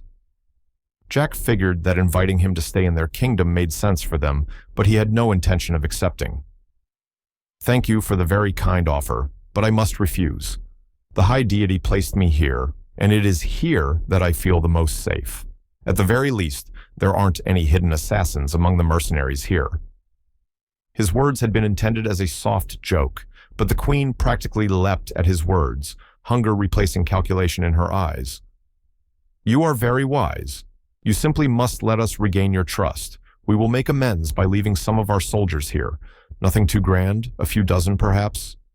She spoke quickly, and Jack got the distinct impression that she had been waiting for him to find some fault with her. Her response was too well planned, too quick to emerge. She wanted to keep some connection to him. Leaving troops here was a good way to do it. Riniox stepped forward. "We would be happy to house your troops at the village of Barina, Your Majesty. They can safely guard the entrance to the valley from there." Her expression was hard and unyielding as she spoke. Clearly she didn't like the offer of troops. The queen looked at someone besides Jack for the first time in the conversation. Her eyes met Riniox's, and her sly smile quirked slightly. "Well, I think that should be up to Jack, don't you?" Her expression was cold despite her smile. Jack suddenly felt like he was a little kid between two divorced parents. The tension was palpable as they both turned to Jack. He paused, considering the situation. He didn't really want anything to do with the queen, but outright denying her offer could cause more problems. He liked Riniox's suggestions, accepting the troops, but having them far enough away to not cause problems. Deciding to be diplomatic, he took a minute to think about it, despite coming to an actual decision in seconds. I would appreciate additional protection, Your Majesty, but perhaps leaving the troops in the village is the better option. These mercenaries can be a rough and tumble bunch, and I would hate for an accident to happen with your soldiers. The Queen seemed to see the excuse for what it was, a way out of this conversation. Very well. Our troops are almost all awakened at this point. We shall leave in the morning. I will handpick some soldiers to remain in Barina. Thank you for this gift, Jack. With that, she and the king bowed slightly before walking away. Jack sighed in relief as they left. Hopefully, I don't have to talk to them again. It's so stressful. Riniok smiled slightly at him. Yeah, it'll be a little over a week before more royalty shows up. Should give you a nice break. Jack turned to her, laughing sarcastically, before coming to a sudden realization. You're serious, aren't you? She nodded, and Jack groaned. He really didn't want to deal with more royals and their rules and processions, but it was part of what he had to do to survive. Jailer looked at him enthusiastically. Want to do some more skill training? Could help take your mind off of things. Jack shook his head. I need to finish up with the soldiers, then check in with Ref, Glim, and Dirge. I've got some system changes I want to make too, so I'll be going back to see the High Deity tonight. I've got work to do. Chapter 37. An Expert in the Field. Deus couldn't tell when Jack returned to his realm, not exactly anyway. His only indicator was a sudden return of feeling. The compound where Jack was staying would suddenly return to focus, his awareness spreading back across all of the inhabitants. Before he went to check on Jack, he quickly assessed what had changed on the surface. Phrox was dead, that was unfortunate, but how had it happened? Deus read the flow of mana in the area. Phrox had been freed, seemingly after someone made contact with him. He had been killed in the house. Had someone sent him after Jack? He peered closer at the situation. Had it been Queen Ivana? She was a possible candidate. But no, it had been Zrez. So he had decided to take action against Jack after all. He didn't seem to be locked up or in any trouble, so Deus assumed he hadn't been caught. Perhaps Deus could give him some encouragement in the future. But those thoughts would have to wait. Jack was back. Deus appeared before the scum. He was already looking at status screens. While Deus appreciated the work ethic, he would rather not deal with Jack anymore. Jack. Ah! Jack jumped at the sound of Deus speaking. Geez, Deus, don't sneak up on me like that. Deus smiled to himself. He would definitely sneak up on Jack more often. Why have you returned this time? I want to make a few more changes to the system before my next big visit. I'm planning to add skill levels and pop-ups. Deus had been expecting skill levels to come into play soon. They were one of the main features of the system after all. Pop-ups, though, he wasn't sure he understood that term. Would the screens become three-dimensional? Jack seemed to anticipate the question before it was asked. Ignore the terminology for the moment. Basically, there will be a separate, smaller screen that appears when there is a change to someone's status screen. If they level up a skill as an example, then there will be an indicator that it happened. The point is to help people be more aware of the changes that are happening to them. Deus considered this. It would be easy enough to make, but there were some small issues with it that he could see. When and how will these appear? Jack seemed a bit confused by the question. Well, when they level up a skill, a little screen will pop up and inform them of the change. And what if it happens in the middle of something important, like battle, surgery, or prayer? Won't it be distracting and harmful? Jack absorbed this information, and Deus could see the telltale signs of his mind beginning to turn. I'll make a mock-up of my ideas. Maybe I'll reconfigure the status screen a bit. He trailed off, mumbling to himself. Deus could see that this could take some time and decided to leave. He had important things to do. Gerard was going to try and confess his love to Bella today. There was no way he was going to miss it. Jack broke off some pieces of status screen and began making large blue rectangles. He popped his keyboard onto them and began making different models of how he could change the look and flow of the overall screen to have new additions. Plexion watched him with interest, asking about various details like the close and minimize buttons. He was fascinated by information from the other world and kept distracting Jack from his work. Jack didn't really like any of the end results he created, so he decided to talk to Plexion for a bit instead. The demon was going on about how he would love to try all the food from Earth after Jack had talked about ice cream. Hey Plexion, focus for a minute. Talk to me about how you divided the skill levels. Plexion nodded eagerly. Well, I doubt I could do it for most skills, but magic is easy enough for me to categorize.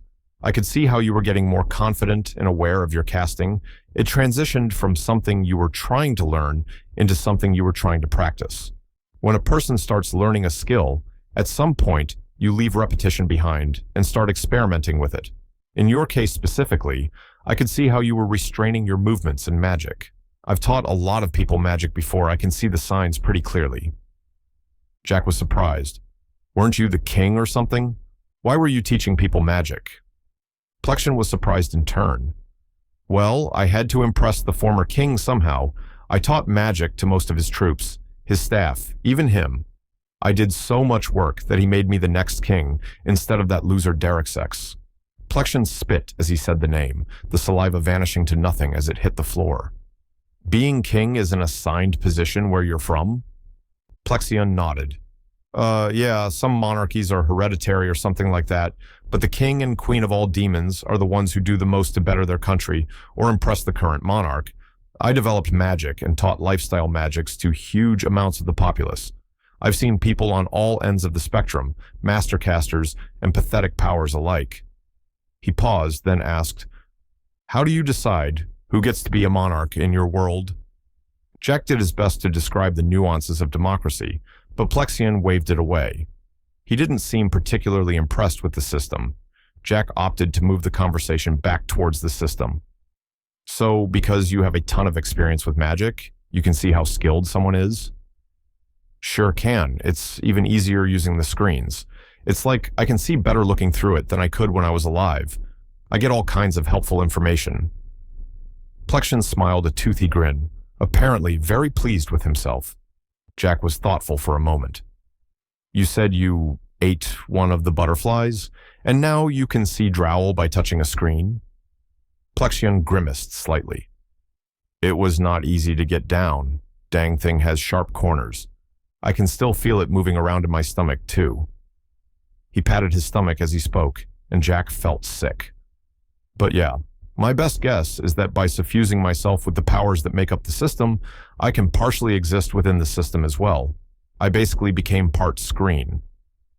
He said this with the air of a professor explaining something complicated. He was confident and sounded smart, but Jack was just left confused. Can I see you touch a screen? I want to know if I can see too. Plexion reached out and grabbed one of the screens that was floating around. They could be moved easily in this realm. This is one of the soldiers. Looks like he's eating a meal right now.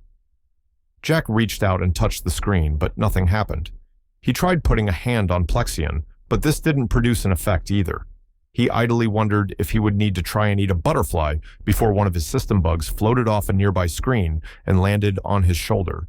It flapped its wings and him and rotated in a circle almost like it was dancing. Jack thought that it was very cute, but didn't know what the bug wanted until words began appearing on its surface. If I'm with you, you can see the colorful world. The colorful world? Did it mean Drowl? Jack reached a hand out and touched the screen again.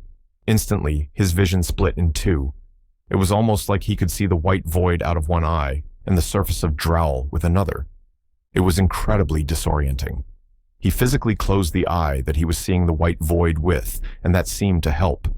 The vision of the empty sun where Deus lived vanished from his sight, but his sight of Drowl seemed incomplete. His field of vision was narrower, and the edges of his vision distorted slightly, almost like looking through a fisheye lens. The soldier in front of his sight was indeed sitting down and eating. Jack could see others milling around nearby, but this man was clearly the owner of the screen. Jack's sight hovered in front of the man, around where the status screen would normally be, and when the man moved his head, Jack's sight moved with him. It was like being in VR, except Jack wasn't in control of where he was looking. Jack stopped touching the screen, feeling slightly nauseous from the experience. The butterfly on his shoulder flew off of him, hovering in the air in front of him instead. "Did I do a good job?" it asked him, the text appearing on its tiny back. Yeah, Jack nodded. That was very helpful. Thank you. It danced excitedly in the air again. Then it made more text appear. I also made more bugs just like you wanted. Jack paused at that. More bugs? He looked around. He had made hundreds of the blue butterflies, and most of them were on screens now. There weren't that many floating around the white void that he could see. He looked to Plexion, but the demon just shrugged. Where are they? Jack asked. I made them in the colorful world. Jack froze, a sudden panic rising within him. That was probably really bad. Chapter 38, Head in the Clouds. Where are they? Jack asked the butterfly frantically. I don't know, the butterfly typed out. I made more like you wanted, then they flew away. Did I mess up? The little blue bug seemed to deflate, somehow looking sad and pathetic, despite consisting of only blue squares. Jack felt guilty for some reason, and he couldn't bring himself to get too upset. No, it's fine. Well, not fine, but we can deal with this. If they flew off, then someone probably saw some of them. I can ask around after I get back. How many did you make? 100. Jack felt like a major headache was coming. Plexion simply started laughing, rolling off Jack's desk and onto the ground with the force of it. 100 system bugs, loose in the world. What was worse was that Jack didn't know what they would do. The best case scenario was that they would just live on screens and not cause any problems.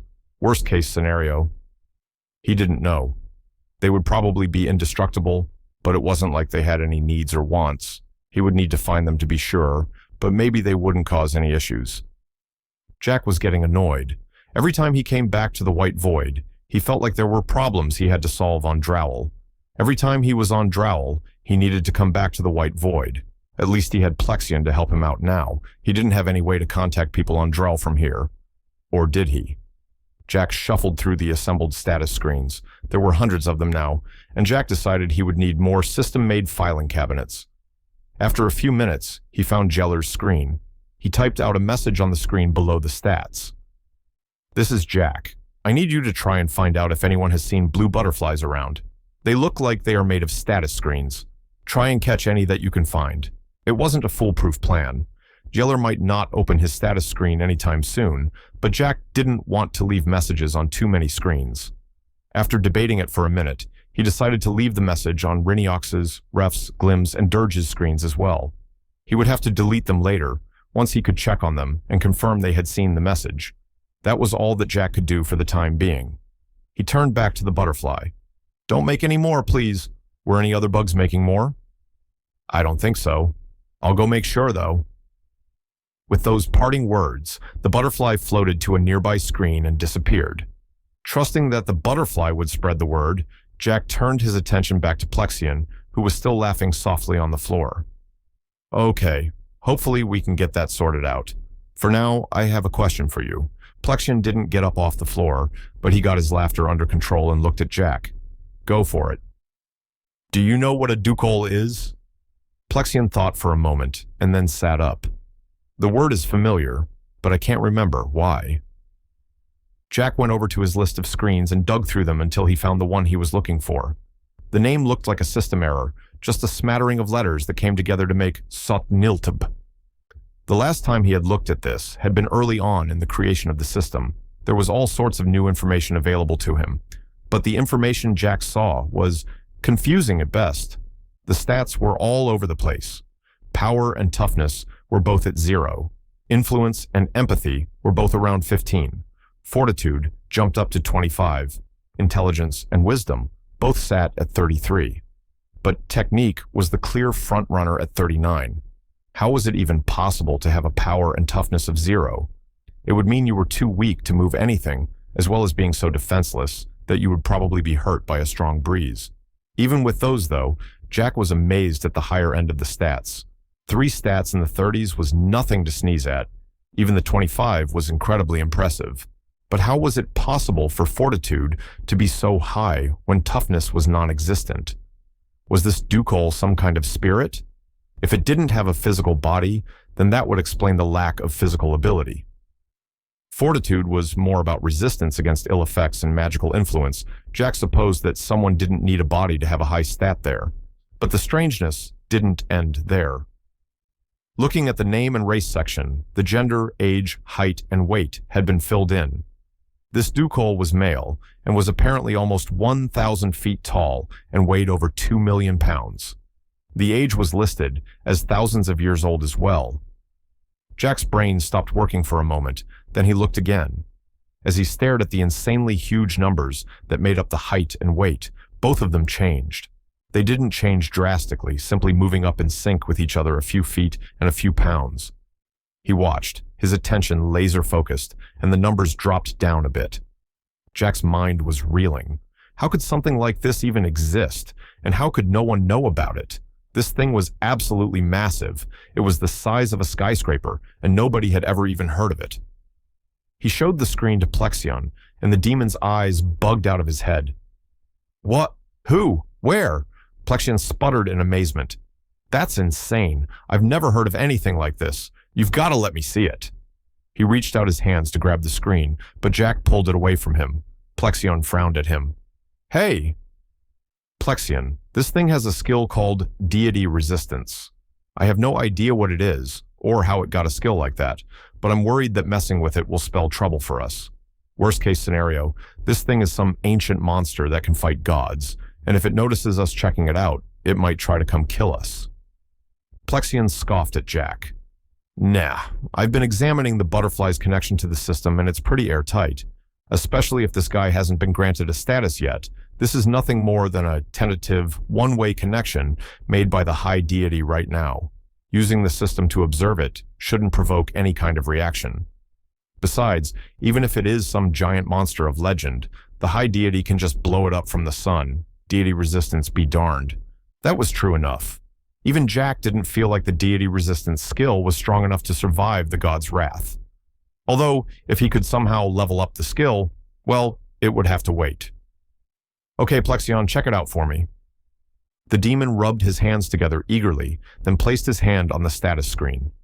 Jack watched carefully for any signs of panic from his dead partner, but Plexion's face simply morphed into one of confusion.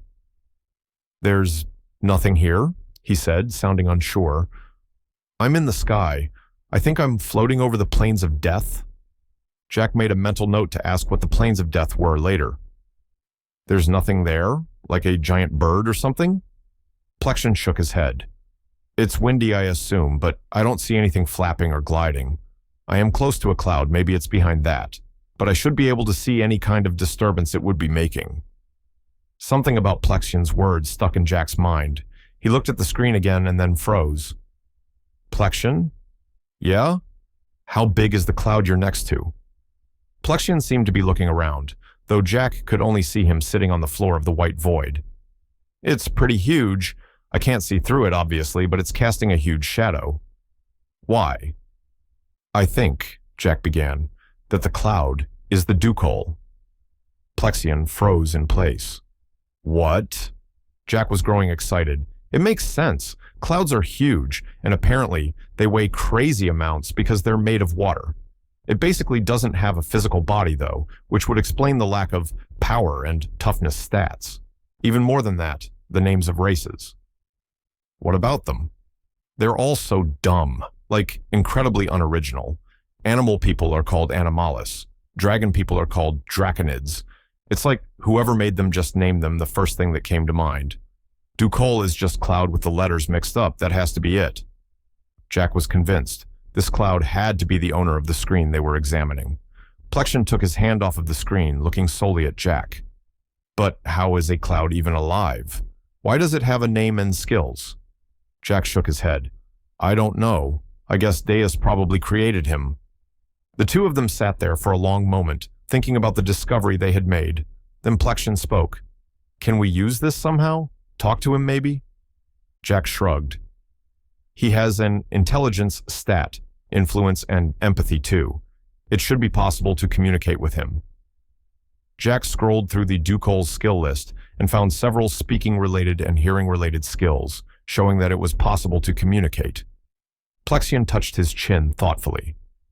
Well, assuming he ever drifts close enough to where you're staying, how are you even going to get high enough to talk to him? Jack grinned.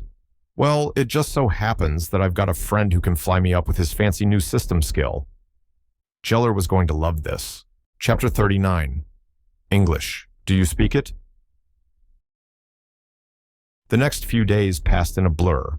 Jack made several new constructions out of status screens, including a second bed for Plexion, more filing cabinets, and a few whiteboards. The inclusion of some screen markers allowed both Jack and Plexion to write on the surfaces.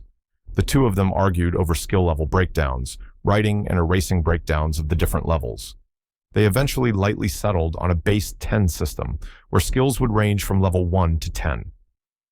Plexion theorized that the highest level someone could achieve without system benefits was around level 7 or 8, but with Deus lending his power and knowledge to people, there would be new heights to skills around the world.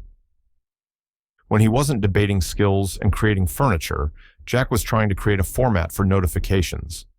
He thought about a notification button, which would bring up a list of all the changes that had happened since the last check, but Plexion argued against it. If people don't check for a while, the amount of changes will be too long. If there's more than 10 things on the list, people will forget. He had argued. Jack had agreed reluctantly. He didn't just want to create huge long lists for people to read, not completely anyway. It was possible he would implement some kind of history tab to the status sheet, so people could look at all the changes that had happened and when they had occurred. For now, Jack and Plexion had decided to go with a notification system that used the minimized screen format. Most people didn't minimize their screen, opting to just close it instead. Jack had only created the option as a way to quickly reference his screen without it being in his way while he worked.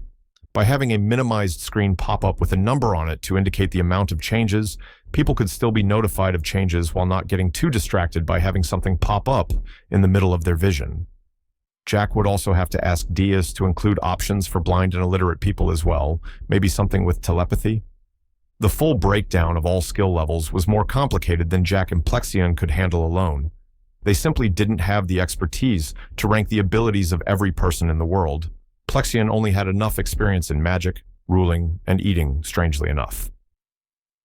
When Jack asked about eating skill levels, Plexion had just shrugged, claiming that there were better ways to eat things and worse ways to eat things.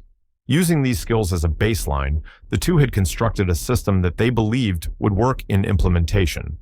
The only major point of contention was lifestyle skills. Jack was firmly of the belief that these skills should have a hard cap at level 5 instead of 10. He was of the opinion that boosting these skills beyond a certain point was pointless. After all, something like the walking skill had no need for a higher level.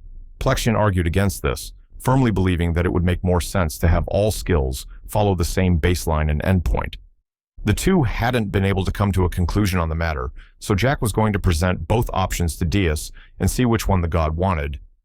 The only other thing that had taken up Jack's time had been checking on the butterfly situation.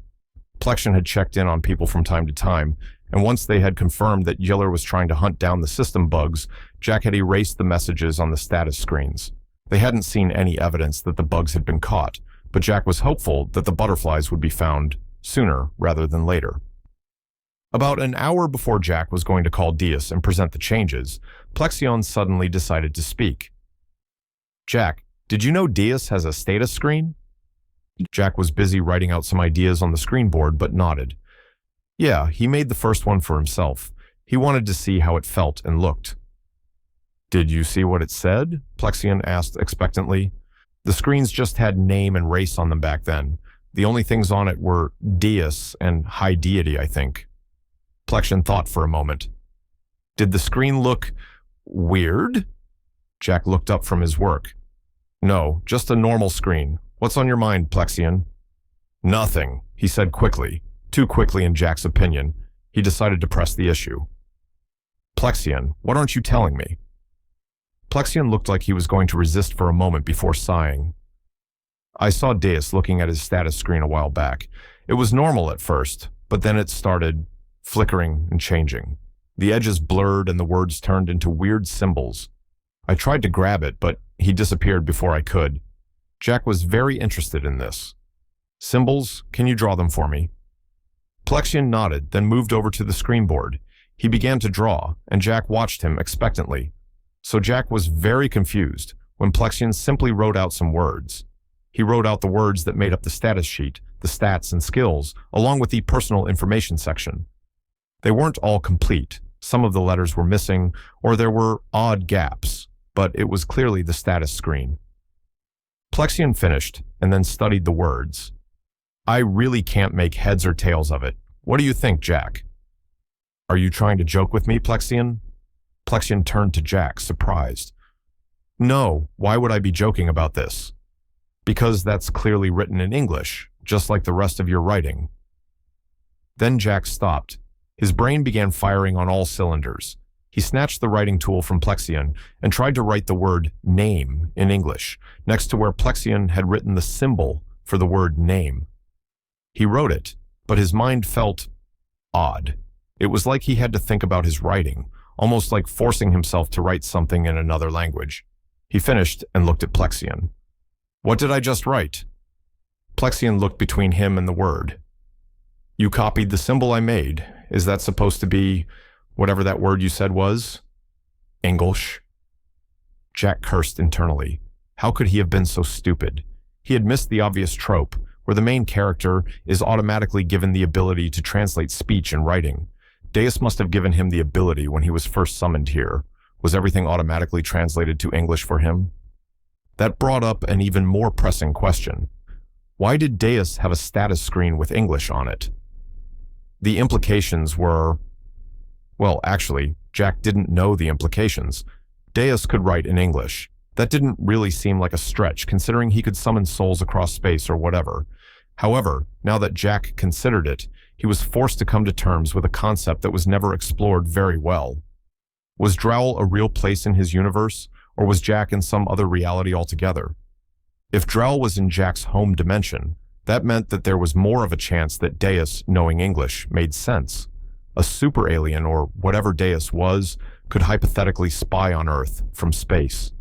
If Jack was in a different dimension, then his summoning took a completely different tone. It changed Deus from a powerful godlike figure into a trans-dimensional, ultra-powerful godlike figure. The ability to move across dimensions was something Jack wouldn't be able to fight, let alone escape. Jack had no real way of finding out which Deus was short of asking the god directly, but he couldn't be sure that he would get an answer.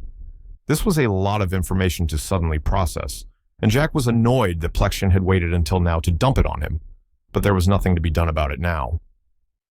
Let's erase this for now. I don't want Deus seeing it.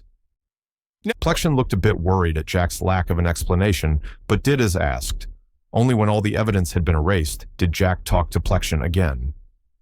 That language you wrote out is from my homeworld. I thought everyone was speaking my language, but I think I'm speaking everyone else's. Plexion absorbed this information before nodding slowly. I've read about something like that. Ancient histories that spoke of a time before universal language. Back when the people of the world were separate and strange to each other. Wait, everyone in your world speaks the same language? Jack asked. Of course, Plexion replied. It doesn't make sense for people to speak a bunch of different languages. That was interesting as well, had Deus made that happen. It made sense to Jack. Maybe the people of that time wanted a reward from their god, just like what Jack was doing right now. Deus could have decided to let all his people talk to one another with magic or something. There was so much guesswork, but no way to find out the answers without consulting the source. Deus might answer him, but he had to be careful not to press too far. If Deus thought that Jack was trying to find any weaknesses in the God of Gods, then he might get violently angry. Plexion, if you get a chance to touch his status screen, take it. But please be careful. I still need you around. Don't do anything that would get you caught. If there really was English on the status screen, then maybe there was more to Deus that could be learned. Plexion had the ability to secretly touch the status screens and witness whatever the owner was doing. Maybe the floating cloak wasn't all there was to Deus. Maybe he was actually the sun or something. Jack hoped to find some more answers. Plexion nodded excitedly. He wanted the truth behind Deus, just as badly as Jack did. But before they could continue the conversation, the high deity emerged from the white void. The black cloak that made up his form billowed dramatically, and Jack felt a familiar weight settle on his shoulders at the arrival of the god. There was no more time to think about hypotheticals. Jack had work to do. Deus spoke, his voice booming. Show me what you have come up with. Chapter 40. Poker Face.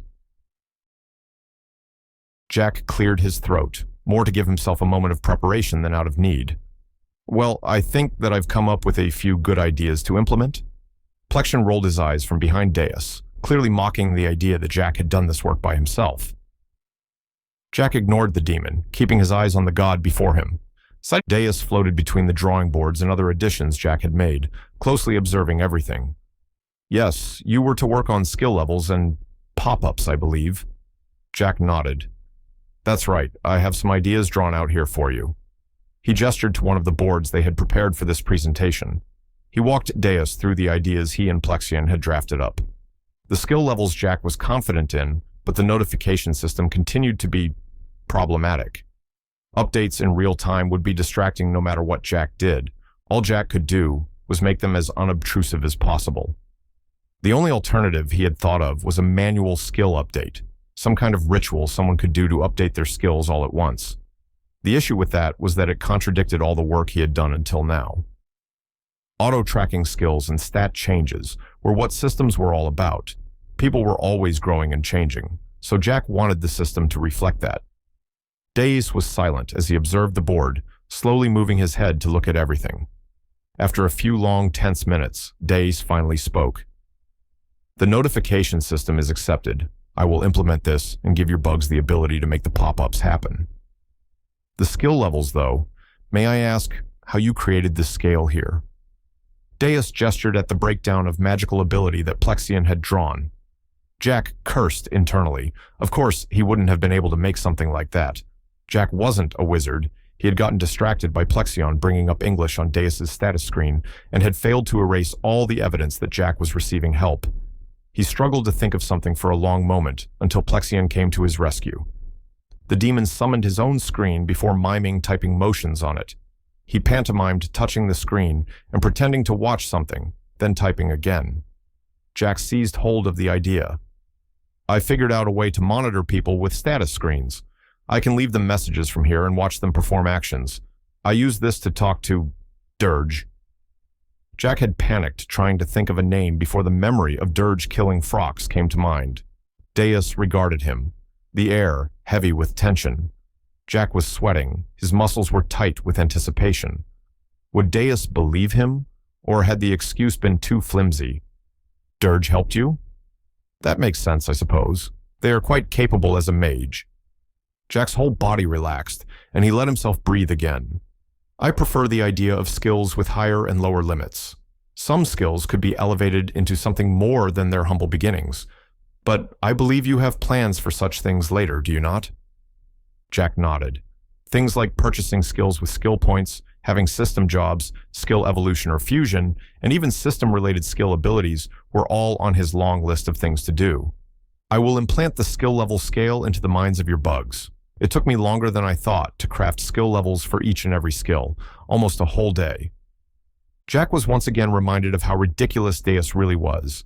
He could process information and implement it incredibly fast.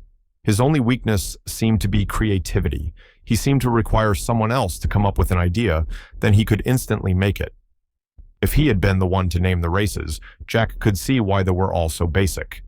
Surprisingly, Dais didn't leave after his decision. He continued to float in front of the drawing board that Jack and Plexion had prepared, simply looking at it.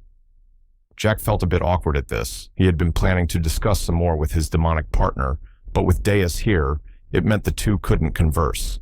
The only real alternative was to talk to Dais. Dais, I have a question for you if that's okay. The god did not turn away from the board. You may ask. Jack swallowed softly. He felt nervous for some reason. Am I in a different dimension? Like, does Earth exist somewhere around here? This caused the cloak to turn and face him. Why do you ask?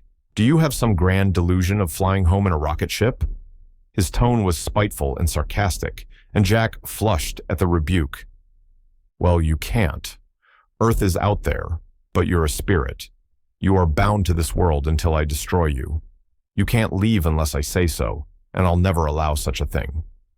But why? I've done everything you asked, and I've been nothing but helpful. Why can't you just send my spirit back when you're done with me? Jack felt a sudden desperation rise up within him. He had agreed to help Deus under duress, but he still wanted to leave. Fool, the gods that govern Earth would track me down if I did such a thing. It's already enough of a risk to bring souls here in the first place. Putting you back would endanger me and all of Drowell. Both Jack and Plexion looked up sharply at this. Other gods from Earth? Jack hadn't been especially religious when he had been alive, but he couldn't think of anything that did things like Deus did. Plexion appeared to be deeply thinking. Jack could tell his thoughts were going a mile a minute as he considered the implications of this. Jack ignored him and pressed on. So why even grab souls in the first place? Why the risk? Because I need ideas. I told you as much when you first arrived here, you simpleton. So you just snag random dead people and bring them here to be destroyed? Don't be absurd. I have to kill anyone I want to bring here. The other gods don't see it coming, and by the time they react, it's already too late. Jack's whole body felt like ice. His brain stopped, and he looked at the floating cloak in front of him. Deus had killed him. He didn't know what to think. He didn't know how he had died. He didn't remember it. Had it been so sudden that he wasn't even aware of it? Deus had played the Earth lottery and gotten Jack? It was crazy. Deus had turned away from Jack, ignoring the mental strain going on in his mind, and was looking at the board again. This style of explanation looks familiar. It almost reminds me of Plexion in a way. Plexion rounded on Jack. Jack, this is bad. He's like a crazy stalker. You've got to distract him before he figures out I'm here. Jack's mind was so far gone that he barely registered Plexion's words. He was just staring at Deus, anger burning in his heart. His life had been cut short. He would never see his friends or family again, all because this floating piece of clothing had picked him on his senseless killing spree. Jack firmed his heart, and the rage inside him burned gleefully as he moved to take action. Deus, can I see your status screen? His voice was level and measured, his posture forcibly relaxed. Plexion looked at him in surprise, before grinning savagely, placing himself slightly in front of Deus. Why? It's the original model, right? I assume you haven't really updated it at all. I wanted to see how it looks compared to the current version. Deus hesitated for a moment. Then he spoke, slowly and carefully. I am hesitant to do anything you ask while you're hiding things from me, Jack. Jack's expression didn't waver an inch, his calm and collected appearance too firmly in place. Am I hiding something from you?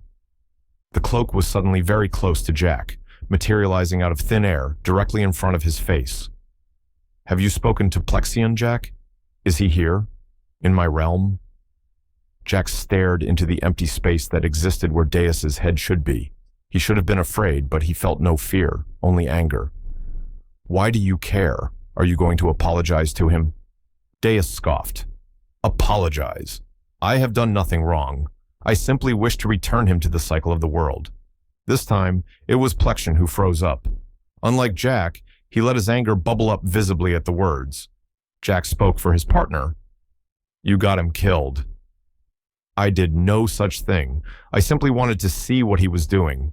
His failure to protect himself and the decision of those who took his life are not my fault. The excuse sounded hollow to Jack, but Deus seemed to actually believe it. He took no responsibility for what had happened to either Jack or Plexion. He simply didn't care.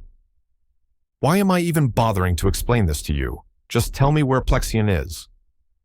Jack took a deep breath. He pointedly did not look at where Plexion was, keeping his gaze focused on the empty cloak. I did see him, but he wandered off. I don't know where he is now. Deus didn't respond, simply hovering over Jack. There was a long and tense moment before Jack said something else. He said he wanted to go find some food. That seemed to do the trick.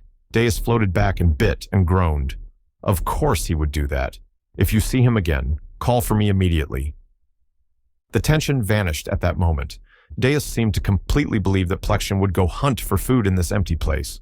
It had been a risky bluff, but hopefully it would buy them more time. Before Deus could disappear, Jack called out to him. Can I see your status sheet before you go? Yes, fine. Deus waved his cloak, and a screen appeared before Jack. Only the name and race were filled in. Deus, the High Deity. Plexion moved over to Jack, nodded, and then touched the screen. Chapter 41. Sudden Confrontation. Plexion touched the screen and saw white. The whiteness of the void was familiar to him by now, but this was something else.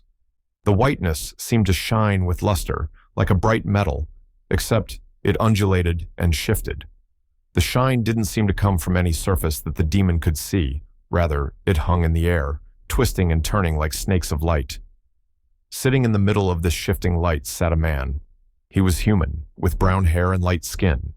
He was skinny, almost malnourished looking. He wore nothing over his thin frame except a black cloak, which was eerily reminiscent of Dace. The man sat, unmoving even as the air warped around him. Plexion peered closely, but he couldn't even see the man breathing. Was this stage, unmoving figure the true form of the god of gods? Aside from the cloak the man wore, there was no resemblance at all to the shifting and powerful high deity. But if this was the true form of Deus, then where was he? Plexion looked around some more, but couldn't see anything at all. The writhing lights were the only real identifying marker, aside from the fact that the whole space around them was white. Plexion couldn't move around while observing from a screen, either where his body physically was or where he was observing from. Despite that, he could extend his mana out to try and feel out the things around where he was observing. He did so, and the writhing lights in the air rippled, almost recoiling away from his touch as he extended his magic outwards. What happened next took place in two places at once. The man's head whipped around, looking straight at Plexion, his pupils wide. The cloak that was with Jack and Plexion's body suddenly fell to the floor, laying there like a rag, tossed aside. The status screen remained with Jack and Plexion, and the demon didn't dare to let go. He ignored Jack even as he yelled for Plexion's attention. Plexion flinched as the man who must be a god stood up, and he cut the flow of his mana. The writhing lights stopped recoiling and went back to slithering through the air like nothing had happened. The man began walking towards Plexion, but due to the nature of status screens, Plexion was also moved away from the man at the same rate of movement. The man did not seem to notice, though, stopping in the place where Plexion had been observing from. A sudden, overwhelming burst of power emanated from the man, and the writhing lights were flung away from him, vanishing so quickly that they seemed to disappear. Plexion recognized the flow of mana, despite it being the most powerful spell he had ever felt by far. It was a searching spell, similar in nature to what Plexion had done. This man was trying to find out if anyone was here, or at least find out what the disturbance had been. It was at that moment that Plexion suddenly realized his mistake. If this man couldn't detect him, couldn't detect anyone or anything, that meant that only one of two people could be there. It meant that either Plexion or Jack was here, the two people who could hide from the high deity. Deus would likely kill Jack for this. This seemed to be far too personal to let the otherworlder live. Plexion weighed his options. He could reveal himself, but that would probably get him killed. He could let Jack take the fall, but then his friend and partner would likely be destroyed. There was a third option, but Plexion didn't think it was much better. Plexion had theorized that he could cast spells through the system. When he observed a screen, he could extend his sense into the world through it. He could invisibly attack this man, and likely not be in too much danger as a result, but that would only serve to delay. Even if he did attack him, Plexion didn't think he could do any lasting harm. Before he could make a decision, the man spoke. His voice was deep and booming, at odds with his slight frame. "Who goes there? Jack? Plexion?" He looked around, his eyes slowly scanning the white space. "You know I'll have to destroy you both for this, don't you?" Plexion felt his body turn cold. He could likely still hide, but there was no way he would be able to escape forever. He decided to bluff instead. Using his connection to the system, he felt the butterfly in his stomach stir to action. It fluttered against his internal organ as he made a change to Deus's screen. A small blue pop-up appeared next to the man who was God, and he looked at it in surprise. He slowly reached out, his arm shaking with even that small amount of effort. When he tapped on the minimized screen, his status appeared in front of him. It was still mostly blank, but Plexion had written out a message on its surface. "I am the system, humble servant of the high deity. Please do not destroy my administrator, O God of gods." The man stared at the screen in front of him, shock on his face. The system? That's not possible. You aren't alive. Absently, Plexion knew that Jack was watching the status screen and could see what he was writing. Jack was pacing as he stared, trying and failing to talk to Plexion, who had no attention to spare. I am not alive, but I have learned to communicate. I desire to serve you and to change this world. Plexion idly hoped that he wasn't laying it on too thick, but the high deity was usually receptive to this kind of stuff. The man spoke. What was the disturbance I felt? Was it you? Plexion only had seconds to try and make up something convincing. Yes and no. When my administrator observed your status screen, he attempted to see you. I prevented this, but due to the nature of my power, I expended energy from your duplicate screen. The man considered this. He stared skeptically at the screen, and his eyes bored into it. They were black as night, seeming as dark as the cloak that made up Deus. If you truly are the system, then tell me something about myself. Plexion cursed softly. Deus's status screen contained no information other than what Deus had put on it himself. How could I possibly see the depths of your power and majesty? It would be impossible to measure someone as immeasurable as yourself. The man smiled at this, his lips curling into an eager, hungry expression. Could it truly be? Have I at last created something that can exist here? Is my torment finally over? His eyes had changed from searching and suspicious to manic. He seemed desperate, as if he were dying of thirst, only to be given all the water he could want. Should I make you a body? Do you need a name? Will you stay with me? His questions came hard and fast, not giving Plexion any time to reply. The man seized the screen in his eagerness, and his fingers dug into the blue surface, cracking it. He quickly released it, fear crossing his face as he did so. I'm sorry. Please don't be broken. Plexion was taken aback. Deus did not apologize. In fact, this man seemed to exhibit many behaviors that Deus did not. This man seemed human, insane perhaps, but very human. As he considered this, weighing his next move, Jack suddenly appeared behind the man. Jack had been worried. Plexion was ignoring him completely, and if the messages on the screen were any indicator, he was talking to Deus and lying to him. He didn't know what Deus was saying on the other side of the conversation. All of his information was based on Plexion's typing. Things like, don't kill Jack, and I am a living system, were not very reassuring without knowing the result. Jack had to assume that Plexion was being caught out somehow, but there was nothing Jack could do. When Frox had attacked him, he had been nothing more than a burden to those around him. He had trained with Riniox in a crash course of how to get out of trouble, but none of that information applied now. None of the skills he had acquired would allow him to impact the situation at all. Then he remembered something Riniox had told him during their training. Learning skills is good and all, but the most important thing is your mindset. Telling yourself that there's nothing you can do is the same as giving up and dying. Keep running, keep fighting. You'll find a way forward somehow. At an earlier point in Jack's life on Drell, he might have let the panic overtake him. He might have sat aside and let things happen to him. But now, he had an ally fighting for him. He had the power to do something. So Jack quickly took stock of his resources. He had screens, a keyboard, butterflies, and the cloak Deus had left behind. Even lying there on the floor, it was ominous and dangerous looking. Jack moved closer to it, and he could feel energy radiating off of it. The air warped with power, and Jack could feel an invisible pressure on him the closer he got. He opened up his status screen and quickly added the deity resistance skill to himself. Instantly, the pressure lessened. It was still there, but Jack could largely ignore it now. He drew closer and touched the cloak. There was a sudden pulling sensation as Jack's hand was sucked into the black cloth in front of him. Like the world's strongest vacuum cleaner, it pulled at Jack, not letting up for even a second as he tried to heave back and away from it. He found himself getting pulled in and cried out in alarm. Instantly, the system butterflies all leapt off of their screens, flocking to Jack and pulling at his arm, trying to help him escape the pull of the cloak. It wasn't enough. With a sudden increase of pressure, Jack was yanked into the black robe along with the butterflies. He stumbled as his feet made contact with the floor, and he saw white. A white, shimmering space that defied reason. It was like the white void had decided to add snakes of light to the air and then give them the ability to change size and shape as well.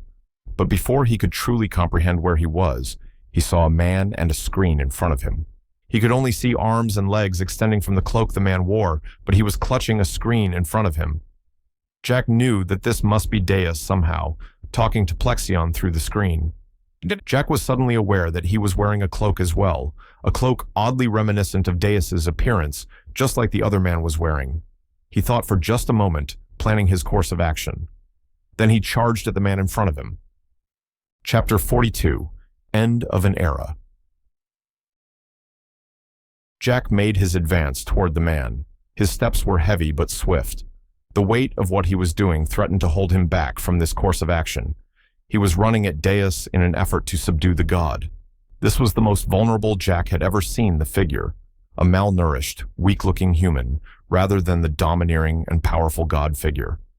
As he ran forward, the cloak that now adorned Jack fluttered around him. It brushed against the ribbons of light that swam midair and caused them to vibrate and retreat away from him. At this, Deus spun, looking at Jack with wild eyes. He wasn't an attractive man, and his looks were not improved by the aged look he carried. It was as if he had been here without food, water, or activity for years and years. The look on Deus's face was one of anger and betrayal. Spittle flung from his mouth as he let out a wordless scream at Jack. His hands flung wildly in the air, the loose and dangling skin flapping as he did so. Then his scream turned into words, and Jack realized that the god was casting a spell at him. The speed was shocking, and Jack could feel the buildup of mana in the air as he ran in what felt like slow motion. Every step brought him closer, but he wasn't going to make it to Deus before the spell went off. Suddenly, a bolt of electricity sparked in the air in front of Deus. It struck the man clean in the face, arcing through his body. Instead of reacting to the bolt with pain, surprise was the main reaction. He seemed momentarily stunned by the sudden appearance of the magic that had struck him. It gave Jack just enough time to reach him. Jack tackled Deus at full speed, wrapping his arms around the man and holding on for dear life. He felt a crack underneath his arm and was shocked when Deus howled in pain. Deus flailed wildly, but was so weak it was hardly effective against Jack's superior strength. His left arm dangled at an awkward angle, and Jack realized that he had probably broken it. His fear quickly turned to pity. This was not the all-powerful god who could smite him with a thought. This was a weak and powerless man.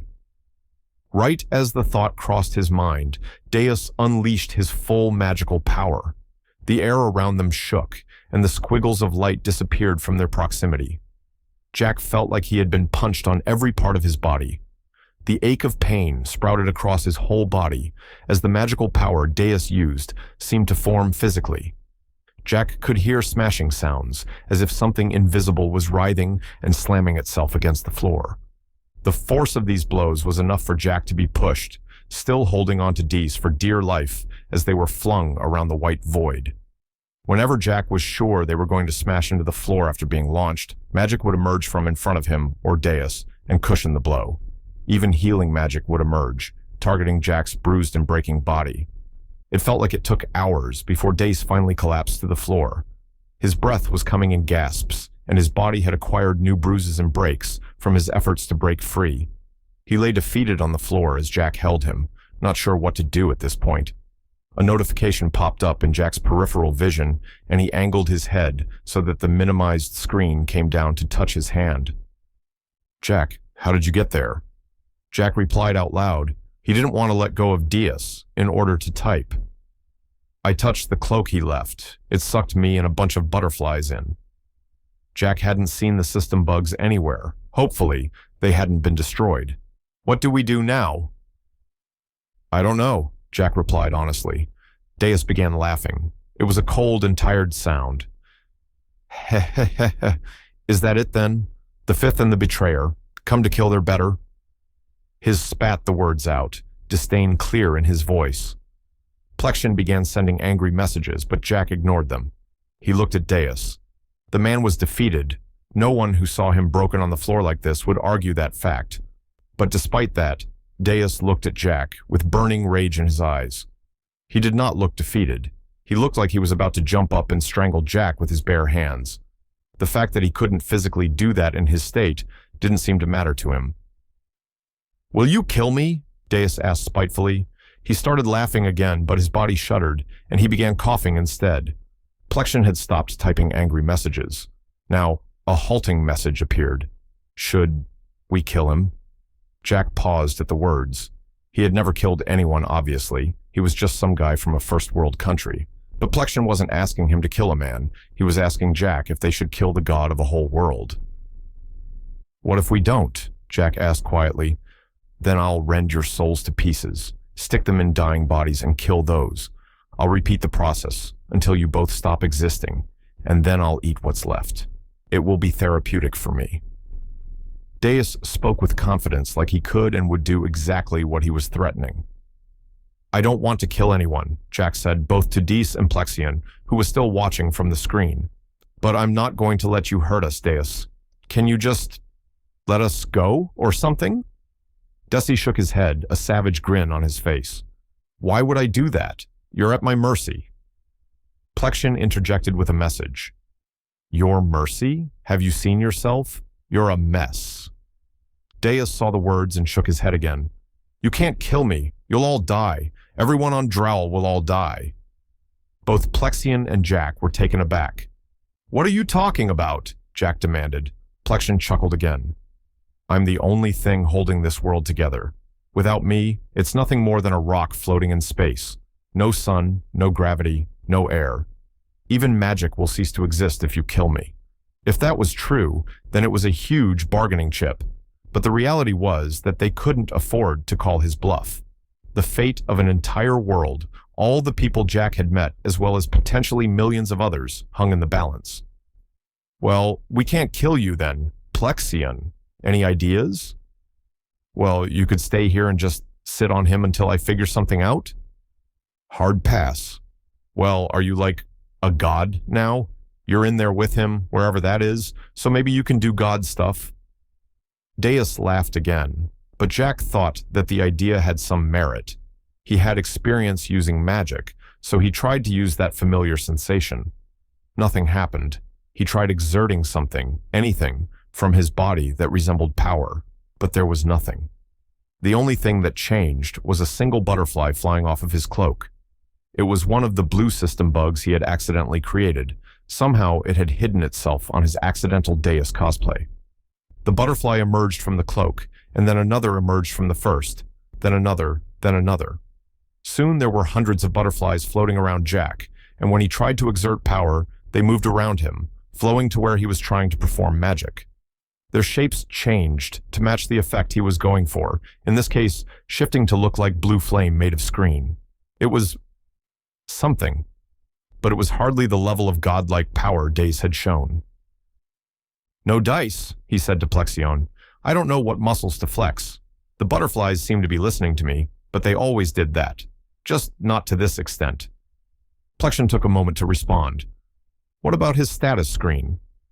His screen, Jack used the appraisal skill, and a copy of Deus's status appeared before him. Like before, it only had Deus and High Deity on it. "What are we doing with this?"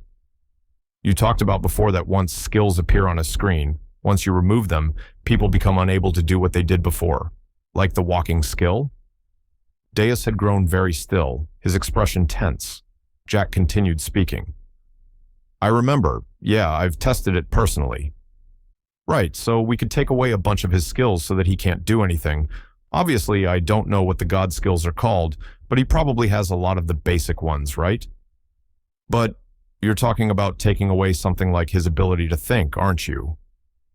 Deus was completely still, staring at Jack with wide eyes, confidence no longer visible in his expression. "It's the only way I can think of to make him harmless without killing him, at least until we can figure out a more permanent solution." It was horrible, taking away a person's mind like that. But Plexion was right. Deus couldn't be reasoned with, couldn't be trusted. This might truly be the only way to keep themselves safe. Deus didn't beg or plead as Jack altered his status screen.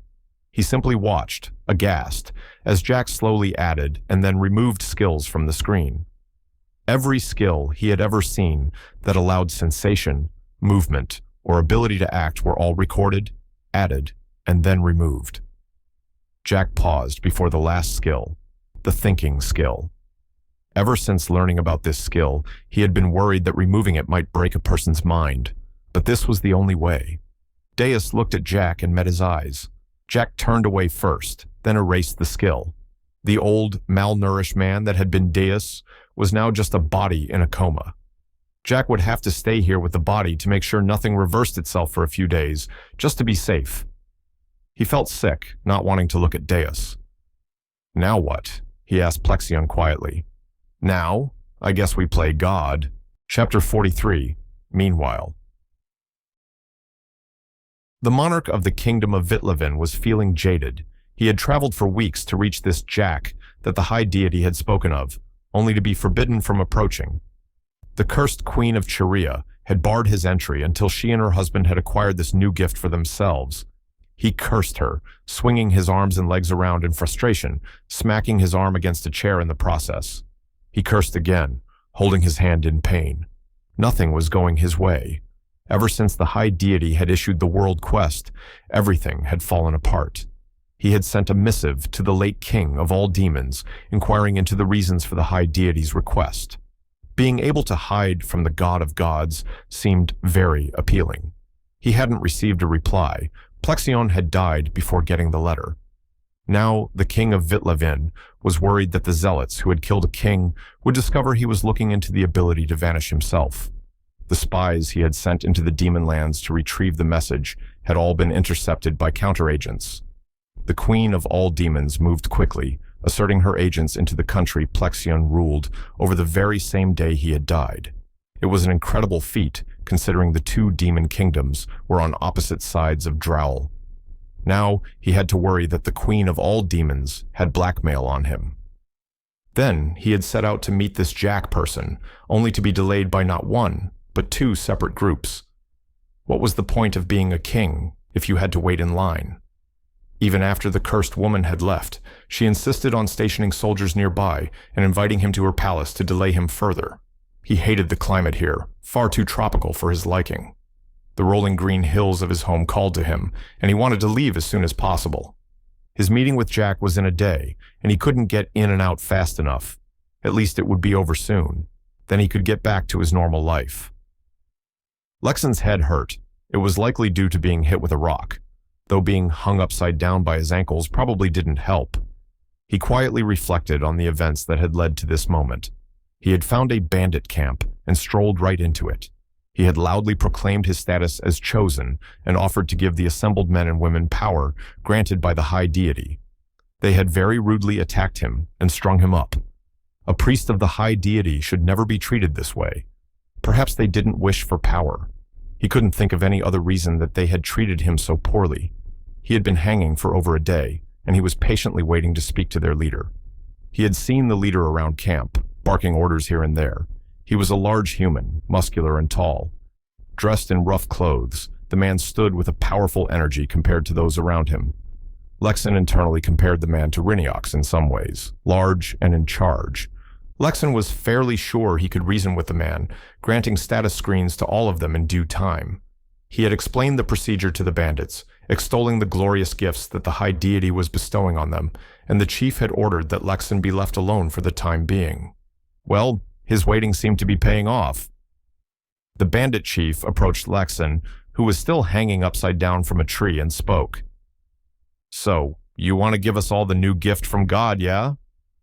Lexon bristled in indignation at the lack of respect towards the high deity. "I would ask you to mind your tone.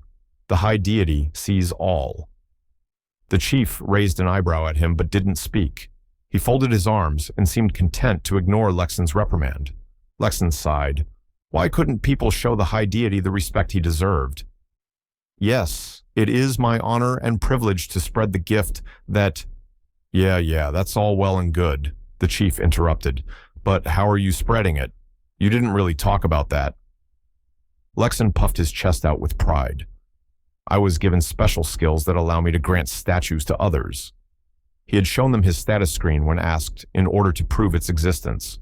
The chief seemed to vaguely grasp the concept of skills and stats, but only as much as Lexan understood it, which wasn't much, unfortunately. Tell me more about those.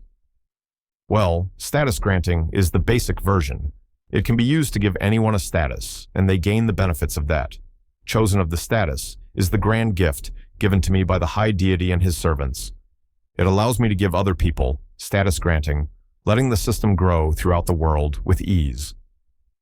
The wisdom of the high deity was truly marvelous to create something such as this. The bandit chief smiled at these words. Chosen of the status? That seems pretty useful. Queen Ivana had been surprised the first time her status screen had been updated.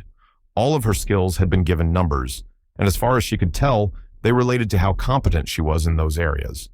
She had made an effort to improve one of the low-level skills and could feel the tangible effects of raising it to new heights. It was a fascinating discovery, and it was something she could use. The kingdom of Cheria had a few hundred soldiers who all had their own status screens. If all skills could be improved in this way, and if they all came with highly effective benefits, well, she could take advantage of that fact. It was possible that she could move quickly enough to turn her soldiers into the greatest warriors the world had ever seen. Unstoppable monsters that could only be fought by others who had received a status. That idiot king from Vitlevin was poised to receive his own status tomorrow, along with some troops he had brought. But with only Jack to grant statuses, it would likely take a few days before he was finished. She would need to move quickly. The longer she tarried, the more chance there was that someone else would catch on to her idea. She called for her husband, her generals, her high mages, and her assassins. It was time to start a war. The queen of all demons stood in front of a map of the world. Writing covered most part of it, written by her own hand, indicating relative strengths, weaknesses, and politics. She studied the map, fingers drumming on the table as she considered her options. It would be some time before she would be allowed to approach Jack, the man who was sent to gift godly powers. Most of the people who ruled the world hated each other. If they all crowded in together at once, a war would break out. There had been some degree of civility regarding the group that had killed Lexan. Deference for deference's sake, a showing of politics. She highly doubted anyone actually liked this group, but acting against them so soon would hurt public appearance. Now, though, there was posturing, endless posturing. The rulers and groups that were geographically closest claimed the right to go first. She had wanted to have Frox report to her about Jack, but according to all reports, he had been discovered and killed. This was inconvenient on a number of levels. Now she no longer had an attendant in the upper echelons of Queen Ivana's court. Well, that wasn't entirely true. She had human spies, but no demons that dedicated their entire lives to her goals. Her human spies and sympathizers were still sending reports, though.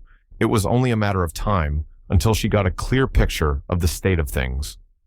If Jack was offering a truly impactful gift, then the Queen of all demons would need to go and see him herself with all haste. Now that she considered it, perhaps she was due for some espionage. It was likely more dangerous than she was prepared for, considering even an agent like Frox had been caught, but that was half the fun. Perhaps she could find some way to sneak into a ruler's entourage to meet this Jack.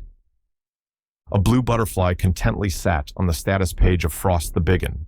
He had recently left his traveling companions and headed back to his people to share the news of the system. The butterfly did not have a name. Its kind had no need of such things. It had been made by the first butterfly, supposedly because the great and powerful system administrator had wanted more of them to exist. The butterfly thought that this was very wonderful. It had found Frost the Biggin and attached itself to his status screen. It was much faster to travel this way. The butterfly didn't have any real destination in mind. It didn't really have a purpose, as far as it knew. The system administrator hadn't ever spoken to it, so it simply did whatever it felt like doing. For now, that was looking at the beautiful and colorful world. The butterfly sat peacefully on the screen, totally invisible to the Biggin who carried it. It thought about the abilities it had been granted, the power to update statuses, or to simply add messages and notify a person of a change in status. That seemed pretty important, but the butterfly didn't know if it wanted to be important. It enjoyed traveling and hiding, but maybe it could enjoy updating things too. The butterfly could tell when it was supposed to change things, but didn't want to wait until the Biggin leveled up a skill.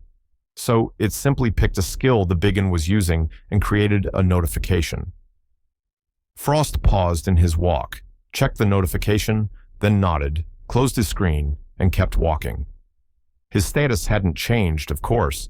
The butterfly had simply faked the message, and it secretly felt gleeful. Frost might look at his screen later and see that the skill hadn't leveled up, and he would probably be confused. The butterfly found this rather funny, and decided it would add this to its list of hobbies. A certain cloud drifted lazily through the sky. He had been drifting for as long as he could remember, a shattered piece of a bigger whole, a god, broken and scattered across the expanse between the sun and the ground. He felt Deus panic.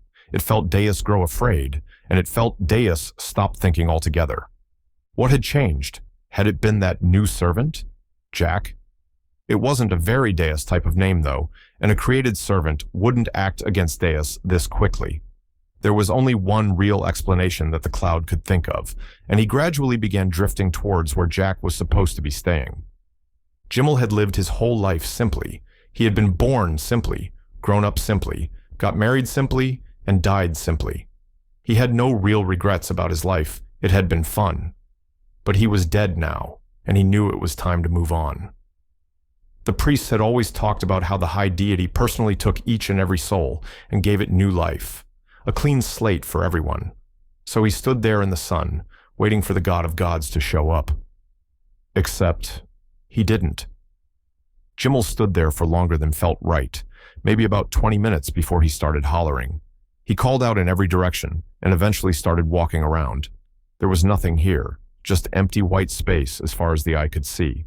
He walked and walked until he finally saw something. There was another person here. He ran over to them, and the other person seemed just as lost and confused as Jimmel did. The two of them sat down together and started chatting, and eventually someone else found them. That person sat down to chat too. A handful of people made their way around to the group over the next few hours, and all of them didn't know anything about what was going on. None of them had seen the high deity, and none of them knew what to do next. Chapter 44, Checking In. As it turned out, playing God was very boring. Jack and Plexion had agreed to have Jack stay and monitor the body that was Deus, just to make sure there weren't any issues. It didn't need to eat, move, or even technically breathe. He had left it with the ability to breathe, but it did so with irregularity. For the most part, it just lay there, not doing anything. The truth was that Jack really didn't want to be here anymore. Every hour he spent watching the still form of Deus, he was filled with feelings of guilt and shame. He constantly wondered if he had made the right call or not, going over every moment of the confrontation in his mind, trying to find a different way. Jack might have gone crazy in that white void, snakes of light dancing around him, if not for Plexion. The demon talked to him often through his status screen, either to bring news of how people were doing on the surface, or even just to chat about random things. The only other form of entertainment was his experiments with butterflies. The system bugs seemed to respond to his intent rather than his orders. He could send them out with a thought and form them into shapes, but that was the extent of it. He couldn't change them from the translucent blue material they were made of, nor could they produce additional effects. It was honestly pretty underwhelming. The ability would be a powerful skill on Drowl, but served very little purpose in this white void. Even if he wanted to play around with this new skill, both he and the butterflies had things to do. He had to pay close attention to Deus, his eyes on the status screen of the god, constantly. The butterflies had to return to monitoring status screens. They were able to return to where Plexion was by merging with Jack's cloak, somehow becoming invisible against the dark material.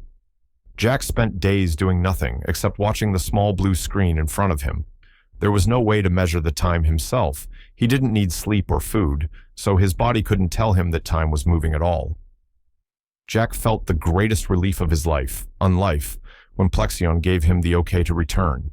They had theorized that touching Deus's cloak would be able to return him to where Jack was normally stationed in the sun. He reached towards Deus, only to flinch back as the body took one of its irregular breaths. Jack froze, then quickly checked the screen again. There was no change. He reached out and touched the black cloak, and he felt the tugging sensation on his soul.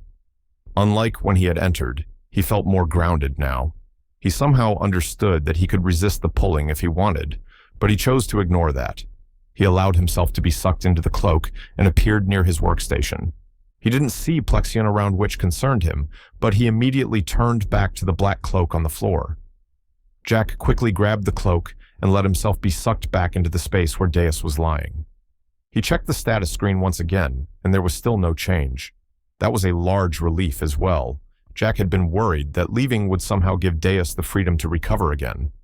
But if leaving this strange space didn't induce any change, then it was probably safe for Jack to leave him for stretches of time. Jack returned to the normal white void and still didn't see any sign of Plexion. He looked behind all of the furniture but didn't see any sign of the demon. Suddenly, a notification screen popped up in the corner of Jack's vision. He opened it and was greeted by a message. "Hey, can you not see or hear me?" The message was from Plexion. He was the only other person who could send messages this way. It was possible that the demon was playing a prank on him, but Jack didn't think so. He spoke, realizing it had been days since he last used his voice. "No, I can't." Another message appeared. "Hang on, let me try something." Jack waited patiently as Plexion apparently tried something. After a moment, Jack saw a flicker in the air in front of him, Plexion's body appearing in small flashes. His face was screwed up in concentration, and his words only came in starts and stops. I'm to fuck oon. Then he disappeared completely. Another message popped up on Jack's screen. Did that work? "Only kind of. You were cutting in and out a bunch. What did you end up doing?" "I think that you somehow aligned with Deus's power so much that the magic I used to hide from him started working on you too. So I tried to find your specific magic signature and add a filter that lets you see through it. But for a lot of reasons, that was shockingly hard to do. It was something else to consider, yet another problem on the issues piling up in front of them." Jack sighed, glad that they could at least communicate for now. He sighed in frustration but gave a thumbs up in the general direction Plexion had been. He had work to do. One of the first things he tried was manipulating the butterflies. The ability continued to function as it had before, and Jack couldn't feel any particular difference in his practice. He examined his status screen, looking for any hints of change, but not finding any. His appearance had changed slightly, though. His clothes were apparently part of his spirit. It had something to do with how he perceived himself, but now he had a black cloak over his normal outfit. It bothered Jack more than he would like to admit that something had messed with his soul and changed him in some way.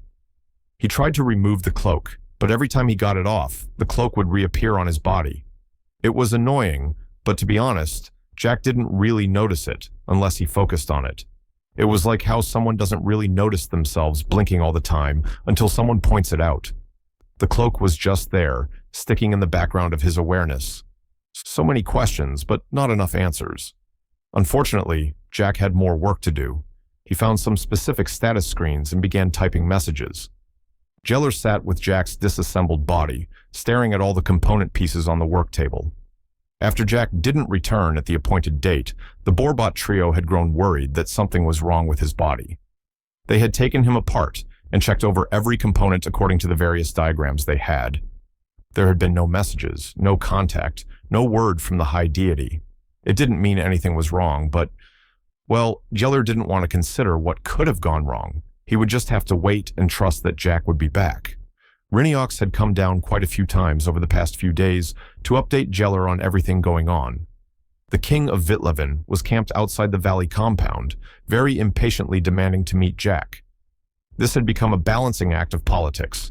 The Borbots and Riniox didn't want to publicly say that Jack might have broken under their care, but they couldn't deny a king entry to this place without reason. They claimed he was meeting with the high deity and contemplating his next steps, which was code for he's busy. The king did not appreciate this treatment. Every messenger they sent got shouted at and threatened. Not that he would actually hurt them, he had very little authority on foreign soil. But his constant probing and badgering were starting to wear on people. Even the mercenaries in the camp were getting antsy. Many were whispering about Jack's whereabouts, wondering if he was actually okay or not. Unlike public opinion, the mercenaries did not often think of Jack as a religious icon. Most of them knew him as a nice and thoughtful guy, not especially devout or interested in religious standing. The king of Vitlevin was only standing by because Jack was publicly one of the most important people in the world.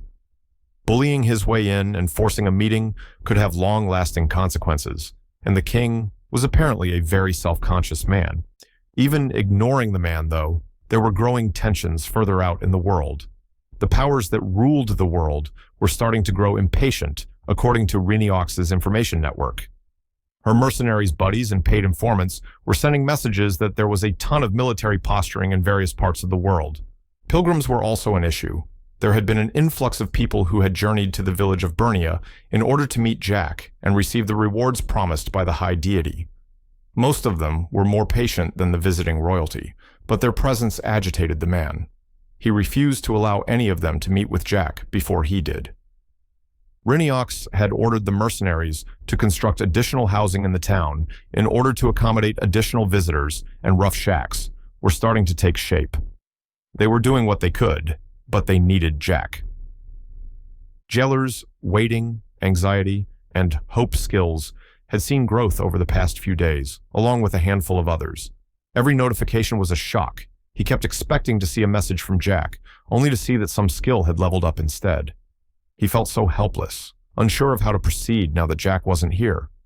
Jeller had never felt like this before. He wanted to help Jack, to be there for him, but was powerless to do anything. All he could do was watch and wait. But he couldn't help but feel a moment of hope as a notification popped up on his screen. He opened it, then shot to his feet. Jack was coming back. Chapter 45. Catching Up. Escaping the white void and returning to the surface of Drowel was strangely nice.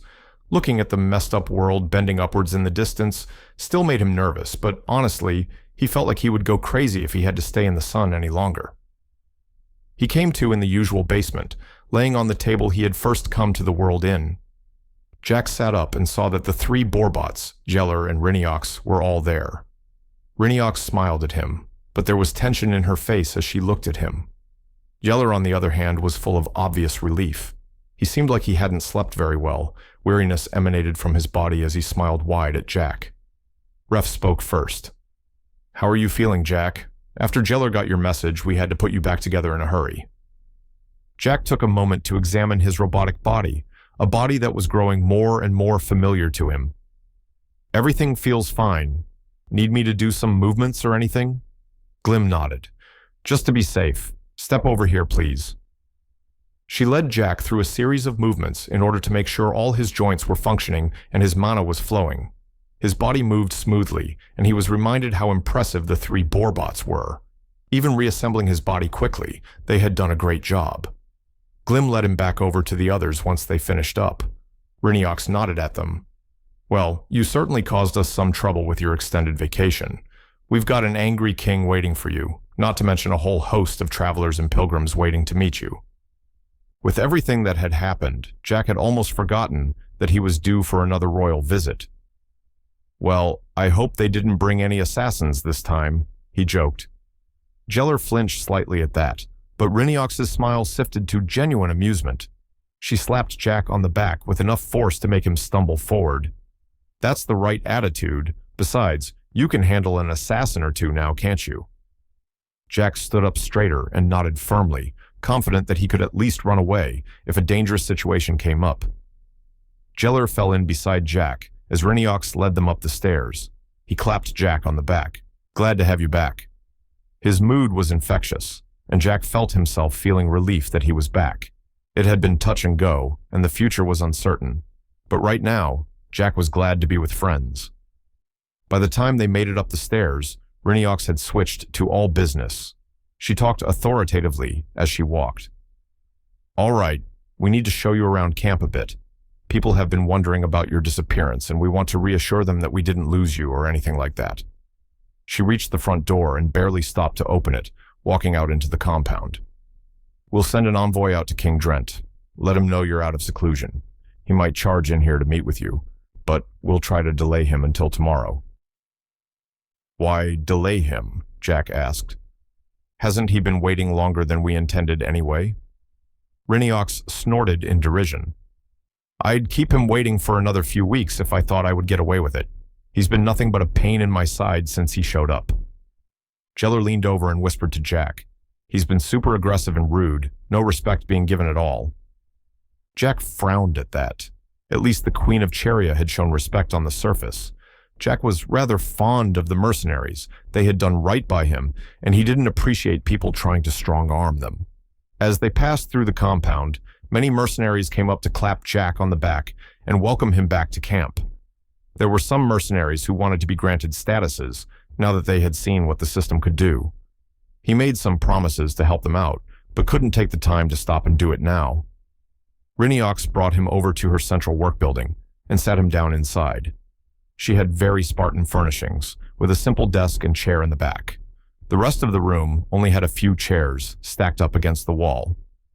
Reiniox turned back to the mercenaries that had started following after them, all of them clearly wondering what Jack was going to get up to this time. "Get back to work. Jack will be out later." Then she slammed the door with a note of finality.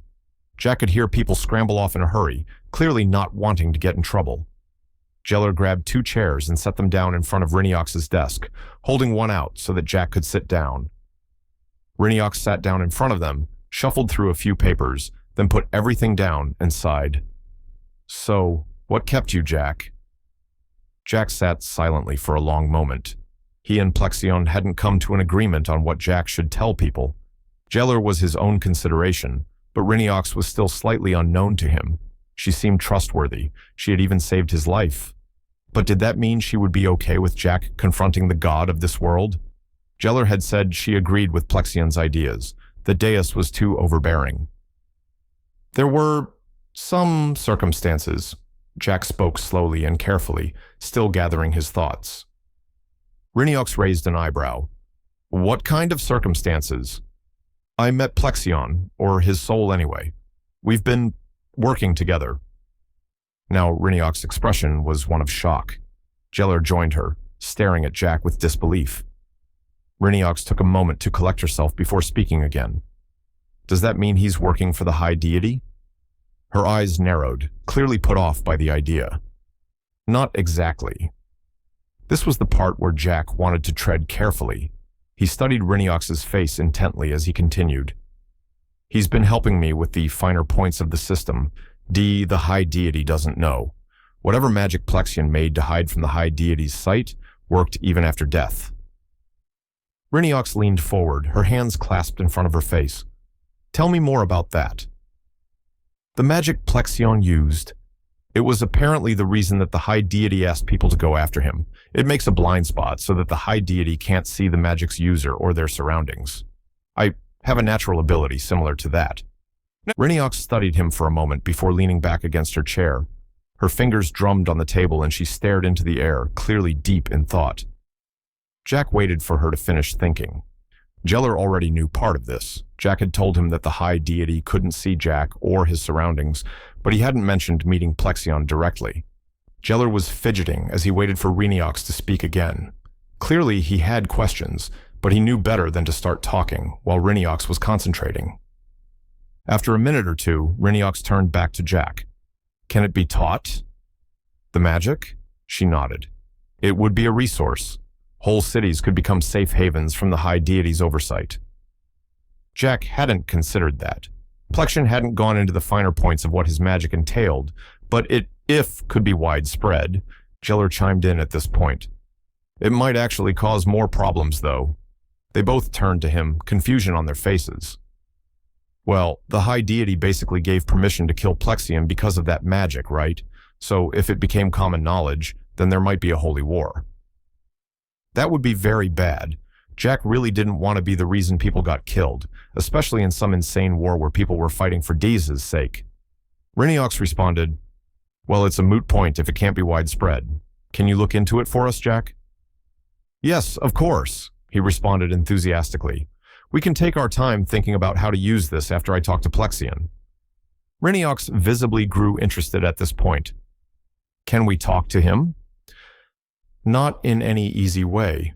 Besides that, we aren't ready to let people know that he's involved with the system yet."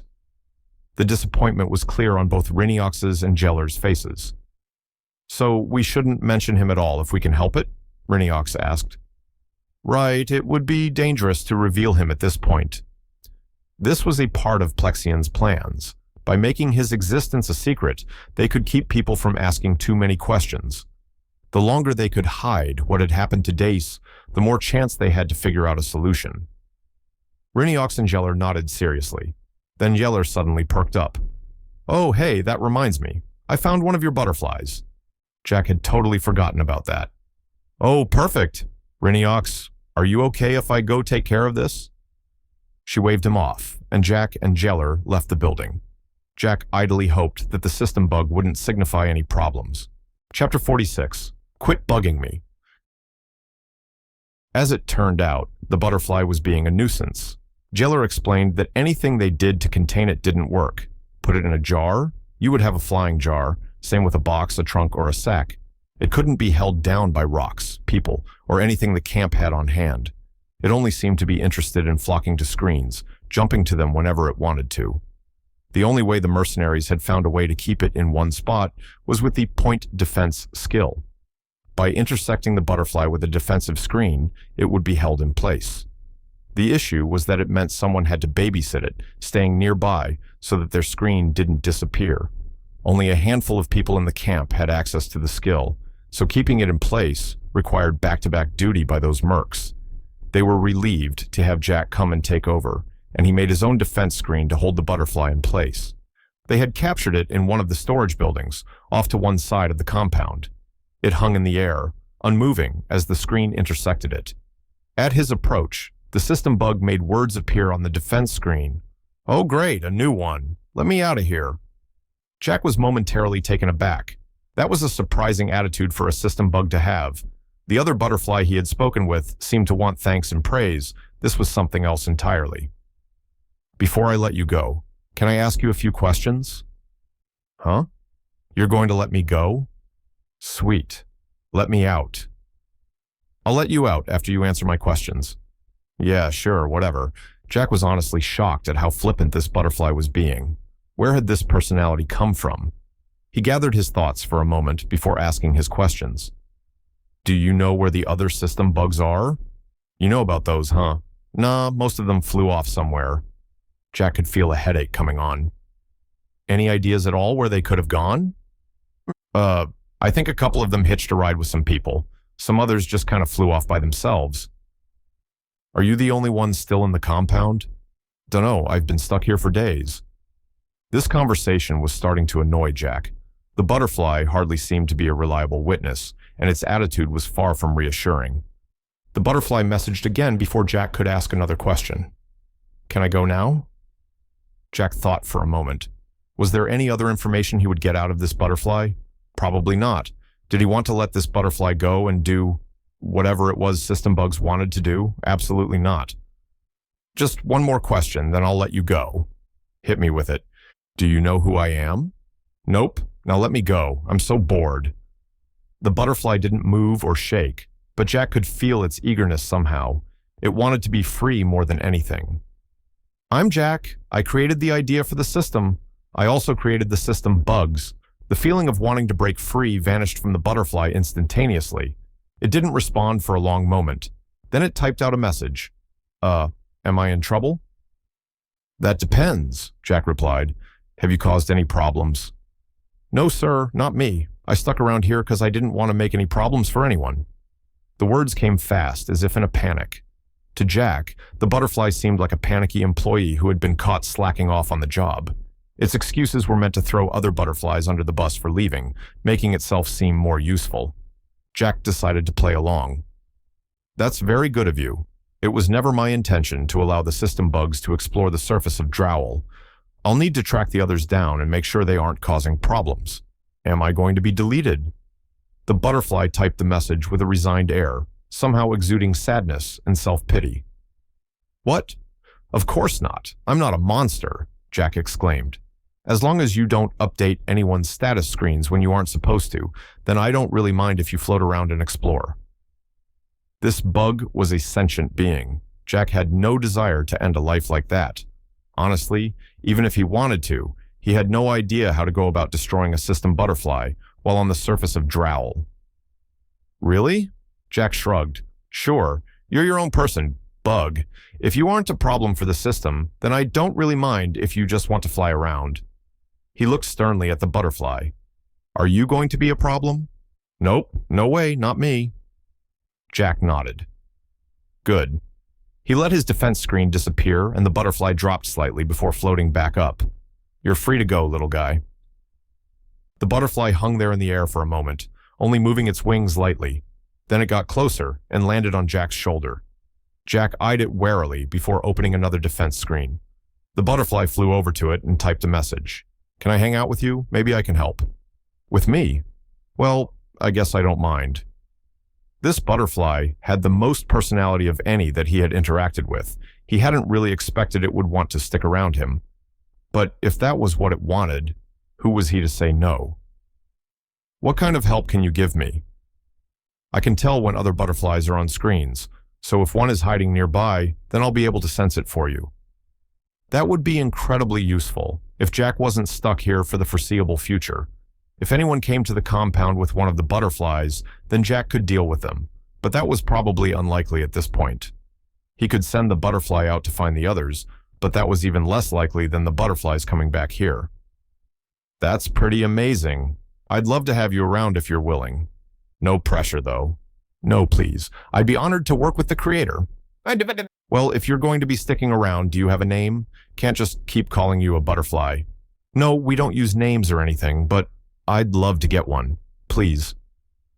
Jack racked his brain for a minute, trying to think of a name for the system bug. Jeller threw out a few suggestions, but the bug didn't like any of them. It seemed to look at Jack expectantly, almost like a child getting ready to receive a present. How about Alpha? He cringed slightly as he said it. It was such a trope name, but it sort of suited the situation. A construct, the first one to join him. It made a kind of sense. What does it mean? It sort of means you're the first one, my first system bug companion, he said, trying to sound enthusiastic about the idea. He would have to stop making fun of Deus's naming conventions with a suggestion like this. The butterfly vibrated in the air. I love it. I get to be the most important one. It danced in the air, clearly pleased with itself. Jack decided to get over his embarrassment at the name and smiled at the dancing butterfly. Jack was relieved to be taking a step in the right direction, solving problems instead of making them. By enlisting Alpha's help, he could keep an eye out for more butterflies, even while doing his other duties. Jeller, would you be willing to look after Alpha whenever I'm not around? Jeller nodded, but the bug suddenly froze mid-air. It quickly moved back to Jack's defense screen and typed out a message. You're leaving me? Jack laughed. No, or at least not yet. I have to go back to the sun every now and again to do work, so I won't be here all the time. Alpha visibly deflated somewhat before straightening back up. Okay, I'll make sure this guy doesn't get in any trouble. It pointed one of its wings at Yeller accusingly. This time, it was Jeller's turn to laugh. Me? What did I ever do to you? You locked me up for days. I was just minding my own business. Well, I was just doing what Jack asked me to do, Jeller shot back. Alpha typed out a series of symbols that looked like an image of a hand flipping somebody off. Oh, that is it, Jeller said heatedly. He created a defense screen to capture the bug, but Alpha quickly moved out of the way. The two began chasing each other around the room, Jeller making screens while Alpha dodged. Jack watched, trying to decide if he should step in or not. Then a sudden thought struck him. He reached out a hand toward Alpha and tried to change its shape with his thoughts, like he did with the butterflies in the white void.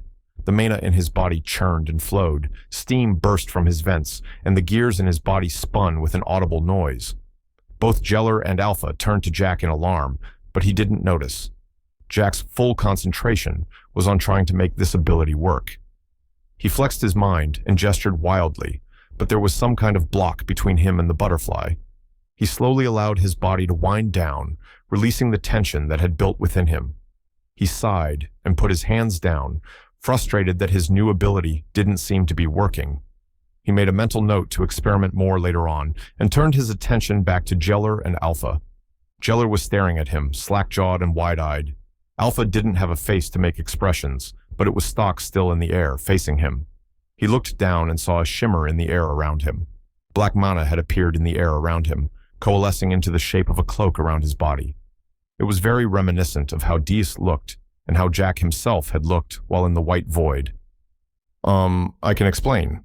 Chapter 47. Additional Delays. Jack desperately racked his brain for some kind of excuse. He was practically wearing the cloak that was synonymous with the god of this world. It wasn't a good look for him. His mind raced in panic, searching for anything at all. But there was nothing. He had no excuse to give, no lie to tell. How would he be able to explain this away? It turned out that Yeller would provide him an out. Is that some new power, Jack? The Animalist leaned in curiously, waving his hand through the floating cloak. The black mana dissipated as Yeller's hand passed through it. The cloak slowly vanished from the point Yeller had tried to touch, vanishing into midair. Yeah, Jack replied lamely. I didn't realize it would come with the cloak. It makes me think of priestly attire a little, Yeller said, watching the mana disappear into the air. Then he snapped his fingers as a sudden thought struck him. There are certain rituals that can do something like that, making an image of the high deity appear. Is it like that? Jack didn't want to keep lying to Yeller, but he was in a bit of a panic. Yeah, it must be like that then. So what is it? Yeller asked. Huh? What is the new power? Some kind of system skill? Oh, it's related to the butterflies. I don't really fully understand it yet. This, at least, was true. Jack didn't understand the new power he wielded. It had happened on accident, and apparently he couldn't use it on Drowl. He would need to experiment with it when he was alone. Well, alone with Alpha, anyway. This seemed to satisfy Jeller's curiosity. Well, let me know if you figure anything out.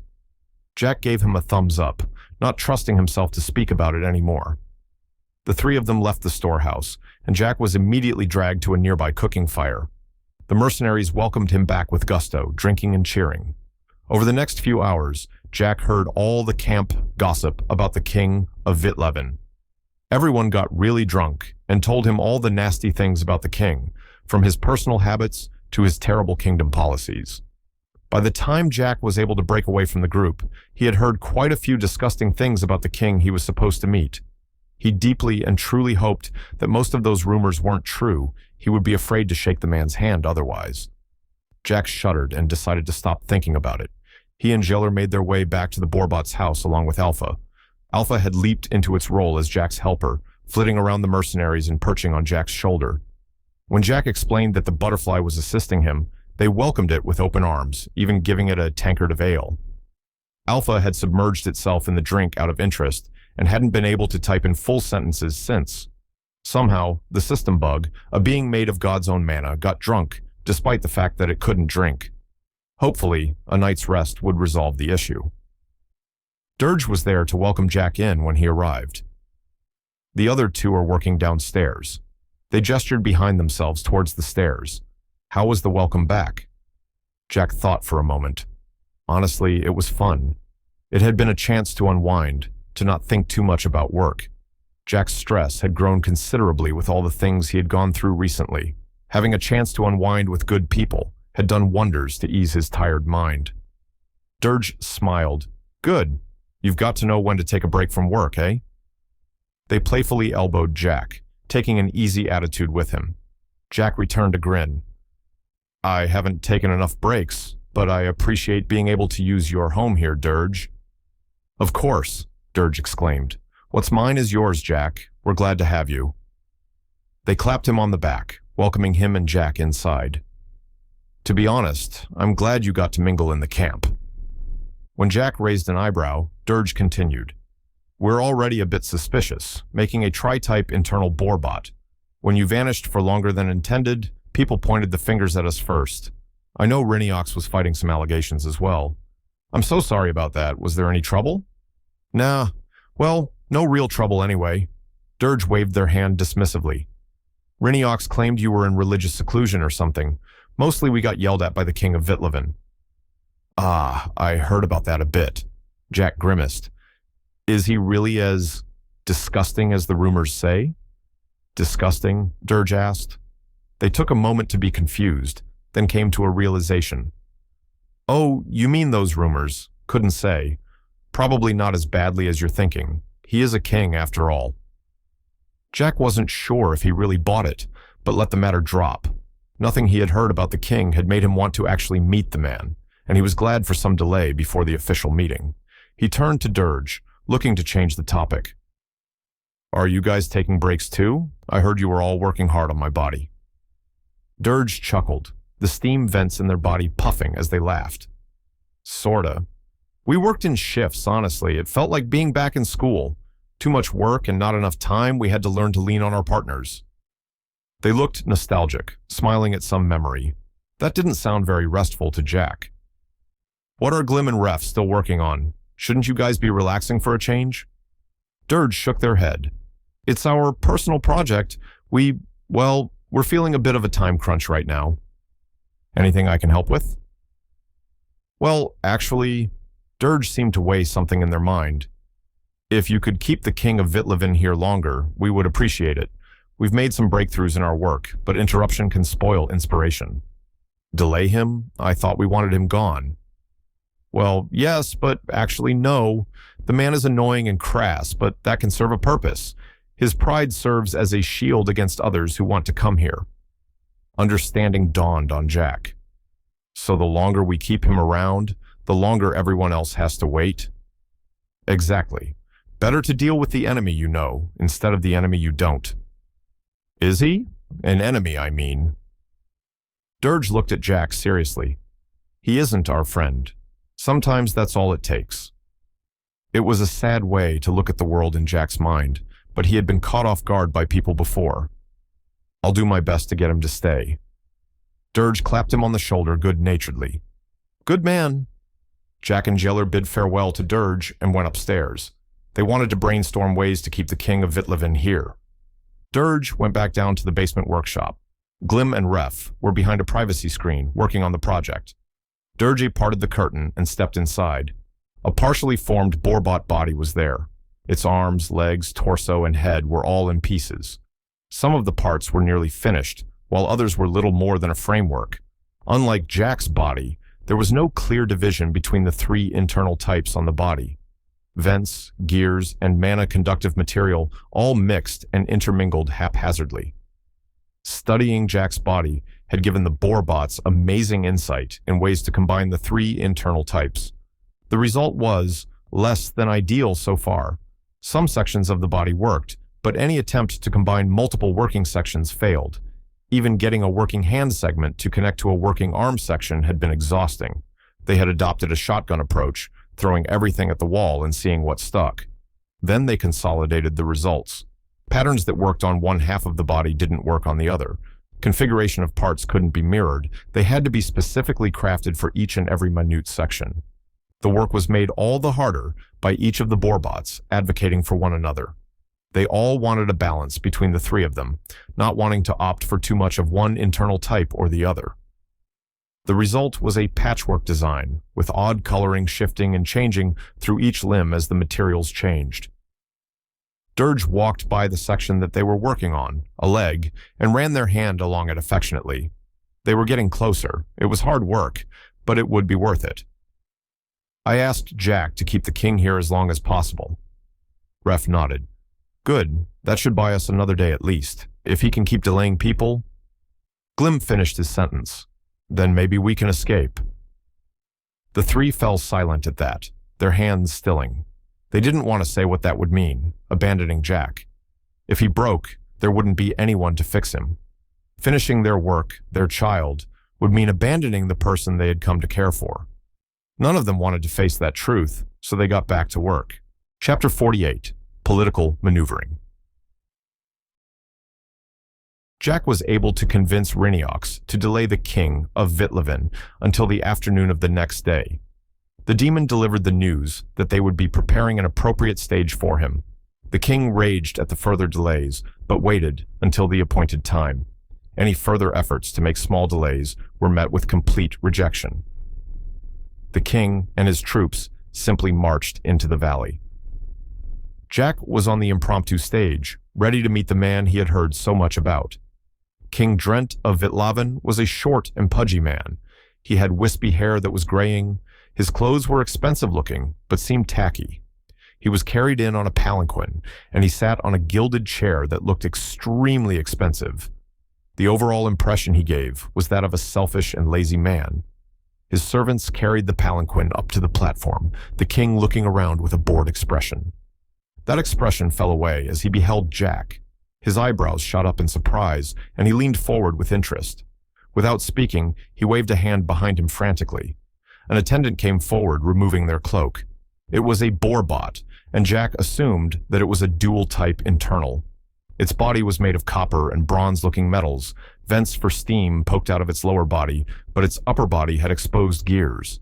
It gave off a stern expression, and was more slender than most boarbots Jack had seen. The king spoke to the bowing attendant. "Vrim, look at this." The boarbot lifted its head. Its face was calm and neutral, right up until it looked at Jack. The boarbot's face twisted into shock and disgust. "Dear God of gods, it's disgusting." The boarbot spoke in a nasally voice, though Jack didn't know how that worked, considering boarbots didn't have noses. The king nodded. "Indeed. You there, abomination." He gestured in Jack's direction. Jack pointed at himself questioningly, shocked at the sudden insult. Only Diaz had been so mean so quickly. "Are you speaking to me, Your Majesty?" "Who else would I be speaking to?" The king snapped at him. "You're coming with me. I'm placing you in captivity until further notice." He waved some guards forward. The mercenaries reacted instantly, forming up around Jack defensively. Jack himself stepped back, ducking behind a shield. The king stood up, fury on his face.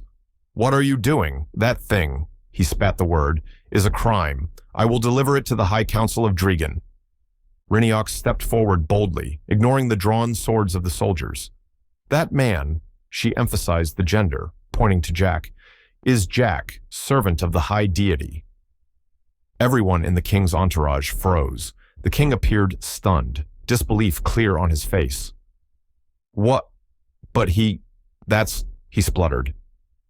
Vrim the attendant stepped forward, having recovered faster than their king. "Do you have any proof of this? I find it hard to believe the high deity would allow this mistake to occur." Jeller growled softly next to Jack, his hands gripping his knives tighter. Jack put a hand on his shoulder. "It's okay. We always knew someone might have a problem with this." Jack tried to reassure his friend, but the truth was that he was also rankled. This blatant mistrust and mistreatment made Jack think of hardcore racists back on Earth. Jack moved forward through the guards, many of them nodding at him or whispering encouragement. He came forward to stand with Reiniox, maybe 10 or so feet from the king of Vitlevin. "I am Jack, servant of the high deity, administrator of the system." The king seemed to flinch away slightly as Jack spoke, almost as if Jack was repulsive to him. Vrim spoke in his place. "We are asking you to verify that claim. Demonstrate your ability to us." "Status." Jack's status screen appeared before him. The king flinched back, clearly surprised by the screen, but the advisor seemed to be expecting it. "With your permission, I can bestow a status screen such as this to a person of your choosing. Will that be proof enough?" The king waved Vrim over, muttering to the attendant. Jack managed to overhear the words exchanged, though. "What is that?" the king mumbled. "A status screen, Your Majesty. I have confirmed that this is the gift given by the high deity." "Truly?" He looked skeptical. "Send someone to test it." Jack couldn't believe his ears. Did this king truly not know what the system was? He had been waiting for at least a week. He must have heard of or seen it in use, but his conversation with the advisor seemed to indicate otherwise. Had he just sat around doing nothing the whole time? The boarbot nodded at the king, then called up a soldier. It turned, addressing Jack. "Give this soldier a status." Jack obliged, activating his status-granting skill. It had been a bit since he last used it, but the skill flowed easily from him. Like riding a bike, there was a moment of connection, and his body responded to the skill. The king's eyes glazed over in boredom when the spell took more than 10 seconds. The advisor waited patiently for Jack to finish, not showing any special interest in the casting. The soldier who was being given a status stood at attention, simply following orders. When Jack completed the skill, a status screen appeared in front of the soldier. The blue floating rectangle hung in the air, and the soldier reached out to touch it with interest. The advisor came close and examined the screen, attempting to touch it as well, and failing to do so. Jack coughed politely, drawing attention back to himself. Is this enough evidence of my identity? The advisor turned back to the king, an unhappy look on their face. The king hesitated, looking unsure for a moment before sighing. Very well, we won't arrest you. The Borbot advisor looked very displeased with this news, but didn't say anything out loud. Instead, they asked a question. Are you the only one who can bestow statuses in this manner? It was a tricky question. Admitting that he could give other people that power might weaken his claim that he was Jack, but lying might invite some kind of retaliation if the truth slipped out. Jack decided to reveal the truth. Originally, I was. The high deity granted me a way to give other people the status-granting skill. The advisor seemed to be aware of skills and status screens, and they nodded at this. And will you be giving us this skill? The question was very direct, and the advisor spoke with an intensity that was thinly veiled behind decorum. I have been ordered by the high deity to only grant the skill to members of his clergy. I cannot give it to others freely. Jack used his special move. Sorry, it's company policy. By playing the Deus card, it forbid any disagreement. Clearly, this advisor wanted the power to grant statuses, but Jack didn't like the Borbot at all. The advisor seemed oddly neutral at this admission, not nearly as upset as Jack might have expected. They turned, gesturing for some cloaked figures to come up to the stage. A group of people dressed in priestly robes walked up onto the platform. Vrim turned to Jack. So you could grant these people the skill? There was some clear checkmate energy emanating from the Borbot. This whole song and dance seemed to be going according to the advisor's plan. Jack looked at the assembled group carefully. It was impossible to tell if they were actually priests or not by sight alone. Are you all members of the cloth, servants and clerics of the God of Gods?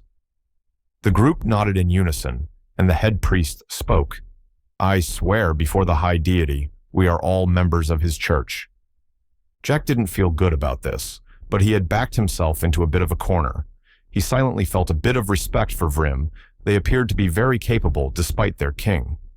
The blatant racism was a negative point in Jack's book, but he wanted to be sure to pay attention to this dangerous Borbot.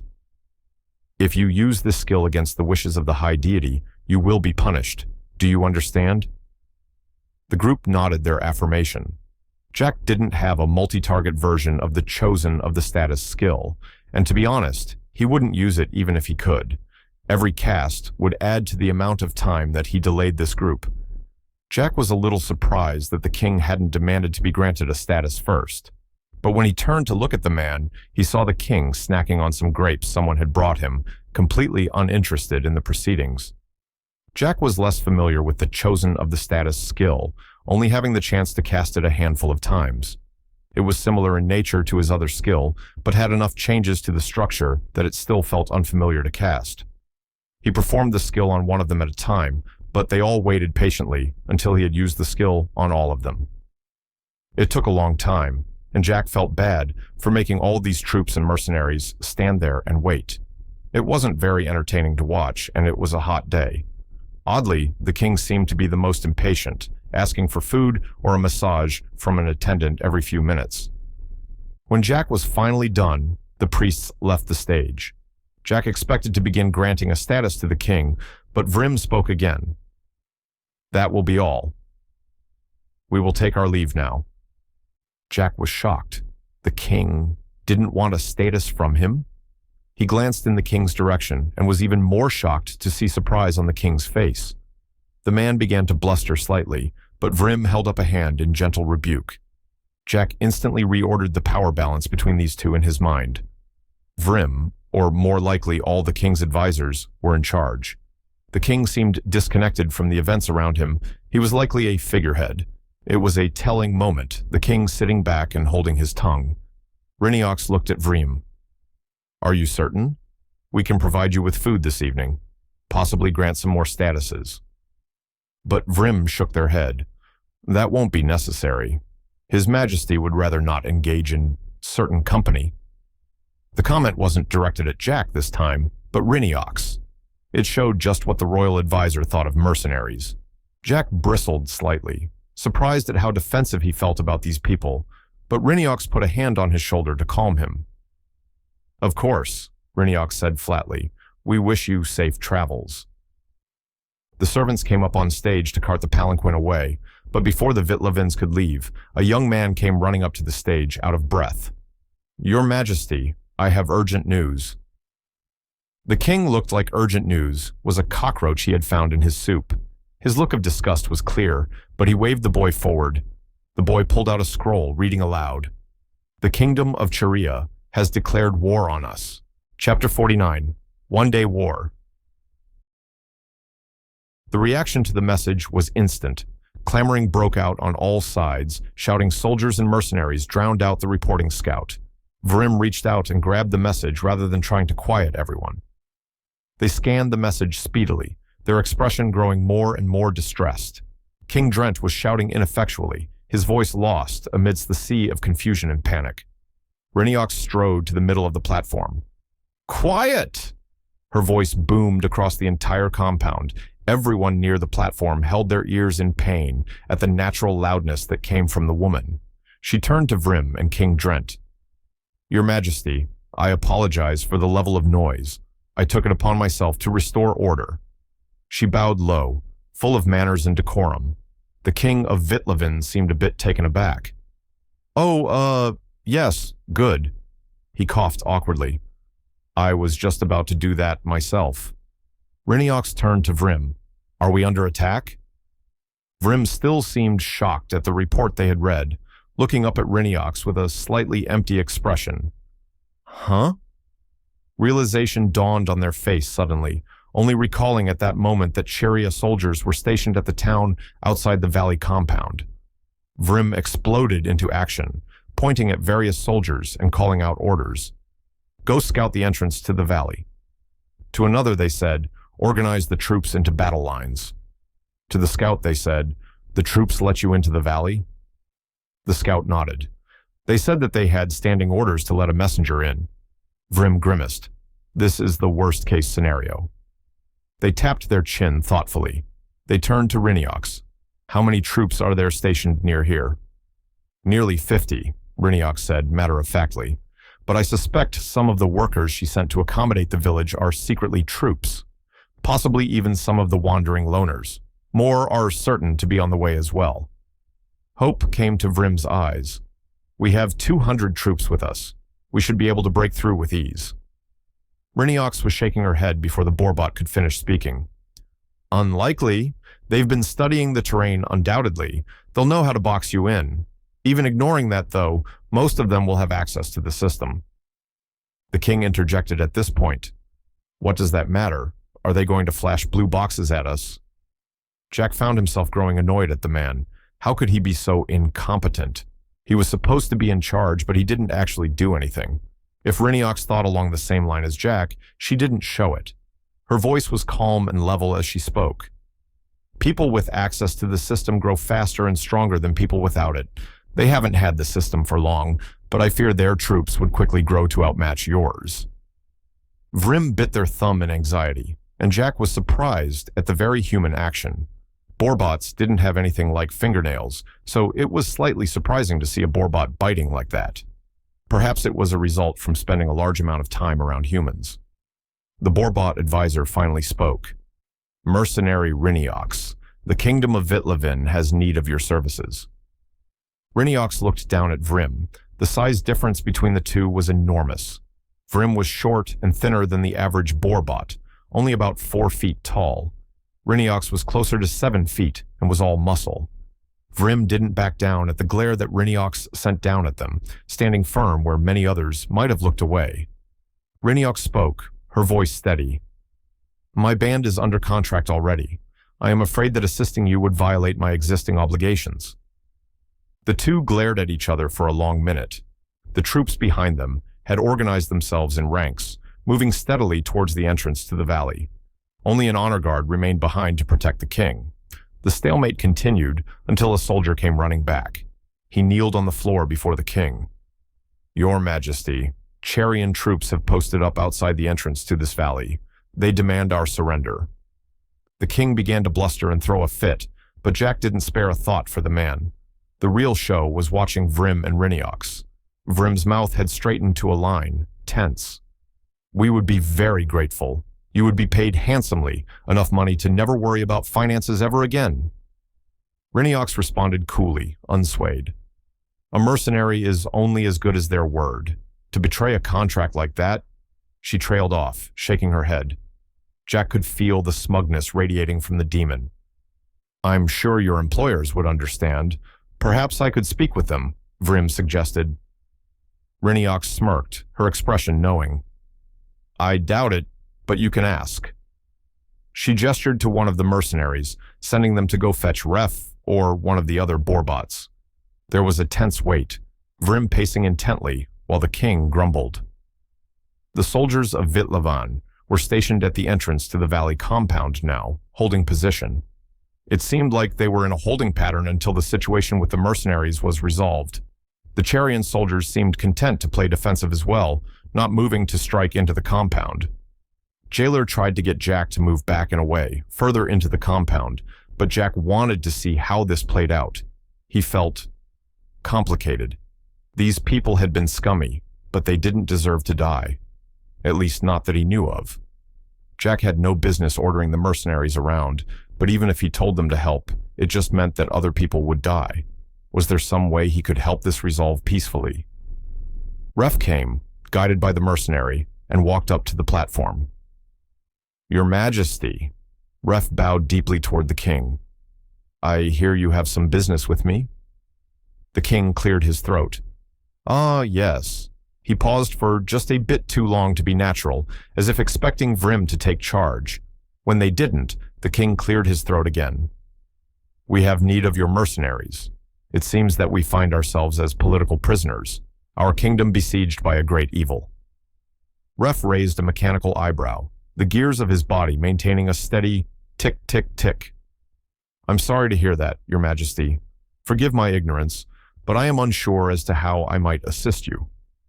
King Drent swept his hand dramatically, gesturing to the mercenaries assembled around Ref.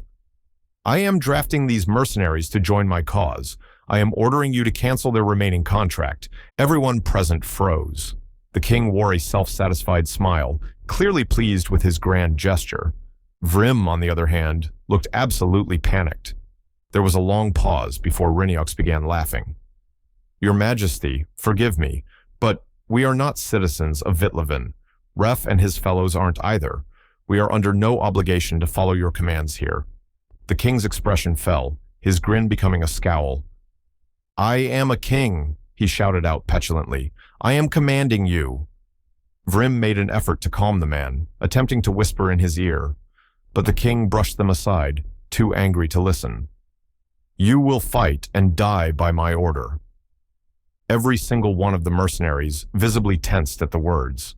Many of the gathered eyes glanced at Riniox, who had gone stock still. The demon stood tall and powerful, her powerful frame radiating discontent. "King Drent," she began, but the king interrupted her. "Shut up," he commanded. "Do your duty and fight for your betters, you dumb brute." Riniox took a single step forward, and the king of Vitlavan nearly passed out. The air nearly shook as Riniox snarled, the sound vibrating through everyone nearby. Her presence was like a physical blow, the bloodlust rolling off of her like waves. The royal guards rushed forward, swords drawn and swinging at her. Both Jack and Jeller called out, "Point defense!" Two blue defense screens caught two swords out of the air, ripping them from their surprised owner's hands. As for the remaining 6 guards, they didn't stand a chance. Riniox simply grabbed Vrim and held the Borbot in front of her like a shield. Vrim squeaked in terror, and the soldiers quickly skidded to a halt. Riniox discarded the advisor instantly, grabbing a soldier and swinging him bodily into the remaining attackers. Armor crunched against armor in a shower of sparks and screeching metal. The momentum of her blow knocked over all 6 men. The remaining 2 soldiers who had their weapons stolen looked in horror. Riniox glared at them, directing her anger in their direction, and they fell backward to the ground in panic. The king hadn't moved. He shook like a leaf in his chair, spluttering wildly. Riniox moved forward and grabbed him, lifting him up with ease. She glared down at Vrim. Keep a tighter leash on him next time." The Borbot sat on the ground, a stunned look on their face. Reiniox looked back at her mercenaries, slinging the king over her shoulder. "Let's go. We've got a prisoner of war to hand over. This one should be worth a pretty penny." She marched forward, and most of the mercenaries joined her. They marched toward the back of the Wittloven defensive line, and the army parted with surprise as Reiniox shouted for them to move. Jack didn't see any effort to rescue the king from the soldiers, and he watched Reiniox carry the man easily out of the compound. The next few weeks would see the spread of a great many rumors across Drowell. In addition to the other news coming out of the obscure corner of Chiraya, the one-day war was among the most interesting topics. A declaration of war, only to be followed with a declaration of victory that very same day. The kingdom of Wittloven ceded nearly all of its land, causing the kingdom to plummet in importance. Its military was dismantled or drafted, and the kingdom was reborn as a single city-state. King Drent became Lord Drent, and his reign was allowed to continue, albeit on a much smaller scale. Queen Ivana of Chiria addressed her people in the capital, claiming a great victory for their country. She became an infamous figure overnight, her machinations becoming feared on a level only previously associated with the queen of all demons. To Jack, though, this was just the first in a long list of problems that kept falling in his lap. Chapter 50, Storm on the Horizon. The aftermath of the almost altercation between kingdoms was very boring to Jack. He had nothing to offer in the coming peace talks and kingdom-related gestures. Mostly, his duties boiled down to granting statuses to the POWs. The Queen of Chiria had sent a missive asking that the captured Wittloven troops not be granted status screens, but Jack had chosen to ignore the request. He didn't like how the Queen had maneuvered in this case. She knew that the King of Wittloven would venture into the compound and had used that to entrap her enemies inside. Jack didn't appreciate the exploitation of needing to come see him directly. Letters and messages arrived over the next few days from various worldly powers, requesting that Jack come and visit them. The Queen of Tyria had scared off many potential world leaders, which made Jack annoyed. So, in retaliation, he made an effort to do anything he could that might annoy her. The POWs were only held for a few days before being escorted to the capital. One of the POWs was Vrim, who worked eagerly to help write up contracts and missives. Apparently, they also sent the equivalent of a resume to the Kingdom of Chiria, requesting government work in exchange for state secrets. Jack remained frustratingly uninvolved. Isekai protagonists always seemed to have insightful advice or world-changing words of wisdom, but he was completely lost in the government jargon. So instead, he tried to focus on system-related issues. With Deus indisposed, he couldn't add any new features to the system screens or change key features. What he could do, though, was edit existing information. Jack consulted with Plexion about all the skills they had documented up until now, trying to decide if it would be worth hiding a vast majority of the skills. Jack had long wondered if it was worth reading through the incredibly long lists of redundant skills. Things like the toothpick usage skill didn't exactly scream magic system, although Jack was willing to bet there was some brain-dead story out there that made a skill like that OP. Jack figured that he could make something like a hidden folder that obscured most skills while still keeping them on the status screen. The skills could still be updated by the butterflies, but if he asked them not to create pop-ups, then people would never know. When Jack brought this up to Alpha, the butterfly displayed a surprising lack of knowledge. "If you erase skills, then people can't do that thing anymore," it asked in horror. "You really didn't know?" Jack asked. "No." The butterfly paused, somehow looking sheepish. "Honestly, I might have tried to do it if I did know, though. Just as a prank, though." Jack sighed. "Do you think other butterflies would do that?" "Maybe," it said. "I just wanted to have fun. Messing with people could probably become fun pretty easily." It was another reason to track down the butterflies. Perhaps Jack would have to trek out into the world to search for them. While he idly contemplated all of these things, he made an effort to return to the White Void. Claiming there was something he needed to check on, he had Ref and the others temporarily deactivate his body. Checking on the body that was Deus was paramount. It was like a bomb waiting to go off, and Jack had no idea how to prevent it. There was no change to the status of the god, and he was exactly where Jack had left him. Leaving the God realm, as Jack had taken to calling it, he returned to the normal white void. He waited for Plexion to phase into his awareness. The late king of all demons had worked hard to adjust his magic so that Jack could see him. However, it only worked when Plexion made a steady conscious effort. It made talking in person a bit annoying for the demon, but he was desperate for Jack's company. "Hey Jack, good to see you again." He reached out and clasped Jack's arm in a firm handshake. "Good to see you, Plexion. How are you holding up?" He shrugged. "I've been worse, I suppose." Then he grew a bit more serious. "Though I think I've been seeing things." Jack focused on him, suddenly worried. "What kind of things?" "Not sure. I thought maybe I was seeing butterflies in the distance or something. Just blurs really far away." Jack frowned, thinking hard about this. "Should I be worried about you, Plexion?" Plexion laughed. "Always. I'm a chronic troublemaker." He took on a more serious tone. "I might try to investigate. The blurs are always in the same direction, so I think it might actually be something." Jack nodded, the added detail giving him some small relief that Plexion wasn't going crazy up here. "Be careful." He gave Jack a thumbs up. "I won't do that, but I won't die. I promise." Jack chuckled, trusting Plexion to know what he was doing.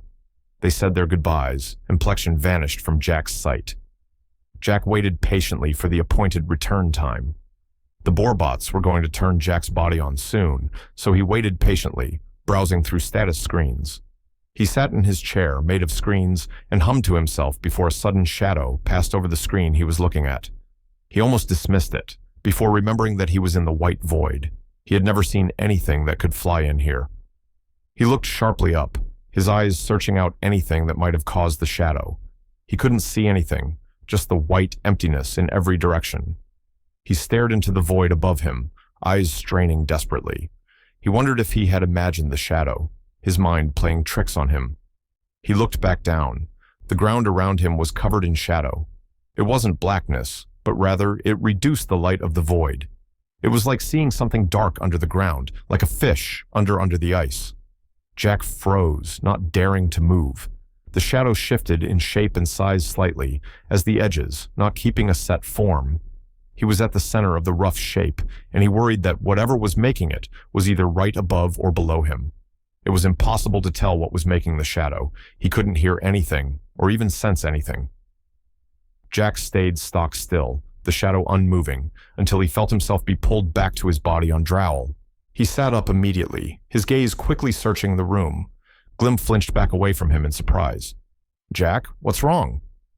Jack didn't see any sources of shadow or anything wrong, but instinct told him something was happening.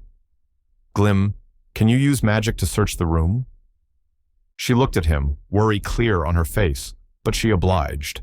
Her mana hit him like a physical force, and he saw things rattle and shake as she magically searched the room. "Is there anything in here?" he asked softly. Glim shook her head. "Nothing I wasn't expecting to find. What's going on, Jack?" He shook his head, still unnerved. "I'm not sure. Did anything happen while I was gone?" "Not that I know of, but I was down here the whole time. Jailer is upstairs if you want to ask him." Jack looked around, then nodded. "Good idea. Thanks, Glim." She nodded at him, turning back to her work as he went upstairs. As he ascended upstairs, he typed out a message to Plexion. "Did you see the shadow? Are you okay?" There was no reply. Jack knew that the demon might not reply. He only checked Jack's status screen every now and again. Besides that, Plexion had wandered off somewhere in the white void.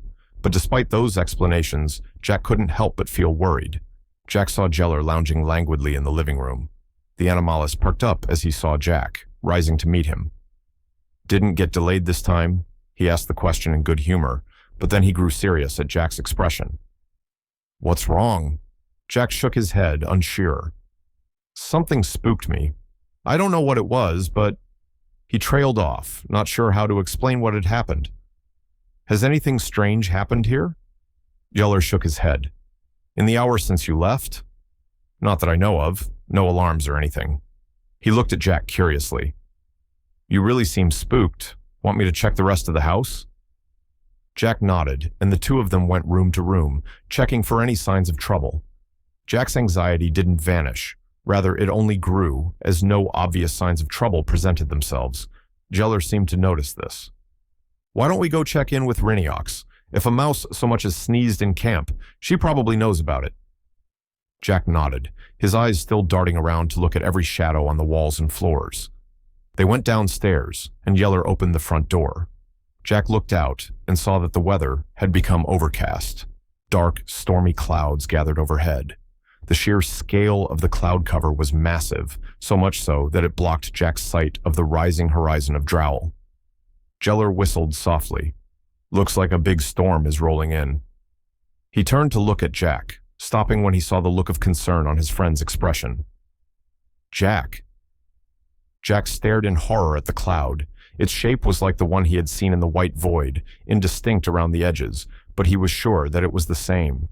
Jack knew deep in his heart that this cloud, or rather this Dukul, was here for him. Chapter 51. Dangerous Attention. The clouds hung overhead ominously. No rain fell, but the clouds were darkening and lighting flashed across the dark sky. When Jack stepped out into the open air, Yeller yelped and flinched away. Jack looked at the Catman in confusion, before noticing that Jeller's fur was standing on end. Jack rushed over to Jeller quickly and touched his arm. An intense shock ran through the two of them, and Jeller yowled in pain. Jack flinched away, shaking his hand. Jeller's fur remained on end, but seemed to be drawn to Jack.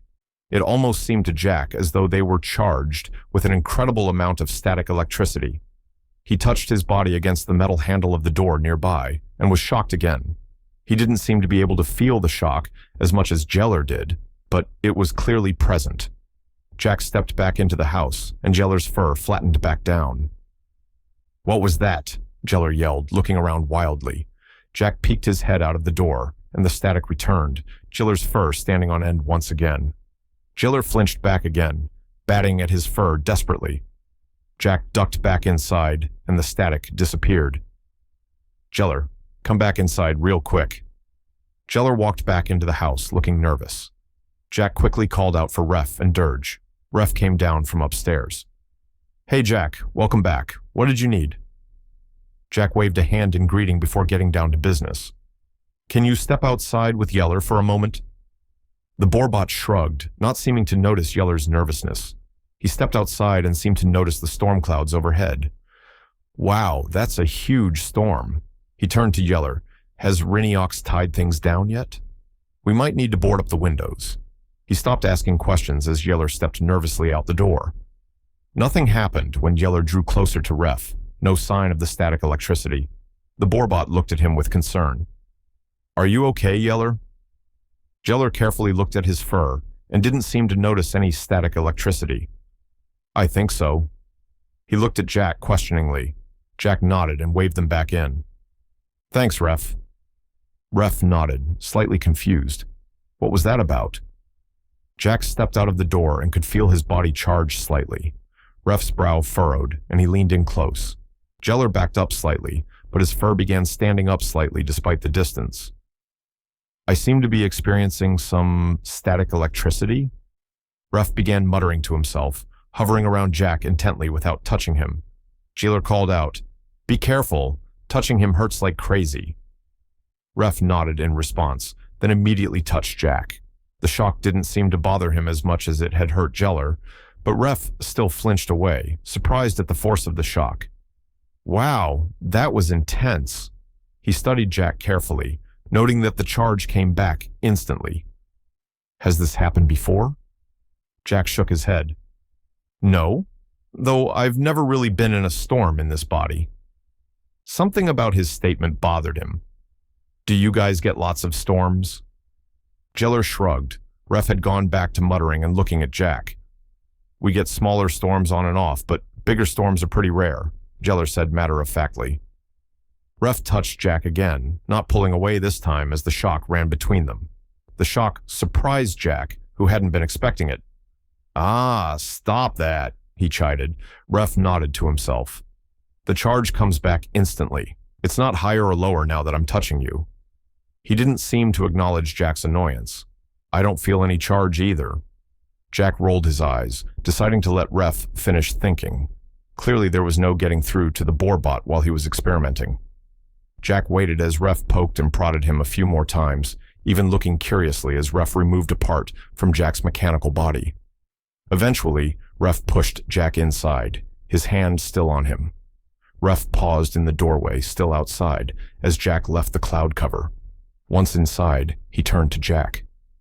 "Jack, what is that storm?" Jeller looked confused, but Jack grew very still. That was a very pointed question, one Jack didn't think he had given any hints about. "Why do you ask, Ref?"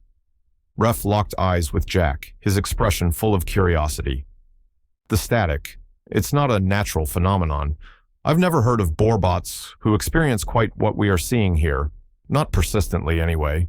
He put both hands on Jack, looking at him with intensity.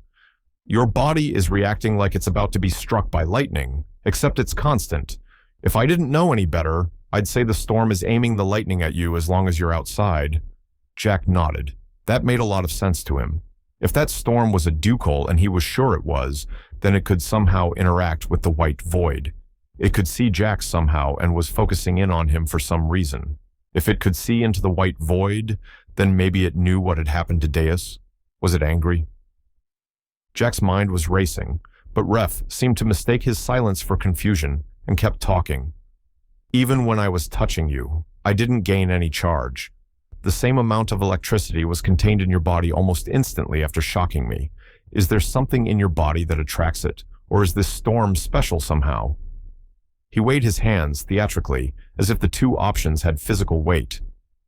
"I'm betting it's the storm itself, and since it's you we're talking about, I thought that you would either know something about it or could do something about it." Jack looked at him. "There's just some weird problem and you assume I know something about it?" Ref shrugged. "You're at the center of just about every mess that happens around here. You have a knack for finding yourself in inconvenient spots." Jack was almost offended, but he had to admit that Ref was right. It wasn't Jack's fault. These things just kept happening because of the position Dace had put him in. He looked at Ref. "I think that the storm cloud is a living thing, a ducal." Ref pondered this. "You asked us about something called a ducal. I couldn't find out anything about it." Jeller looked surprised. "The storm is a person?" He glanced out the window nervously. "And it wants to hit you with lightning?" Ref shook his head. "If it wanted to hurt Jack, it could have hit him with lightning by now. I think that the static is similar to attention. Like how we use eyes to see something, there is weight behind staring at something. When someone stares at you, sometimes you can tell, right? Well, the way this angry cloud seems to stare is a bit more obvious." Jack nodded, seeing the connection Ref was making. "So it's staring at me, but why do you say it's angry?" "Because it's a storm." Ref shrugged. "I could be wrong, I suppose, but if I was a cloud, storming would be my way of showing anger." Jack thought about that. It wasn't technically storming. It was more like building up to storm. Maybe it's not sure how to feel, like it's ready to be angry, but is holding off for some reason. Jeller looked between the two of them. The hypotheticals seemed to be a bit beyond him, but he nodded at this. "It's like when Riniox knows we've done something wrong but wants us to acknowledge our mistakes. She just stands over us, angry as a wildfire, but doesn't punish us outright. It's a scare tactic." "Does that work?" Jack asked. "Every single time." "Let's take a step back," Ref said. "We are making a lot of assumptions here." "But it all feels right," Jack said. Ref shook his head dismissively. "Doesn't mean anything. I felt right about tons of things, only for them to literally explode in my face. You said it's a ducal, Jack. How sure are you?" 95%. Ref nodded. "Almost entirely sure then. Did you do anything to upset it that you know of?" "Very possibly." "Are you willing to elaborate?" Jack shook his head. "I can't really talk about it right now, but I think it was observing me before I came back." "Before you came back? Like an hour ago? Before we shut you off?" Jack shook his head. "In the sun, where the high deity is. I think it was watching me somehow." Ref and Jeller both looked shocked. Jeller burst out. "How? I've never even heard of something like that." Ref's look of shock turned to one of concern. A being that can peer into the domain of the high deity. He started pacing back and forth. It isn't focusing on you while you're in the house. That's good. Maybe it has to follow certain rules, like physics. If it can't see you in the house, then we should keep you in here for now. No going back to the sun unless... Can the high deity help you, Jack? It was Jack's turn to look concerned. I don't think so. If anything, he would probably hand me over to it or something. Ref nodded. No can do then. Stay here. I'll try to figure something out. Ref turned and jogged to the basement, calling out for Dirge and Glim. Jiller turned to Jack. How do you piss off a cloud? Jack laughed, but the sound was forced. I'll tell you another time. He glanced out the window again. The sky was dark and ominous. What could it want? Jailer shrugged. Dunno. I hope it gets bored and leaves soon, though. Chapter 52. A Touch of Class. The storm did not blow over quickly. Jack spent days hiding indoors. All attempts to protect him from the attention the Ducal was giving him proved to be fruitless. The storm clouds overhead only grew in size and darkened in color as time passed. Despite winds and time, the cloud did not budge. Letters and missives began arriving concerning the ominous cloud. Apparently, it could be seen from kingdoms away, and the lack of cloud cover or rain in other parts of the world was concerning. Jack asked after this detail. He was told that populated areas all over the world regularly received adequate rain. The expected averages meant that things like drought almost never occurred in heavy population zones across Drowl. Most people attributed this to the high deity, but to Jack it only signified that this Ducal, or even these Ducals, was the one in control of the weather. The clouds overhead meant that the rest of Drowl wasn't getting their weather properly, which could become an issue in the long term. Unsure what to do with this information and being locked in a house, Jack did the only two things he could really do with his time. He granted statuses to visitors, and he worked on the system. Travelers from around the world were flocking into the area. Many either came in small groups or by themselves. They were carefully searched, then brought to the Borbot building, where Jack and the three others were staying. Jack would carefully explain the system to these people, and then grant them a status screen. The opinions were a mixed bag when it came to the reward that the high deity was dishing out. There were many people who did not see the appeal of it, while others bowed and scraped in over-the-top thanks. The widest variety of people he saw were animalists. It seemed a great many of them liked to journey, and had traveled here from almost as soon as Deus had announced Jack to the world. He saw all manner of animal people, ranging from mammals, birds, and even a few aquatic creatures. Jack was delighted to meet with more down-to-earth people than the monarchs had been. He talked with and even sat with some families and caravans who came to speak with him. He heard stories and tales from around the world and was struck by the tenacity of these people to travel so far. On the negative side of things, many people asked for his blessings, a topic which made him very uncomfortable. There were those who saw him as something like a demigod, a power that acted with religious authority. More often than not, he defaulted to something simple and vague, wishing them good health and the like. When it came to system matters, Jack decided that it was time to begin implementing a class system. He asked the butterflies in the void to create more copies of themselves and to explain the work and restrictions in place to them. He didn't want to travel back to the void to do the work himself. Not yet, anyway. He hadn't heard from Plexion, and he was growing worried about the demon. But even more than that, he was worried about what the Ducal might be able to do to him in the white void. Jack created a template for class structure. He added a class line above stats, then added a class skills section to the skill list. He had created spell lists for basic professions, things like sword user, spell slinger, and even more mundane things like chef. When people touched the class option, a pop-up would be created by the butterflies, which would have a list of the available classes and accompanying information on it. Once people selected a class, certain skills would be moved to the class skills section. Most class skills were things that directly related to the chosen specialty, with one or two basic related skills being added to a status screen if they were missing. A lot of the lifestyle skills, and even combat skills, would be left alone for the time being. Jack wanted to create more detailed classes later, but needed to gather more data on how people responded to the system. For the time being, instead of enhanced growth or anything tangible like that, a class simply became an identifying marker. Jack was preparing for the future, though, and created hidden text. Apparently, the butterflies could change the color of their writing to blend in with the screen. Jack used this to create a hidden skill points text section under the skills.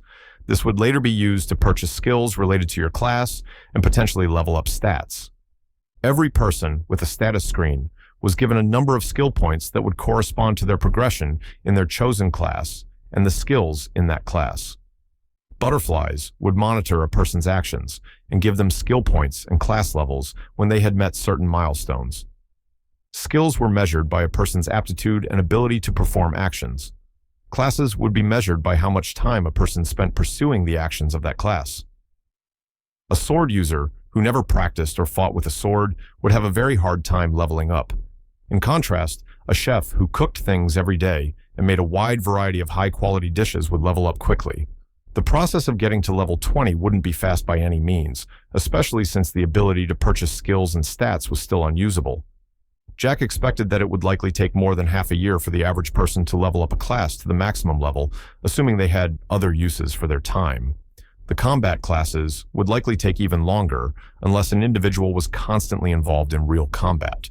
Jack wrote up a description of classes, how to pick one, and what would happen with them in the future. He stressed the importance of choosing something that related to a person's lifestyle, as a person would not be able to change their class until they reached level 20. Once he had typed up something instructive, he sent it to the butterflies. They updated all the existing status screens, as well as Jack's, which served as the basic framework for other screens. Jack wasn't sure if new screens would have the changes on them by default, but the creation of new butterflies would mean everything would take care of itself, given enough time. Jack himself didn't select a class. He had no need for it, considering he could directly add skill to his status or adjust his stats directly. Most of the mercenaries came to talk to Jack about what they should pick, and he gave them advice where he could. Many of them chose combat-related classes, which made sense to Jack, but a few ended up picking things like blacksmith or construction worker.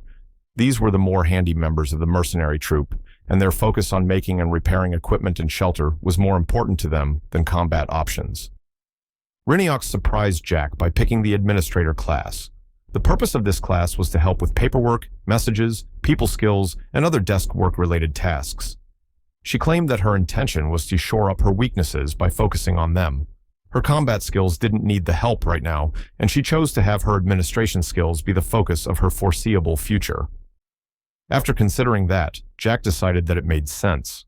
The mercenaries were stuck here for quite some time, and combat would be hard to come by at this point in time. Jailer chose the Scout class after some deliberation.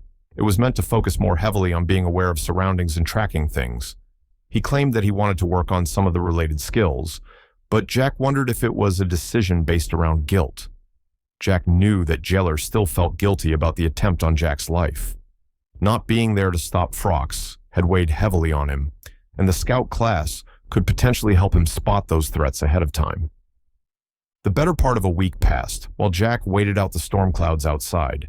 His days were filled with activity, things like meeting people, granting statuses, giving advice, and working on the system. But despite all of this work, he was growing antsy. He wanted to get out of this house, but there was no sign of the clouds dissipating. Finally, he snapped. "That's it, I'm going outside," he yelled, throwing himself up and off the couch.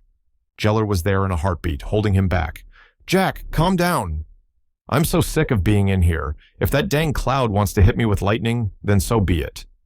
Jailer physically pushed Jack down onto the couch. "Not gonna happen, sorry." Jack let out a loud groan of frustration. "I just want to go outside. What does this stupid Ducal even want with me?" Jailer shrugged. "No idea. Can you use the system to talk to him somehow?" "No, it doesn't have a status screen. I could talk to it if it did, but I would have to get close enough to use status granting. I would just talk to it if I could get that close, but that's not really an option." Jailer looked at him with pity. "Sorry, Jack. I know this sucks." "It's not your fault. At least I have company." Jack smiled softly, not feeling as happy as he tried to look. Alpha popped off his status screen, the little butterfly flitting around his head before landing again. "Yeah, thank goodness I'm here. If you were just stuck with Jailer, you would get really bored." Jailer laughed sarcastically. "Maybe we should send you up there, you little bug. You can deal with the angry storm." The two continued bickering, but Jack's mind had frozen. He stared at Alpha, perched on his status screen. His voice was quiet, but full of hope as he spoke. Alpha, do you think I could grant you a status? Chapter 53, Butterfly Effect. Alpha flew up into the sky, eager to test its new abilities. Jack had used Chosen of the Status when granting the Butterfly its status screen, which gave Alpha the ability to use the skill as well. The mission given to Alpha was simple: communicate with the Ducal and grant it a status if discussion proved impossible. Alpha didn't have a voice or hands which were necessary to cast spells, and Jack had been surprised to see that when using the status skill, blue hands made of screen had appeared to perform the necessary gestures. Jack had wanted to stop and experiment with the hands, but Jailer had told him to leave it for later. The dumb cat had actually talked back to Jack, totally unacceptable as far as Alpha was concerned. But Jack, in all of his infinite wisdom and mercy, had relented. So Alpha was headed into the sky. Alpha could slowly float in any direction and didn't have any limit on height as far as it knew. It flew higher and higher, closer to the storming cloud with every passing minute. The strong winds had no effect on Alpha, blowing against it uselessly as it ascended. Finally, it made its way up to being level with the cloud, floating in the middle of it. Alpha glanced around, but couldn't see anything resembling a front or back to the cloud. Deciding that this was likely good enough, Alpha engaged the point defense skill. Jack had added it to Alpha's status screen in an effort to give the butterfly a more reliable form of communication. However, as soon as the skill activated, lightning flashed through the cloud. In an instant, light and sound battered into Alpha intensely. The world seemed to shake and flash around the tiny butterfly. Alpha simply hung there in the air, patiently waiting for the onslaught to end. The lighting had no effect on the butterfly. It was made of power from the high deity. Something like lightning had no effect on it. Once the lightning subsided, Alpha once again used the point defense skill. Once again, lightning and thunder roared against the butterfly, interrupting the skill. Alpha was immune to the lightning and thunder, but its system-created hands were not. They were destroyed instantly by the cloud as soon as they emerged, meaning Alpha could not cast anything. Alpha waited patiently again, letting the cloud batter against it uselessly. Once the cloud had finished its storming, Alpha tried once again. The cycle continued over and over. Alpha never used any of its tiny amount of magic, as none of its skill uses ever actually completed. As long as this pattern continued, Alpha could likely keep this up forever. However, that was not what Jack wanted. Alpha decided to take a different track, using status granting instead of point defense. Strangely, no lightning came this time. As Alpha continued the skill, Jack's voice rang out in place of Alpha. The blue system hands moved in accordance with the necessary movements. Alpha only possessed enough mana to use this skill once and was fairly pleased with itself when the skill concluded. Once the Ducal had been granted a status screen, Alpha looked around once again. It couldn't see any screens nearby, meaning the Ducal's head was likely somewhere else. Barely having any mana, Alpha decided to try the point defense skill again. It used the skill, and no lightning came. The small defense screen appeared, and Alpha landed on it. "Hello?" Alpha typed out. "Is anyone there?" The act of typing out messages did not take mana or effort. It was simply something that the system bugs could do. A noise emerged from the cloud. It wasn't quite a voice or thunder, but somehow it was understandable. "What are you, little one?" The voice surrounded the butterfly on all sides, beating against its blue form. "I'm a system bug, created by the system administrator to help the system function." The voice seemed ponderous, as if chewing on the words. "This blue box, this is the system you are referring to?" Alpha could not see the blue box in question, but knew that the Ducal was likely looking at the status screen. Yes, it was made by the high deity under the instruction of the system administrator. The cloud seemed to darken momentarily at the mention of the high deity. Its already dark form seemed to become blackness for a single moment before returning to normal. "The system administrator, is that the one called Jack?" "Yes." Alpha had been told to be direct with the Ducal, answering its questions as simply and truthfully as possible. The hope was that the cloud would be appeased, and that maybe they could find out why it was here. "I wish to speak with Jack." Bring him here. There is no easy way to bring Jack to you. Sensing that this answer would displease the Duke, Alpha quickly continued. That is why we gave you a status screen. Jack can communicate with you through it. Hiding behind a screen? Perhaps he isn't a fool. The arrogance radiating from the cloud rankled Alpha. What did this puff in the sky truly think it could do to Jack, the mighty system administrator? It is a matter of convenience, not cowardice. Quiet yourself, you pathetic bug. Your master is wise to fear me. Alpha felt itself getting riled up. Who would fear you? You can't even touch me. If a cloud was capable of rolling its eyes, the Duke seemed to be doing so. I'm done speaking with you. Be gone. Alpha was vibrating with rage. It had no outlet to let loose this righteous fury. Insulting Jack, mocking Alpha's perfect form, it was unbearable. Alpha hadn't even known it could dislike someone more than it disliked Yelair. For the first time in its life, the butterfly felt true dislike for another creature. Alpha began flying back down to the surface, promising retribution on the cloud that had scorned it. Jack waited anxiously for Alpha to return. The cloud had practically exploded with thunder and lightning shortly after Alpha had disappeared from sight. It had been loud and bright enough that everyone in the camp had stopped and stared at the sky.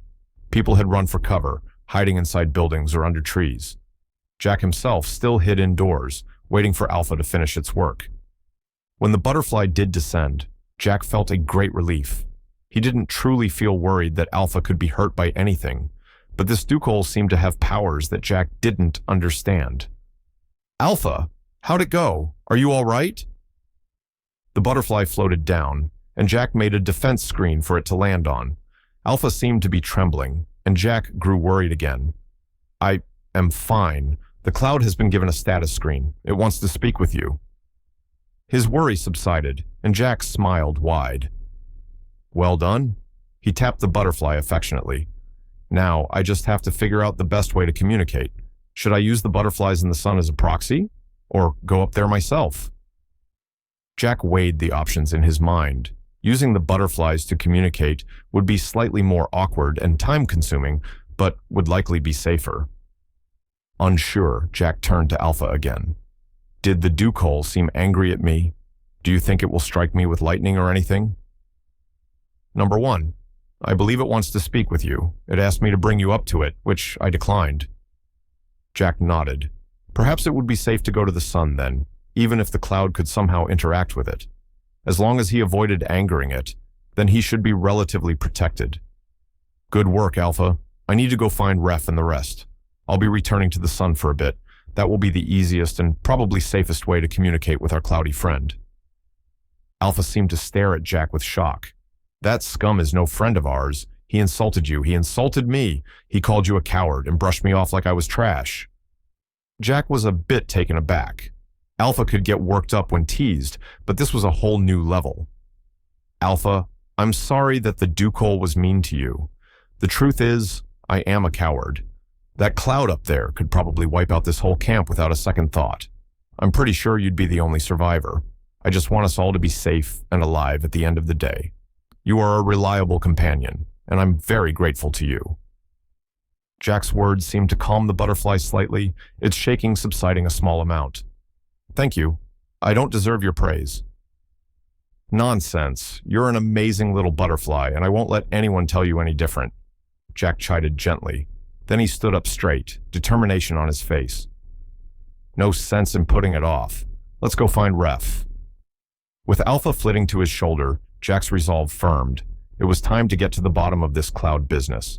Chapter 54, Cloud Confrontation. Jack returned to the white void. The dark shadow was still visible in his workspace, bigger than it had been before. Jack eyed it warily as he walked over to the filing cabinets that contained all the status screens. He made a mental note to make something more efficient before rifling through the screens to find the Duke holes.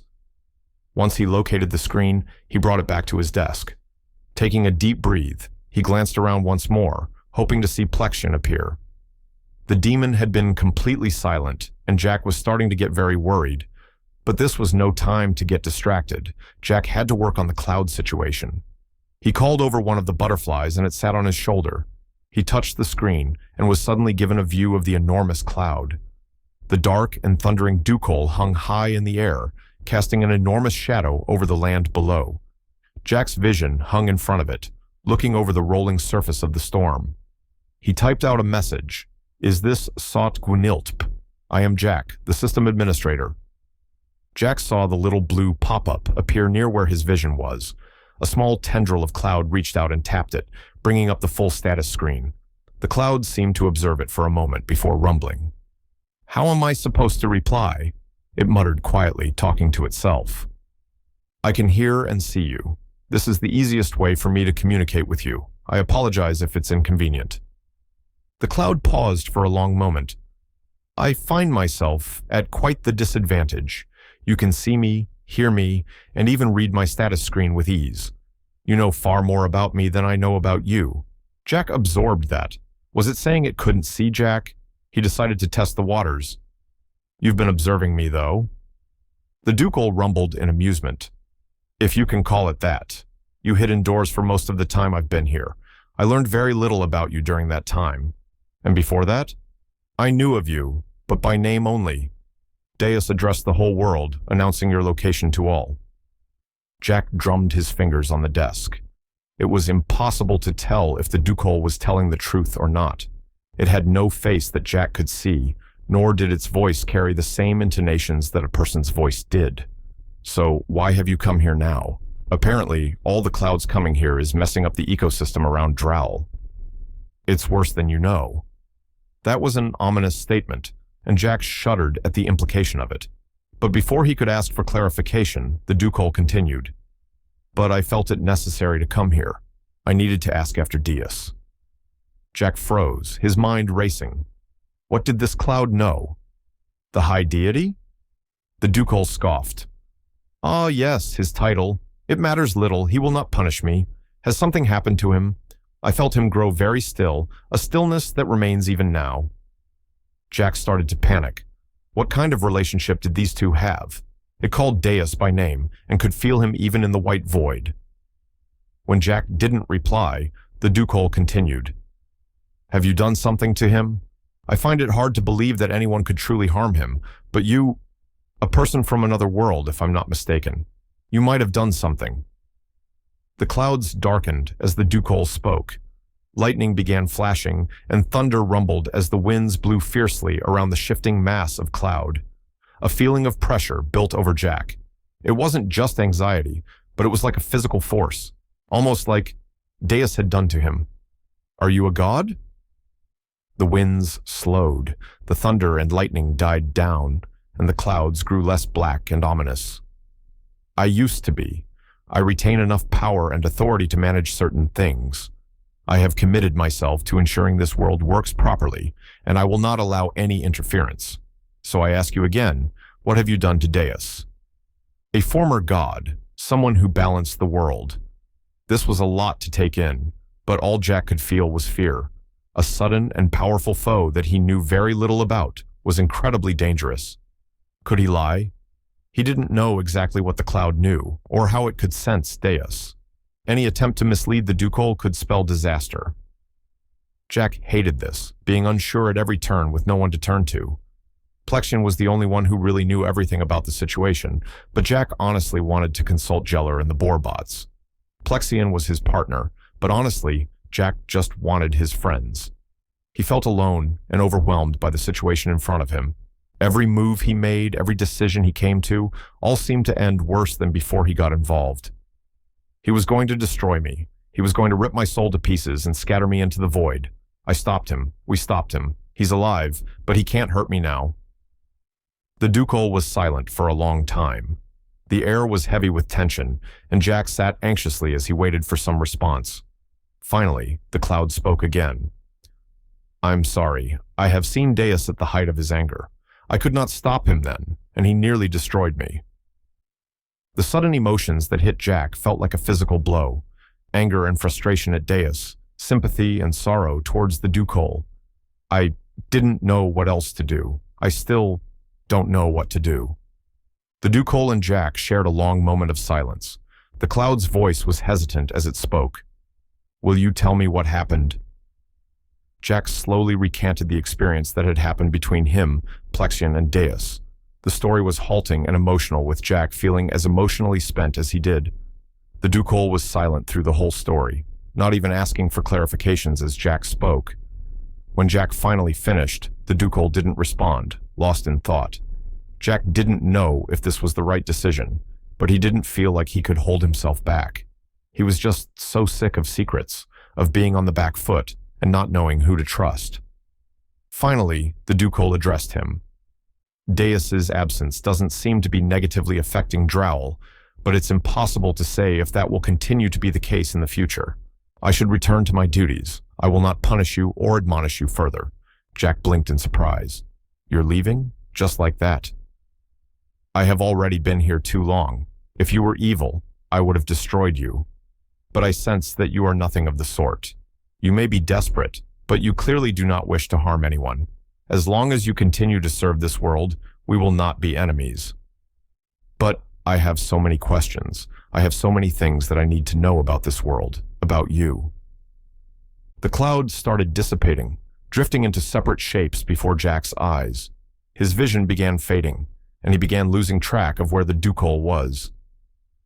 I will send a part of myself to visit again. You may ask your questions at that time. I fear that I have already let the balance slip away. But the Ducal was already gone. The clouds in the sky drifted into tiny pieces, and the screen in front of Jack faded slightly. With a sudden shock, Jack's hand was pushed away from the status screen, and it became more translucent. Jack sat back against his chair. He had dealt with the situation, and everything seemed fine. Another problem would likely pop up, but maybe he could rest easy for a minute. He had so many questions, and his mind raced at the things the Ducal had said. Were there other gods? What balance did the Ducal maintain? Why was its name so stupid? Well, maybe he wouldn't phrase that last question that way. Pushing away from his desk, he put the status screen back in storage. The strange shadow that had been haunting him here had disappeared along with the Ducal. Now he had a conundrum. Did he return to the surface, or did he search for Plexion? He paced for a long few minutes before sending a message to Jailer. Jailer, I resolved the thing with the cloud, but I'm staying here for a bit. I have some work to do. Jack walked over to his screen storage, long lines of filing cabinets that held screens inside. He would do some work while he waited for Plexion. Wandering off into the white void seemed like a bad idea, especially because his friend had gone missing doing exactly that. Jack let his mind focus on the work ahead of him, cracked his knuckles, then got to work. Chapter 55, Office Decor. Filing cabinets had worked well when Jack only had a few screens to sort through, but now there were hundreds and more by the day. The butterflies handled every part of editing the screens, but often they simply sat flat against the screens inside the storage units. Jack walked over to one of the whiteboards and sketched out a few different ideas. The first was something like a mall product tower, the spinning blocks that have glasses or keychains on them. Screens and things made of them seemed to be able to ignore physics to an extent, so he could make stacks of screens connected to sticks of screens, just tall towers of screen after screen that extended upward. He didn't really know if it would be better for organization, but it would look more interesting at least. The second idea he thought up was closer to a series of books. By organizing people into groups, he could pile together screens and try to bind them together somehow. It was possible that making alphabetical books and the like would allow him to organize efficiently, but he would likely have to update the books constantly as new screens appeared. The third option was closer to a server room. By keeping something like the filing cabinets and connecting them together, he might be able to view screens at a central station. Maybe he could hook everything up to his desk's screen. Jack turned to look at some nearby butterflies floating around. What do you all think? Any preference? The butterflies flitted over to the whiteboard and landed on it for a moment. They flew back to the filing cabinets, and more butterflies came over. Butterflies came and went, observing Jack's ideas. Jack eyed the designs critically, not very pleased with his work. They might be fine, but honestly, they were nothing more than half-hearted attempts. He idly played around with the ideas, as he waited for feedback from the system bugs. After a few minutes, some of the butterflies came and flitted around him, clearly trying to get his attention. He turned to follow them and saw that they had created an image on the second whiteboard. The image reminded Jack of a tree from Minecraft, blocky and not very lifelike. But despite that, they had a strange charm to them. Further breakdowns of how it was constructed of screens were included.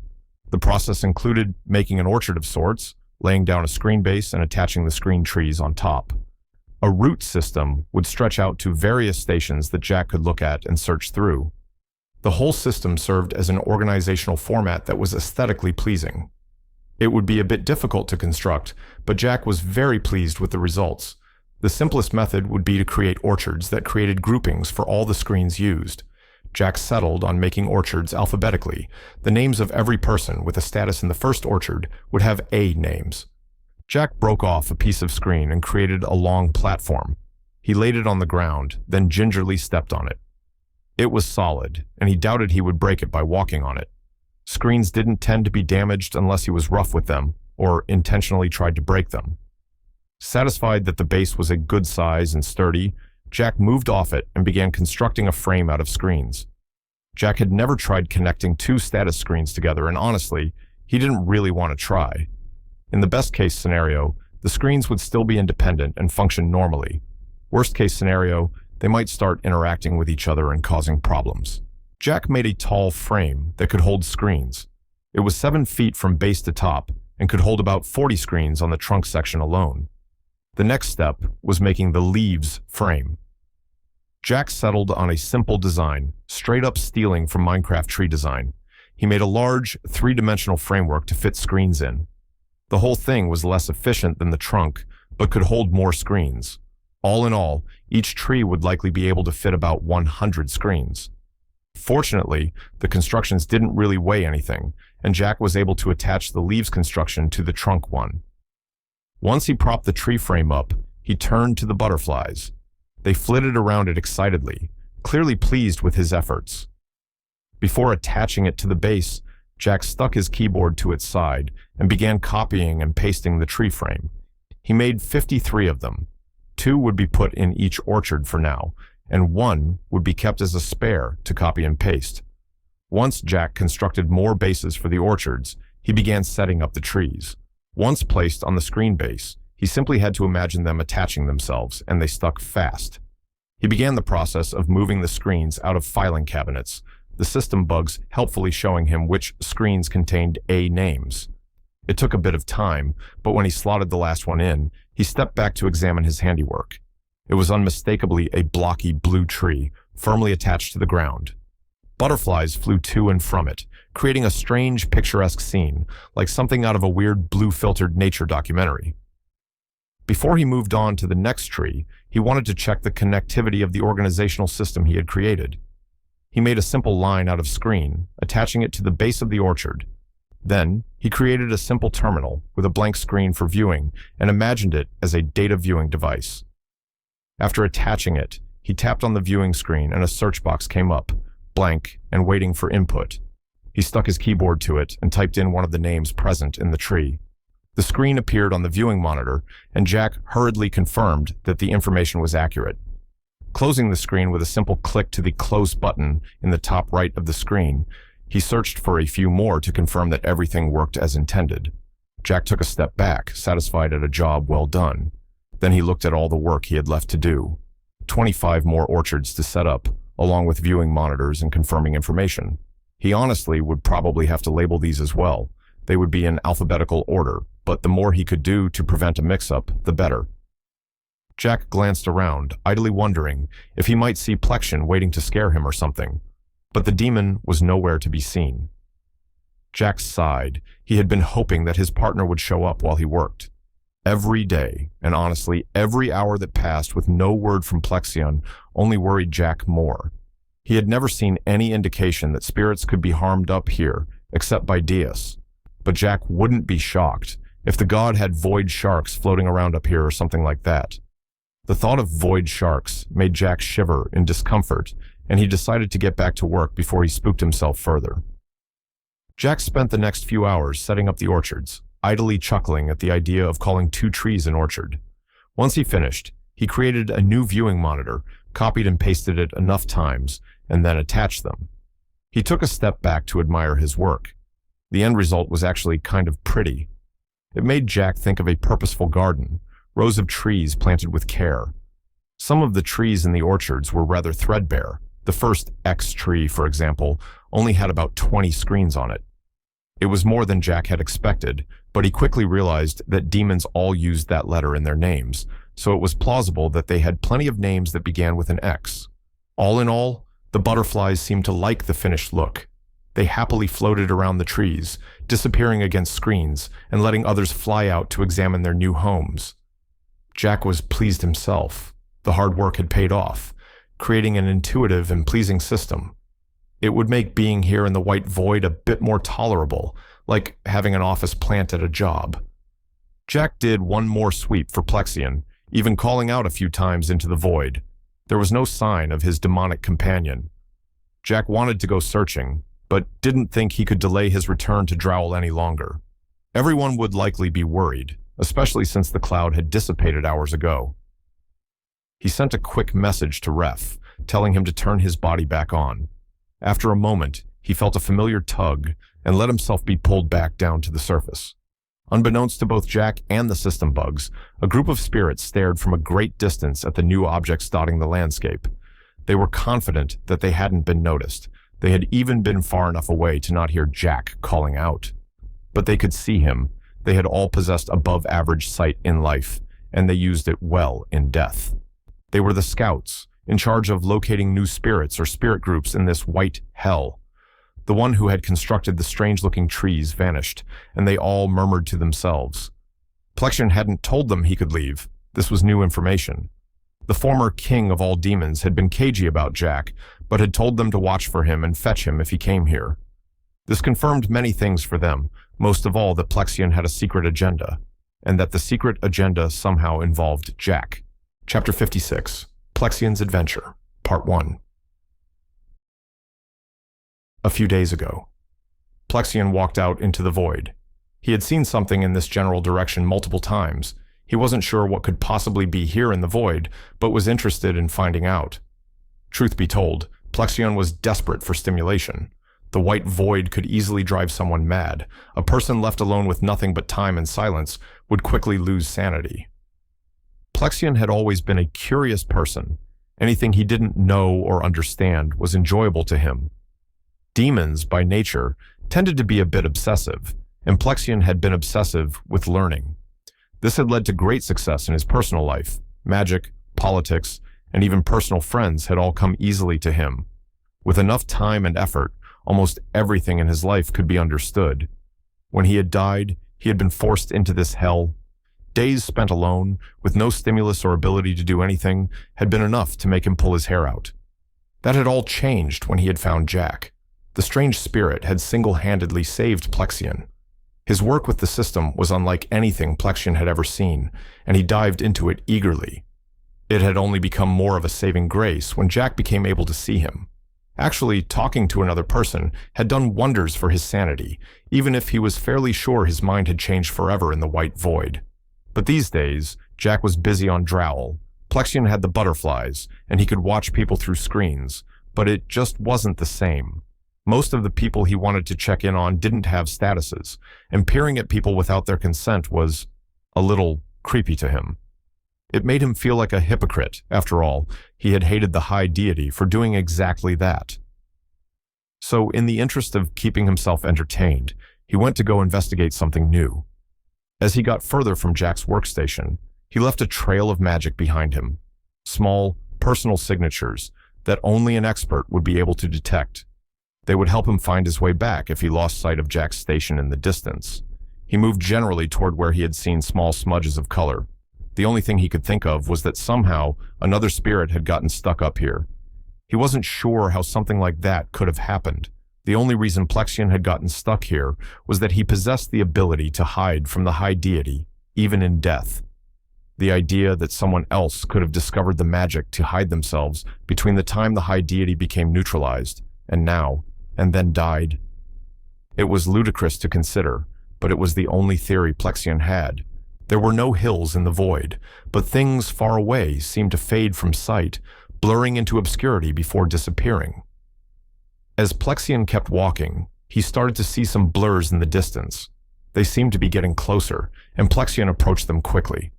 Soon, the shapes of 3 figures materialized. 3 humans in simple clothing jogged toward Plexion, 2 men and a woman. One of the men raised his hand in greeting, calling out to Plexion. "Ho, friend!" the man called out. Plexion continued his quick walk towards them, raising his own hand in greeting. When they were a bit closer, everyone slowed before stopping about 8 feet apart. The man who had called out earlier smiled at Plexion, his posture easygoing. "Hello there, you new to this place?" Plexion glanced at the other man and the woman. They had neutral expressions, but their posture seemed guarded, even a bit hostile. Crossed arms, bodies turned away slightly, jaws a bit tense. He addressed the friendly-looking man. "It's hard to say," Plexion put a smile on, trying to be vague. "It feels so alien here. Can't even measure time passing." The man nodded sagely. "Yeah, it hits some people harder than others. Most get over it pretty quick, though. The name is Brims, by the way." Then he pointed at his 2 companions. "This is Strig and Frim. We're looking for wanderers around here." "Wanderers?" Plexion asked. This man was talking as if there were dozens of people up here, just milling about in the void. "That's right. We've got a community around here. I volunteered to scout around for people." He gestured to the surroundings. "Not like there's much danger, but people are popping up all over the place." There was an undercurrent to this situation. Plexion had come from the direction of Jack's workstation, and unless he missed his guess, these people had been keeping an eye on them from a great distance. They hadn't ever gotten close enough to identify Plexion as someone staying there, but they might assume he was. The fact that they weren't outright asking him, though, they didn't want to let him know there might be other groups out there. They wanted him to need them. Likely, if he played along, they would take him back to their community. Plexion was very curious about this gathering. How many people could really be up here? "Well, I'd sure love some friendly faces. Mind if I join you?" Brim smiled. "Of course, friend. Follow us." The group turned and began leading Plexion further away from Jack's domain. Brims turned back as they walked. "Didn't catch your name, by the way." The odds that someone at the camp would know who Plexion was were high, but that was a later problem. For now, he would lie. "Mixix." Brims chatted aimlessly as the group walked. The other 2 kept their heads on a swivel, not speaking. The 3 of them walked in sync, their steps in time with each other.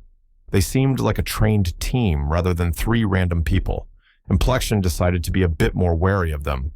As they walked, blurs began to appear in the distance in front of them. Dozens upon dozens of blurs appeared, and more materialized with every minute they walked closer.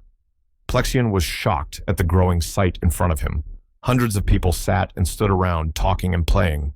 There were people of all ages and races, adults and children mingling and interacting. Plexion stared, openly shocked at the gathering before him. People raised their hands in greeting as Brims and the others walked closer, Plexion in tow. There were just people and the things they wore. It was odd to see so many people gathered and not doing anything. There was no food, no drinks, no furniture, or any kind of distractions.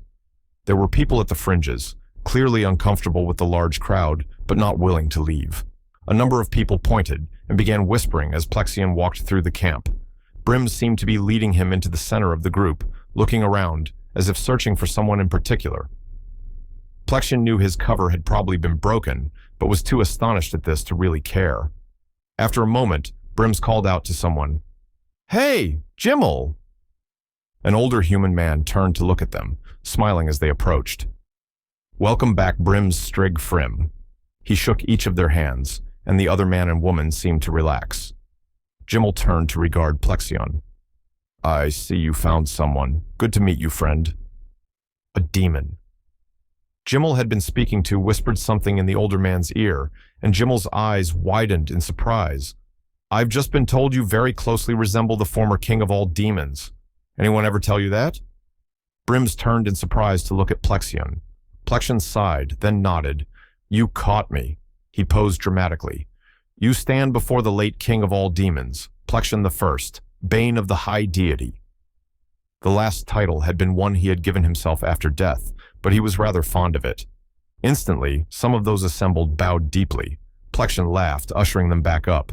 None of that. I'm dead now. A king without his kingdom is no king at all.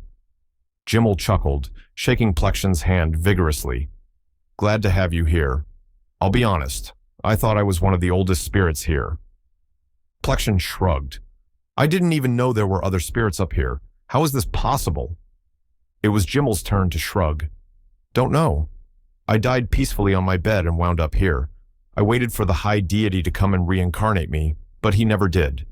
More and more people started popping up, and I felt like I needed to do something, so I gathered people up, and here we are. Plexion's mind was racing. All these spirits, and none of them were being reborn. Did the high deity actually reincarnate them all personally? If the process wasn't automatic, then that meant that he and Jack had accidentally broken the world in a way they couldn't fix.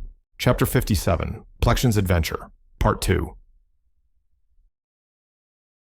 While Plexion was still reeling from the revelations in front of him, Jimmel continued speaking, completely unaware of his internal panic. Glad to hear we have a spellcaster of some renown among us.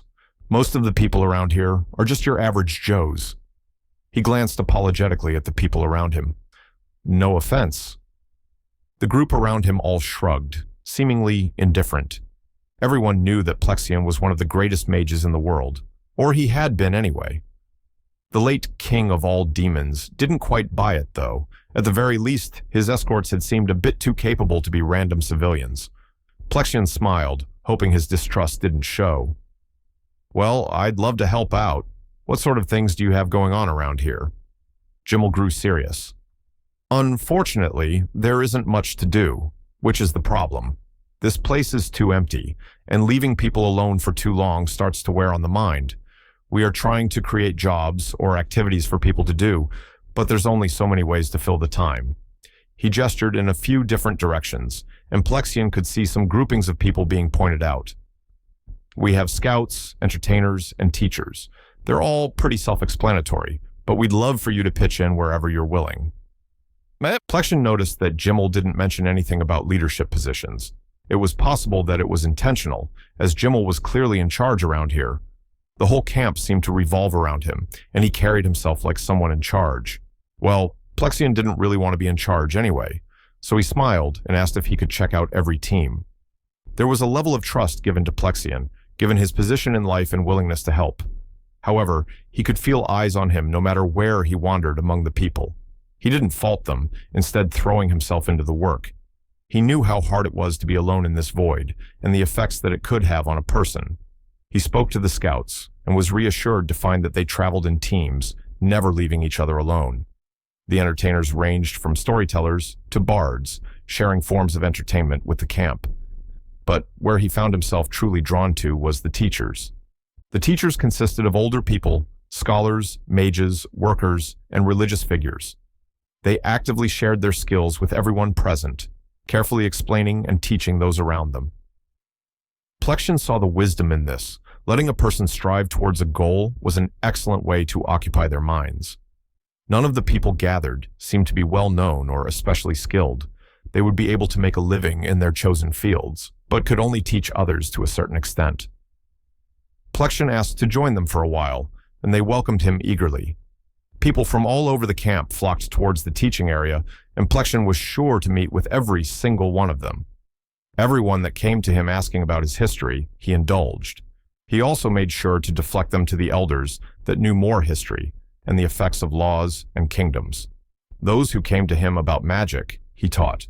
Every person walked away with a deeper understanding and a challenging lesson geared towards them in particular. He spent long hours doing nothing but answering questions, demonstrating magic, and speaking to people. He was a storm of information, careful to show interest in every person, while also directing them toward the other teachers. He didn't want to disrupt the flow of this camp, and desperately didn't want the other teachers to lose their place because of him. It would be easy for the other teachers to lose their purpose if they couldn't teach, and they might lose sight of how to keep going. Helping these people was not his only goal here, but Plexion found himself getting immersed in it regardless. Having something like this to fill his time was intoxicating. After so long with only minimal access to Jack for company, other people were like a balm to his soul. He let the work consume him, genuinely putting everything he had into connecting with others and trying to help them. Only once the rush had ended did he have a moment to collect himself. He pulled away from the crowd slightly, watching with satisfaction as people puzzled over the work he had given them. Jimmel walked over to him, eyeing the crowd with a proud smile. "They're good people. Thank you for doing this much." "No thanks necessary. I've tasted the nothingness this place has to offer, and I wouldn't wish it on anyone." He paused then, thinking of that murderous chef who had poisoned him. "Well, I might wish it on one person." Jimmel seemed to understand the sentiment, and the two fell into silence. There was an awkward tension in the air, but Plexion did not want to act and spoil the good work he had just done. He knew what was coming, questions about the workstation and about him. If Plexion had been alone all this time, he would have gone mad. Jimmel seemed to have a good thing going, but Plexion knew there was more going on than just this. Too many things were suspicious or out of place. Jimmel finally broke the silence between them. "You do good work. I'd like to keep you around if you're willing to stay." The offer was kind, too kind. No explanation was called for, and there were no questions about anything. Plexion was suspicious, and yet he looked at the smiling faces of the people around him. Men, women, children, Borbots. People from every walk of life were here, all working together to survive something they didn't understand. He could help them and keep them safe from a problem he helped to create. Plexion turned to the older man. "What would you do if I said no?" Jimmel shrugged. "Nothing. We've had people walk away as much as we tried to convince them otherwise." There was a sadness to his tone, as if he believed wholeheartedly that those people would be gone forever. "We want nothing more than to build something here as best as we can, a place of safety and security." He gestured to the open white void before them. Aside from the people, it was bare and empty. "We don't have homes or food or land to work, but we have each other, and I can only hope that will be enough until the High Deity finds us." The High Deity was a whole different can of worms that Plexion didn't want to open, but as far as these people went, could he help them and help Jack? He didn't want to abandon his partner and friend, and Jack needed someone up here to help him. Plexion sighed. He always had a knack for getting into more trouble than he should. "I'd like to stay and help out. I'd never be able to forgive myself if I walked away from people in need." Jimmel clasped his hands gratefully. "Thank you so much. I see that the rumors about the late King Plexion weren't exaggerated at all." Plexion smiled dryly. "I do have one request, though." He shuffled a bit awkwardly. "I've met with Jack, the servant of the High Deity." Jimmel gasped in surprise. "Really? Up here? Could you ask him to send the High Deity to us?" Plexion shook his head. "It doesn't quite work like that. He can't summon the High Deity as he pleases. Jack has a base around here. It's around where your scouts found me. He's not there all the time, but he might be able to help you. He has powers, strange powers that even I don't understand. If your people can watch for him, then bring him here. I think I can get him to help us." Jimmel considered the words as Plexion sweated nervously. There were a lot of aspects about Jack that Plexion didn't want to or couldn't explain. He didn't want to leave and wait for Jack himself, but he needed to make a plan with his partner. Everything about the High Deity was obviously secret, but how would these people react to other things like his appearance? He was human up here, but a Borbot on the surface. There was all kinds of heresy waiting to happen there. Jimmel finally nodded. "I'll ask one of the groups to patrol near there and keep an eye out for him. He won't hurt them or anything, will he?" "Jack?" Plexion asked, surprised. "Nah, he's harmless, mostly." Plexion faltered slightly at the end of his sentence, but managed to smile. "I give my word. If you treat him politely, he will come with you. Drop my name, and he might even come looking for me by himself." Jimmel stuck out his hand, and Plexion shook it. "Glad to have you on board, Plexion." Plexion smiled, hoping dearly that this was the right call. Chapter 58, Maxing Out Stats. Jack came back to a flurry of worried questioning. "What happened? Where did the cloud go? What took you so long?" The rapid-fire questions were jarring but endearing. The Borbots, Jeller, and Riniox were all gathered around the usual table in the basement. Jack held up a hand to stall the questions and sat up. "First off, sorry I took so long." He hopped off the short table and shook himself loose. I was doing some work while I was up there. The cloud situation should be resolved for now. Everyone seemed relieved except Reincarnation. The demon spoke her concerns aloud. What did it want? Is there a chance that this will happen again? It wanted to meet me. It had questions about who I am and where I came from. I think that it's every cloud across Drowl. It gathered itself from around the world to try and observe me. Reincarnation seemed to ponder this, and Ref took the chance to jump into the conversation. So the weather should go back to normal? There have been reports of drought from all over. Jack nodded. That's what it said, though it hinted that things were worse than we thought. Everyone paused to absorb this revelation. What is that supposed to mean? Jeller mused. Drought is already pretty scary for lots of people. I hope nothing too bad happens. Well, I expect we will find out soon enough. Reincarnation put a hand on Jeller's shoulder. For now, back to business as usual. Jack, do you want to go out and meet some people, or do you need a break? Jack sighed, but nodded. Yeah, I can go out. He followed Reincarnation and Jeller upstairs and went out of the house for the first time in over a week. Greetings rang out as Jack walked out of the house, the mercenaries coming up and clapping him on the back. Jack greeted people easily, feeling the easy sense of belonging wash over him. It was incredible how simply the mercenaries had accepted him. Most of them anyway. There were holdouts, of course, as well as people who were outright hostile toward him. Some of the mercs were still very uncomfortable with his Borbot body and were not shy about showing it. Glares or muttered insults were uncommon, but not alien to Jack by this point. Jack ignored these people for the most part. He was far too busy to care about what some random people thought about him. Between granting statuses and experimenting with the system, Jack worked at least 12 hours a day. He had no need to eat, and his body was very slow to tire, so he was able to work incredibly efficiently. When Jack made his way to the designated meeting area, a crowd of people had gathered and were waiting for him. Granting statuses in the house had been slow and mentally draining. Most small groups wanted privacy and peace to consult with Jack about the details of the system. Out here, though, Jack was able to grant statuses to large groups of people and then field questions at his own pace, giving people time to consult and explore their screens. Jack addressed the crowd, calling out the details of what he would be doing. He gave people a chance to opt out before he began, making sure that everyone was comfortable with his magic being used on them. When everyone consented, Jack used multi-status granting on a portion of the assembled crowd. Once he finished, blue screens appeared over the assembled crowd, and people gasped and peered at them. Status screens had become more common around the camp and in the nearby town, but many travelers were still surprised when given their own.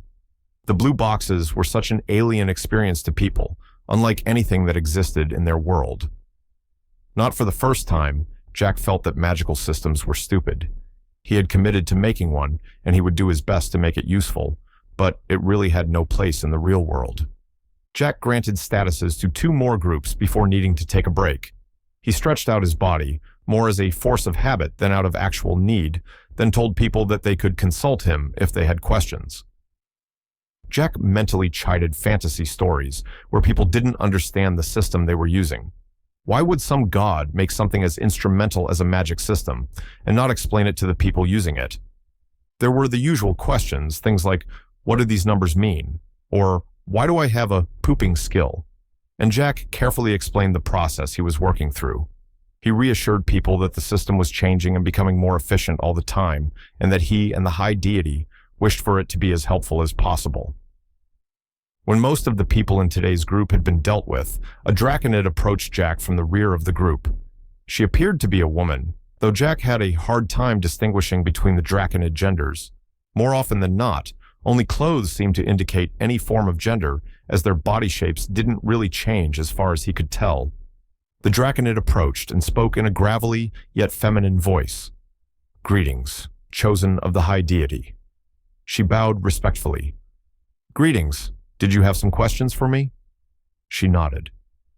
I have observed some of the people gathered here and asked after their status. I am very intrigued by these stats, and I was hoping for a more in-depth explanation. This kind of questioning was common, but most people asked about skills rather than stats. Aside from general comparison and boasting, most people chose to ignore their stats.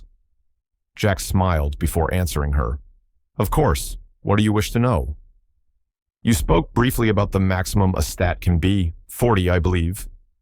When Jack nodded his affirmation, she continued, Is it possible to raise someone's stats that high? Or are there other factors like natural talent involved? Jack looked at this woman curiously. She was asking some very pointed questions, things he hadn't thought many people would latch onto quickly. It is possible, or at least it should be in theory. Great effort is required to raise stats, but that is because it takes great effort to improve oneself. Jack tapped his head. People aren't born inherently smart. They need to study and be taught. The same is true for the physical side of things. The harder you work, the more you are likely to improve. The Draconid nodded her understanding. But is it possible to use the system to improve stats?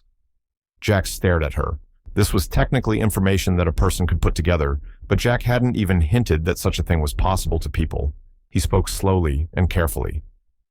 Yes, at a certain point, when the system is more well spread and understood, I intend to allow such a thing.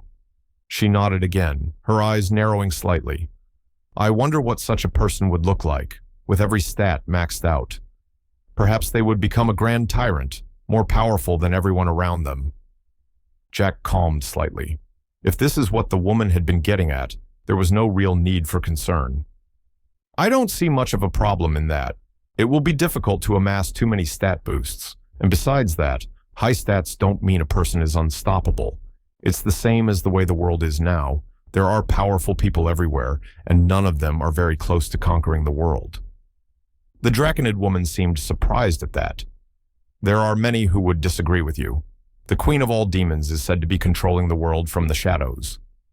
Jack chuckled. Well, she can't be doing that if I've never met her. The high deity basically made me the center of attention the world over, but I haven't even gotten a missive from her. Though if he thought about it, Frox had probably been working for the Queen of all Demons. He suddenly chilled slightly. Had that been her way of getting his attention? Before he could dive deeper into those dark thoughts, the Draconid spoke again. May I ask what your stats are, servant of the high deity? Her expression was hard to read, but Jack could tell there was an intense curiosity there. I only have a strength stat. The high deity did not see fit to grant me a completed status sheet, so I have been gradually filling it in. Truly? She seemed surprised. Could you not give yourself any stats you wished? No. Attempting to inflate my stats previously caused my body some issues. The memory of his arms snapping off was still vivid in his mind. I am attempting to use others as a reference point for myself, but I fear mislabeling my stats could have side effects. Side effects? Placing stats too high could harm my body. Placing them too low could hamper my ability to act. In particular, my mental stats are hard for me to gauge. She seemed to consider this, nodding slowly after a moment. Perhaps there is wisdom in the course. It would not do for you to be unlike yourself. Jack smiled at her. Stats are important, but only represent a part of a person. I hope that my answers brought you some clarity. Indeed, I learned much about the path I should take regarding this system. She bowed slightly as if to take her leave. Actually, I was hoping to see your status screen. Would that be all right? It was rather personal, but Jack liked to see the status of people as insightful as this woman. She paused, seeming to consider his question. Then she nodded and spoke the word. Status. Her screen emerged, and Jack only made it as far as the name before he froze. Name, Queen of all Demons. His eyes darted up to meet hers, and she playfully held a finger to her lips. Jack couldn't move. Something seemed to physically restrain him in place as he gazed at her, terrified. Yeller was a small ways away, often choosing to give privacy to those who had questions about their status and didn't appear to see anything wrong. The Draconid woman, though he knew she must be a demon in disguise, leaned down to him and whispered in his ear. Thank you for your advice, Jack. I'll be sure to put it to good use. She turned and walked away. Jack remained where he was, unable to move, until she was out of sight. Chapter 59. Extra Security. The Queen of all Demons, are you sure? Riniox gripped Jack's arms tightly. She had to kneel down to be level with his head, and her eyes burned with a fierce intensity. She had issued orders to search for the stranger as soon as Jack informed her, only questioning him on her identity once the hunt was underway. That was what her name was. I don't know how that's really possible, but she was dangerous. Jack thought back to their interaction. The woman had even mentioned the Queen. Had that been a hint? Some kind of manipulation? Jack wasn't sure of anything anymore. That woman had been scary in a different way to others. At no point had she threatened his life, but she had snuck in here with very pointed questions about the system.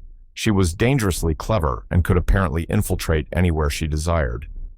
Reincarnation studied him carefully, then released his arms with a sigh. I've had dealings with her before. She's a fanatic, trying and succeeding to take over the world. Reincarnation seemed to hesitate for a moment, then spoke again quietly. There are rumors that the high deity visited her, that she gave up her own name in order to receive a blessing from him. If that rumor is really true, then that might explain her status sheet. Gave up her name? What did that even mean? Is that common? Reincarnation shook her head sadly. No, most people will never receive a visit from the high deity. He watches us all at all times, but he only appears to people when he has instruction for them. I've heard that he sometimes appears at coronations, or after them, in order to provide guidance for the country. That was interesting. Could Deus play favorites? Or was it closer to micromanaging people? Did he appear at Plexion's coronation? Reincarnation nodded. It was a mess. Plexion basically gave the high deity the middle finger, telling him that demons ruled the demon lands, not the god of gods. She smiled fondly as if she had been there, cheering him on. Did you know him well? Plexion, I mean. She shook her head.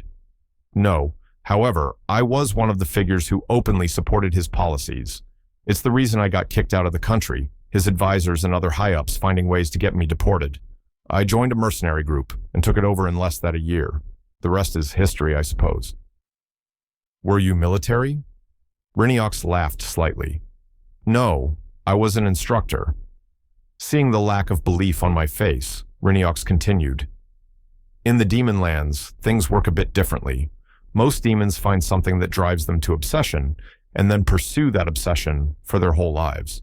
This means that you get a lot of dedicated people, but it doesn't mean they are especially good at what they do. So you get instructors, people who are highly skilled and can direct others in their chosen path. And you were one of those instructors? She nodded. Combat and battlefield-related activities. I was one of the premier instructors in the country before they kicked me out. That's awful! Jack was angry. Why were people so willing to support someone like the high deity? It was a long time ago. Reincarnation fell into silence for a long moment, her eyes staring off into the distance. Jack couldn't read her expressions and suddenly felt a bit awkward for prying as much as he had. But before he could apologize, she spoke again. Well, it doesn't really matter. We should see if anyone's found anything. Reincarnation stood very suddenly, her body tense. She helped him up and began to march towards her mercs. Jack watched her carefully. Something he had said or done set her off. Or perhaps it was the Queen of all demons making her nervous.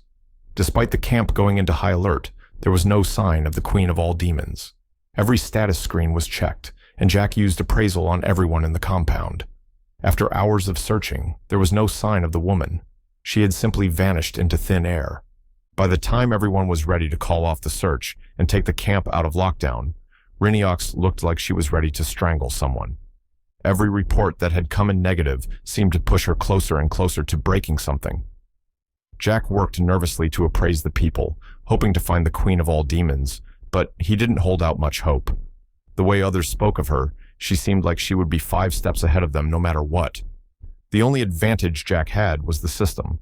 If they couldn't find her manually, then Jack could probably return to the Void and look for her that way. He would have Plexion do it, but his partner was still missing. He presented the offer to Reincarnation, claiming he might be able to send them updates through their status screens on her location. Reincarnation stared at the entrance to the compound, her expression hard as she considered. No, as much as I want to personally, I can't justify it. It's nothing more than a grudge. She didn't harm us or do anything criminal as far as we know. We'll have to let her get away. She looked pained as the words came out, angry at the idea of just letting the situation slip away from her control. I'll try to keep tabs on her. She spooked me on purpose, and I'm sick of being a pushover. Jack did his best to reassure Reincarnation, and she smirked at his words. Well, if you end up knocking her down a peg, count me in. Once the coast was determined to be clear, the camp resumed activity as normal. Most were unaware of who it truly was that had infiltrated them, as Reincarnation didn't want to cause a national crisis by revealing that a country's leader had snuck into this place. As far as most people were concerned, all they knew was that someone had snuck into the compound, threatened Jack, and been chased off.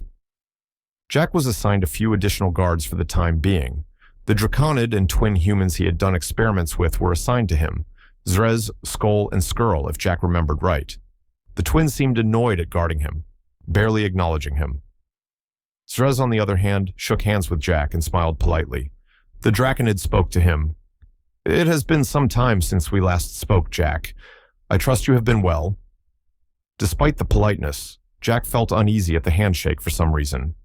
It was as if something was crawling under his skin, metal, inside of him. He broke the handshake, and Zrez's smile seemed to falter for a moment. I've been busy. Things keep happening, and it's hard keeping up with them all. Zrez cast a glance at Jeller, seeming to search for more information. Jeller only shook his head. Above your pay grade, sorry. Zrez seems to accept this comment, but Skull openly scoffs at the remark. Lots of things are above our pay grade these days, and all of them seem to be about him. She jerks a thumb at me while speaking to Yeller. I, for one, would love some answers, Yeller. Jeller paused for a moment, clearly a bit caught off guard by the words. He straightened up and looked down at the girl. Too bad. Do your work and do it well. Once you prove yourself worthy, Reincarnation will promote you. The answer came out in an automatic fashion, as if it was something he had said many times. Skull rolls her eyes. Yeah, we've all heard it before. She steps forward and pokes Jeller in the chest. You guys need to rely on us more. Plenty of people are nervous and don't have enough answers. Reincarnation is trustworthy, but that only goes so far. Her expression seems to soften a bit as she speaks, genuine concern crossing her face. Her pointed finger against his chest turned into an open hand, touching him softly as she looked up at him with. Jack was surprised at the sudden energy between the two of them. Skull had only ever seemed kind of intense to Jack, but this contact with Yeller was tender, almost intimate. Yeller smiled down at Skull, but gently pulled her hand away from his chest. Sorry, Skull, I'm under orders. Skull's expression darkened, and she looked away from him angrily. She stormed back over to where her twin was watching nervously, and sat down to keep watch as Jack worked. The air became awkward and tense going forward, and Yeller looked uncomfortable with the situation. Jack looked back and forth between the two of them as he worked, wondering what that had all been about. He was so distracted that he didn't notice Zrez leaning down and whispering to him. They dated for a time, but as you might expect, there are some hard feelings still. Jack nearly jumped at the sudden closeness, but his shock turned to surprise at the words. Jeller had dated her? That was honestly not that big a deal. Jack was still focusing on learning things about this world, but was struck once again by the fact that he didn't really know these people all that well. The simple things that made people go about their days, and the things that made them happy or sad. Jack made a decision to spend some time just getting to know the people around him. Maybe he could ask to spend some time with the twins or Zrez. Chapter 60. Accepting an offer. Yeller watched Jack engage with Skull. Jack seemed interested in prying into the shared past Jeller had with the woman, much to his dismay. He wouldn't outright deny Jack the ability to ask these sorts of things, but his on-and-off relationship with Skull had been complicated. Skrull hovered nervously near her twin, not wanting to be too far away, but wanting to give privacy. It had been that way with Jeller, too. Skrull didn't seem to want to really talk to anyone except her sister, and lingered near her at all times. She had barely ever responded to Yeller when he attempted to get to know her, and Skull had even gotten annoyed at him for trying. The twins were an odd bunch when it came down to it. Skull was sharp as a tack, and seemed to be able to piece things together very easily. She and Jeller had first bonded over pranks on other mercenaries, each looking to outdo the other. They had become friends, then they had started sharing a bed. Both of them knew it wouldn't last, but neither had been willing to end things. Then Jellier had been promoted by Reincarnation, the demon wanting to advance him to a command position. That had spelled the end of his dalliance with Skull. She wanted what he had, and it made her angry that she was passed up constantly for promotion. Jellier had asked Reincarnation about it, and his boss had told him that Skull was driven, but didn't hold much loyalty. Skull wanted to be in charge, but only because she liked the idea. It was a harsh assessment, but Jellier saw the truth of it. He had nothing against Skull, but any time they got back together, she tried to subtly manipulate him or suggest things that would give her power. Skrull seemed more than content to just tag along with her sister. Jellier had never gotten the whole story, but apparently they had been separated for years before reuniting. They were very close, and Skrull did everything she could to be near her sister. Apparently, she could work harder than almost anyone in the mercenary troop if it meant she could go meet with her sister sooner. Jellier kept his eyes on the both of them as Jack continued to talk. Skull was being very curt, and Jellier could tell something about Jack annoyed her. She had strong opinions, so it was possible that she had issues with him being a tri-internal type borbot. There were mercenaries that had their issues with that, some even speaking out about it to Reincarnation. If that was really the issue, it was just another reason for Jellier to be done with Skull. Jellier didn't want to discriminate like that anymore. As he kept watch, both on the twins and his surroundings, Zrez prowled by him as he paced the perimeter of their makeshift safe zone. The Draconid was an enigma to Jellier. The two of them hadn't spoken much, though Zrez was well known around the camp. He was a mage of some skill, one of the more powerful casters in the camp. He'd saved lives in a number of skirmishes and battles, blowing away enemies with powerful blasts of fire.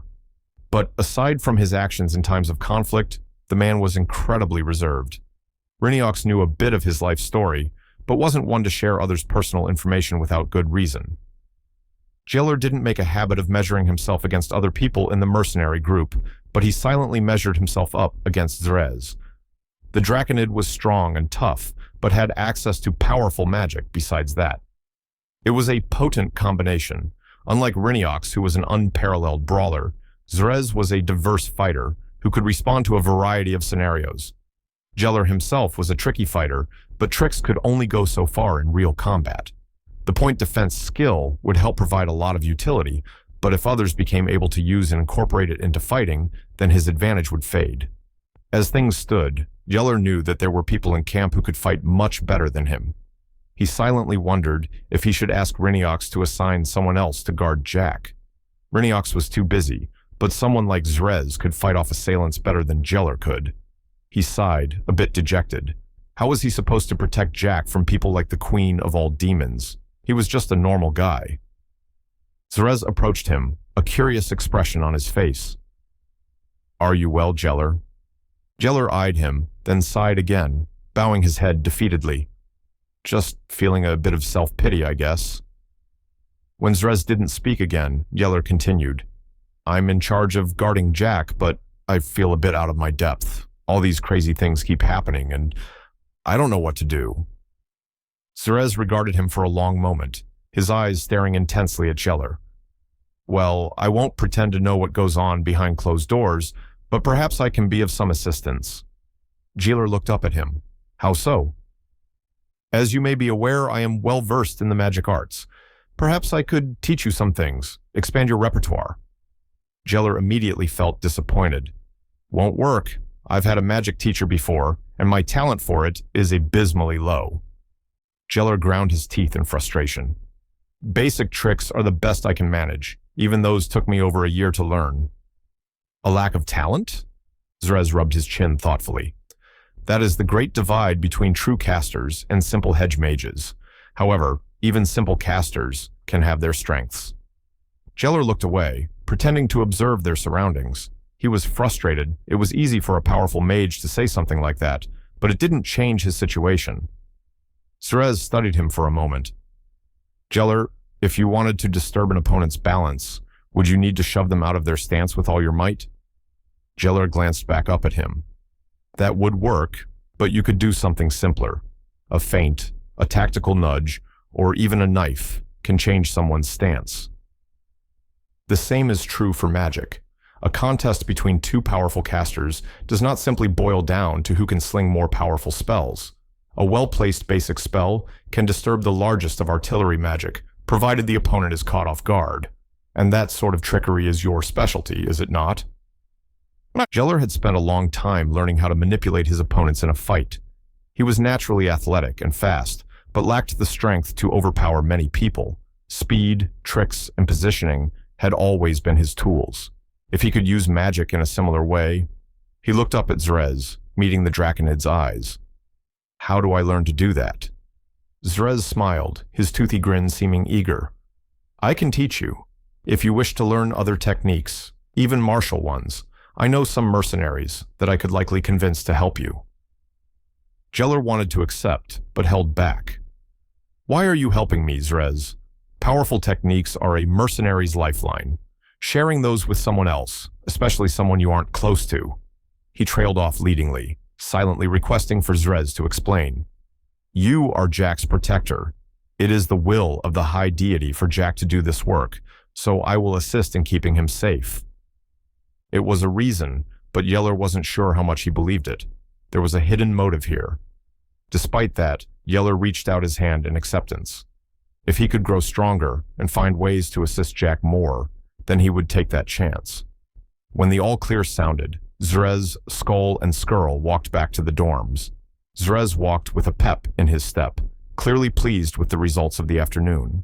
Skull, on the other hand, was annoyed. Quit being happy, you stupid lizard. I had to talk to that thing for like an hour. She shuddered at the memory. Skrull nodded along enthusiastically. Yeah, and he was boring. Skull shot her sister a harsh look. That's not the point, Skrull. He's a crime against nature. Zrez hummed in amusement, ignoring Skull's insulting words. I am pleased that my efforts were not in vain. I have secured closeness to the abomination. Lessons with Yeller will give me ample opportunity to engage with the target. Skull scoffed, rolling her eyes. Great, she said sarcastically. Now you can make his bodyguard stronger and be close to the freak. Skrull nodded her agreement. All kinds of accidents can happen during training. Besides, the more I teach Yeller, the more I become aware of his capabilities. Zrez grinned predatorily. Knowing your enemy is the first step to victory. Besides, my dear Skull, this will be the perfect chance to bring Hylox into the proximity to Jack. Skull chewed on that for a moment before nodding. Well, if it gets him closer, that's fine, I guess. Their demonic compatriot was a monster, and most people had no idea what he was capable of. With him getting close to Jack, the freak was one step closer to death. Chapter 61. Warning Signs. Lexan was at a bit of a loss for what to do. The bandit chief, though Lexan supposed he was more of a bandit king now, had committed some truly atrocious acts. Of course, atrocious was nothing more than Lexan's own personal opinions. Brigand the Bandit King had committed very few acts that were in direct opposition to the will of the high deity. At most, the often ignored deific command to be kind to others was the main command being broken the majority of the time. There were no commands to refrain from things like murder, but the church did work to encourage that image. Murder, when not ordered by the high deity, was very distasteful in Lexan's eyes. Brigand murdered a lot of people, and Lexan feared that he had assisted in this endeavor. He had granted statuses to every one of the bandits, as that was his divine mission. However, the bandits had taken that gift and abused it, rolling across the countryside with contemptuous ease. Lexan had withheld giving Brigand the chosen of the system skill, unwilling to directly go against the wishes of the high deity. When Brigand threatened to kill the demon priest, Lexan offered to grant statuses to any the chief wished, and so the bandit group had gained their very own priest of the true church. Lexan performed his duties to the best of his abilities, but was often regulated to being a chef instead. Most of the criminals were more interested in good food, far more than their turbulent relationship with faith. Lexan had despaired at his inability to act on his faith. Once again reduced to a base cook, he fell into a deep depression. His glorious purpose was taken from him, and now he was an accessory to the killing of innocents. His only solace was that he was allowed to use status granting on any captives the bandits took. The bandits refrained from killing as much as possible, instead opting to capture or take over whole towns. Statuses were granted to the captives, though everyone was forced to take jobs that directly related to support instead of combat. Most people had chosen to surrender and work for the bandits, and Brigand kept his bandits in line very well. There had been very little killing or other disdainful acts, all things considered, but Lexan still felt sick at the thought that the high deity's wishes were being contaminated. Lexan was sure to give prayers for the deceased, but honestly found himself feeling more lost than ever. Every day and night, he begged and pleaded to the high deity, asking for a sign or some answer to his situation. Lexan desperately called out at every free moment, seeking some divine revelation and intercession. It was not uncommon for those seeking guidance from the high deity to receive it, yet Lexan's calls remained unanswered. He performed religious rites, asked local holy men, and fasted in an effort to prove his faith. However, each failed attempt pushed him further and further into the depths of despair. He couldn't understand why the high deity refused to answer him, and the other priests he spoke with expressed similar concerns. Lexan was shocked to learn that many of the priests he spoke with had not had any divine revelations for some time. The high deity was usually quick to respond to those who made an effort to receive his wisdom. Lexan began to grow afraid as the days passed. Had something happened to the high deity? Was something going on? Some strange thing that was preventing the god of gods from interacting with his people? Lexan's heart burned with righteous fury as he began to believe something had truly gone wrong. Every rejection, every day with no contact, only served to make him more sure. Lexan began to preach to the people and plead with Brigand. Something was deeply wrong, and he was sure that the high deity needed his help. Brigand simply laughed and disregarded the man, completely uninterested in whatever nonsense he was babbling about. Lexan lay awake for long hours every night, racking his brain for any way to help the deity he served. A gathering of the archdeacons was called, and Braith was fairly sure she knew why. The high deity had not shown himself for weeks to any members of the church. It was not unheard of for the god of gods to not appear for days at a time, but even a week was longer than any previous occurrence. Braith herself held some small amount of pride that her request to speak with the high deity had never gone unanswered, until now anyway. Braith sat in the hall of the first church, taking her seat near the head of the table. The 7 other priests were gathered, congregating on each side of the long table. An attendant sat at the foot of the table, prepared to take notes on the meeting.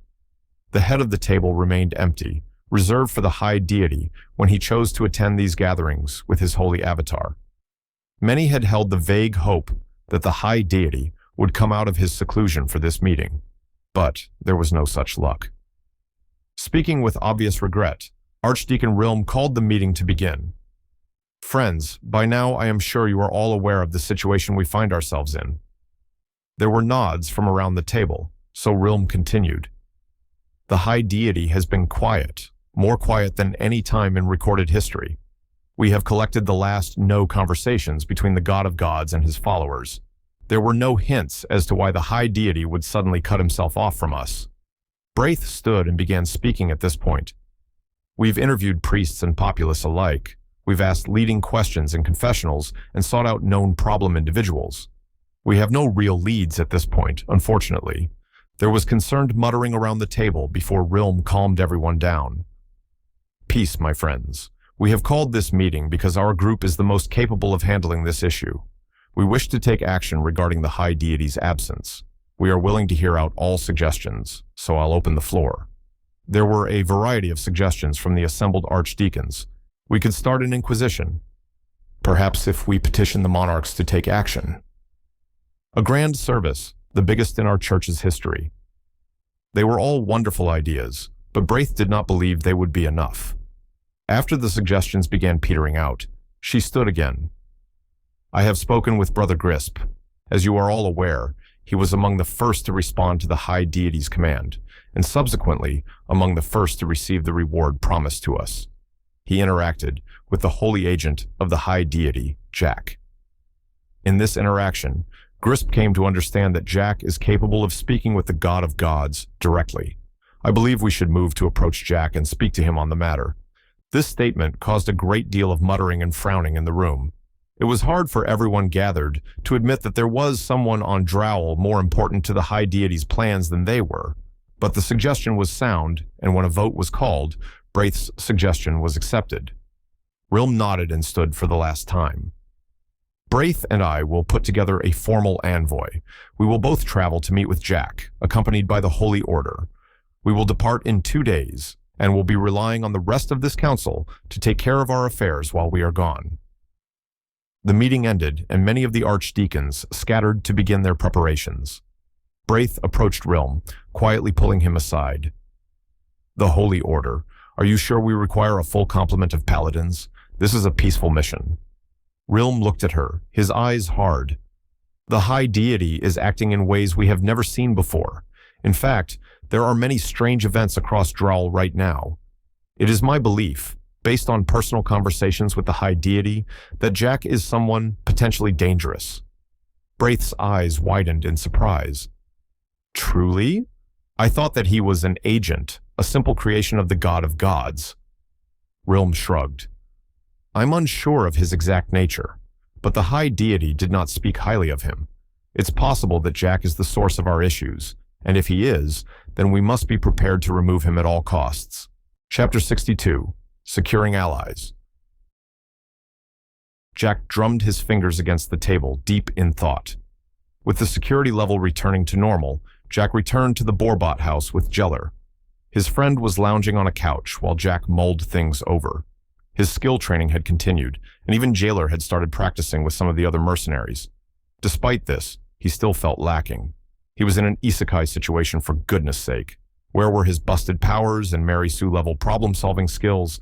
He was surrounded by incredibly capable people, but it didn't seem like enough. Maybe it was time to try some drastic measures to secure his power. Jack approached Dirge confidently. The Steam internal type Borbot was quietly leafing through a book as Jack approached. "Dirge, I want you to teach me magic." Dirge looked up, a surprised expression on their face. "Jack?" They placed their book down and turned to look at Jack directly. "What brought this on?" Jack explained his frustrations, how despite his work and progress, he still felt far too vulnerable. "Riniox told me that I don't have the right mindset for attacking skills yet, but I can't just sit around and do nothing like this." Dirge regarded Jack with a serious expression, seeming to mull the problem over. "That's not a small ask, Jack. To be honest, I'm worried that Riniox is right." Before Jack could protest, Dirge held up their hands to forestall the argument. "It's not just your ability to use magic in a high-stress situation. I'm worried about what would happen if you actually hurt or even killed someone." Jack absorbed those words. It was hard to put his feelings aside, but maybe the Borbot had a point. Jack had honestly felt bad even subduing Dees, an act he still wanted to undo if he could secure his safety. Could he honestly bring himself to seriously hurt another person, or even kill them?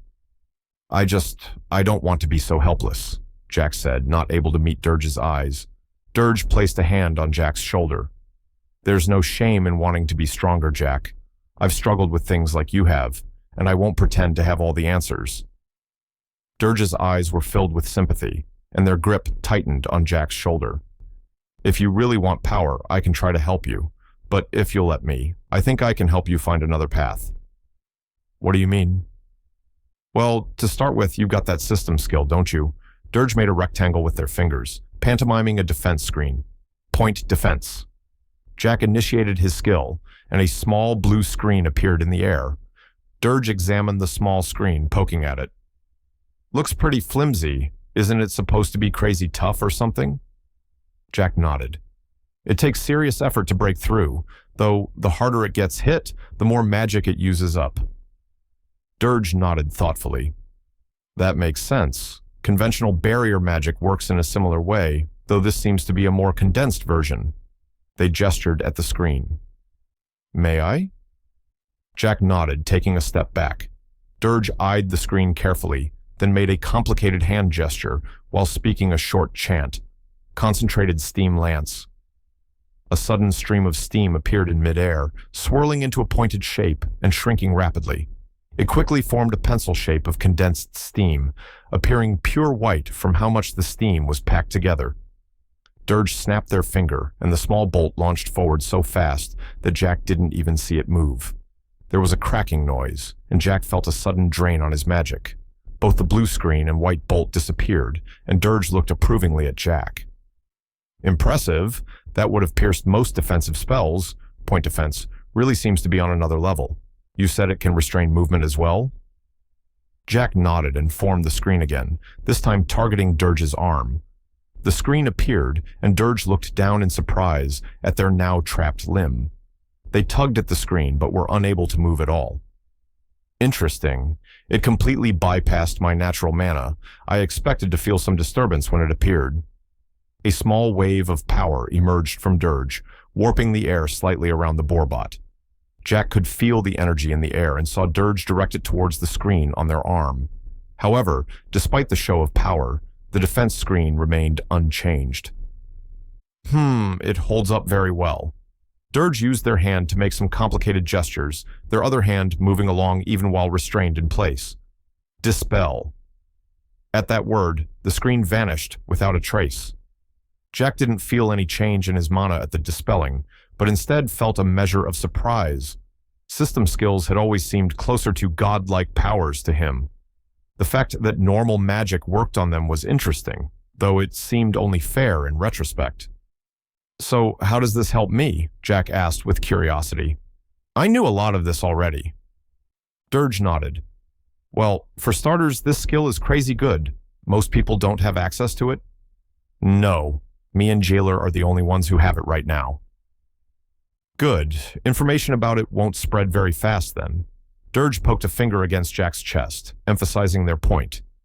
New magic comes with the element of surprise. This skill comes out instantly and isn't offset by normal amounts of mana. You can use this on just about anyone, and they'll be bound in place. Assuming you don't run out of mana, that gives you time to run or have Jailer deal with them. Jack frowned, clearly not impressed. But you just showed that it can be easily broken or dispelled. Easily? Driga snorted, steam coming out of their nose.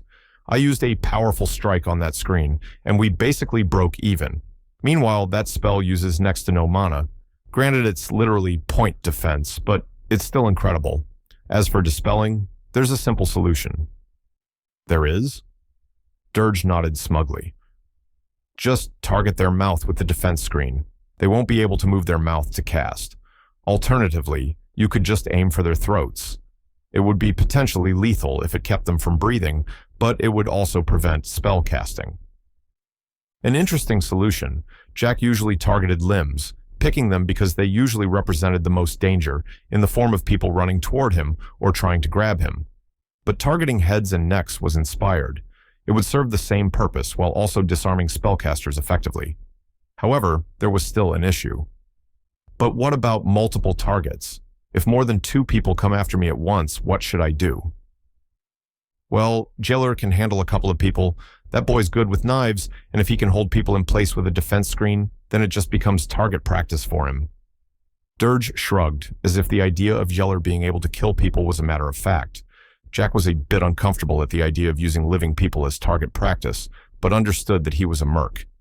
Jailer had killed before, and he likely would kill again. Even Dirge had killed Frox, and Jack had no issues with that. I guess I just want to be more helpful. Having only a single target ability is scary.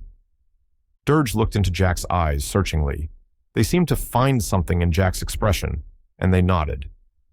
I can help teach you some more defensive spells. More defensive options will keep both you and Jailer safe. If you get good enough with them, you can also use the spells to restrain attackers. Jack nodded, but the concern on his face must have still been apparent.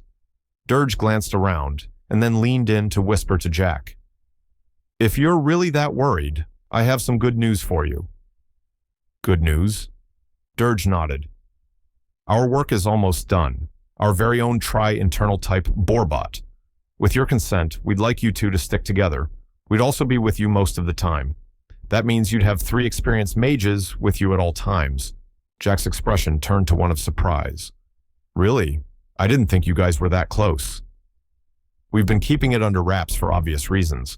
There's still resistance in the camp to you, but we are hoping that as long as we all stick together, it won't be a problem. Dirge put their hand out, the offering clear. So, what do you say? Jack looked down at that hand. It would mean having a bigger target on his back, but it would also mean securing powerful allies. And at the end of the day, Ref, Glim, and Dirge had been good to him. He wouldn't let them down. He stuck his hand out, shaking Dirge's hand fiercely. Let's do it! Chapter 63, New Type. Long into the night, Jack, the Borbot trio, and Jeller gathered in the laboratory basement. The time had come to attempt the first awakening of the tri-internal type Borbot. The body, named Abak, was nothing like Jack's own clear-cut form, whereas the external form of Jack was like Neapolitan ice cream, clearly divided into different parts equally. Abak's own form was far more chaotic. The soulless body lying on the table had no clear pattern that Jack could detect. There were vents placed seemingly at random from around the body, visible gears ticking away, and streaks of silvery metal that swirled around the frame.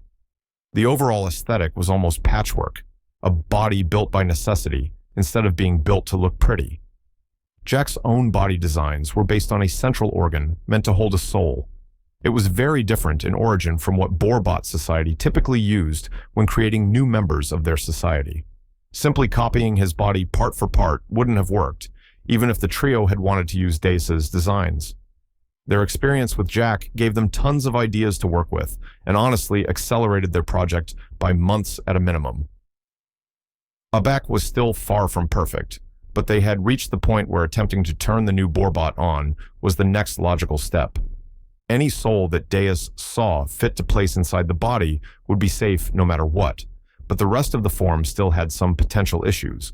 Only by activating the new form would the trio be able to iron out any future kinks. Improper mana flow, entire limbs misfiring, or even something as simple as eye twitching would be cataloged and fixed in the weeks to come. It would mean Abak would remain in the basement for that time, but it was necessary for the new Borbot to be as ready as possible before revealing them to the world. Ref, Glim, and Dirge did their last-minute checks. They swept over every inch of the body, writing things on notepads and comparing their findings. Once all of them were satisfied, Ref stepped forward. "Thank you for being here, Jack. You too, Jailer. Your support really means a lot to us." Jack smiled at them reassuringly. "Of course. You've all been nothing but kind to me. I'm honored to be included in this." Glim smiled at him. "Being at a Borbot awakening is a special occasion, Jack. It's not something we take lightly. This wouldn't have been possible without your help. You have our eternal gratitude." Jack was touched at the genuine words, and Ref and Dirge quickly added their own appreciation, clapping him on the arm and giving him heartfelt smiles. Once the mood calmed down a bit, the Borbot trio grew serious and turned to Abak. Ref took a moment to stare down at the body on the table. His hands shook slightly as he beheld the Borbot that would be. Glim laid a reassuring hand on his arm, while Dirge calmly grabbed his hand. Ref looked at the two of them and seemed to find some strength within himself. His expression firmed. "Let's do this." He reached down, laying a hand on Abak's chest. Mana began to flow around him. Dirge and Glim added their own mana to the mix, and it swirled around the three of them. Jack watched with awe as mana of three distinct colors and types swirled together in the air. White steam, a copper cloud, and what looked like neon blue water all blended into a substance that resembled Abak's own body. All three types of mana swirled and formed a striped and chunky blob in the air before it funneled into Ref's body. He shuddered, and Jack could hear his body creaking with effort as he tried to contain it all. The mana almost seemed alive as it tried to break free of Ref's control. Jack could feel it writhe and twist even as it flowed through Ref. This lasted right until Ref suddenly shouted, "Awaken!" The huge flow of mana plunged into Abak's body. The empty form seemed to swallow the overwhelming force easily, and the body began to glow softly. Steam began to gutter out of the vents. Gears began ticking slowly, and the silvery metal on the body began to glow softly with a white light. Jack watched eagerly as the body began showing signs of life. Ref collapsed backwards, and Dirge was quick to catch him. Glim brought him a chair and helped him to sit down. "Are you okay, Ref?" Jack asked nervously. "Yes, it's my first time using that spell, but it always takes a lot out of the caster from what I've seen. Though I suspect having 3 people contribute like that pushed me even harder. I'll probably need a checkup later." He glanced at Glim, who nodded in affirmation. Well, it can wait until Abak wakes up. How long will it take? Ref shrugged. It depends. Some boarbots have taken as long as 20 hours to awaken, though most wake within an hour or two. He turned to Dirge and Glim. Why don't you begin running some tests? I'll monitor Abak in case they wake up. The two immediately began scurrying about. Various instruments were withdrawn from drawers, and the two boarbots began using them on Abak. They began writing things down and comparing notes. Occasionally, they would come over and update Ref on their findings, and he would spout some complicated-sounding technical terms to them. It was all way over Jack's head, and Yeller seemed just as lost. There was nothing to do except wait.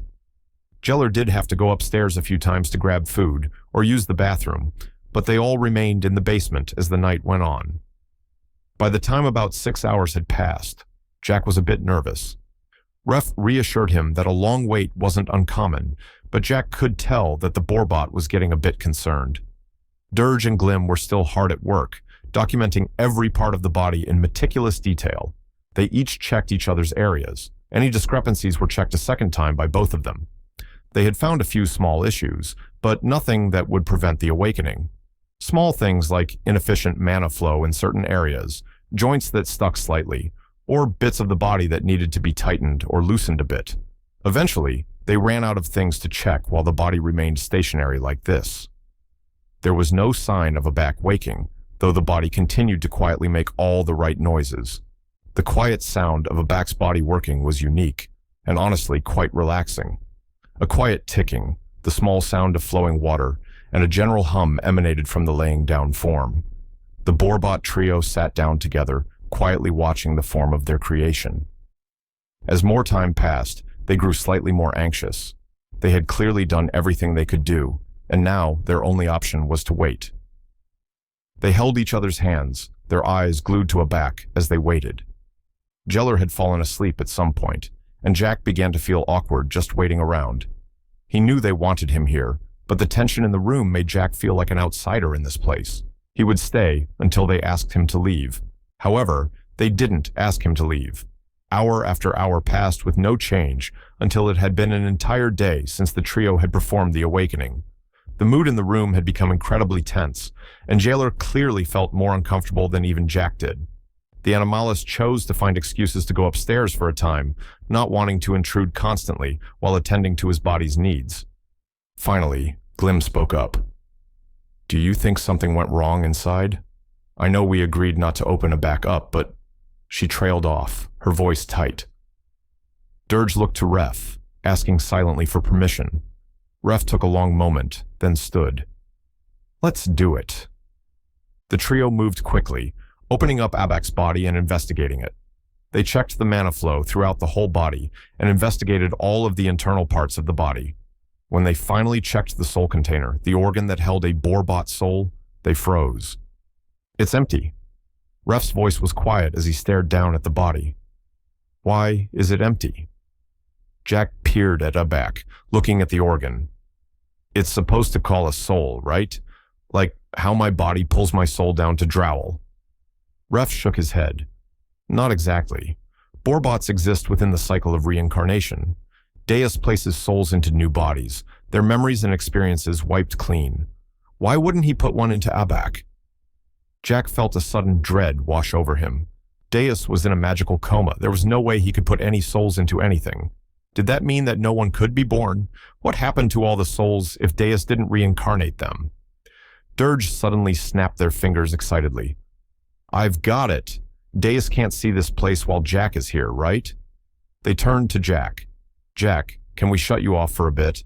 Then Deus will see we have a body waiting here. Jack felt like a deer in headlights. But Dirge had a point. Maybe he was overthinking things. If there was a system of reincarnation, surely Deus would set it up to be automatic. Maybe Jack's presence was the problem, and if he went to the white void for a bit, it would be resolved.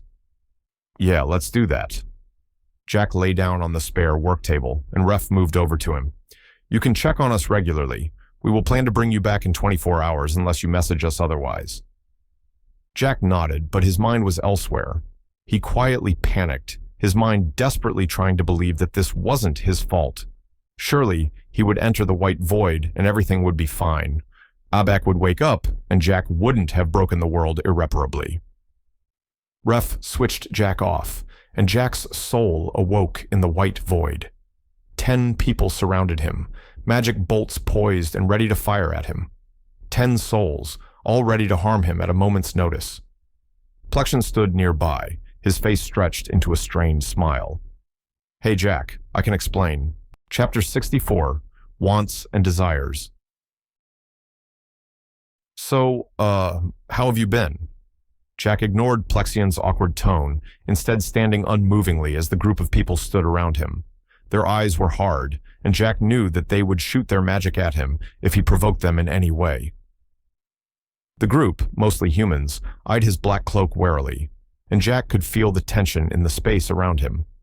Jack felt frustrated for a moment at being caught out by a group of attackers before remembering where they were. If it was the white void, then he had the power to fight back. His cloak rippled and blue butterflies exploded out of it. Several of Jack's would-be attackers fired off their magic in surprise, but the bolts of energy, fire, and ice all dissipated harmlessly when they struck the system bugs. Plexion yelled something, but Jack couldn't hear him over the shouts of surprise from the group around him. Jack spread his arms and sent a mental order to the butterflies as they swarmed around the attackers. The butterflies responded to his will, their forms shifting and stretching. Their blue bodies intersected with the mages around him, freezing their limbs in places they made contact. In mere moments, Jack was surrounded by blue screens that passed through everyone around him. His black cloak fluttered in a non-existent wind, and Jack felt stronger somehow. He smiled to himself. With just a thought, he had overwhelmed 10 people with ease. The people all looked in horror at their restrained bodies, shouting and making noises of protest. Jack mentally ordered the butterflies to intersect half of their mouths so that they could breathe but not speak. Once everything quieted down, he turned to Plexion. The demon was currently invisible to Jack, but he could tell where he was based on how the butterflies had intersected at his last known location. He had blindly reacted in the moment and captured Plexion as well as the strangers. He walked over to the empty spot where the blue screens converged. "Hey Plexion, can you explain everything now?" The former king of all demons appeared, trapped by numerous butterflies. He had an annoyed look on his face as he stared at Jack, his mouth half frozen by screens. Jack mentally shifted the screen so that Plexion could speak. "Geez, Jack, what was that about?" Jack looked at him with a puzzled expression. "What are you talking about? I showed up here under ambush. I defended myself." Plexion looked around at the scene around him. Bodies were trapped amidst the screens, and if Plexion didn't know eye better, he would think these people had been cut into various pieces by the blue surfaces. "This seems excessive." "Oh, come on. You know that I'm not about to let people hurt me." Jack held out a hand, and a butterfly landed on it. He could feel the power inside of him bubbling up, eager to shape the blue surface. "I have power here, and I won't just let people walk all over me while I have it." Plexion gave Jack a look that was close to pity, then sighed. "Yeah, I guess that makes sense. For what it's worth, I warned them against this tactic."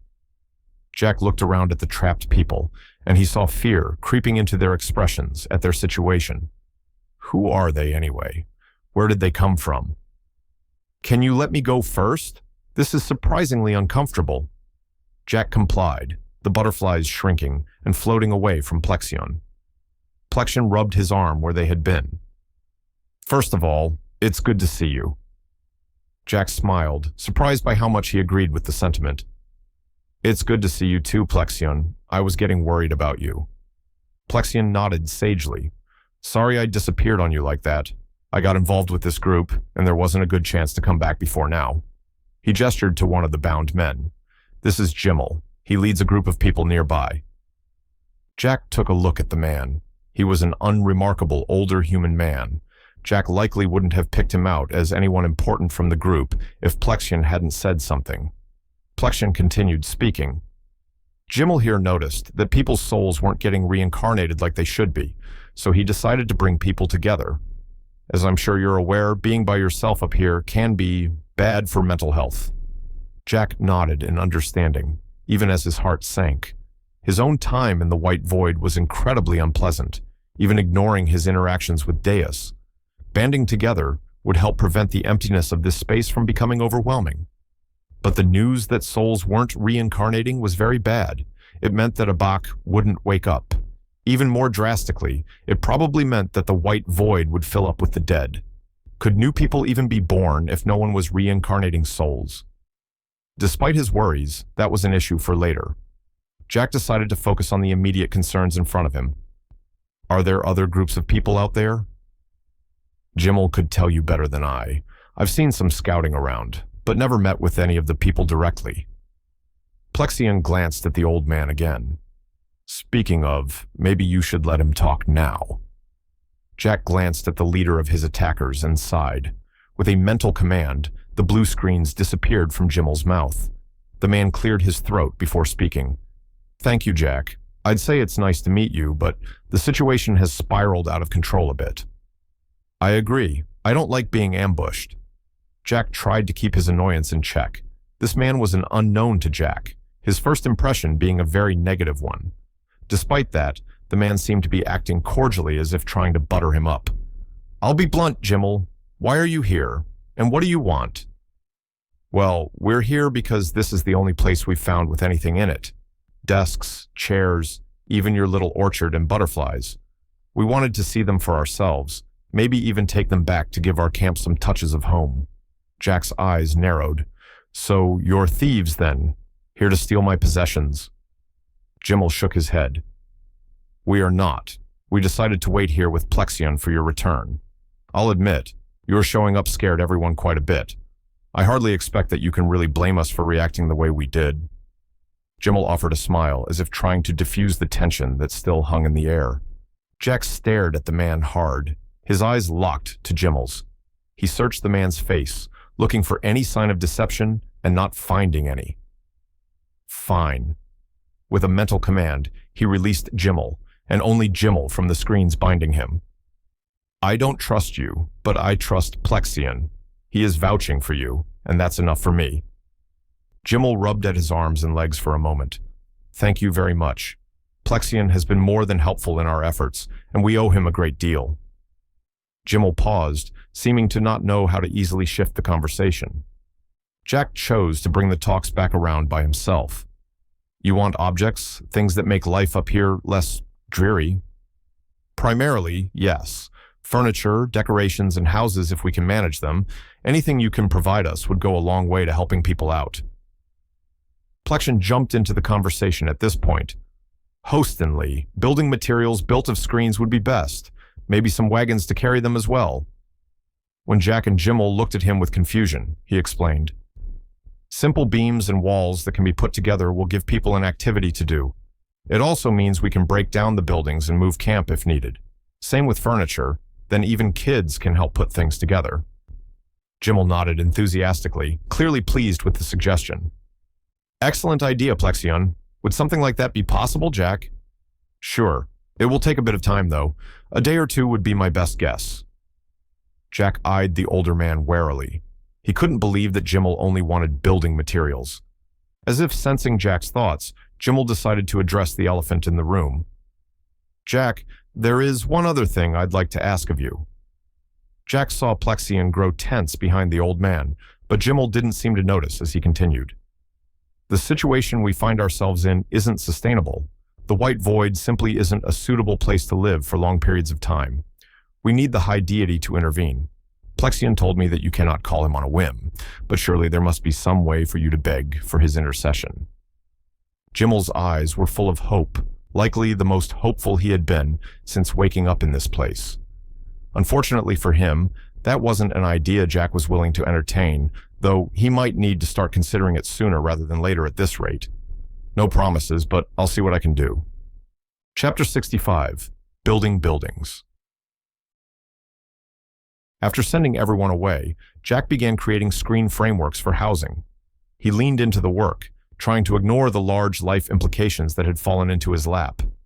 This was all a mess. Jack had firmly screwed up the world by putting Deus in a magically induced coma. It had seemed like a good idea at the time. Even Plexion had agreed to it. But now this weird limbo was filling up with the people of Drowl. How many souls were already here? Jack's hands shook slightly as he shaped the blue screens. He cursed under his breath. This whole situation was so messed up. Even the moment when he captured the spirit group had been ruined by the knowledge that he was the one who had trapped them here. His first chance to really feel powerful became nothing more than a harsh lesson. Butterflies floated around him slowly as he worked, and Jack got the impression that they were trying to comfort him. Never quite settling around him, they seemed to float close, then back away when he moved. Once Jack had gotten most of the basic framework done, he reached out a hand and let a butterfly land on his hand. "Thanks for the help. You guys did great." Jack didn't fully understand how his strange abilities worked, but he knew that the butterflies did most of the heavy lifting. The screens Jack could create in the white void were nothing more than the butterflies doing what he wanted. They responded to his thoughts instantly, forming into whatever shapes he wanted.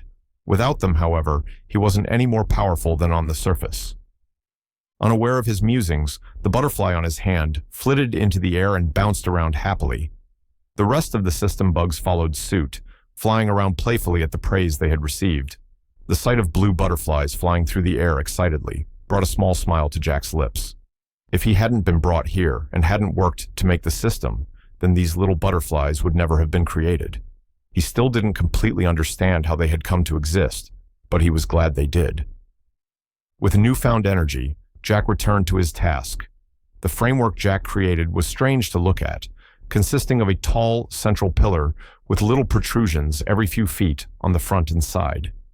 The idea was that these pillars would be used as the corners of a basic square house, and a person could insert flat planks into the protrusions.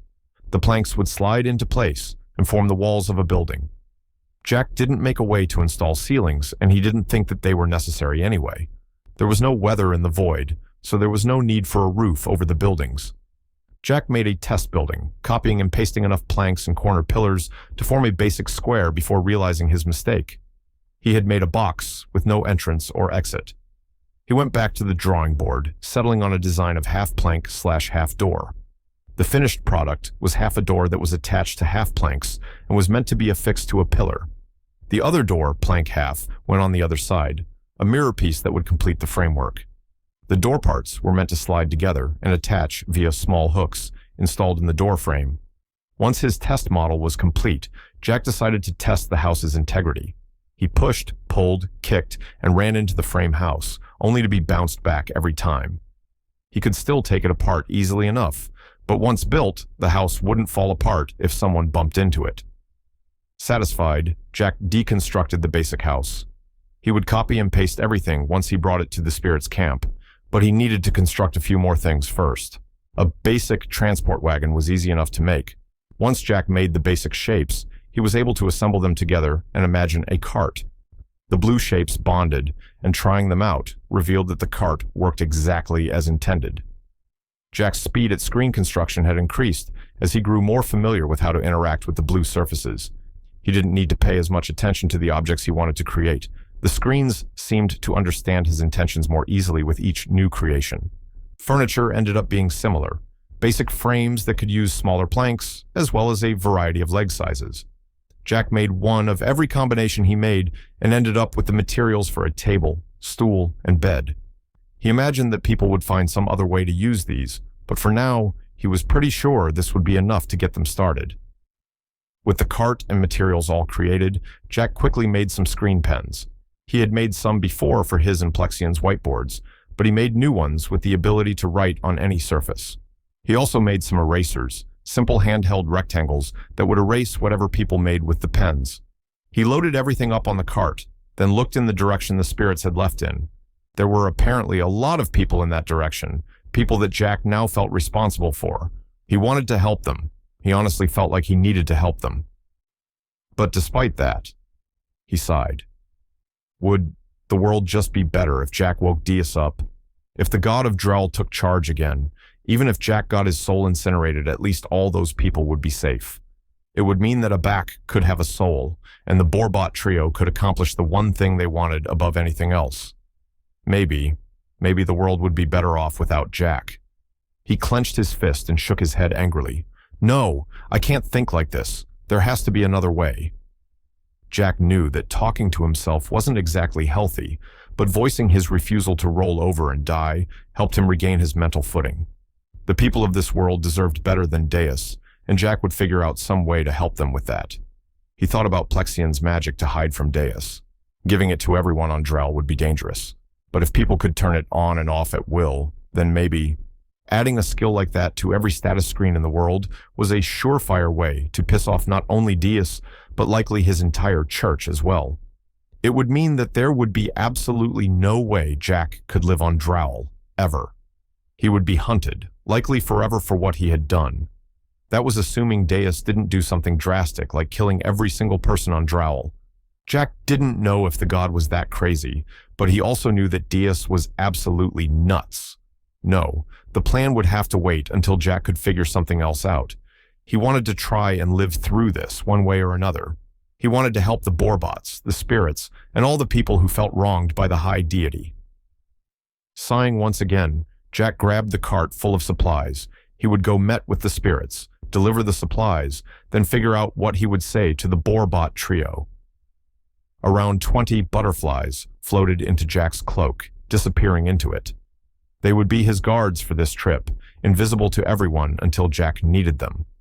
He smiled slightly to himself, grateful for their company, then started dragging the cart across the white void. Chapter 66, Affordable Housing.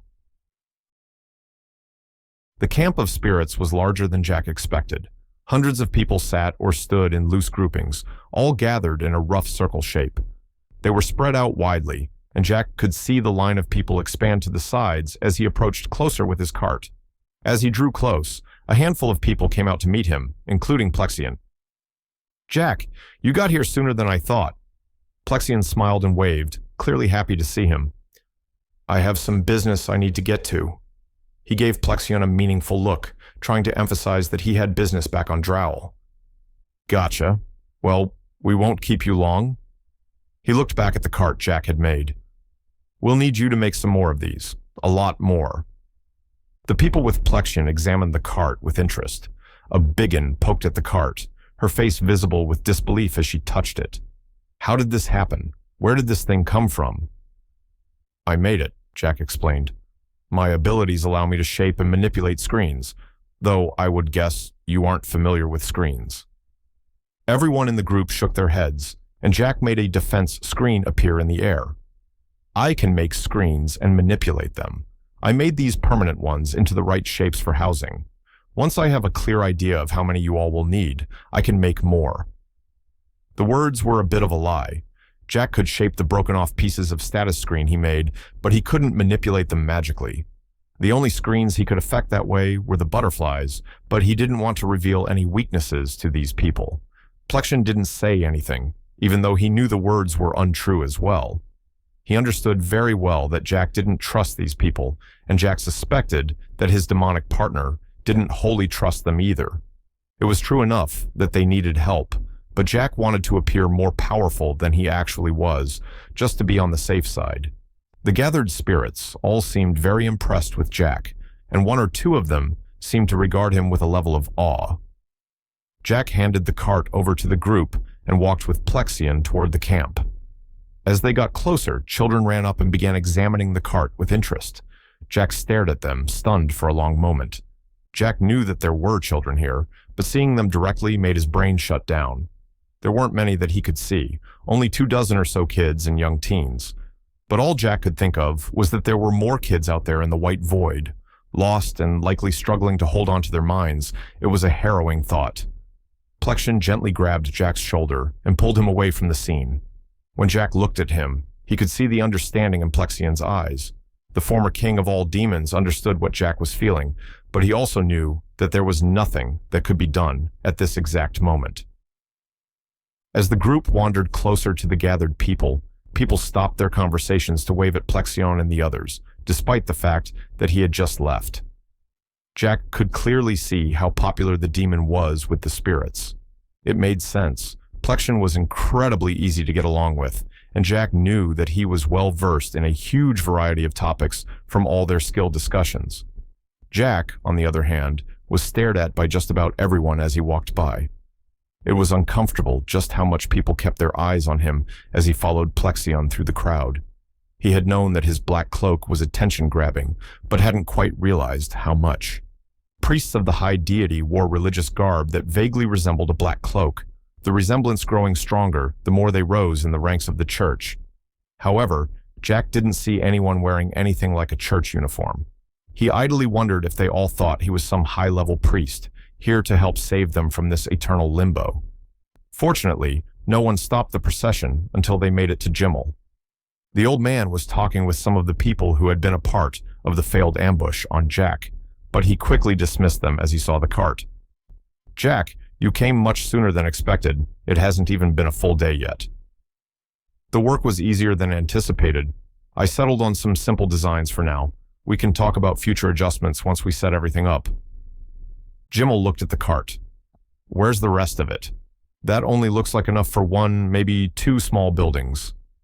His easygoing expression tightened somewhat. It was clear that he wasn't happy with what Jack had brought, but he knew that he wasn't really in a position to make demands. Jack responded coolly, "This is the material needed for a small home and a variety of furniture. I wanted to get an accurate count of how many you would like before I made more." Jack walked over to the cart and pulled off some of the pieces. "I'll show you how to assemble it, and you can tell me what sounds fair to you, all right?" Jimmel looked skeptical, but he nodded. Jack took everything off the cart as necessary, explaining how to assemble the small dwellings. As the structure began to come together, everyone around them stopped what they were doing to come and stare in awe as a building was made in front of them. Once Jack finished with the house, he constructed the furniture. Several members of Jimmel's team quietly repeated the instructions to themselves, as if memorizing them. Jack felt that that was an over-the-top reaction, considering he was basically just slotting things into the holes that fit them. Once it was all finished, Jack took Jimmel inside the house. It wasn't very big, about 8 feet by 8 feet, but it had 4 walls and a door. The furniture fit nicely inside, leaving just enough space to stand and stretch between the bed and stool at the table. If a house didn't need a table, someone could put 3 beds inside. It would be cramped sleeping, but it would also mean erecting fewer houses. Jimmel was very pleased with the final result. "Well, these will do very nicely. They don't fall apart or anything, do they? I didn't see you using any screws or anything." Jack shook his head.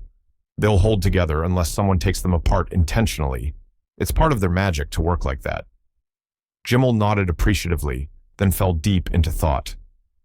"I think we could use around 150 houses. A lot of people volunteered to double up or share houses if they have alternating schedules. We will need around 300 beds, but 50 or so tables would be fine." Jimmel looked at Jack thoughtfully. "How long will all that take?" Jack shrugged. "A couple of hours at most. The hardest part is making the first batch." "A couple of hours? For hundreds of these things?" Jimmel looked shocked, his voice loud as he shouted. Jack smirked at him, then led the older man outside. He called for people to make some space before pulling up his status screen. His keyboard was still attached, and he disconnected it before sticking it on the house. He pressed the hot key for copy, then the one for paste. A second house popped into place in the area the spirits had just vacated. Everyone except Plexion and Jack let out small gasps and backed up in surprise. Jimmel looked stunned, and he whipped his head to Jack, making eye contact. Jack saw the intensity in Jimmel's eyes, the feelings of awe turning into something like worship. Jack felt a twisting feeling in his gut as he realized that he might have gone a bit overboard with the showboating.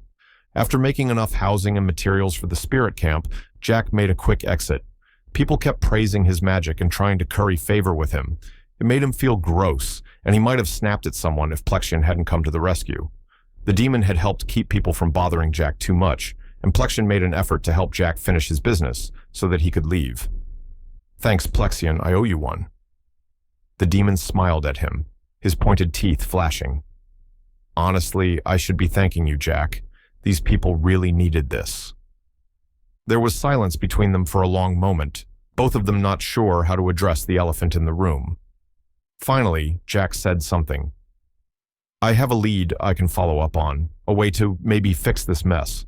But it's not a sure thing." Plexion's smile was softer now, more subdued. "I hope it works out. I'm not sure what to do if we can't find a solution." He looked back at the camp. "This can't last. No matter how much work I put into this place, it won't be enough. Jack nodded solemnly. I know. I'll figure something out. Can you contact me in 10 days or so?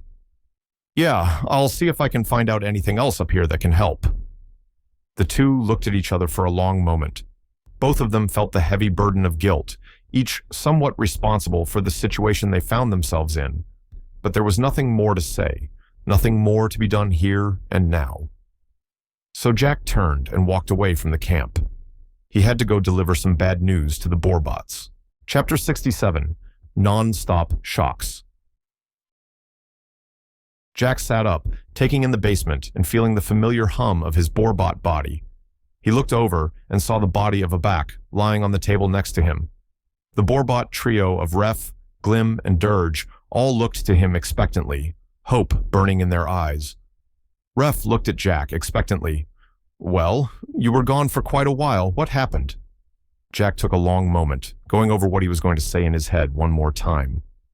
The time had finally come to bring the Borbots into the fold. This was no longer a secret Jack could afford to hide. He had to tell them the cold, hard truth. I have some unfortunate news for you. Then, I have something I need to confess as well. Jack looked around and didn't see Jeller. The Animalis often waited upstairs whenever Jack's soul wasn't in the mechanical body. Can one of you go get Jeller, please? This is something I need to tell him as well. Ref's expression had grown tense, and his gears clicked loudly in a way that Jack interpreted as anxiety. Glim put a calming hand on his shoulder before going upstairs to fetch Jeller. Dirge looked between Jack and Ref, their eyebrow raised at the tension between the two of them. They spoke after a long moment. Ref, we all knew that it was a long shot. There's no reason to get upset with Jack over something we don't even know yet. Jack glanced at Dirge, smiling appreciatively before returning his gaze to Dirge.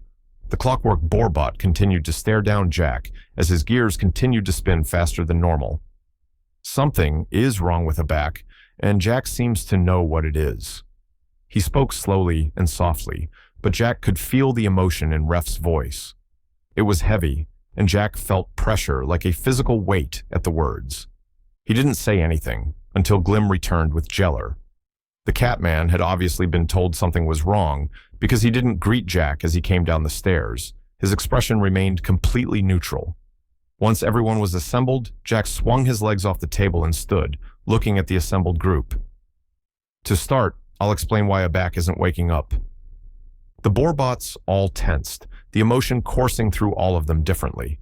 Ref's gears seemed to freeze for a moment before continuing their rapid clicking. Dirge's steam suddenly increased in a big puff before returning to its usual output. Glim's reaction was closest to a human's, her body physically stiffening as the mana inside of it stopped flowing for a moment. Jeller was the only one who didn't show an obvious reaction, though it would be strange if he reacted as intensely as the Borbots. This was their life's work, and it represented the continuation of their family. I suspect that it has nothing to do with Abak themselves. As far as I know, you guys made the body perfectly. The issue is that there's no soul to inhabit Abak's body. He paused, looking at everyone around him. Everyone seemed shocked, but Ref got over it very quickly. The clockwork Borbot suddenly seemed lost in thought, as if he was doing the math about the idea of acquiring a soul for Abak. Jack held up his hands, forestalling questions as he continued. Maybe I should rephrase that. Currently, souls are not being put into bodies they are supposed to be. It's not specific to Abak, as far as I know. Even new children won't be born. That statement caused looks of horror to spread throughout the group. Wait, what? How is that even possible? Are you sure? Glim's questions came quickly, as if she couldn't wait long enough for Jack to answer. She took a step toward Jack, her hands flailing as she desperately berated him with questions. Dirge placed a hand on her shoulder, gently pulling her back. She whipped her head around to look at them, before seeming to collapse slightly. Her shoulders drooped, and she allowed herself to be pulled back. Dirge looked at Jack, and it was clear they were trying to remain calm. Jack, how certain are you of this? Completely. I returned to the White Void and found spirits there, hundreds of people who died and aren't reincarnating. They weren't the only ones either. There are apparently plenty of other spirits around the White Void as well. I don't have an accurate count, but it's a lot. Jiller's frown deepened. How is that possible? Is it related to... He paused, glancing at the Borbots. The matter of Plexion still existing was a secret. It's not related to Plexion, not directly anyway. Jack turned to the Borbots and revealed Plexion's secret. They were shocked that the former king of all demons was still kicking around and that his big secret was a magic spell to hide from the high deity. It was another surprising revelation, but not as impactful as the bombshell Jack had already dropped. But the bomb he was about to drop would be much, much bigger. The reason this is happening is because Plexion and I put Deus in a magical coma. The air in the room suddenly became heavy. Mana began roiling across the bodies of the three Borbots as their expressions all twisted. Jack took a half-step back, and Jeller suddenly appeared in the space between them. The Animalis held two daggers out defensively, and a defense screen appeared in front of him. It was Jack's turn to be shocked. Why were the Borbots acting this way? He had expected some small amount of distress, but they seemed ready to attack him outright. However, after a moment, Glim and Dryge both made a visible effort to calm themselves. Their mana subsided, and they both put a hand on Ref, who was still visibly upset. "Ref, calm down. Let him explain himself." Glim's words were calm, but it was clear that her attitude was forced. There was tension in her voice, and she kept her gaze on Jack and Jeller as if she expected them to suddenly try something. Jack calmed himself down. It was easier in the Borbot body than in his human form, as he had more control over the mechanical aspect of his insides. Jeller maintained his defensive position, and Ref continued to glare at Jack, mana rolling off his body in waves. Jack chose his words very carefully. Deus was going to destroy us. Ever since he summoned me, he's been threatening to obliterate my soul, and Plexion and I did something that really set him off. Everything we did was in self-defense, and kind of an accident. There was a long, tense moment, and Ref slowly pulled his mana back. He crossed his arms, then glanced at Jeller. "You can calm down now. I want to hear him out." Jeller relaxed his stance slightly, putting his knives down and dismissing his defense screen. The room deflated slightly, and Jack let out an internal sigh. "I'll be very clear. The magical coma that Deus is in is temporary. I possess the ability to wake him up at any time, but doing so would mean Plexion and I both die horribly. As far as we knew, there was no real downside to our solution, but apparently we were mistaken." Jack sighed. He felt tired. The non-stop work he had put into survival and trying to improve the lives of the people around him had worn him down. Admitting that he had potentially done real and lasting harm, even on accident, was hard to get out. "Plexion and I both recognize that this isn't ideal, and I think we both intend to wake Deus up." There was visible relief on the faces of the Borbots, though Jack suspected they felt relief for different reasons. There were varying levels of relief about Abek, but there was a surprising amount of relief for the high deity as well. He hated to cut the hope short, but he needed to explain himself. "Hold on, it'll still be a bit before we get to that point. There's someone I need to talk to, an expert on godhood who can help me deal with the fallout of this." Jack opened his mouth to continue explaining, but Dirge interrupted him. "The cloud?" Everyone in the room turned to look at the Borbot, who shrugged. "If you scramble the letters in Ducol around, it spells cloud. That whole business with the storm was nuts, and I made a guess. Besides that, some rumors are going around that worry me about the cloud." This time, it was Jack's turn to look worried and anxious. Dirge held up a hand. "Let me explain. The areas where there was drought, the places that the clouds vanished from, the people who live there are experiencing a sickness. It came and went pretty quickly, and I hear that no one has died from it yet, but it happened all over Drell. There are some magical theories about how the nature of Deus's power is harmful in large doses, and the sun is the representation of his power. When all the clouds vanished, people got sick for a while, only to get better after the clouds came back. You said that it hinted at potential consequences for it staying above us. It knows things, right, about the nature of this world and the nature of Deus's power." Jack absorbed the words and felt the truth to them. The Ducol was the only person Jack had ever seen who possessed the deity resistance skill. It was possible that the cloud had that skill on purpose, that his duty was to be the barrier between the high deity and his people. The Ducol had claimed to be a former god. Perhaps this was his role on this strange world. Yes, I think that it does have answers to all those questions. In fact, I think that it knows almost as much as Dace does. So, Jeller chimed in, we need to get its attention somehow, get some answers. Yes, if the Ducal can help Plexion and me, then maybe we can wake up the high deity for the rest of the world. Chapter 68. No one expects.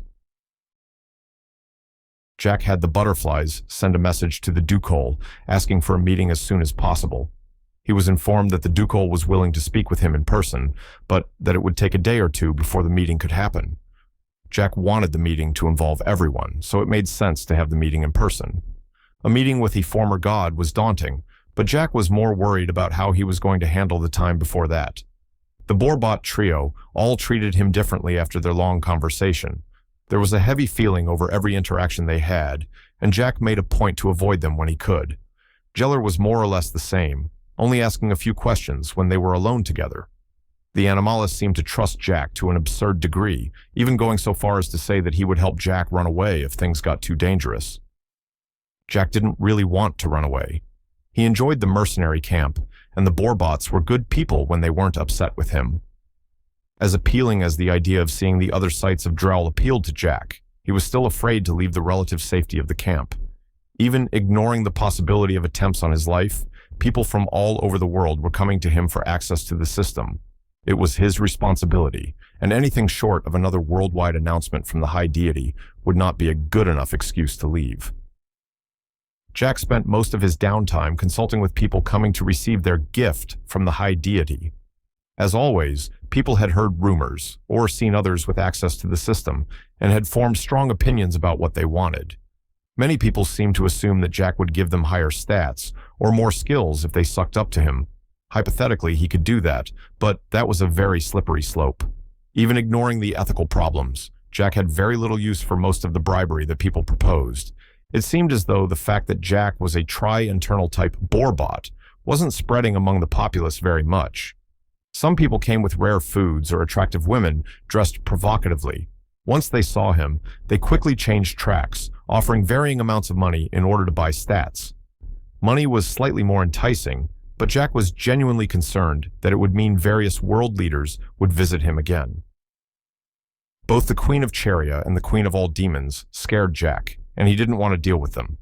Jack firmly told everyone who asked that he would not alter their stats or skills, claiming that the High Deity wished for people to experience their own growth. This was met with surprising resistance by some people. Most smiled tightly and pretended it was fine, but a few people simply started cussing and raging at the excuse. The few who raised a fuss were quickly subdued and escorted away, forced out of the mercenary camp with all haste. The whole experience gave Jack more insight into people's perceptions of the High Deity. Even when Jack used the god as an excuse, it was clear that many people only complied out of social obligation or fear. Jack found himself getting frustrated once more at the thought of waking Deus up. The god was a control freak and a stalker for every living being on Drowl, and it was clear that many people only worshipped him because they had to. There were obvious zealots, people who scraped and bowed willingly at even the mention of the High Deity, but they were in the minority as far as Jack could tell. Dealing with people took most of Jack's free time, and he was pretty grateful for the distraction. Giving people access to the system meant helping them, and Jack was able to truly feel like he was doing good. He was able to lose himself in work for the better part of a day and a half. However, his distraction was interrupted by a certain group's arrival. "Make way! Make way!" A man on horseback, dressed in heavy plate armor, raced through the camp. He bore a large flag, the symbol of the true church emblazoned on it. The horse trampled through the camp, and the man seemed to expect people to simply part for him. Curses followed the man, as surprised mercenaries fell back or dropped things in haste to avoid being trampled. Only when the man saw Jack did he pull his mount to a stop and dismount. "Excuse me, I am looking for Jack, chosen servant of the High Deity." Jailer took a defensive stance, moving himself between Jack and the newcomer. "And who are you supposed to be?" The man removed his helmet, and a strange sight greeted Jack. The man's face was shaped differently than a human, closer to that of a mole. Instead of hair, he had layered scales that flowed along his skin. Jack realized that he was an animalis. his form some kind of scaled creature, maybe a pangolin. I take it that this person is Jack. Greetings. I am a representative of the true church. I have come as a messenger to inform you that an envoy will be coming to meet with Jack. They will arrive in an hour. The man had looked at Jack with piercing eyes, and Jack suspected that there had been some level of judgment about his boar-bought form in the man's gaze. An hour was not enough warning in Jack's opinion, and judging by Yeller's expression, it wasn't enough for him either. Yeller growled slightly. An hour? Couldn't give us more warning than that? The pangolin man shook his head. Forgive me, but from what I understand, this is a matter of the utmost importance. I do not have the power to change anything. I am just a messenger after all. The man donned his helmet again. The message has been delivered. I will now return to the delegation. Go inform your superiors and make the necessary arrangements for our arrival. The man remounted his horse and left without another word. Yeller watched the man go worriedly. A delegation from the church? Do you think... The question was left unanswered. Yeller didn't dare talk about the large secret in the open like this. Jack nodded slightly. I'd bet good money on it. Go warn Reincarnation that the church is coming.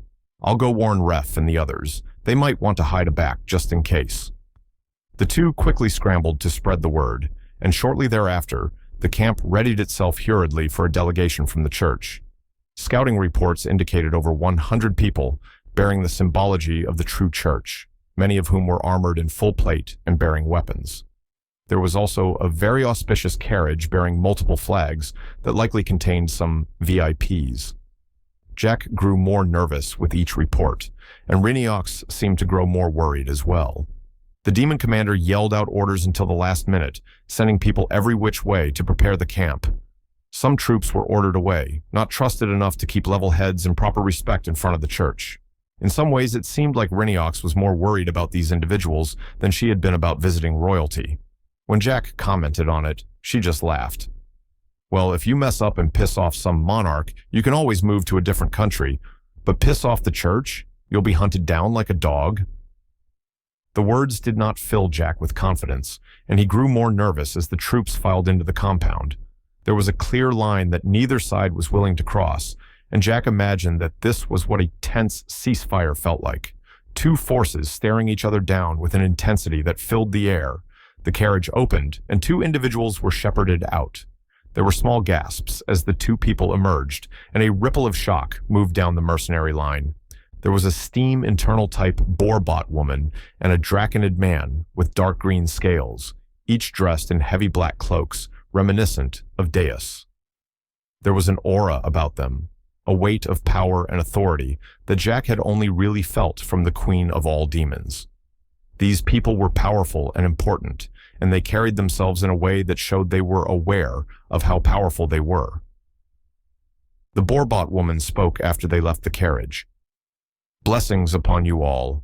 I am Braith, Archdeacon of the High Deity. This is Rilm, my fellow Archdeacon. We have come to speak with Jack, servant of the High Deity, about a very important matter. Braith did not look away from Reincarnation, who stood at the front of the mercenary band. She clearly recognized the woman as the person in charge and made eye contact the entire time. Reincarnation regarded the woman before waving a hand, beckoning Jack to come forward. As he did so, he could see Braith's expression tighten. Her steam remained constant, but Jack could tell that the sight of him offended her. He sighed internally, but kept a neutral expression on his face. It was time to face the music. Chapter 69. The Church's Intentions. Despite the harsh look he received from Braith, the boar-bought woman quickly mastered her expression and bowed lightly to Jack. Blessings upon you, Jack. I am honored to meet the servant of the High Deity, unworthy as I am. Rilm, the green draconid beside her, also bowed but didn't speak. It seemed like this woman was going to be leading the discussion. Hello, it is good to meet you both. Jack returned a slight bow, unsure of how to respond to people of this rank. There hadn't been enough time to go over church etiquette, so Jack would be playing this mostly off the cuff. Braith regarded him for a moment before speaking.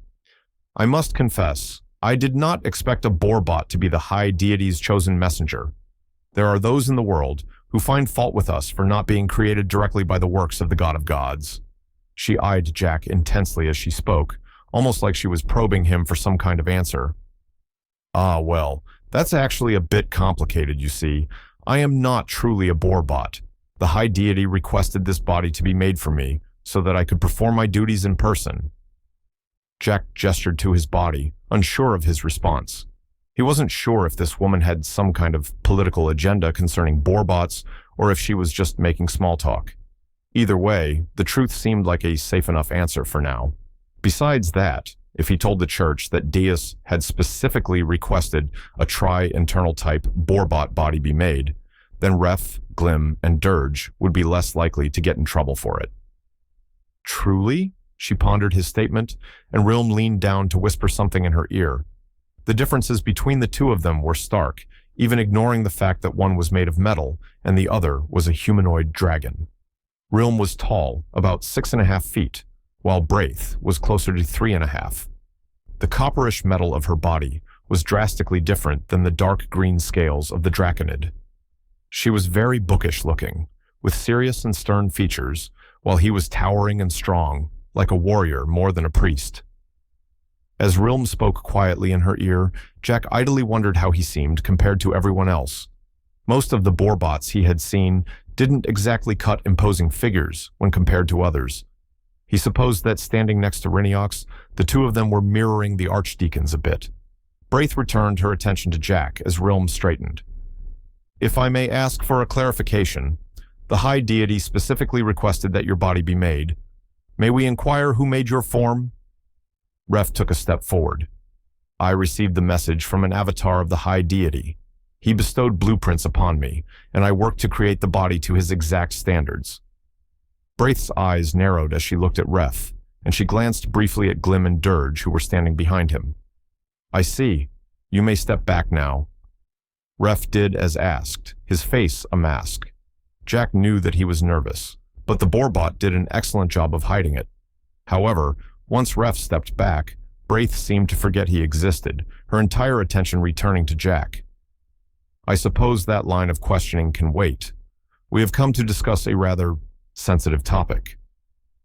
At the mention of a sensitive topic, Rilm gestured for the church soldiers to step away, gesturing for Reiniox and the mercs to do the same. The demoness looked to Jack, an eyebrow raised questioningly. He nodded, and everyone but Jailer stepped away until it was just the archdeacons, Jack, and Jailer left. Braith looked disapprovingly at Jailer, but seemed to move past it by choosing to ignore him. Rilm cast a spell, and a translucent bubble appeared around the group. The noises of the camp fell away suddenly, and Jack realized that this must be some kind of privacy spell. The mouths of the people outside the bubble blurred, clearly preventing lip reading as well as sound. So, it has come to our attention that the high deity has been very silent of late. We, the archdeacons of the true church, would like to borrow your wisdom in this matter. Jack felt a wave of nervousness wash over him. Silent? What do you mean? Braith frowned. To clarify, churches all across Drowl have reported that their pleas for guidance and wisdom have gone unanswered. A few days of such behavior from the high deity is not unheard of, but this is the longest period of silence in recorded history. Rilm nodded solemnly from next to his companion, his face filled with sadness at the idea of not hearing from their god. It was strange for Jack to see this kind of response. His own experience with religion on Earth was rather disconnected, but it wasn't like people had direct phone lines to the gods they worshipped. Thinking about it now, it would be weird if your weird, overprotective godstalker suddenly stopped talking to you. Though Jack hadn't realized how much Deus really spoke to the populace. I hadn't realized that he spoke to priests that frequently. Ref indicated to me that it wasn't very common. Braith sneered at that comment.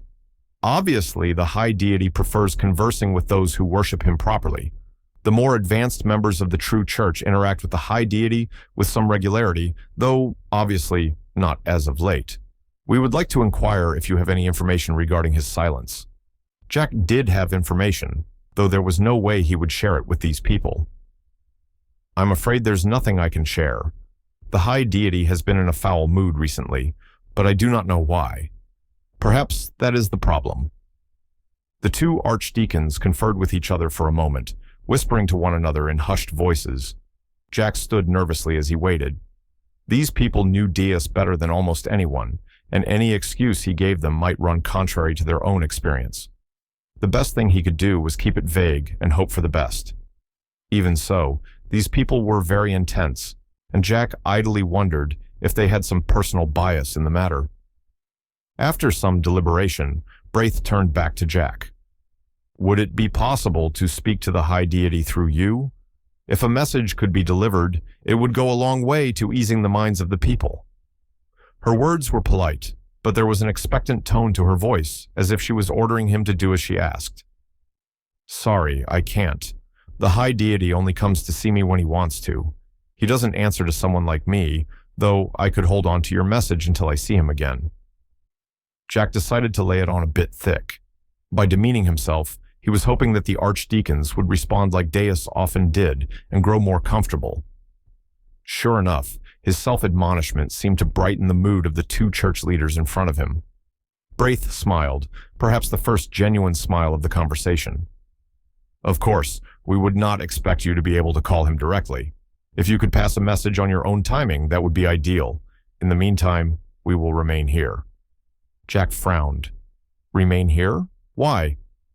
He cringed slightly at his own words.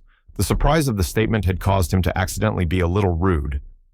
If the high deity responds to you but chooses not to grace us with his avatar, then you can simply inform us and we will be on our way. Besides, how can the great and glorious works of the high deity come to fruition if his most holy priests are not present? We will remain and assist with the dispensation of the system. This was bad, really bad. Some people with the highest authority in the world, who had very justified reasons to kill Jack, were now going to be living next to him. He put on a tight smile. How wonderful. Well, if that will be all. Rilm dispelled his magic, and the two turned and walked back to their troops. The knights of the church began unloading equipment from wagons and carts, beginning to set up camp within the confines of the compound.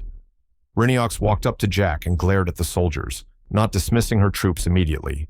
All three of them, Jack, Jeller, and Reiniox, knew that this probably wouldn't end well. A demon pushed aside the tent flap as he was called in. The interior of the tent was opulent, finery covering every surface. Plush rugs covered the ground, finely crafted furniture dotted the space, and large candelabras lit everything.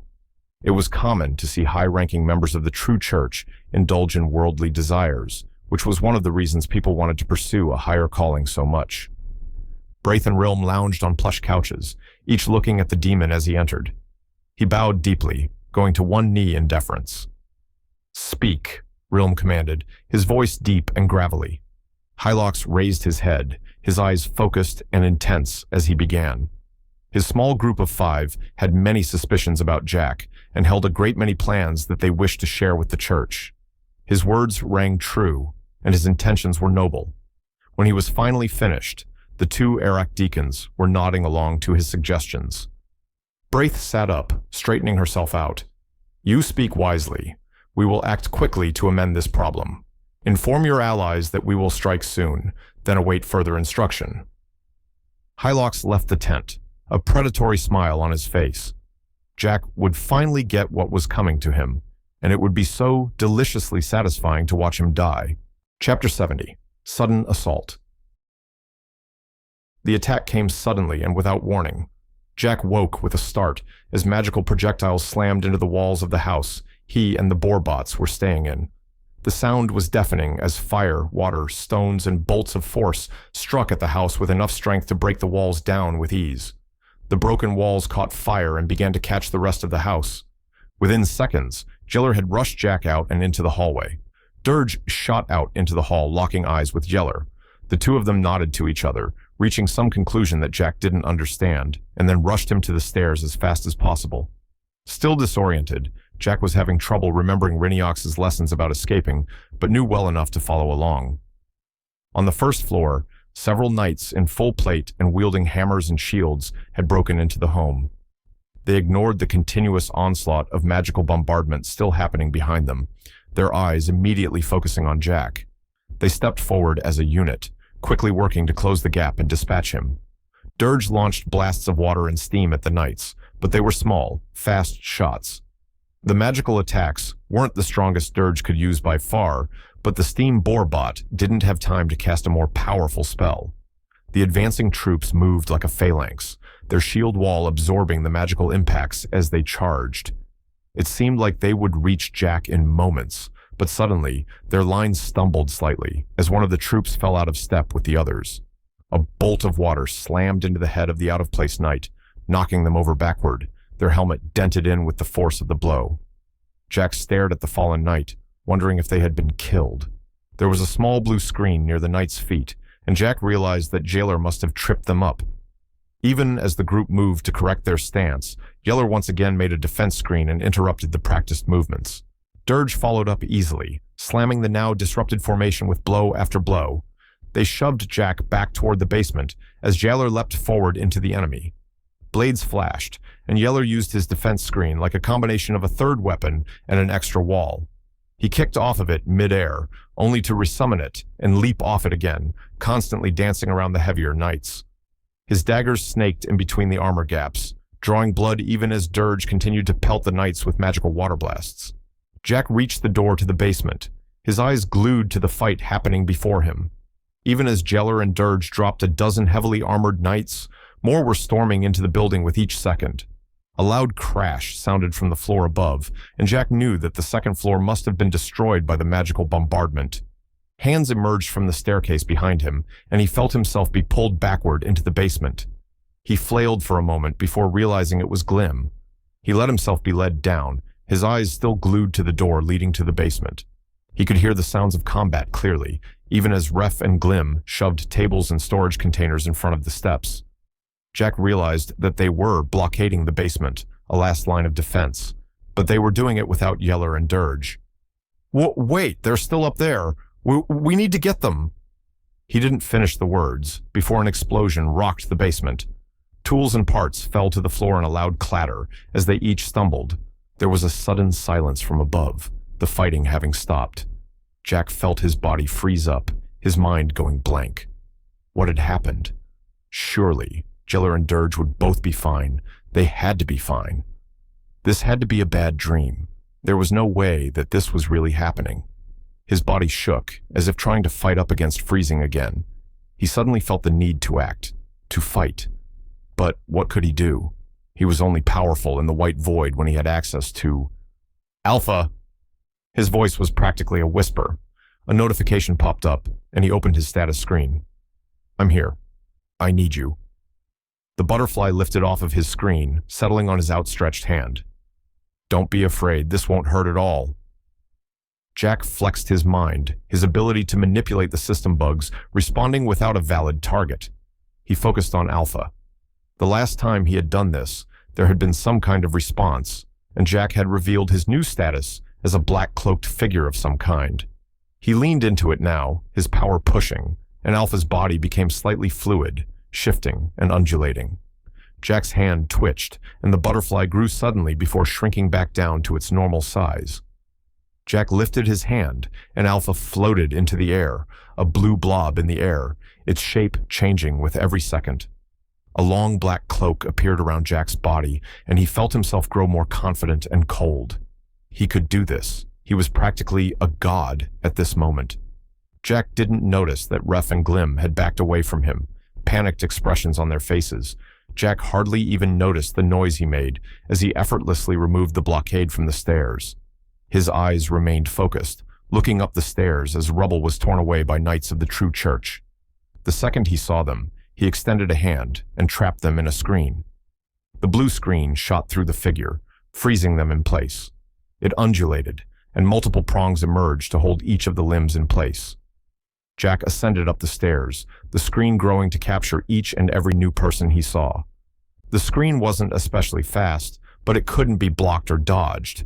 Anyone who entered Jack's line of sight was caught swiftly, their limbs and mouths bound.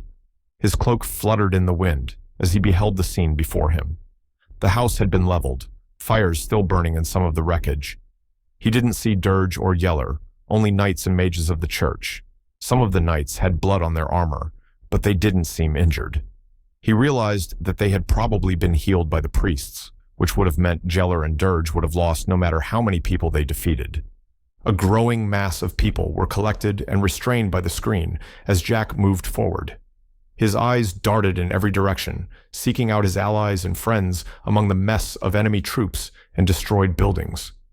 He barely reached the edge of the house before a voice called out loudly, "Stop right there!" Several knights stood over 30 feet away, blades held to the necks of Jailer and several other soldiers. With a shock, Jack realized that Reincarnation was among those being held hostage. He stared for a long moment, his mind racing to understand how this had happened, before realizing who had spoken. Zrez, the Draconid mercenary, was gathered with Skull, Skrull, and several other mercs that Jack didn't know by name. There were only about 20 of them, but they were clearly allied with the church's troops. Many of the remaining mercenaries in the camp were restrained on the ground, hands bound and mouths gagged as the knights stood over them. Most of them glared at Zrez and his gang, but a few kept their eyes trained on Reincarnation as if expecting the woman to break free and start something. She didn't break free, but the situation only grew more tense with each passing moment. Jack didn't move any closer. There were a lot of troops, and he wasn't sure he could get them all before they killed some of the hostages. At the same time, Jack knew that they thought he could kill the captured knights at any moment, which wasn't technically true. Jack had never tried to manipulate a butterfly so that the screen broke something, but he didn't think it would work. Even ignoring whether or not he could, he really didn't want to. Jeller was alive, and Jack could see Dirge on the ground, steam still coming out of him. His anger cooled, but only slightly. The Borbot Archdeacon, Braith, emerged from the crowd of knights, taking the spotlight from Zrez. "Jack, you look different." Jack didn't respond, only glaring at the woman with disdain. "I honestly didn't think you were this powerful. I would have bet good money that you were largely helpless, that the high deity wanted you largely helpless." Jack opened his mouth before he could think about his words. He did. Braith raised an eyebrow. "What changed?" "He's not in charge anymore." Jack flexed his hands, and the screen holding all his hostages pulsed intimidatingly. Braith's shocked expression turned to violent anger. "Kill the hostages, but kill Jack first. Do it now!" She roared loudly, grabbing a knife from a nearby merc and moving to ram it into Jeller's neck. Before Jack could react, a sudden blast of fog descended from the sky. Every single person was knocked backward, and the screen that was Alpha the butterfly trembled, then returned to its butterfly form. Jack flew backward, landing hard. He struggled to regain his balance, quickly looking up at what had happened. A figure stood there, right in the middle of the confrontation. It wasn't a person, but rather a human-shaped cloud, dark and dangerous. Electricity sparked across its frame, and its body swirled and shifted in an alien way. The Ducal spoke. "I am here to speak, and you all will now listen." Chapter 71. Damage Control. Rilm, the Draconid Archdeacon, was the first person to respond to the sudden appearance of the Ducal. "Name yourself. You stand before the highest authority in the land, as ordained by the high deity." The Ducal had no facial features. In fact, Jack saw that its whole body was nothing more than a crude approximation of a human. But he could feel the Ducal direct his attention onto the man. It was electric and powerful. The static that Jack had experienced during the weeks-long storm clouds settled onto Rilm. Sparks danced across the scaled figure, and he cried out in surprise and pain at the sudden shocks. "Deus is not here, nor would he punish me if I chose to strike you down."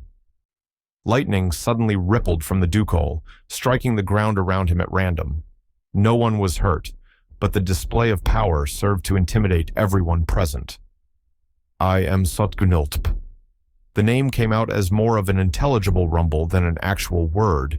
If Jack hadn't seen it spelled out, he wouldn't have known what the Ducal was saying. "However, it might be easier for you all to refer to me as Bob." Jack experienced a moment of mental disconnect as he absorbed that. Bob? What kind of name for a god was Bob? As if sensing his internal complaint, Bob added an addendum. "I was once called Robert, but that part of me was stripped away. I am simply Bob now." Rilm, still recovering from the sudden and harsh attention of Bob, sat on the ground, shivering and staring at a scar in the ground made by the random lightning strikes. Braith stood and took a small, hesitant step forward. "Bob, it is clear to see that you are a being of incredible power. No one here would doubt your might. But I find it difficult to believe that you can speak for the high deity. Even going so far as to invoke his holy name in front of 2 archdeacons, I ask you to explain yourself." The words were polite, but the tone was not. Braith was seething despite her obvious fear. She knew that opposing Bob would likely kill her, but she believed in the high deity enough to try and defend her beliefs. Bob's attention focused on her, though much less intensely than it had focused on Realm. She stiffened visibly at the sudden feeling of static drifting across her skin. "I am the god who once worked alongside Deus. We crafted this world together and ruled it for a time. It was after he betrayed and stripped me of much of my power that he took the self-proclaimed title, God of Gods." To Jack's knowledge, there were no records of anything like the story that came out of Bob's mouth. Everything he had ever been told about the true church indicated that the only major world religion was by Deus, for Deus. The only reason it was called the true church was because the only other religions out there were tiny, insignificant things that dabbled in strange rituals. The idea of a second god, one equal to Deus, was absurd. Braith's body tensed even more, and she practically stood on tiptoes as every part of her tried to flex and straighten out. Her face stormed for a moment before she made an obvious effort to return her face to neutrality. "I'm afraid I don't believe you, Bob." She practically spat his name out, her voice dripping with hostility. After all, the high deity has declared that he has been, and always will be, the one and only god to ever exist. So it's impossible for you to be anything even remotely like a god. Jack could see the assembled knights and priests of the church begin to gather themselves. A few faltered here and there, but the majority of them seemed to find their strength at Braith's words. After all, in their eyes, Bob couldn't be a god. That meant that he was simply another heretic to be put down. Bob's attention suddenly left Braith and settled on Jack. It was unnerving that the feeling of being observed could suddenly switch without any indication. It was clear that Bob was aware of everything around him, and that his attention was nothing more than an indicator of who he was speaking to. But Jack still grew slightly nervous at the sudden electricity. "Jack, I came because you wished for a discussion. I would not have intervened this way unless your life was in a significant amount of danger. Do not mistake my presence as a deterrent. Once we are done with our discussion, I will leave you to conclude this situation with your own power. Let us speak quickly so that I may return to my duties." Jack's heart fell slightly at the knowledge that the former god wouldn't help him, but he quickly discarded the feeling.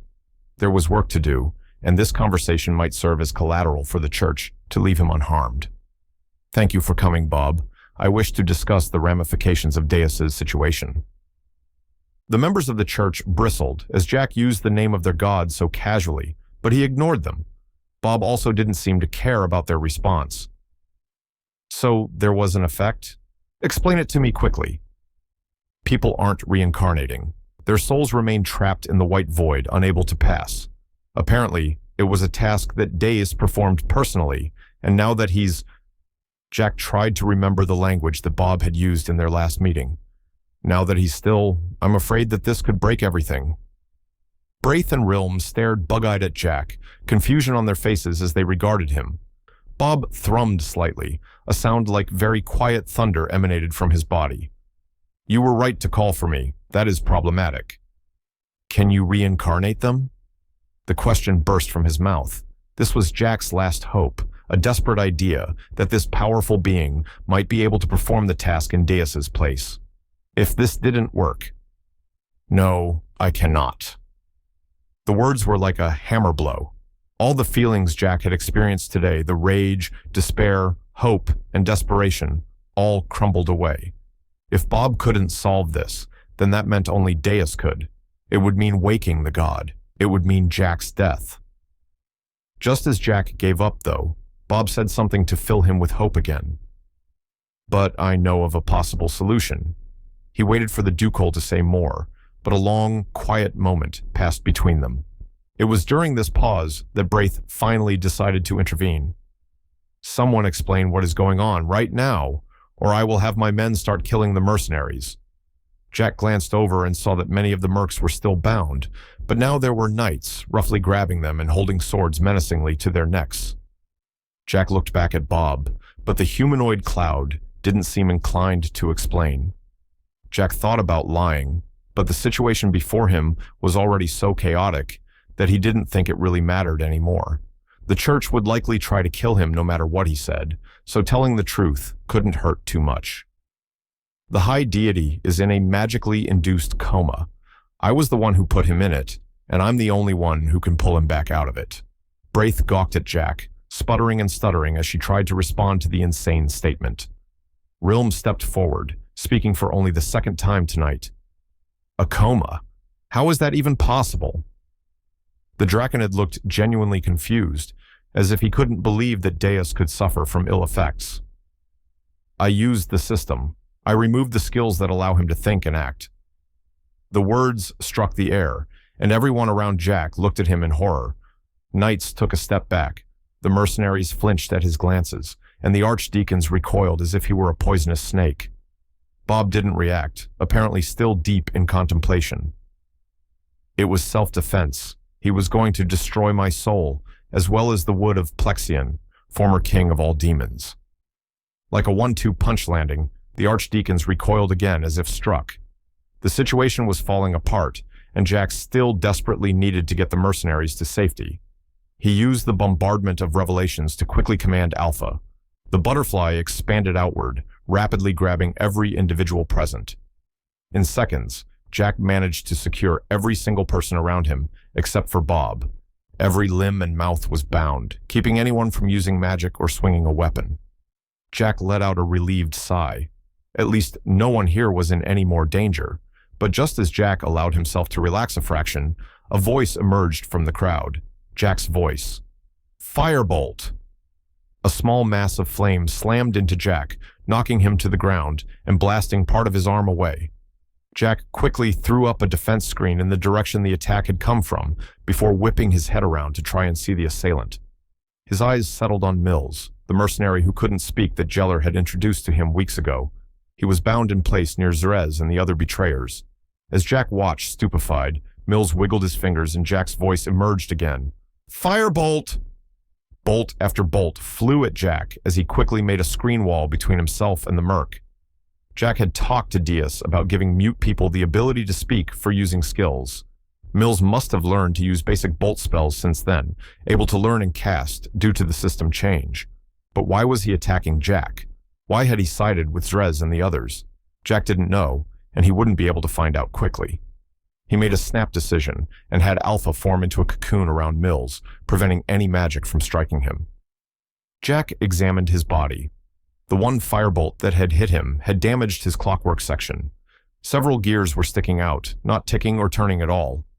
That was probably pretty bad, but Jack had no idea how bad. He needed to resolve the situation quickly, then return to the Borbots to get fixed up. Jack was tired, so tired of all this stuff happening to him. He picked himself up off the ground, his body creaking ominously as he did so. He made his way over to Bob. I need an answer, Bob. How do we fix this mess? Bob did not turn his attention to Jack, possibly sensing that he might harm the injured Borbot body. He only spoke a simple sentence. We need another god to do it for us. Chapter 72. Surprise Polytheism. Another god? That's an option? Jack stared at Bob, his mind humming with new possibilities. Not a good one, but yes. It would be possible to have a different god take charge of the souls of all these people and begin reincarnating them. Jack's black cloak fluttered around him as his mind raced. The possibility of removing Deus from the picture entirely appealed to him greatly, though he needed more information. Knowing his luck, he would put someone worse in charge by accident. Who did you have in mind? Would it be you? Bob didn't answer for several seconds. The Ducal seemed to reach some kind of conclusion before releasing a sigh. The noise was loud, and the accompanying wind blasted out of him in all directions, buffeting Jack for a moment. No, that part of my life is over. I got my chance to play God. Jack wanted to ask more about that, but Bob continued before he could. Unfortunately, we can't have you take charge. That would be the ideal solution, but the power is too divided now. There's not enough left for you to ascend to the heights you would need. This time, Jack did interrupt. Wait, what? Explain that. Deus and I, though I suppose he would have been Harold at the time.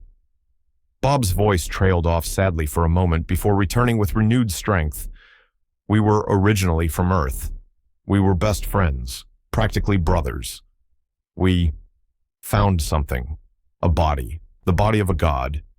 It was dead, or dying, I'm not really sure. Something came over us, a powerful compulsion that drove us forward. We consumed the body of the god and became two halves of the god. Jack stared at Bob, his eyes feeling like they were going to pop out of his head. He had suspected that Dies was from Earth, but this was insane. A dead god from Earth? Bob was lost in his story and apparently didn't notice Jack's confusion. We were confronted, called before the other gods that rule the earth, and ordered to submit. We fled instead. I still don't know why we did it. Part of me thinks that the power itself wanted to be free. Another part of me knew that we would die if we stayed. We were so new to it, and we couldn't control our impulses. The power took hold of us. It made us flee the planet. We flung ourselves into the cosmos, desperately trying to escape the ones who ruled the earth. Bob's body stilled. The clouds making up his form stopped their shifting and churning, becoming almost peaceful. They didn't pursue us. No one chased us out into space, but we kept running all the same. By the time we stopped, Earth was impossibly far away. For a long time, we didn't do anything. We were too scared and raw to do anything. But the power urged us to act, and so we acted. We made a world, a secret, hidden world. Drowl, the inverse planet. It made it possible to hide as we formed our own domain, the sun in the middle. We felt safe there, protected from the rest of the universe. Jack didn't dare interrupt Bob. This was more information than he had been expecting to get, even if it didn't address his original question. The way Bob talked about all this made it seem like he and Dees, Harold, had been equals at one point. Bob had hinted that something had gone wrong. However, we were not enough company for each other. Two people are not enough to remain sane, so we created more. I created bodies, and Harold stole the souls.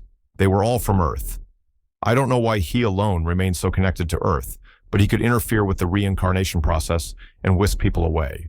The other gods eventually noticed and stopped us, but we had hundreds of thousands of souls by then. We made people, so many glorious people.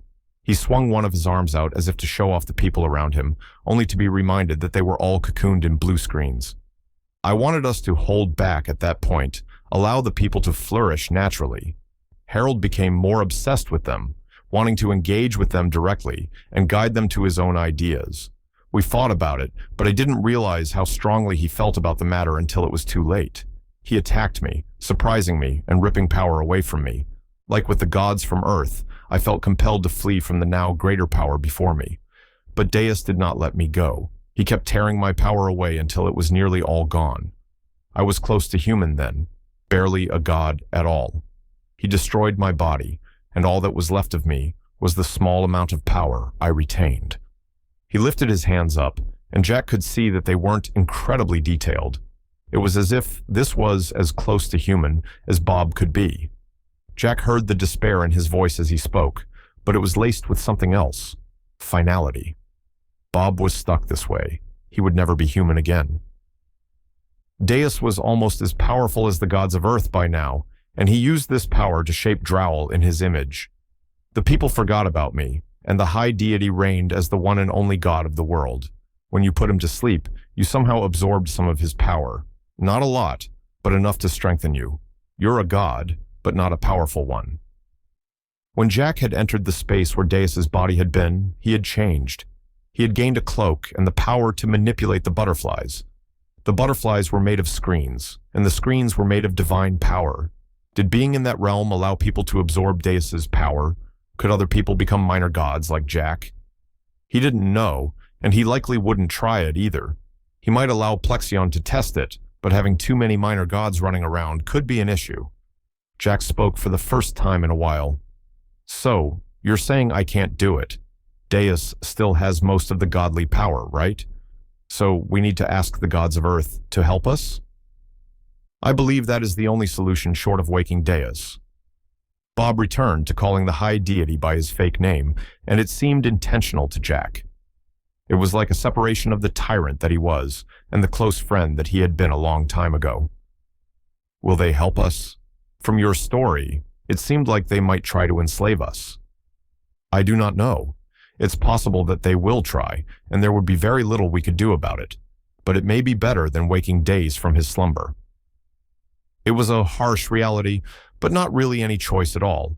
Deus would destroy him, and likely many others who now knew the truth. No one here could speak, but they could all hear what Bob had said. The truth would get out, and Deus wouldn't be happy. They had to pursue the gods of Earth as an option. Let's do it. How do we contact them? Bob spoke in a monotone, his voice even and level, as he only said a single sentence. I have no idea. You don't know? No. Deus could reach out to Earth in some way, but I never possessed that ability. Jack put a hand to his forehead. He couldn't press his fingers into his temples because of his metal skin, but the action was automatic to him.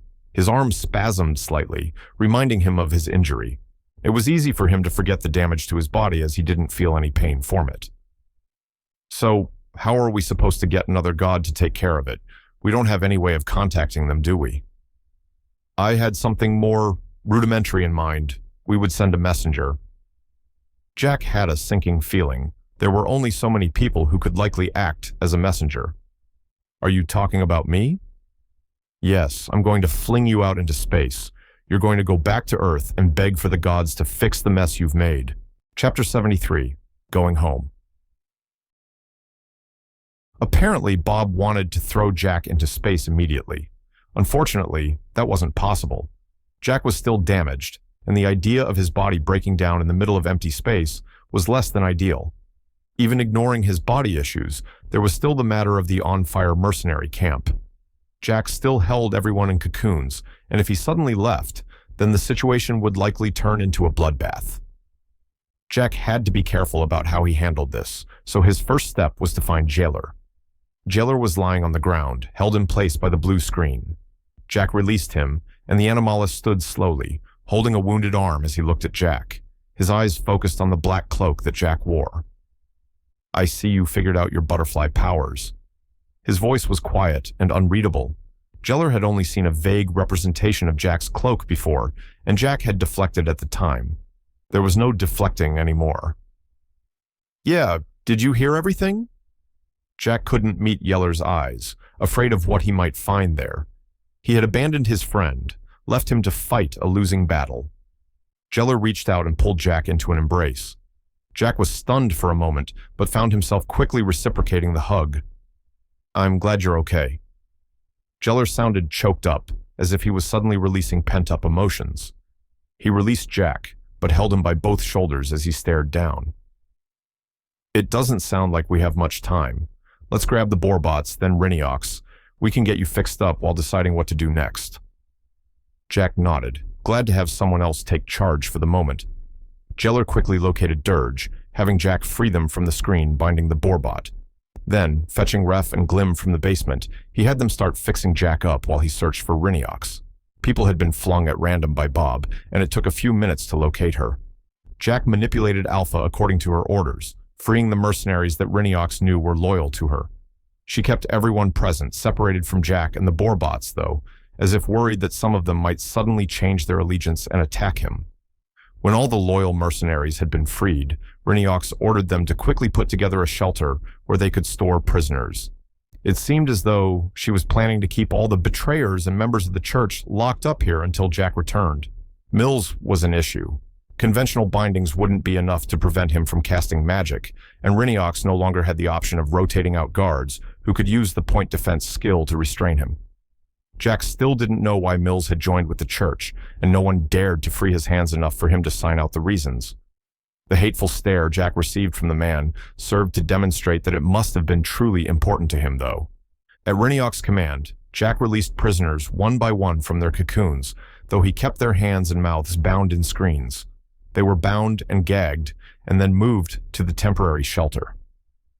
The archdeacons both seemed shook by the conversation between Jack and Bob, as if their entire worldview had just been shattered in an instant. This was contrasted by most of the other members of the church's followers, who all raged and glared at Jack hatefully. Jack was worried that the mercenaries wouldn't be able to handle their captives, but Reniox assured him that she knew what she was doing. Once all the work was done, an uncomfortable silence returned to the area around Jack. The Borbot trio didn't speak to him as they worked, and Jack honestly didn't know what to say to them anyway. Hopefully, the tension would ease somewhat by the time he made it back here. Jack paused at the thought. Made it back here? He was going to Earth. He was going home. He might be able to leave and go reclaim some of the life he had left behind. No more God threatening him, no more playing deity or worrying about the fate of millions of people. He could just leave it all behind. Jack looked to Jeller, but the Animalis was scanning the camp, obviously on the lookout for any potential dangers that might still be lurking around. Jeller had become a more trusted friend to him than anyone from Earth. The mercenaries had been good to him as well. He had truly made a difference in the lives of these people, hopefully for the better. Could he really just give it all up and walk away from the most important thing he had ever done? He didn't know. Ref suddenly stood. It's done. Then the Borbot turned and walked away from Jack. Glim and Dirge followed, both glancing at Jack before turning away from him. Jack watched them go sadly. He hoped that whatever he accomplished on Earth would help resolve their issues. Bob placed his attention on Jack, the now familiar feeling of static electricity settling onto him. It is time. You will need to surround yourself with divine power, much like the cocoons you made before. That should protect you from the harshness of empty space. Jack turned to Jeller. I don't know how long I'll be gone. I don't even know if I'll be allowed to come back. He clenched his fists, sudden sadness threatening to overwhelm him. You've been a loyal friend to me, and I don't think I could ever repay you. Jack lunged forward, pulling Yeller into their second embrace of the day. Thank you, Yeller. They hugged for a long moment before separating. Jeller smiled down at him, wiping a small tear away. Thank you, Jack. I hope to see you again soon. Jack commanded Alpha to form a cocoon around his body, larger than the ones he had made for the prisoners. If he was going to be stuck in this thing for a while, then he wanted to have some space to move. Once the room-sized blue oval appeared around him, he nodded to Bob through the opaque surface. The wind began to whip loudly around the cocoon, and Bob's attention fully settled onto it. The blue surface sparked with electricity as small arcs shot off its surface to strike at the ground nearby. Bob lifted his cloudy arms, his body a mass of swirling dark smoke as he visibly strained. Clouds began to gather overhead as Bob brought more of himself to bear. The cocoon lifted from the ground and flew into the sky. Jack stumbled inside, quickly biding himself in place with blue screen so that he wouldn't smash against the edges of his craft. He flew up and away from the mercenary camp, getting his first real glance at the rest of Drowl. The inverse planet loomed high over him, and he could see unnatural geography dotting the landscape. It was as if someone had let their imagination run wild and then turned every thought into reality. Tall pillars of sand dotted the deserts. Oceans seemed to have hills even without any wind, and floating islands in the sky dotted the horizon. Jack beheld it all with wonder. He flew over villages and cities. He saw massive herds of beasts roaming the land, and he could see their destination. A large indentation in the landmass, like a bowl that began at ground level. The inside of the bowl was a city, a massive one that filled the miles-long indentation in the land. At the center of the city, at the very bottom of the bowl, was a massive castle with a hole in the center of it. The castle was incredible. Towers and massive walls dotted its surface, decorative statues and architecture covering every inch. However, where a more traditional structure would have had a central tower, this was the opposite. A clean-cut hole ran through the middle of the building, like someone had taken a giant hole puncher and used it on the structure. From the height that Bob carried him, Jack could see that the hole tunneled through the planet, and darkness was the only thing on the other side. As he watched, he realized that he could see hints of stars peeking up through the hole, and he realized that this was where he would be leaving the planet. Bob spoke, and somehow Jack could hear him over the rushing wind. Beg for their intercession, Jack. I suspect that they will act, but I fear they will act contrary to our desires. They will sense you when you draw close enough to Earth, but I do not know how long the journey will be. Stay strong. I will see you again someday." Without any warning or additional fanfare, Bob thrust out his arm and threw Jack's craft into the hole in the world. The light of the white sun left him as he passed through the surface of Drowl, until all he could see was empty space. Chapter 74, Training Arc. Jack floated away from the exterior of Drowl. The planet-sized rock was uninteresting from the outside. Even the hole Jack had left from didn't seem to let out any light. Drowl was surrounded on all sides with other large rocks floating around it. It was a good disguise, and Jack could see how Drowl had remained hidden for all this time. Jack had never been a big space guy, so he had no idea if there were any recognizable constellations nearby. Bob hadn't known how long this journey would take, and Jack wasn't confident that it would be quick. There was nothing resembling a star near him, which meant that he was far outside the solar system. Jack had the screen securing him retract, only to find himself suddenly in 0G. He shouldn't have been surprised, but with the speed of his departure, he hadn't really thought about it. He floated through the blue cocoon, slowly bumping into the walls. He felt himself smiling slightly. Everyone dreamed about floating in space at some point in their life, but most people never got the chance. It was a great feeling. A sense of freedom overtook Jack as he gently pushed off of surfaces. Only after enjoying himself for a bit, Jack secured himself once again before opening his status screen. The blue rectangle appeared as normal, and his keyboard was still attached to it. It was good to see that those functions remained, even if he wouldn't be relying on them much. "Alpha, can you hear me okay?" A message appeared on the wall, but it was further from Jack than he expected. He couldn't read it from where he was secured, but before he could release himself and float over there, the message disappeared. The words quickly appeared and disappeared a few times, gradually drawing close to Jack, before finally appearing next to his head. "Yes, I can hear you. Sorry, my body is more stretched out than I'm used to, so it's hard to put the words in the right place." The words were slightly out of shape, as if the new form was stretching them out. "Are you doing okay? No side effects from exposure to open space?" "I don't think so. Being this shape is a bit odd, but it's not a big deal." "You might be stuck like this for a while. Are you sure you can maintain it?" "You can count on me. I'll stay like this as long as you need." That was a small relief. Jack had been fairly confident that the butterfly wouldn't be affected by anything, but confirming that was good for his mind. "Well, we're probably going to be here a long time. I should have brought something to do." Jack suddenly realized that he hadn't brought anything with him. He wouldn't need food or anything with his body, but entertainment could be a real issue. The white void had been pretty unbearable, but at least he had been able to work on the system. Jack had never been able to break off screen pieces outside of the void, so he couldn't even use that as a way to keep himself busy. Jack and Alpha talked for a bit before Jack decided to try to sleep. Sleeping had never been quite the same in his boar-bot body as his human one. It was more like a switch he could flick than a biological process. Even with that advantage, Jack couldn't quite bring himself to the right frame of mind to put himself to sleep. There was some vague dread about Alpha not being able to maintain its shape while he slept, but there was also the worry about his mission. Jack needed to meet gods he knew nothing about, and somehow convince them to help solve his problems without breaking everything further. This was the last-ditched effort. There wasn't any guarantee that Jack could come back from this. If he couldn't come back, and if this didn't resolve the issues, it was possible that Drell might go extinct. Just people trapped in limbo forever, souls that would never see the light of day ever again. He wouldn't let it happen. Jack forced himself to sleep, desperately needing to stop thinking about this. He switched off his brain and let his mind rest. When he woke, nothing had really changed outside the cocoon.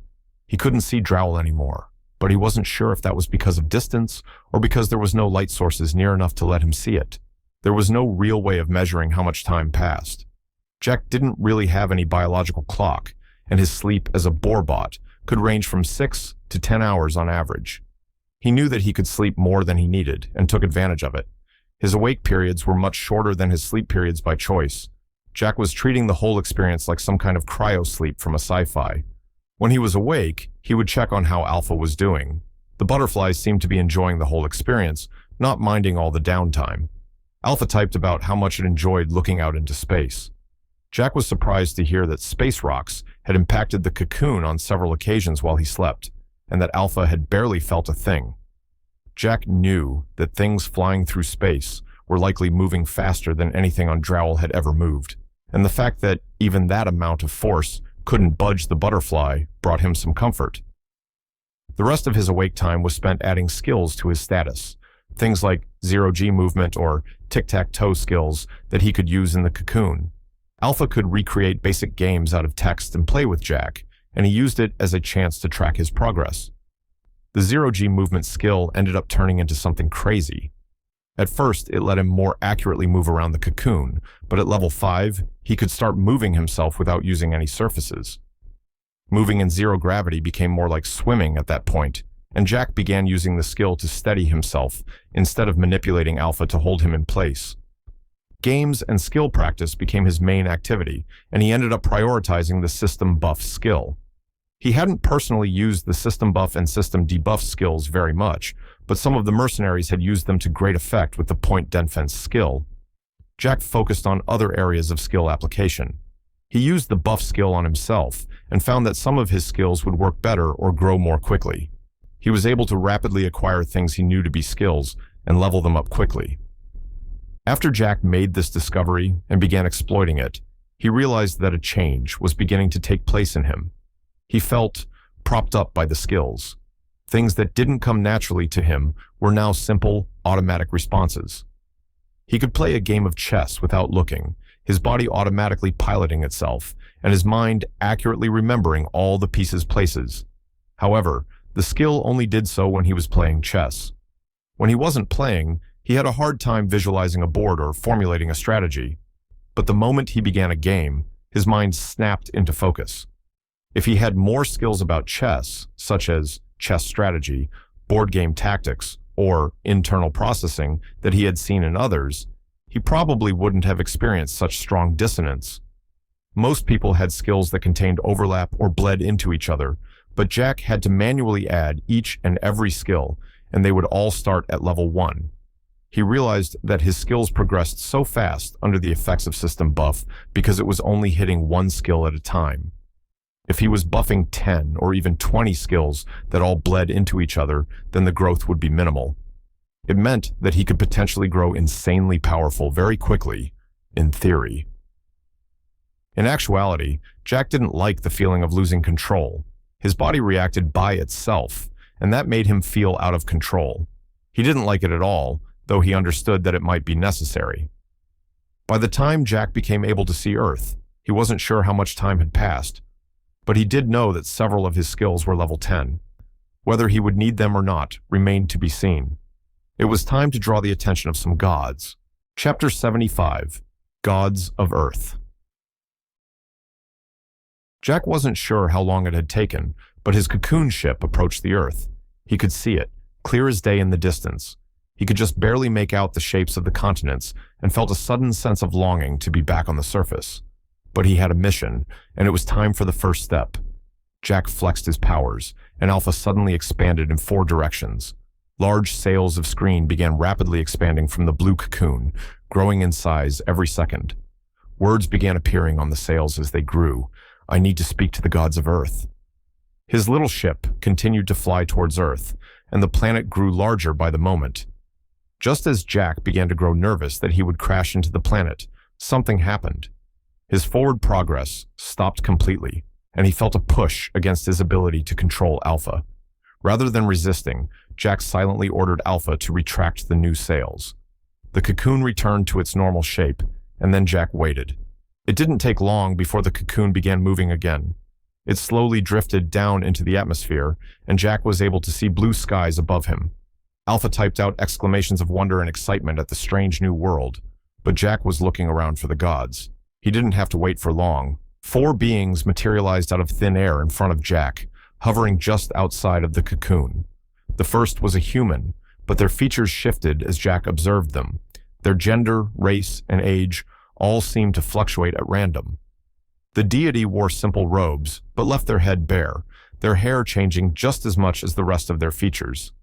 Jack didn't know why, but he felt drawn to this god specifically. He had a hard time tearing his gaze away from them. The second god Jack looked at was a four-legged animal of some kind.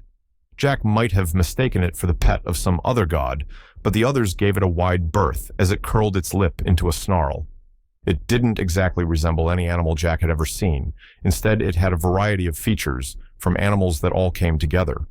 Like a chimera, the god had sections of body that didn't belong together. Multiple kinds of fur, each leg was different, and it had multiple tails. Its mouth also appeared to have fangs, mandibles, and several different tongues.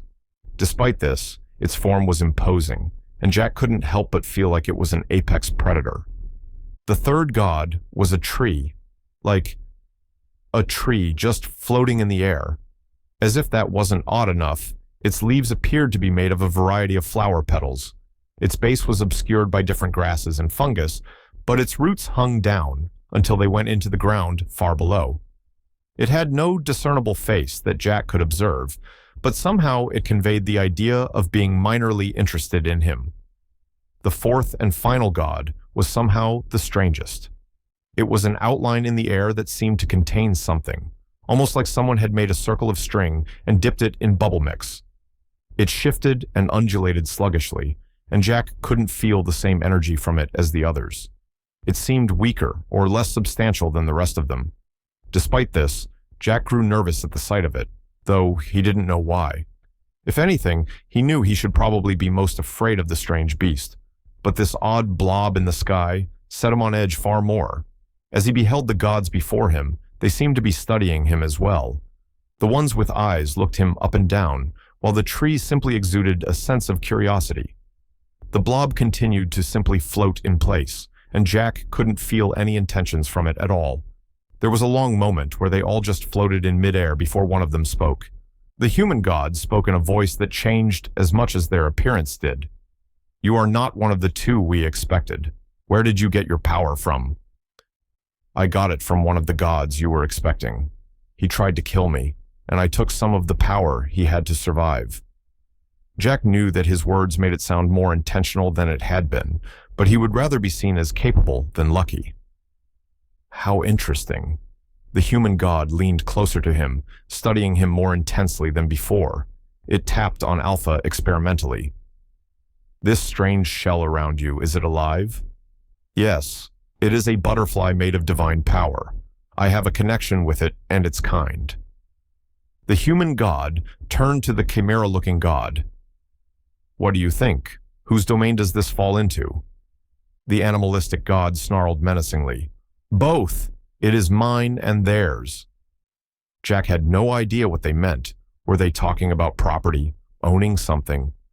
But before he could say anything, the beastly god stepped forward.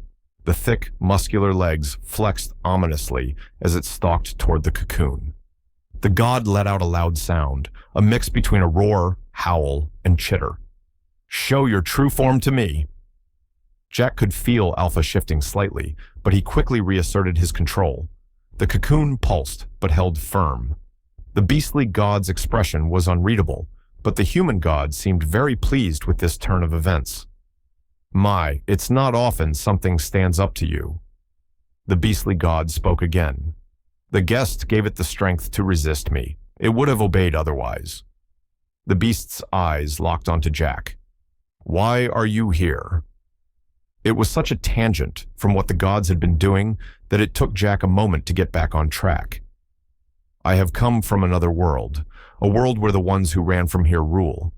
There is a problem there, and I hope that you all will be willing to assist me." The human god smiled gently, but their words were not gentle. "And why would we help someone who wields the power of our dead companion?" The god gestured to the blob outline floating nearby.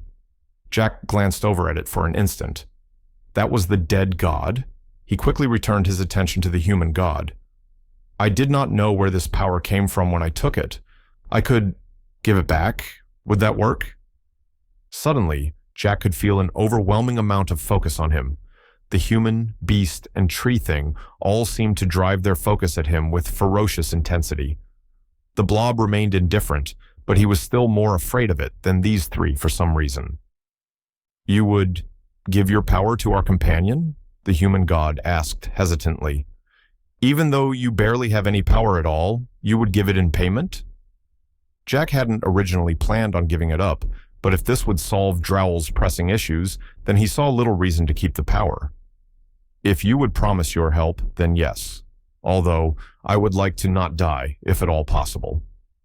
The human god laughed. Brave words for a spirit. If I'm not mistaken, you are already dead, but someone built a container for you to live in. It was an accurate summary, and Jack nodded. Well, I would not like to be reincarnated then. I still have things that I need to do. The beast god rolled their eyes dramatically. This is the problem with people. They all think their lives can be bargained for. The god pressed a large paw against the cocoon, claws flexing against it ominously. Why talk when we can take?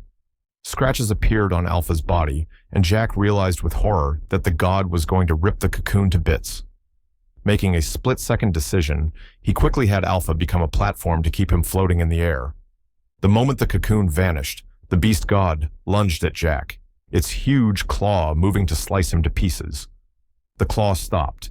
It didn't penetrate Jack's black cloak, nor did the force of the blow move Jack at all. The beast god looked stunned that the blow hadn't obliterated him. Jack let out an internal sigh of relief that had worked. Jack had figured something like this might happen, so during his trip through space, he decided to level up his deity resistance skill. By having Alpha shift into shapes that could squeeze or stab at him, he could train his body to resist the effects of divine power. While under the effects of the system buff skill, his progress moved quickly. Once he obtained level 10 in the skill, he could no longer be hurt by Alpha. He hoped that the skill would prevent him from being hurt by these gods either, and his gamble had paid off. Jack stared into the eyes of the beast god. We talk because I want us to talk. Now get your paw off of me, and let's work out the details. Chapter 76, Terrific Deals. The human god led the meeting, working to nail down the details with Jack. Jack agreed to give up his status as a god in exchange for services rendered. Those services basically amounted to the gods investigating the problems with the reincarnation system of Drowl and fixing it. Once that work was complete, Jack would pay up. That agreement had been easy enough, but there was a small detail that they were hung up on. What to do with Jack? The human god wanted to have Jack stay on Earth and enter society as a boarbot, an alien from another world. Jack hadn't been expecting that, but he felt some resistance to the idea. Becoming the center of attention on Drowl had been complicated enough, but he was more familiar with Earth's circumstances. The people of his home world scared him more than the people he had met on Drowl for the most part. The beast god wanted to keep Jack in its personal domain, like a never-ending chew toy that couldn't break. Jack and the human god both argued against this, but the beast god didn't really seem that committed to the idea, the nature. God and the dead god didn't give any input. Jack wasn't sure what to make of the weird tree, but it occasionally seemed to generate some small amount of emotion in response to the conversation. It was clear that the tree could feel things and even have desires, but Jack couldn't begin to guess what triggered them. Jack argued for his return to Drowl. He still wanted to make sure the system was implemented worldwide, but more importantly, he wanted to make sure all of his friends and companions were okay. None of the gods seemed willing to let him leave, though. What is your reason for wanting to leave this world so badly? The human god asked. You have hardly seen any of it. You could spend some time here at the very least. Jack was tempted, very tempted. He had friends and family who likely still lived here, people who thought he was dead. But he couldn't exactly show up in a robot body claiming to be the same old Jack. The best thing to do was let them keep thinking he was dead and gone. That would be best for everyone. I left my world in a hurry, leaving behind a dangerous situation. I could not enjoy this world while worrying about those I left behind. The beast god nodded at this, surprising Jack. The machine cares for its flock. The human god also nodded, a very human trait as well. The god leaned in, examining Jack closely. You are incredibly human in your actions and speech, yet no part of you is organic in nature. How is this possible? Jack grew a bit nervous. He wasn't sure what he should share, so he decided to deflect. Does it matter? I want to go back to my world. End of story. The human god tapped their chin thoughtfully for a moment. Give us some time to discuss this amongst ourselves." The four of them vanished, leaving Jack alone in the sky. Jack used the absence to look around. They had been hovering over a desert, maybe the Sahara? He didn't see any signs of people nearby, but the possibility that some military groups or governments had noticed him was high. He wasn't sure what he would do if scout planes or something similar did a flyby, but hopefully he wouldn't have to find out. A few minutes later, the gods appeared before him again. The human god took charge once more. "We agree to your terms. You will be sent back to the planet you came from after we fix the problems you are having. But we require you to return your godly power to us first. That is our primary condition." Jack considered the words, his mind blaring warnings that this was some twisted trap. Every single story he had ever read depicted deals like this to be cruel mistakes, but he couldn't tell where the trap was. Did they think his godly status was what protected him from them? If so, he would end up with the last laugh. Just to be safe, he decided to ask why they needed his power first. "Once we recover the power, we can make a small connection to your world. That will allow us to remain here while fixing your problems from afar." That made sense to Jack, but did raise another question. "What if I didn't give you the power first? How would you have solved the problem?" "We would have you become a supplicant. Once you swore fealty to us, we could use you as a bridge to your world. Once you were back where you came from, we would take the power from you and release you from your service." Jack didn't like the idea of worshiping these strange beings, so in a way, this was more convenient for him. "Do I have your word that this deal will not bring about harm to me or any of the people of my world?" The human god raised an eyebrow. "You should know that we are capable of lying, especially me. As the god of humans, deception comes very naturally. I offer this information in good faith, but I will defer to my companion for your answer." The beast god growled softly. "I am a poor liar. Beasts have little need to trick, especially with words. We do not intend to cause any harm. We make this deal for our own interests, to retrieve the power our companion has lost." The beast gestured its massive head over at the floating blob, and Jack could feel the sorrow there. He could believe that this was their main motivation, a way to get back something they had thought was gone forever. "Okay, I agree. I'll give you the power in exchange for your help." The human god smiled, then gestured toward the dead, floating god. Jack slowly moved toward it, then reached out a hand hesitantly. At a nod from the human god, he reached out and touched it. His hand sunk into the floating mass. It felt like mashed potatoes. There was a disgusting squelching noise as his hand continued into the mass.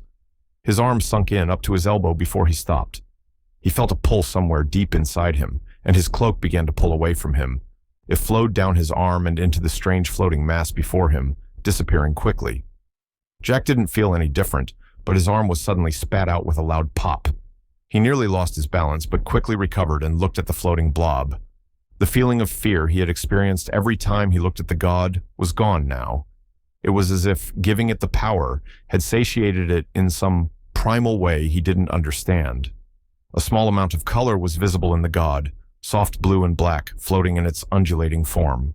It wasn't much of a difference, but the god somehow felt more aware to Jack. The other three gods quickly examined the floating blob, each of them exuding happiness. The blob itself seemed to notice them in turn, and it wiggled slightly at their attention. "Okay, now it's your turn," Jack said aloud. He knew that interrupting this moment was a bit rude, but he wanted to make sure he finished his task as quickly as possible. "Fix my world and send me back." The human god turned to look at him. "A moment. We will require our dare companions' help to accomplish this task." Turning back to the blob, the human god spoke again. "I know that you have just awoken, but there is a matter of great importance for you to help us with. Search for your lost power. Find it." The blob wriggled slightly, and Jack suddenly felt a wave of mana slide over him. The god could use magic. How was that possible? Hadn't Deus? Then it hit him. Deus had stolen his power from this god, and Deus had created magic. Could this god somehow be a god of magic, or something similar? The pulse suddenly returned, as if echoing back from a great distance away. The human god looked eager as they spoke again. "Good, we will lend you our strength in this matter. Pull at the power, bring it back." All four gods began to glow in a rainbow of colors. Jack stared, transfixed at the scene before him. "What's happening? What are you doing?" The human god barely even glanced back at him. "We are fulfilling our bargain. We will fix your world and place you back on it. But we will bring it here first, and we will make sure to take back the power that is rightfully ours." Then, with a mighty motion, all the gods extended their bodies to the sky. Then they pulled. Chapter 77, Country of Origin. Jack flinched as the gods seemed to try and pull down the very sky. Power exploded from them in great waves, buffeting his senses. He covered his head reflexively and closed his eyes, waiting for some kind of dramatic impact. Nothing happened. When he opened his eyes and looked at the gods, they had returned to their normal upright positions. The human god examined Jack. "Are you all right? Why did you cower like that?" "I thought you were pulling Drowl all the way here or something." As he said it, Jack felt ridiculous. They had implied something like that, but surely he was mistaken. However, the gods managed to surprise him again. "We did. The world you came from is on its way here right now." The human god smiled lightly, their tone easygoing despite the insanity of the words. Jack stood there, stunned. "But that's not..." His brain started and stopped several times as he tried to comprehend what was happening. The human god just smiled lightly. "We decided that this was the best course of action. By bringing your world to Earth, not only can we regain the lost power and souls stolen from us, but we can continue to monitor the world in case a lack of deific intervention brings about any other issues." The other three gods disappeared, leaving Jack alone with the human god. "As a representative from your world, I believe we will need to prepare the Earth for the arrival of a new planet.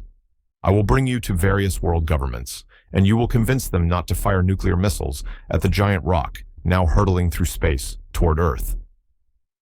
Jack stared in horror at the shifting being before him. Nuclear devastation? World leaders? It was actually a bit similar to his experiences on Drowl now that he considered it. Meeting with monarchs and organized attempts at the destruction of him and his companions was something he actually had experience with. There was a part of him, surprisingly small in his mind now, that still thought of Earth leaders as powerful, dangerous people. But when compared to the proactive, magic-wielding assassins that made up some of the royalty he had met on Drowl, he found that he wasn't that afraid. Jack found it rather easy to gather his resolve. "Okay, let's do this. How long do we have?" "Around a month." Jack stared at the human god, unbelieving. "Though we only have a few weeks before they likely notice the approaching planet. The timing will be rather tight, and they will feel a lot of pressure to act quickly, which could cause a rash decision." Jack found himself growing frustrated with the answer. "Why did you make it happen so fast? We could have had more time to deal with this?" The human god looked at him, an eyebrow that changed shape, size, and color, with each moment raised in amusement. "Well, it doesn't really matter to me. As long as the planet gets close enough, we can recover the power and souls. We can also fix your reincarnation problem before the planet gets destroyed outright. The fact that we are giving you an opportunity at all seems more than generous to me." Jack felt sick. He should have known. These gods were like Deus, after all, arrogant bullies who did whatever they wanted. But if they were giving him a chance, he would take it. "Fine, we've got no time to waste. Let's get started." It became readily apparent that having a god's full might applied to a problem made that problem go away very quickly.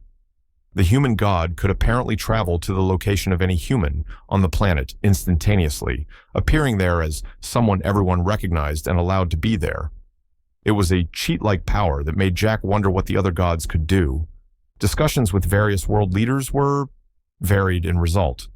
Some seemed ready to accept his statement, that the approaching hunk of space rock was actually an inhabited world, and that it would soon be placed into orbit. His own seemingly magical appearance behind locked doors and in secure spaces along with his robotic body that was impossible by modern technological standards, seemed to be enough to convince various powers of alien influence. Other world leaders tried to kidnap or experiment on him, which Jack was able to escape from with surprising skill thanks to the system's influence. He was forced to make repeated visits to these people with the help of the human god, though it proved to be ineffectual. Even soliciting the world leaders Jack had already convinced did very little to persuade the nations that thought of his appearance as a trick or a trap. After 2 weeks of steady work, nearly 70% of the nations of the world were at the very least vocally in support of Jack and the world of Drowl. Lacking other options, Jack decided to take drastic action, appearing on international television. The human god helped Jack appear on dozens of live global news networks in rapid succession, a feat that would normally be impossible for a single person to commit. On these programs, he demonstrated his systemancy, using the point defense skill or having Alpha float around him. He explained the situation to the people of the world, citing himself as irrefutable proof that people from other worlds existed. He followed this up with appearances at scientific conventions, robotics labs, and large social gatherings to appeal to people directly. The human god seemed very amused to inform him that he had been trending on social media non-stop and that many memes, conspiracy theories, and religious groups had been formed around him. However, all of that work served as the final push to tip most of the other nations over the edge into begrudging trust. All except one, his home country of the United States of America. No matter what he tried or what he did, he was met with promises of nuclear attack if the planet got close enough to the planet.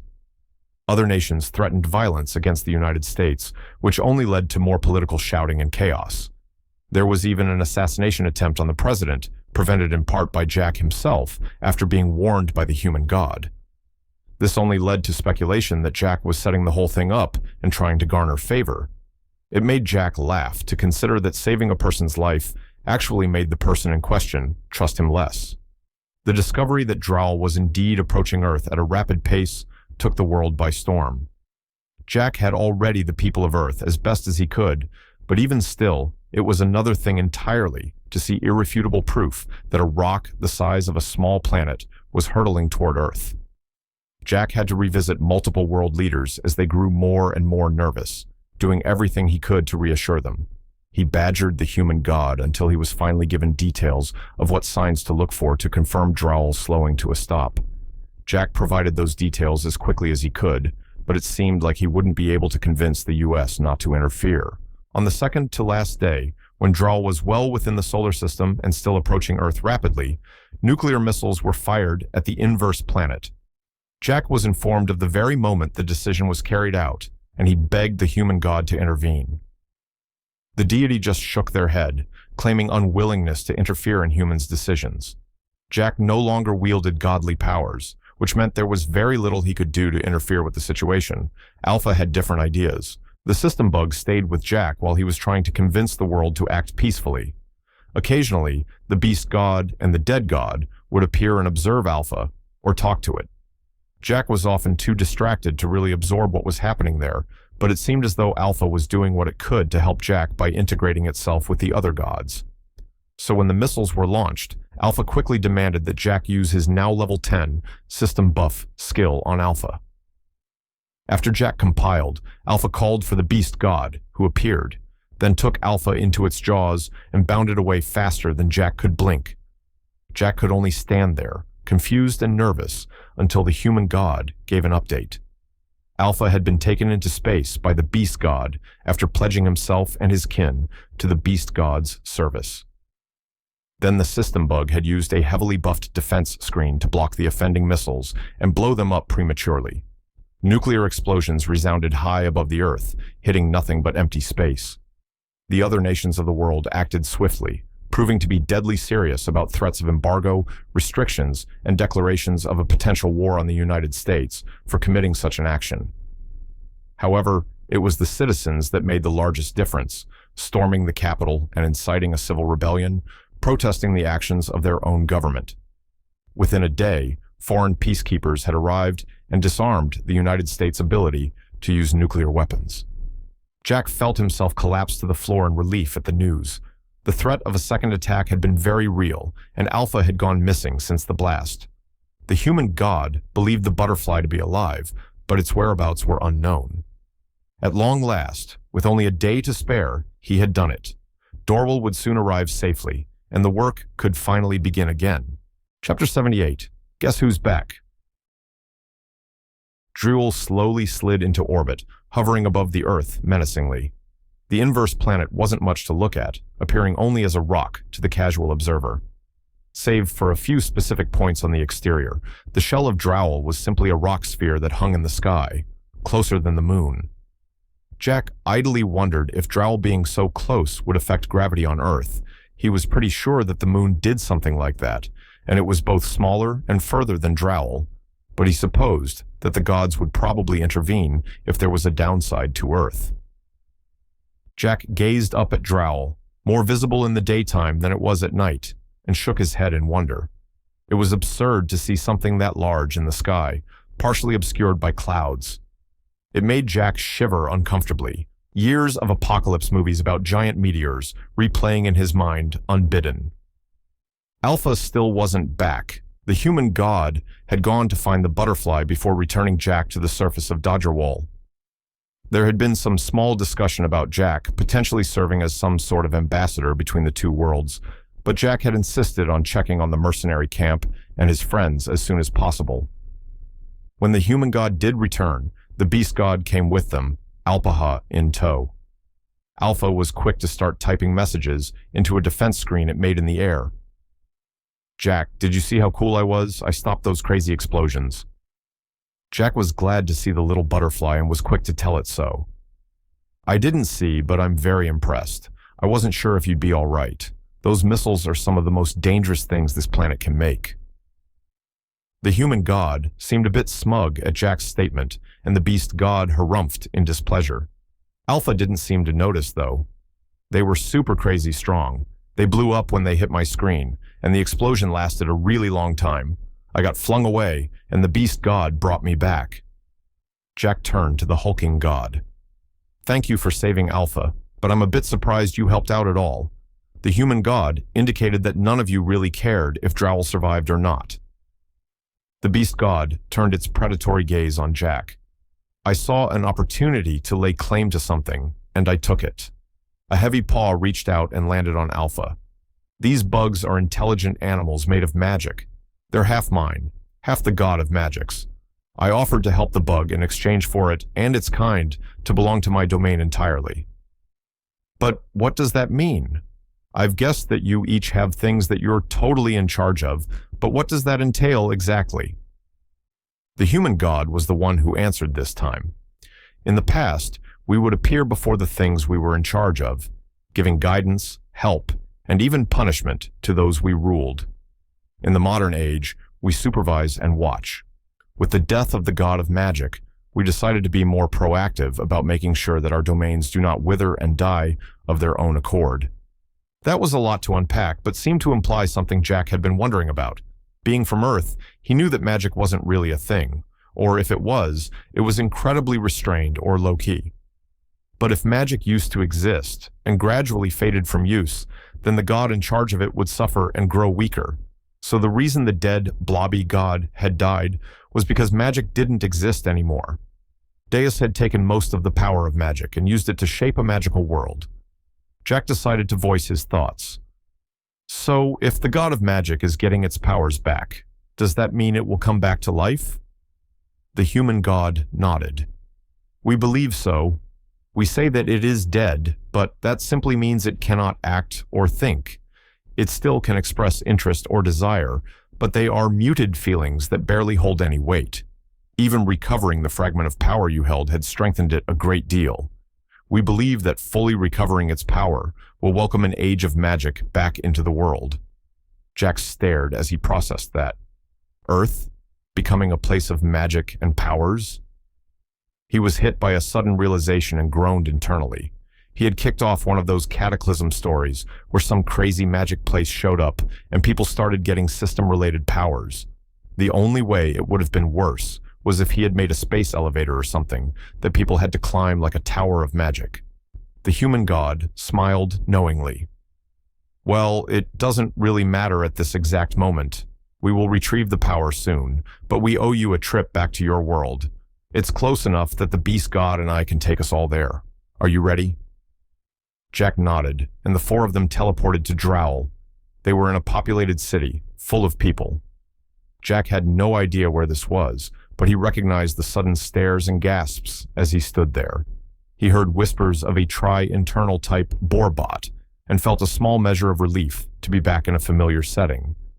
Jack turned to the human god. Where are we? The human god shrugged.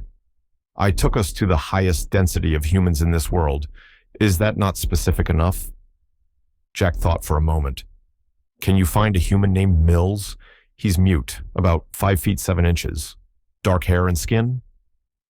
The human god cracked their neck in a very exaggerated manner. What do you take me for? There was a small moment of concentration before they teleported again. They appeared in the compound that had been Jack's home for most of his time on Drell. It was still totally demolished. There were tents strewn about, but no actual buildings.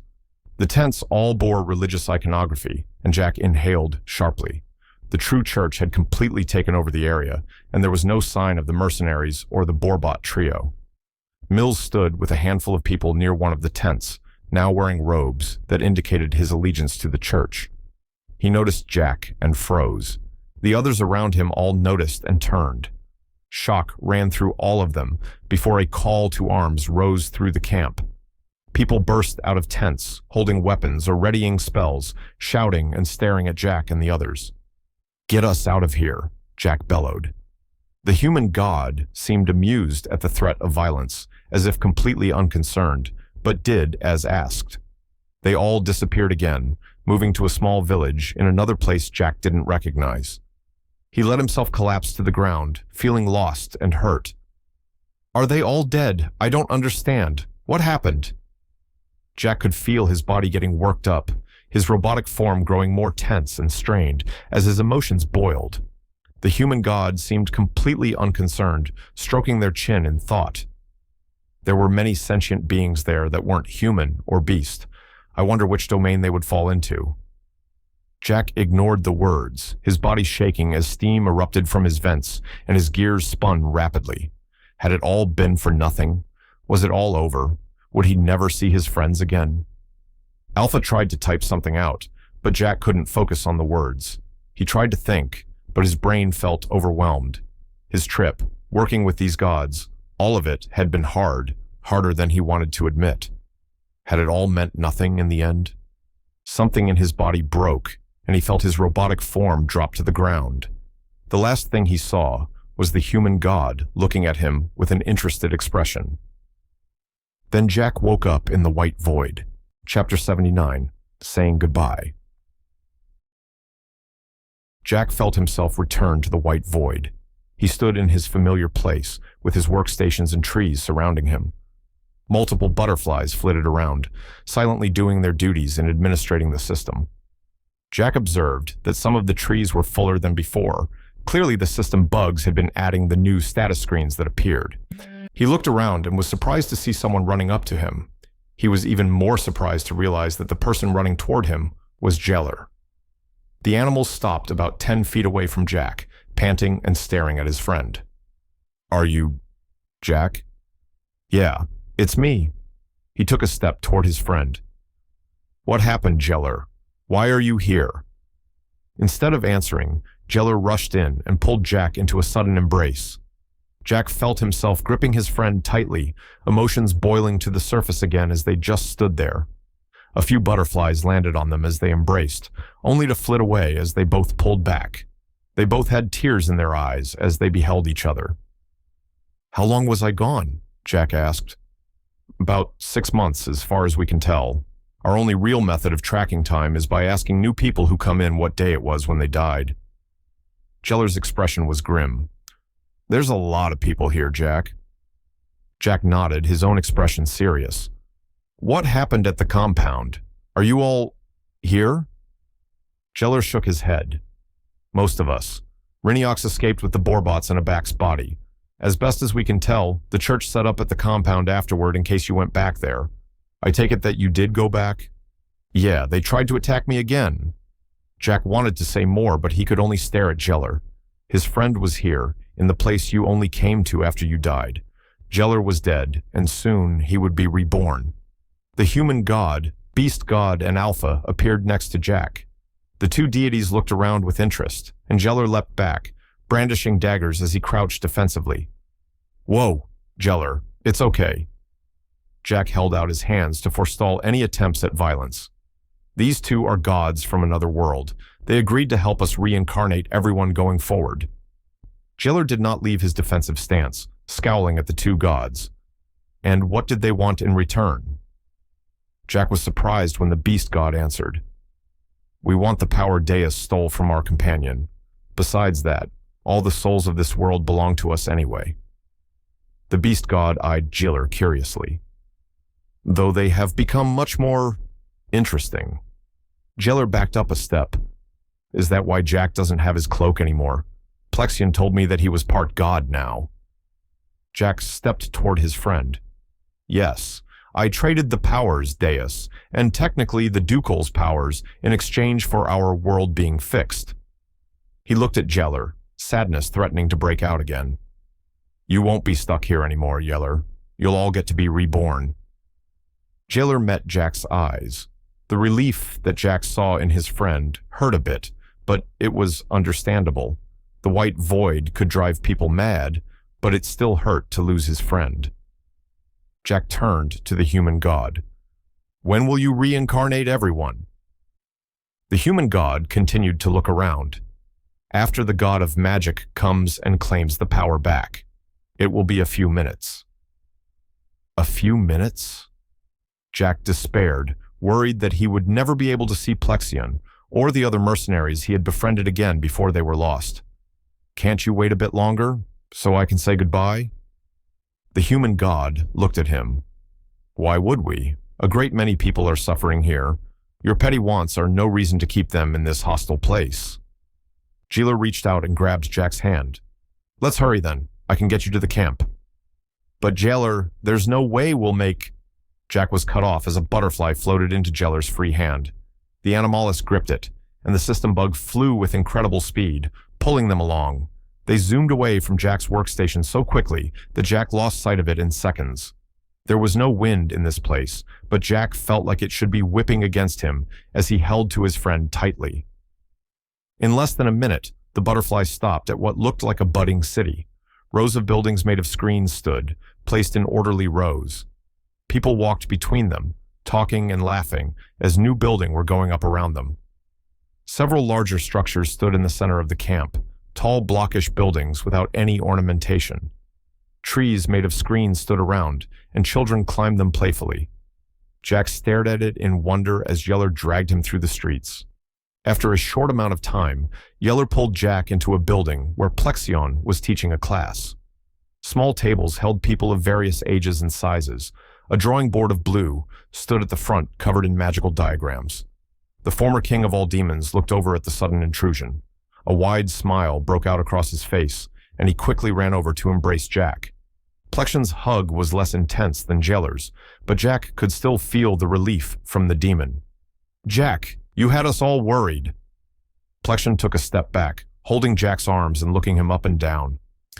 What happened to your cloak, and who were they? Jack glanced back and saw that the human and beast gods had apparently followed them into the town. They were looking around with interest, even as nearly every person in the room stared at them with wide eyes. These are two of the gods that I am receiving help from. They took my special god powers as payment. Jack gripped Plexion's arms back. They're going to reincarnate everyone in a few minutes, and even better, they are taking Deus's power away too. Plexion stared at Jack, his expression unreadable for a moment before he smiled wide. That's amazing. Everything solved? Just like that? This time it was Jack's turn to adopt an unreadable expression. Well, there's some complications, but they're my problems now. You'll all be able to pass on like you're supposed to. But what about you, Jack? Are you going to pass on as well? Jack froze. He had been so consumed with the tasks in front of him. the need to fix everything and make it better that he hadn't stopped to consider the implications of every spirit suddenly passing on. He glanced back at the human god. No, Jack, you still have some work to do before you will pass on.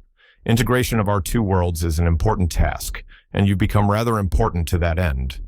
We will have your soul reincarnate after that. Jack swallowed, though he didn't need to. He was a spirit, a ghost. He knew that somewhere deep down, but he never felt like he was dead. Everything he had done, all the struggle he had gone through, was for survival. Could he really just be done? Plexion seemed to sense his warring emotions, and his grip tightened on Jack.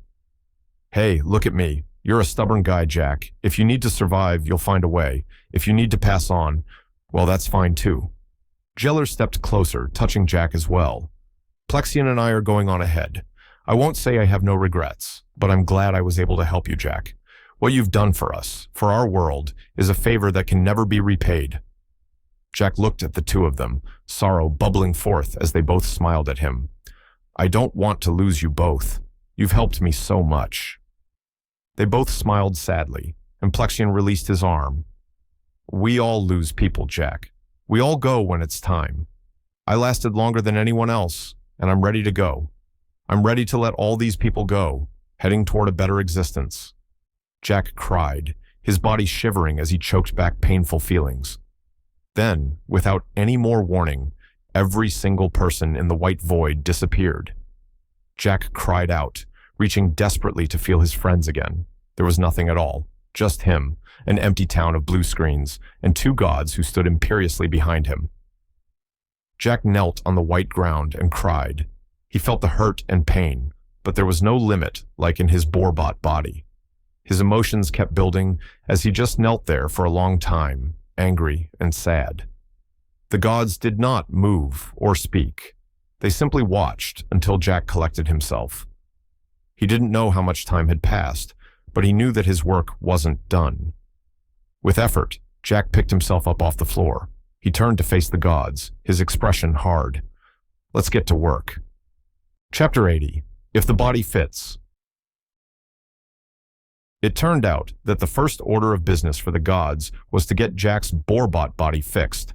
Apparently, they didn't know the finer details of mechanical bodies and the magic behind them.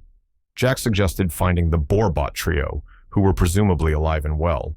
However, Jack learned an important fact at this point. The human god was just that, a god of humans. The deity could not see, locate, or teleport to non-humans. It hadn't really come up on Earth, because everyone Jack had needed to see and talk to was human. There were exceptions to this rule, but they weren't clearly explained to Jack. But his first meeting with the gods was one example. The beast god teleporting Alpha to the nukes was another. It didn't really make sense, but both gods were fairly certain that they could not search for or reliably find the Borbots quickly. Riniox was with them, but she was non-human as well. Jack didn't know what other mercenaries survived and were still with the group either, so he had to resort to using butterflies. Jack had lost the ability to see through screens when he had given up his status as a minor god, but the butterflies in the white void still seemed very affectionate of him. They directed him toward the right screens, then relayed the surroundings of the Borbots. What is happening here? The beast god interrupted. These butterflies, how are they in two places at once? It's apparently a function of the screens themselves. The copies in front of us are the main screens that exist all the time. The screens everyone else have exist in front of them, just invisible and intangible. The screens are the same. It's all very weird and complicated, but as best as I could figure, it's not that the butterflies exist multiple times, but that the screens are locked together through space or something. When they rest on the screens, they can see the surroundings of that person. Well, that simplifies things. The beast god snorted, hot air billowing out of its nostrils. I can take us to the location of the butterfly looking at the screen. That did simplify things. However, Jack did have another concern. I'll be a ghost still. Is that fine?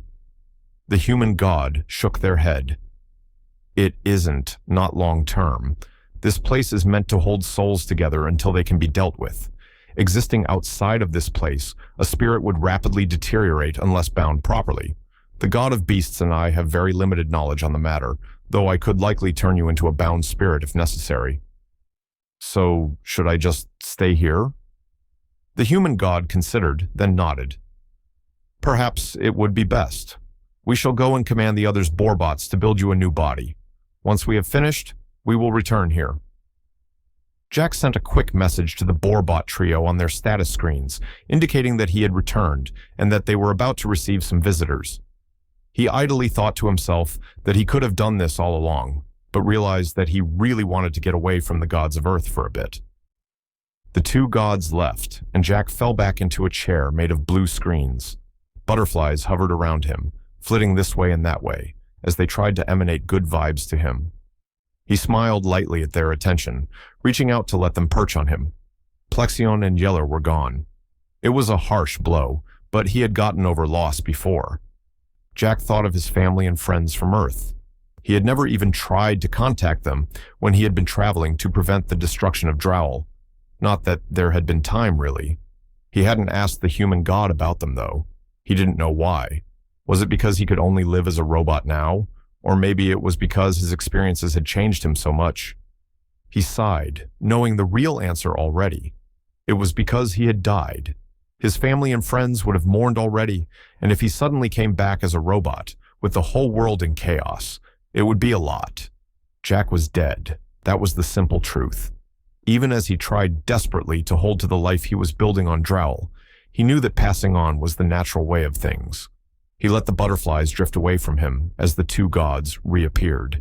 The human god was the spokesperson, as usual. The Borbots indicated that they will need to find a lab and resources. Considering they are on the run from the church and their home country, it will be difficult to pursue any large ventures for the time being. So, what does that mean for me? Will I just be stuck up here waiting? The human god shook their head. I was asked not to tell you this, but another Borbot was with them. It was named Abak. He offered to let you borrow his body, as it would be sufficient to house you for a time. Jack was stunned. Abak was awake and was offering his body? I don't understand. He would have just woken up for the first time when all the souls were reincarnated. How can he be offering anything at this point? The beast god grinned a nasty grin. We told him that he only existed because you found a way to fix things. The other Borbots got mad, but what could they do?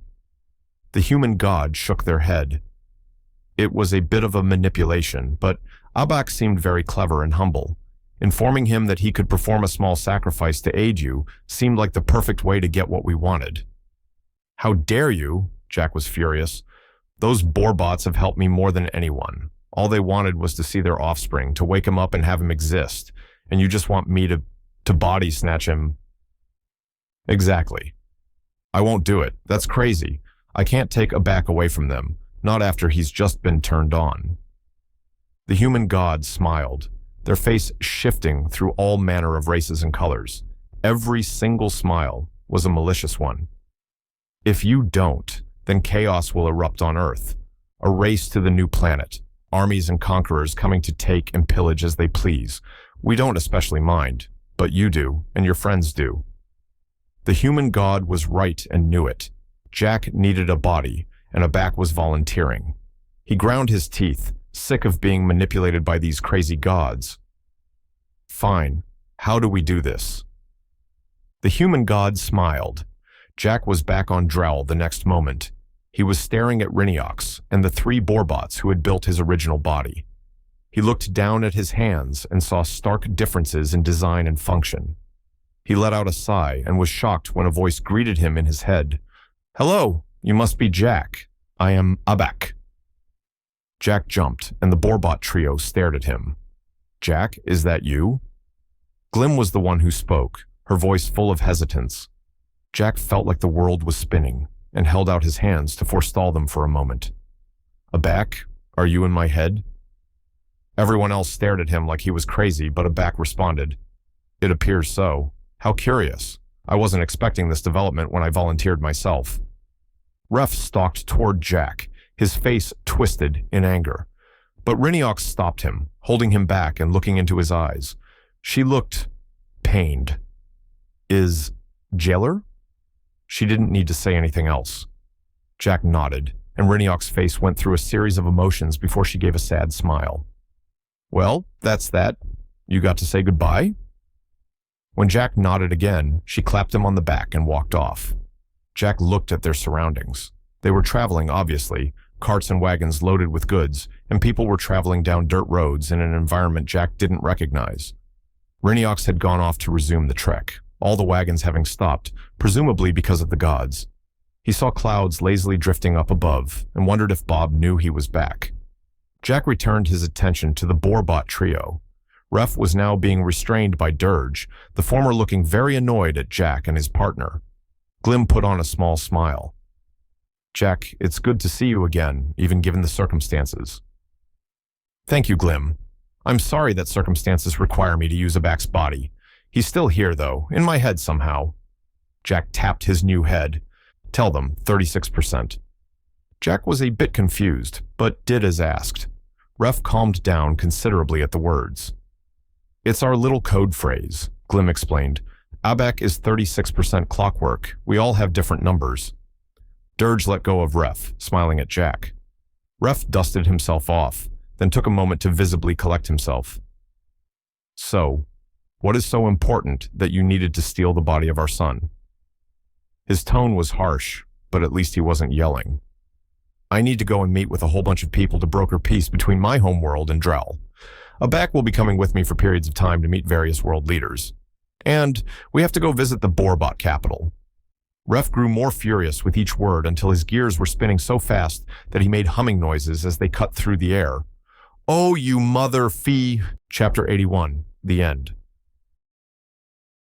Despite Ref's constant protesting, Abak and I traveled across both Earth and Drowl in equal measure. The people of Drowl had no idea, or even concept, that their planet was now in orbit around another. For most of them, it meant practically nothing and would impact their lives very little. For the people of Earth, they were informed that travel to Drowl might someday be possible and what they might expect. A world of magic and strange technology, of systems and new cultures. The news sparked a great deal of interest across several nations, but plans to actually travel to Drowl would take decades of work. Drowl hung above the Atlantic Ocean, near the coast of Africa.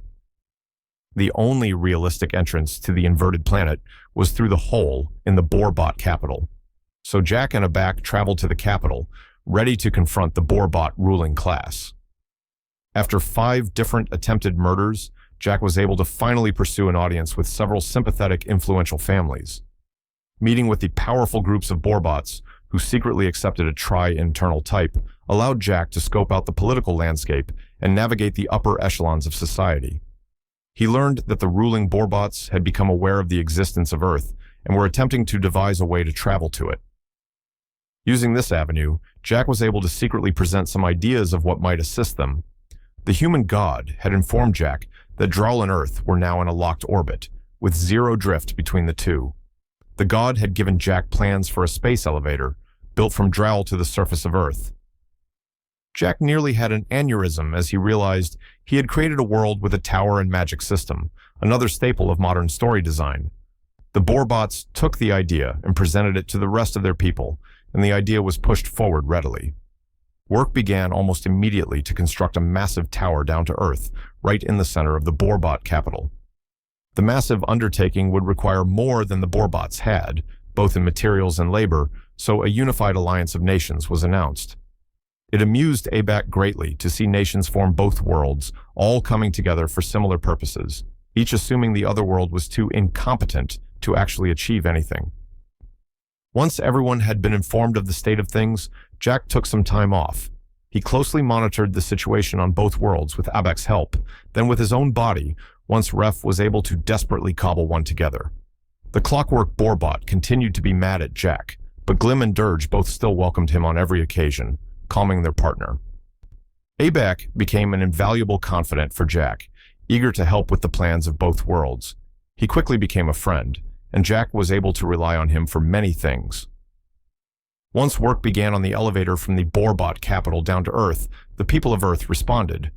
An oceanic platform was built in the Atlantic, with the beginnings of a tower being built on Earth as well. Jack suspected that the intersection between the two towers would be rather hectic, but didn't see any reason to stop the process. Bob the Dukehole continued to perform his duties on Drowl, despite being told that his power would soon be taken away. He seemed rather indifferent, claiming that he would simply do as he pleased until the end. The end came 2 years after the arrival of Drowl to planet Earth.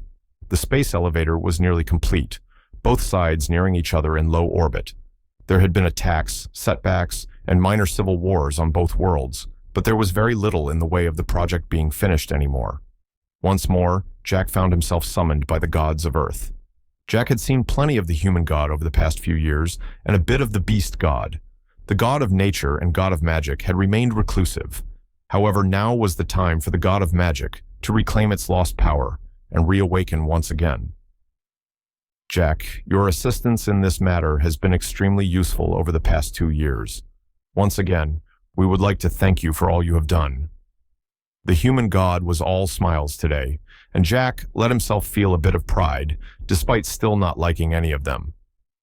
Yeah, well, if I let you guys handle everything, millions of people would be dead. His sass was well-deserved in his opinion. He still didn't understand how the gods could be so flippant at times. It was like they didn't care at all about anything other than the complete extinction of their charges. The human god waved their hand dismissively. Regardless, the time has come for our payment. We will strip Deus and Bob of their power, returning it to the god of magic. Jack nodded, and they all appeared in the white void, where Deus lay in a coma. Jack hadn't returned to this place, even knowing that he might be able to regain some measure of godly powers by doing so. Deus still lay where Jack had left him, breathing softly, his eyes closed. The snakes of light in the air all froze as the gods appeared, then rapidly swam in the air toward the god of magic. They wormed into the floating mass and disappeared, the god now glowing slightly as hundreds of wriggling lights disappeared into it. Jack was startled, but the other gods simply watched and waited. Once all the snakes were gone, the god of magic drifted forward and enveloped Deus's body. There was a pulse, a shockwave that emanated from the floating blob, and then it floated back into the air. Suddenly, the blob grew alive with color and began undulating wildly. Incredible, unnatural hues of color shone through its form, bursting out like spotlights over the white void. The god of magic settled its attention on Jack. It was a nostalgic feeling, different from what Bob did, but similar in nature. It was like Jack was suddenly aware of someone watching him, not ominously, but more like he could feel a curious gaze looking him up and down. Then a voice spoke, kind and soft. "Thank you, Jack." Then the god of magic disappeared from the white void. The 3 other gods looked incredibly pleased, the god of nature and god of beasts both leaving as well. The human god turned to Jack once more. "I suspect that the god of magic is going to speak with Bob. His power would be helpful, but he serves an interesting niche on this world, protecting the people from the power that both protects and harms them. A barrier between the life-giving sun and the fragile people below. He may be contained to allow to serve." There was a pause, and the human god looked conflicted. "We could allow you to serve a similar purpose, Jack, if you wish to remain, that is." It was a generous offer. Jack would continue to exist, likely doing things similar to what he had been doing all this time, managing the system, working with the people of both worlds, or anything else the gods wanted. He was tempted, very tempted. "No, I don't think I can do that." In the end, it was a conversation with a back that had convinced him. Jack was torn between worlds, a slave to the people he was forced to serve. He couldn't spend time meaningfully, or even settle down and live his own life. Abak had enjoyed the adventures Jack had given him, but he wanted to use them for a greater purpose, to change his home country. He had told Jack that if there was no way to pursue his own goals in life, it might be worth trying life again, a new life. Jack had struggled to survive when he first met Deus because he hadn't accepted his death. The threat of soul destruction had sounded terrifying for a guy who still considered himself to be alive, but the time Jack had spent with the people of Drowl had taught him important lessons. They were all alive and living their lives. Jack was coasting and trying not to let everyone die. He was tired and ready to stop. The human god nodded knowingly. Have you said all your goodbyes? Yeah, everyone on Drow that I want to say goodbye to has been told. Jack had even written a letter to Mills, wishing the man all the best. Then goodbye, Jack. I will see you again someday. The human god waved their hand, a soft smile on their face. And then Jack was no more. The tower was completed. Magic was restored to the world, and the system met with the Earth. Chapter 82, Epilogue. Jill woke up to her phone alarm. She rolled over and looked at the device through bleary eyes. 9 in the morning. She groaned, then slowly rolled out of bed. After getting dressed, she peered out of her window. The tower stood, looming up into the sky in the distance, and she made the same promise to herself that she made every day. I'll go up it. I promise. After a quick breakfast with her family, she left the house in a hurry. She had a class at 10 and didn't want to be late.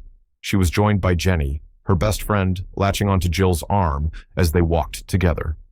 Ugh, I don't want to go to stats today, Jenny whined. The older girl had put off math courses as long as possible, which meant taking them with Jill.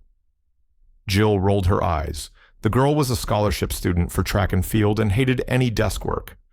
You're going to have to get used to sitting down sometime. Can't coast on sports forever. Jenny pouted. Stop making sense. She batted her friend's arm playfully. The two of them walked onto campus, surrounded by people of all ages and races.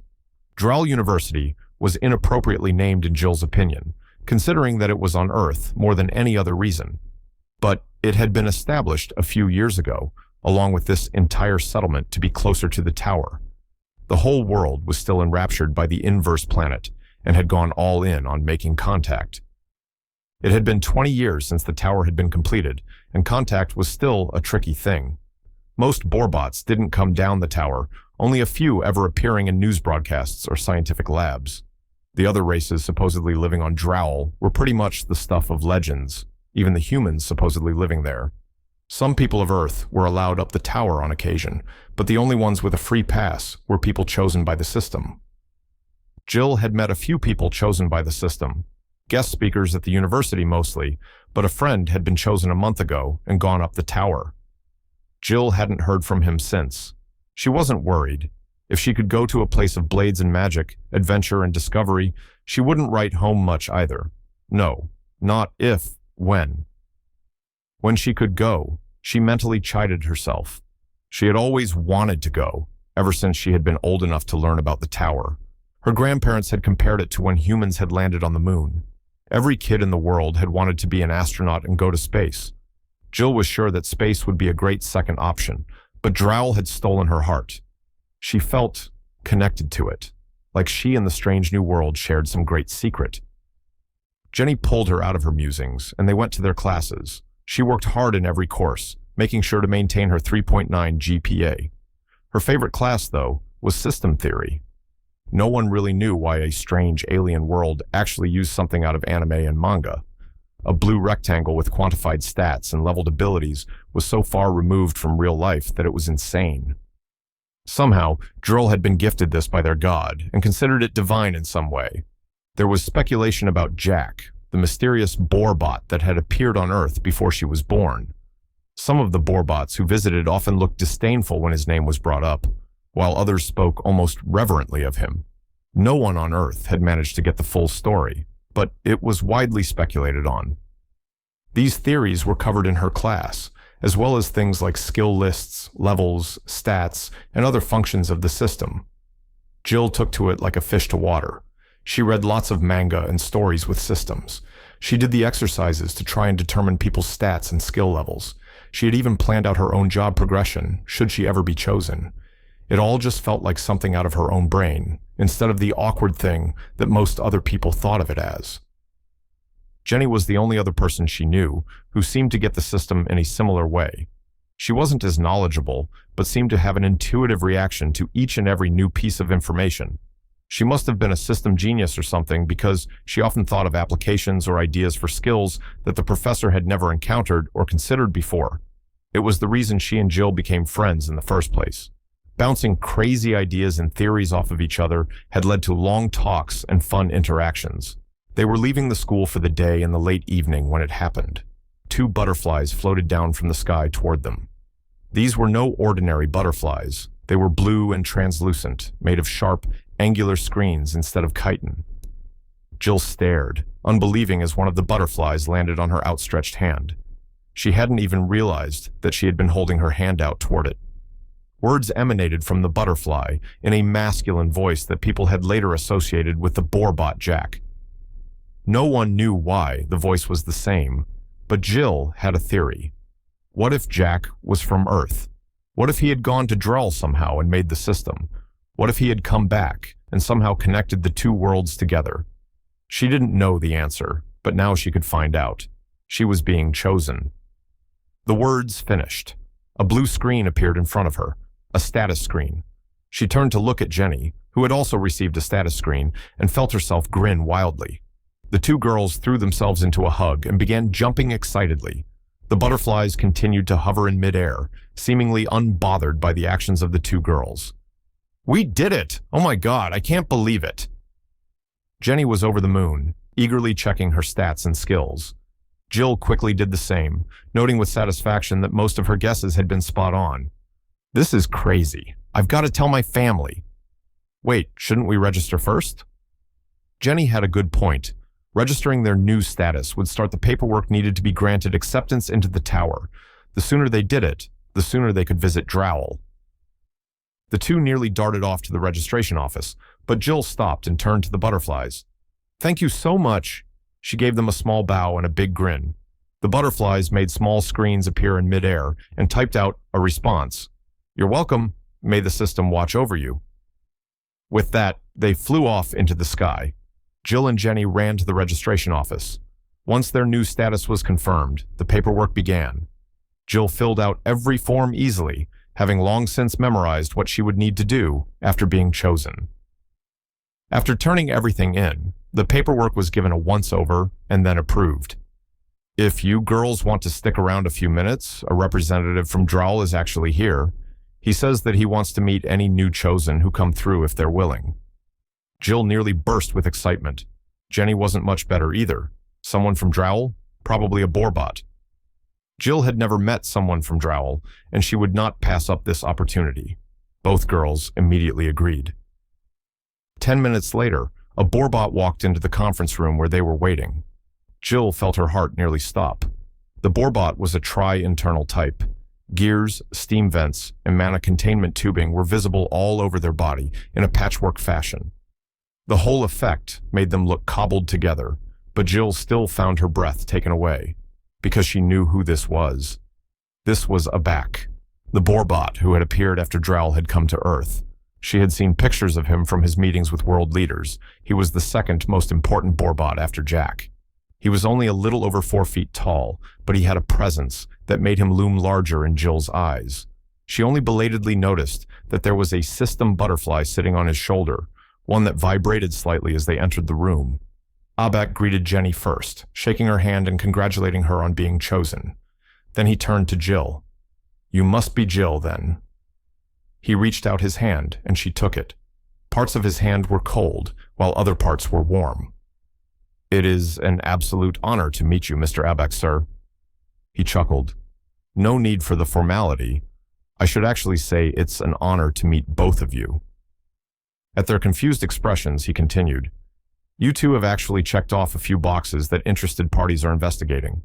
Some very important people would like to meet you both." Jill and Jenny exchanged a look. "That was a good thing, right?"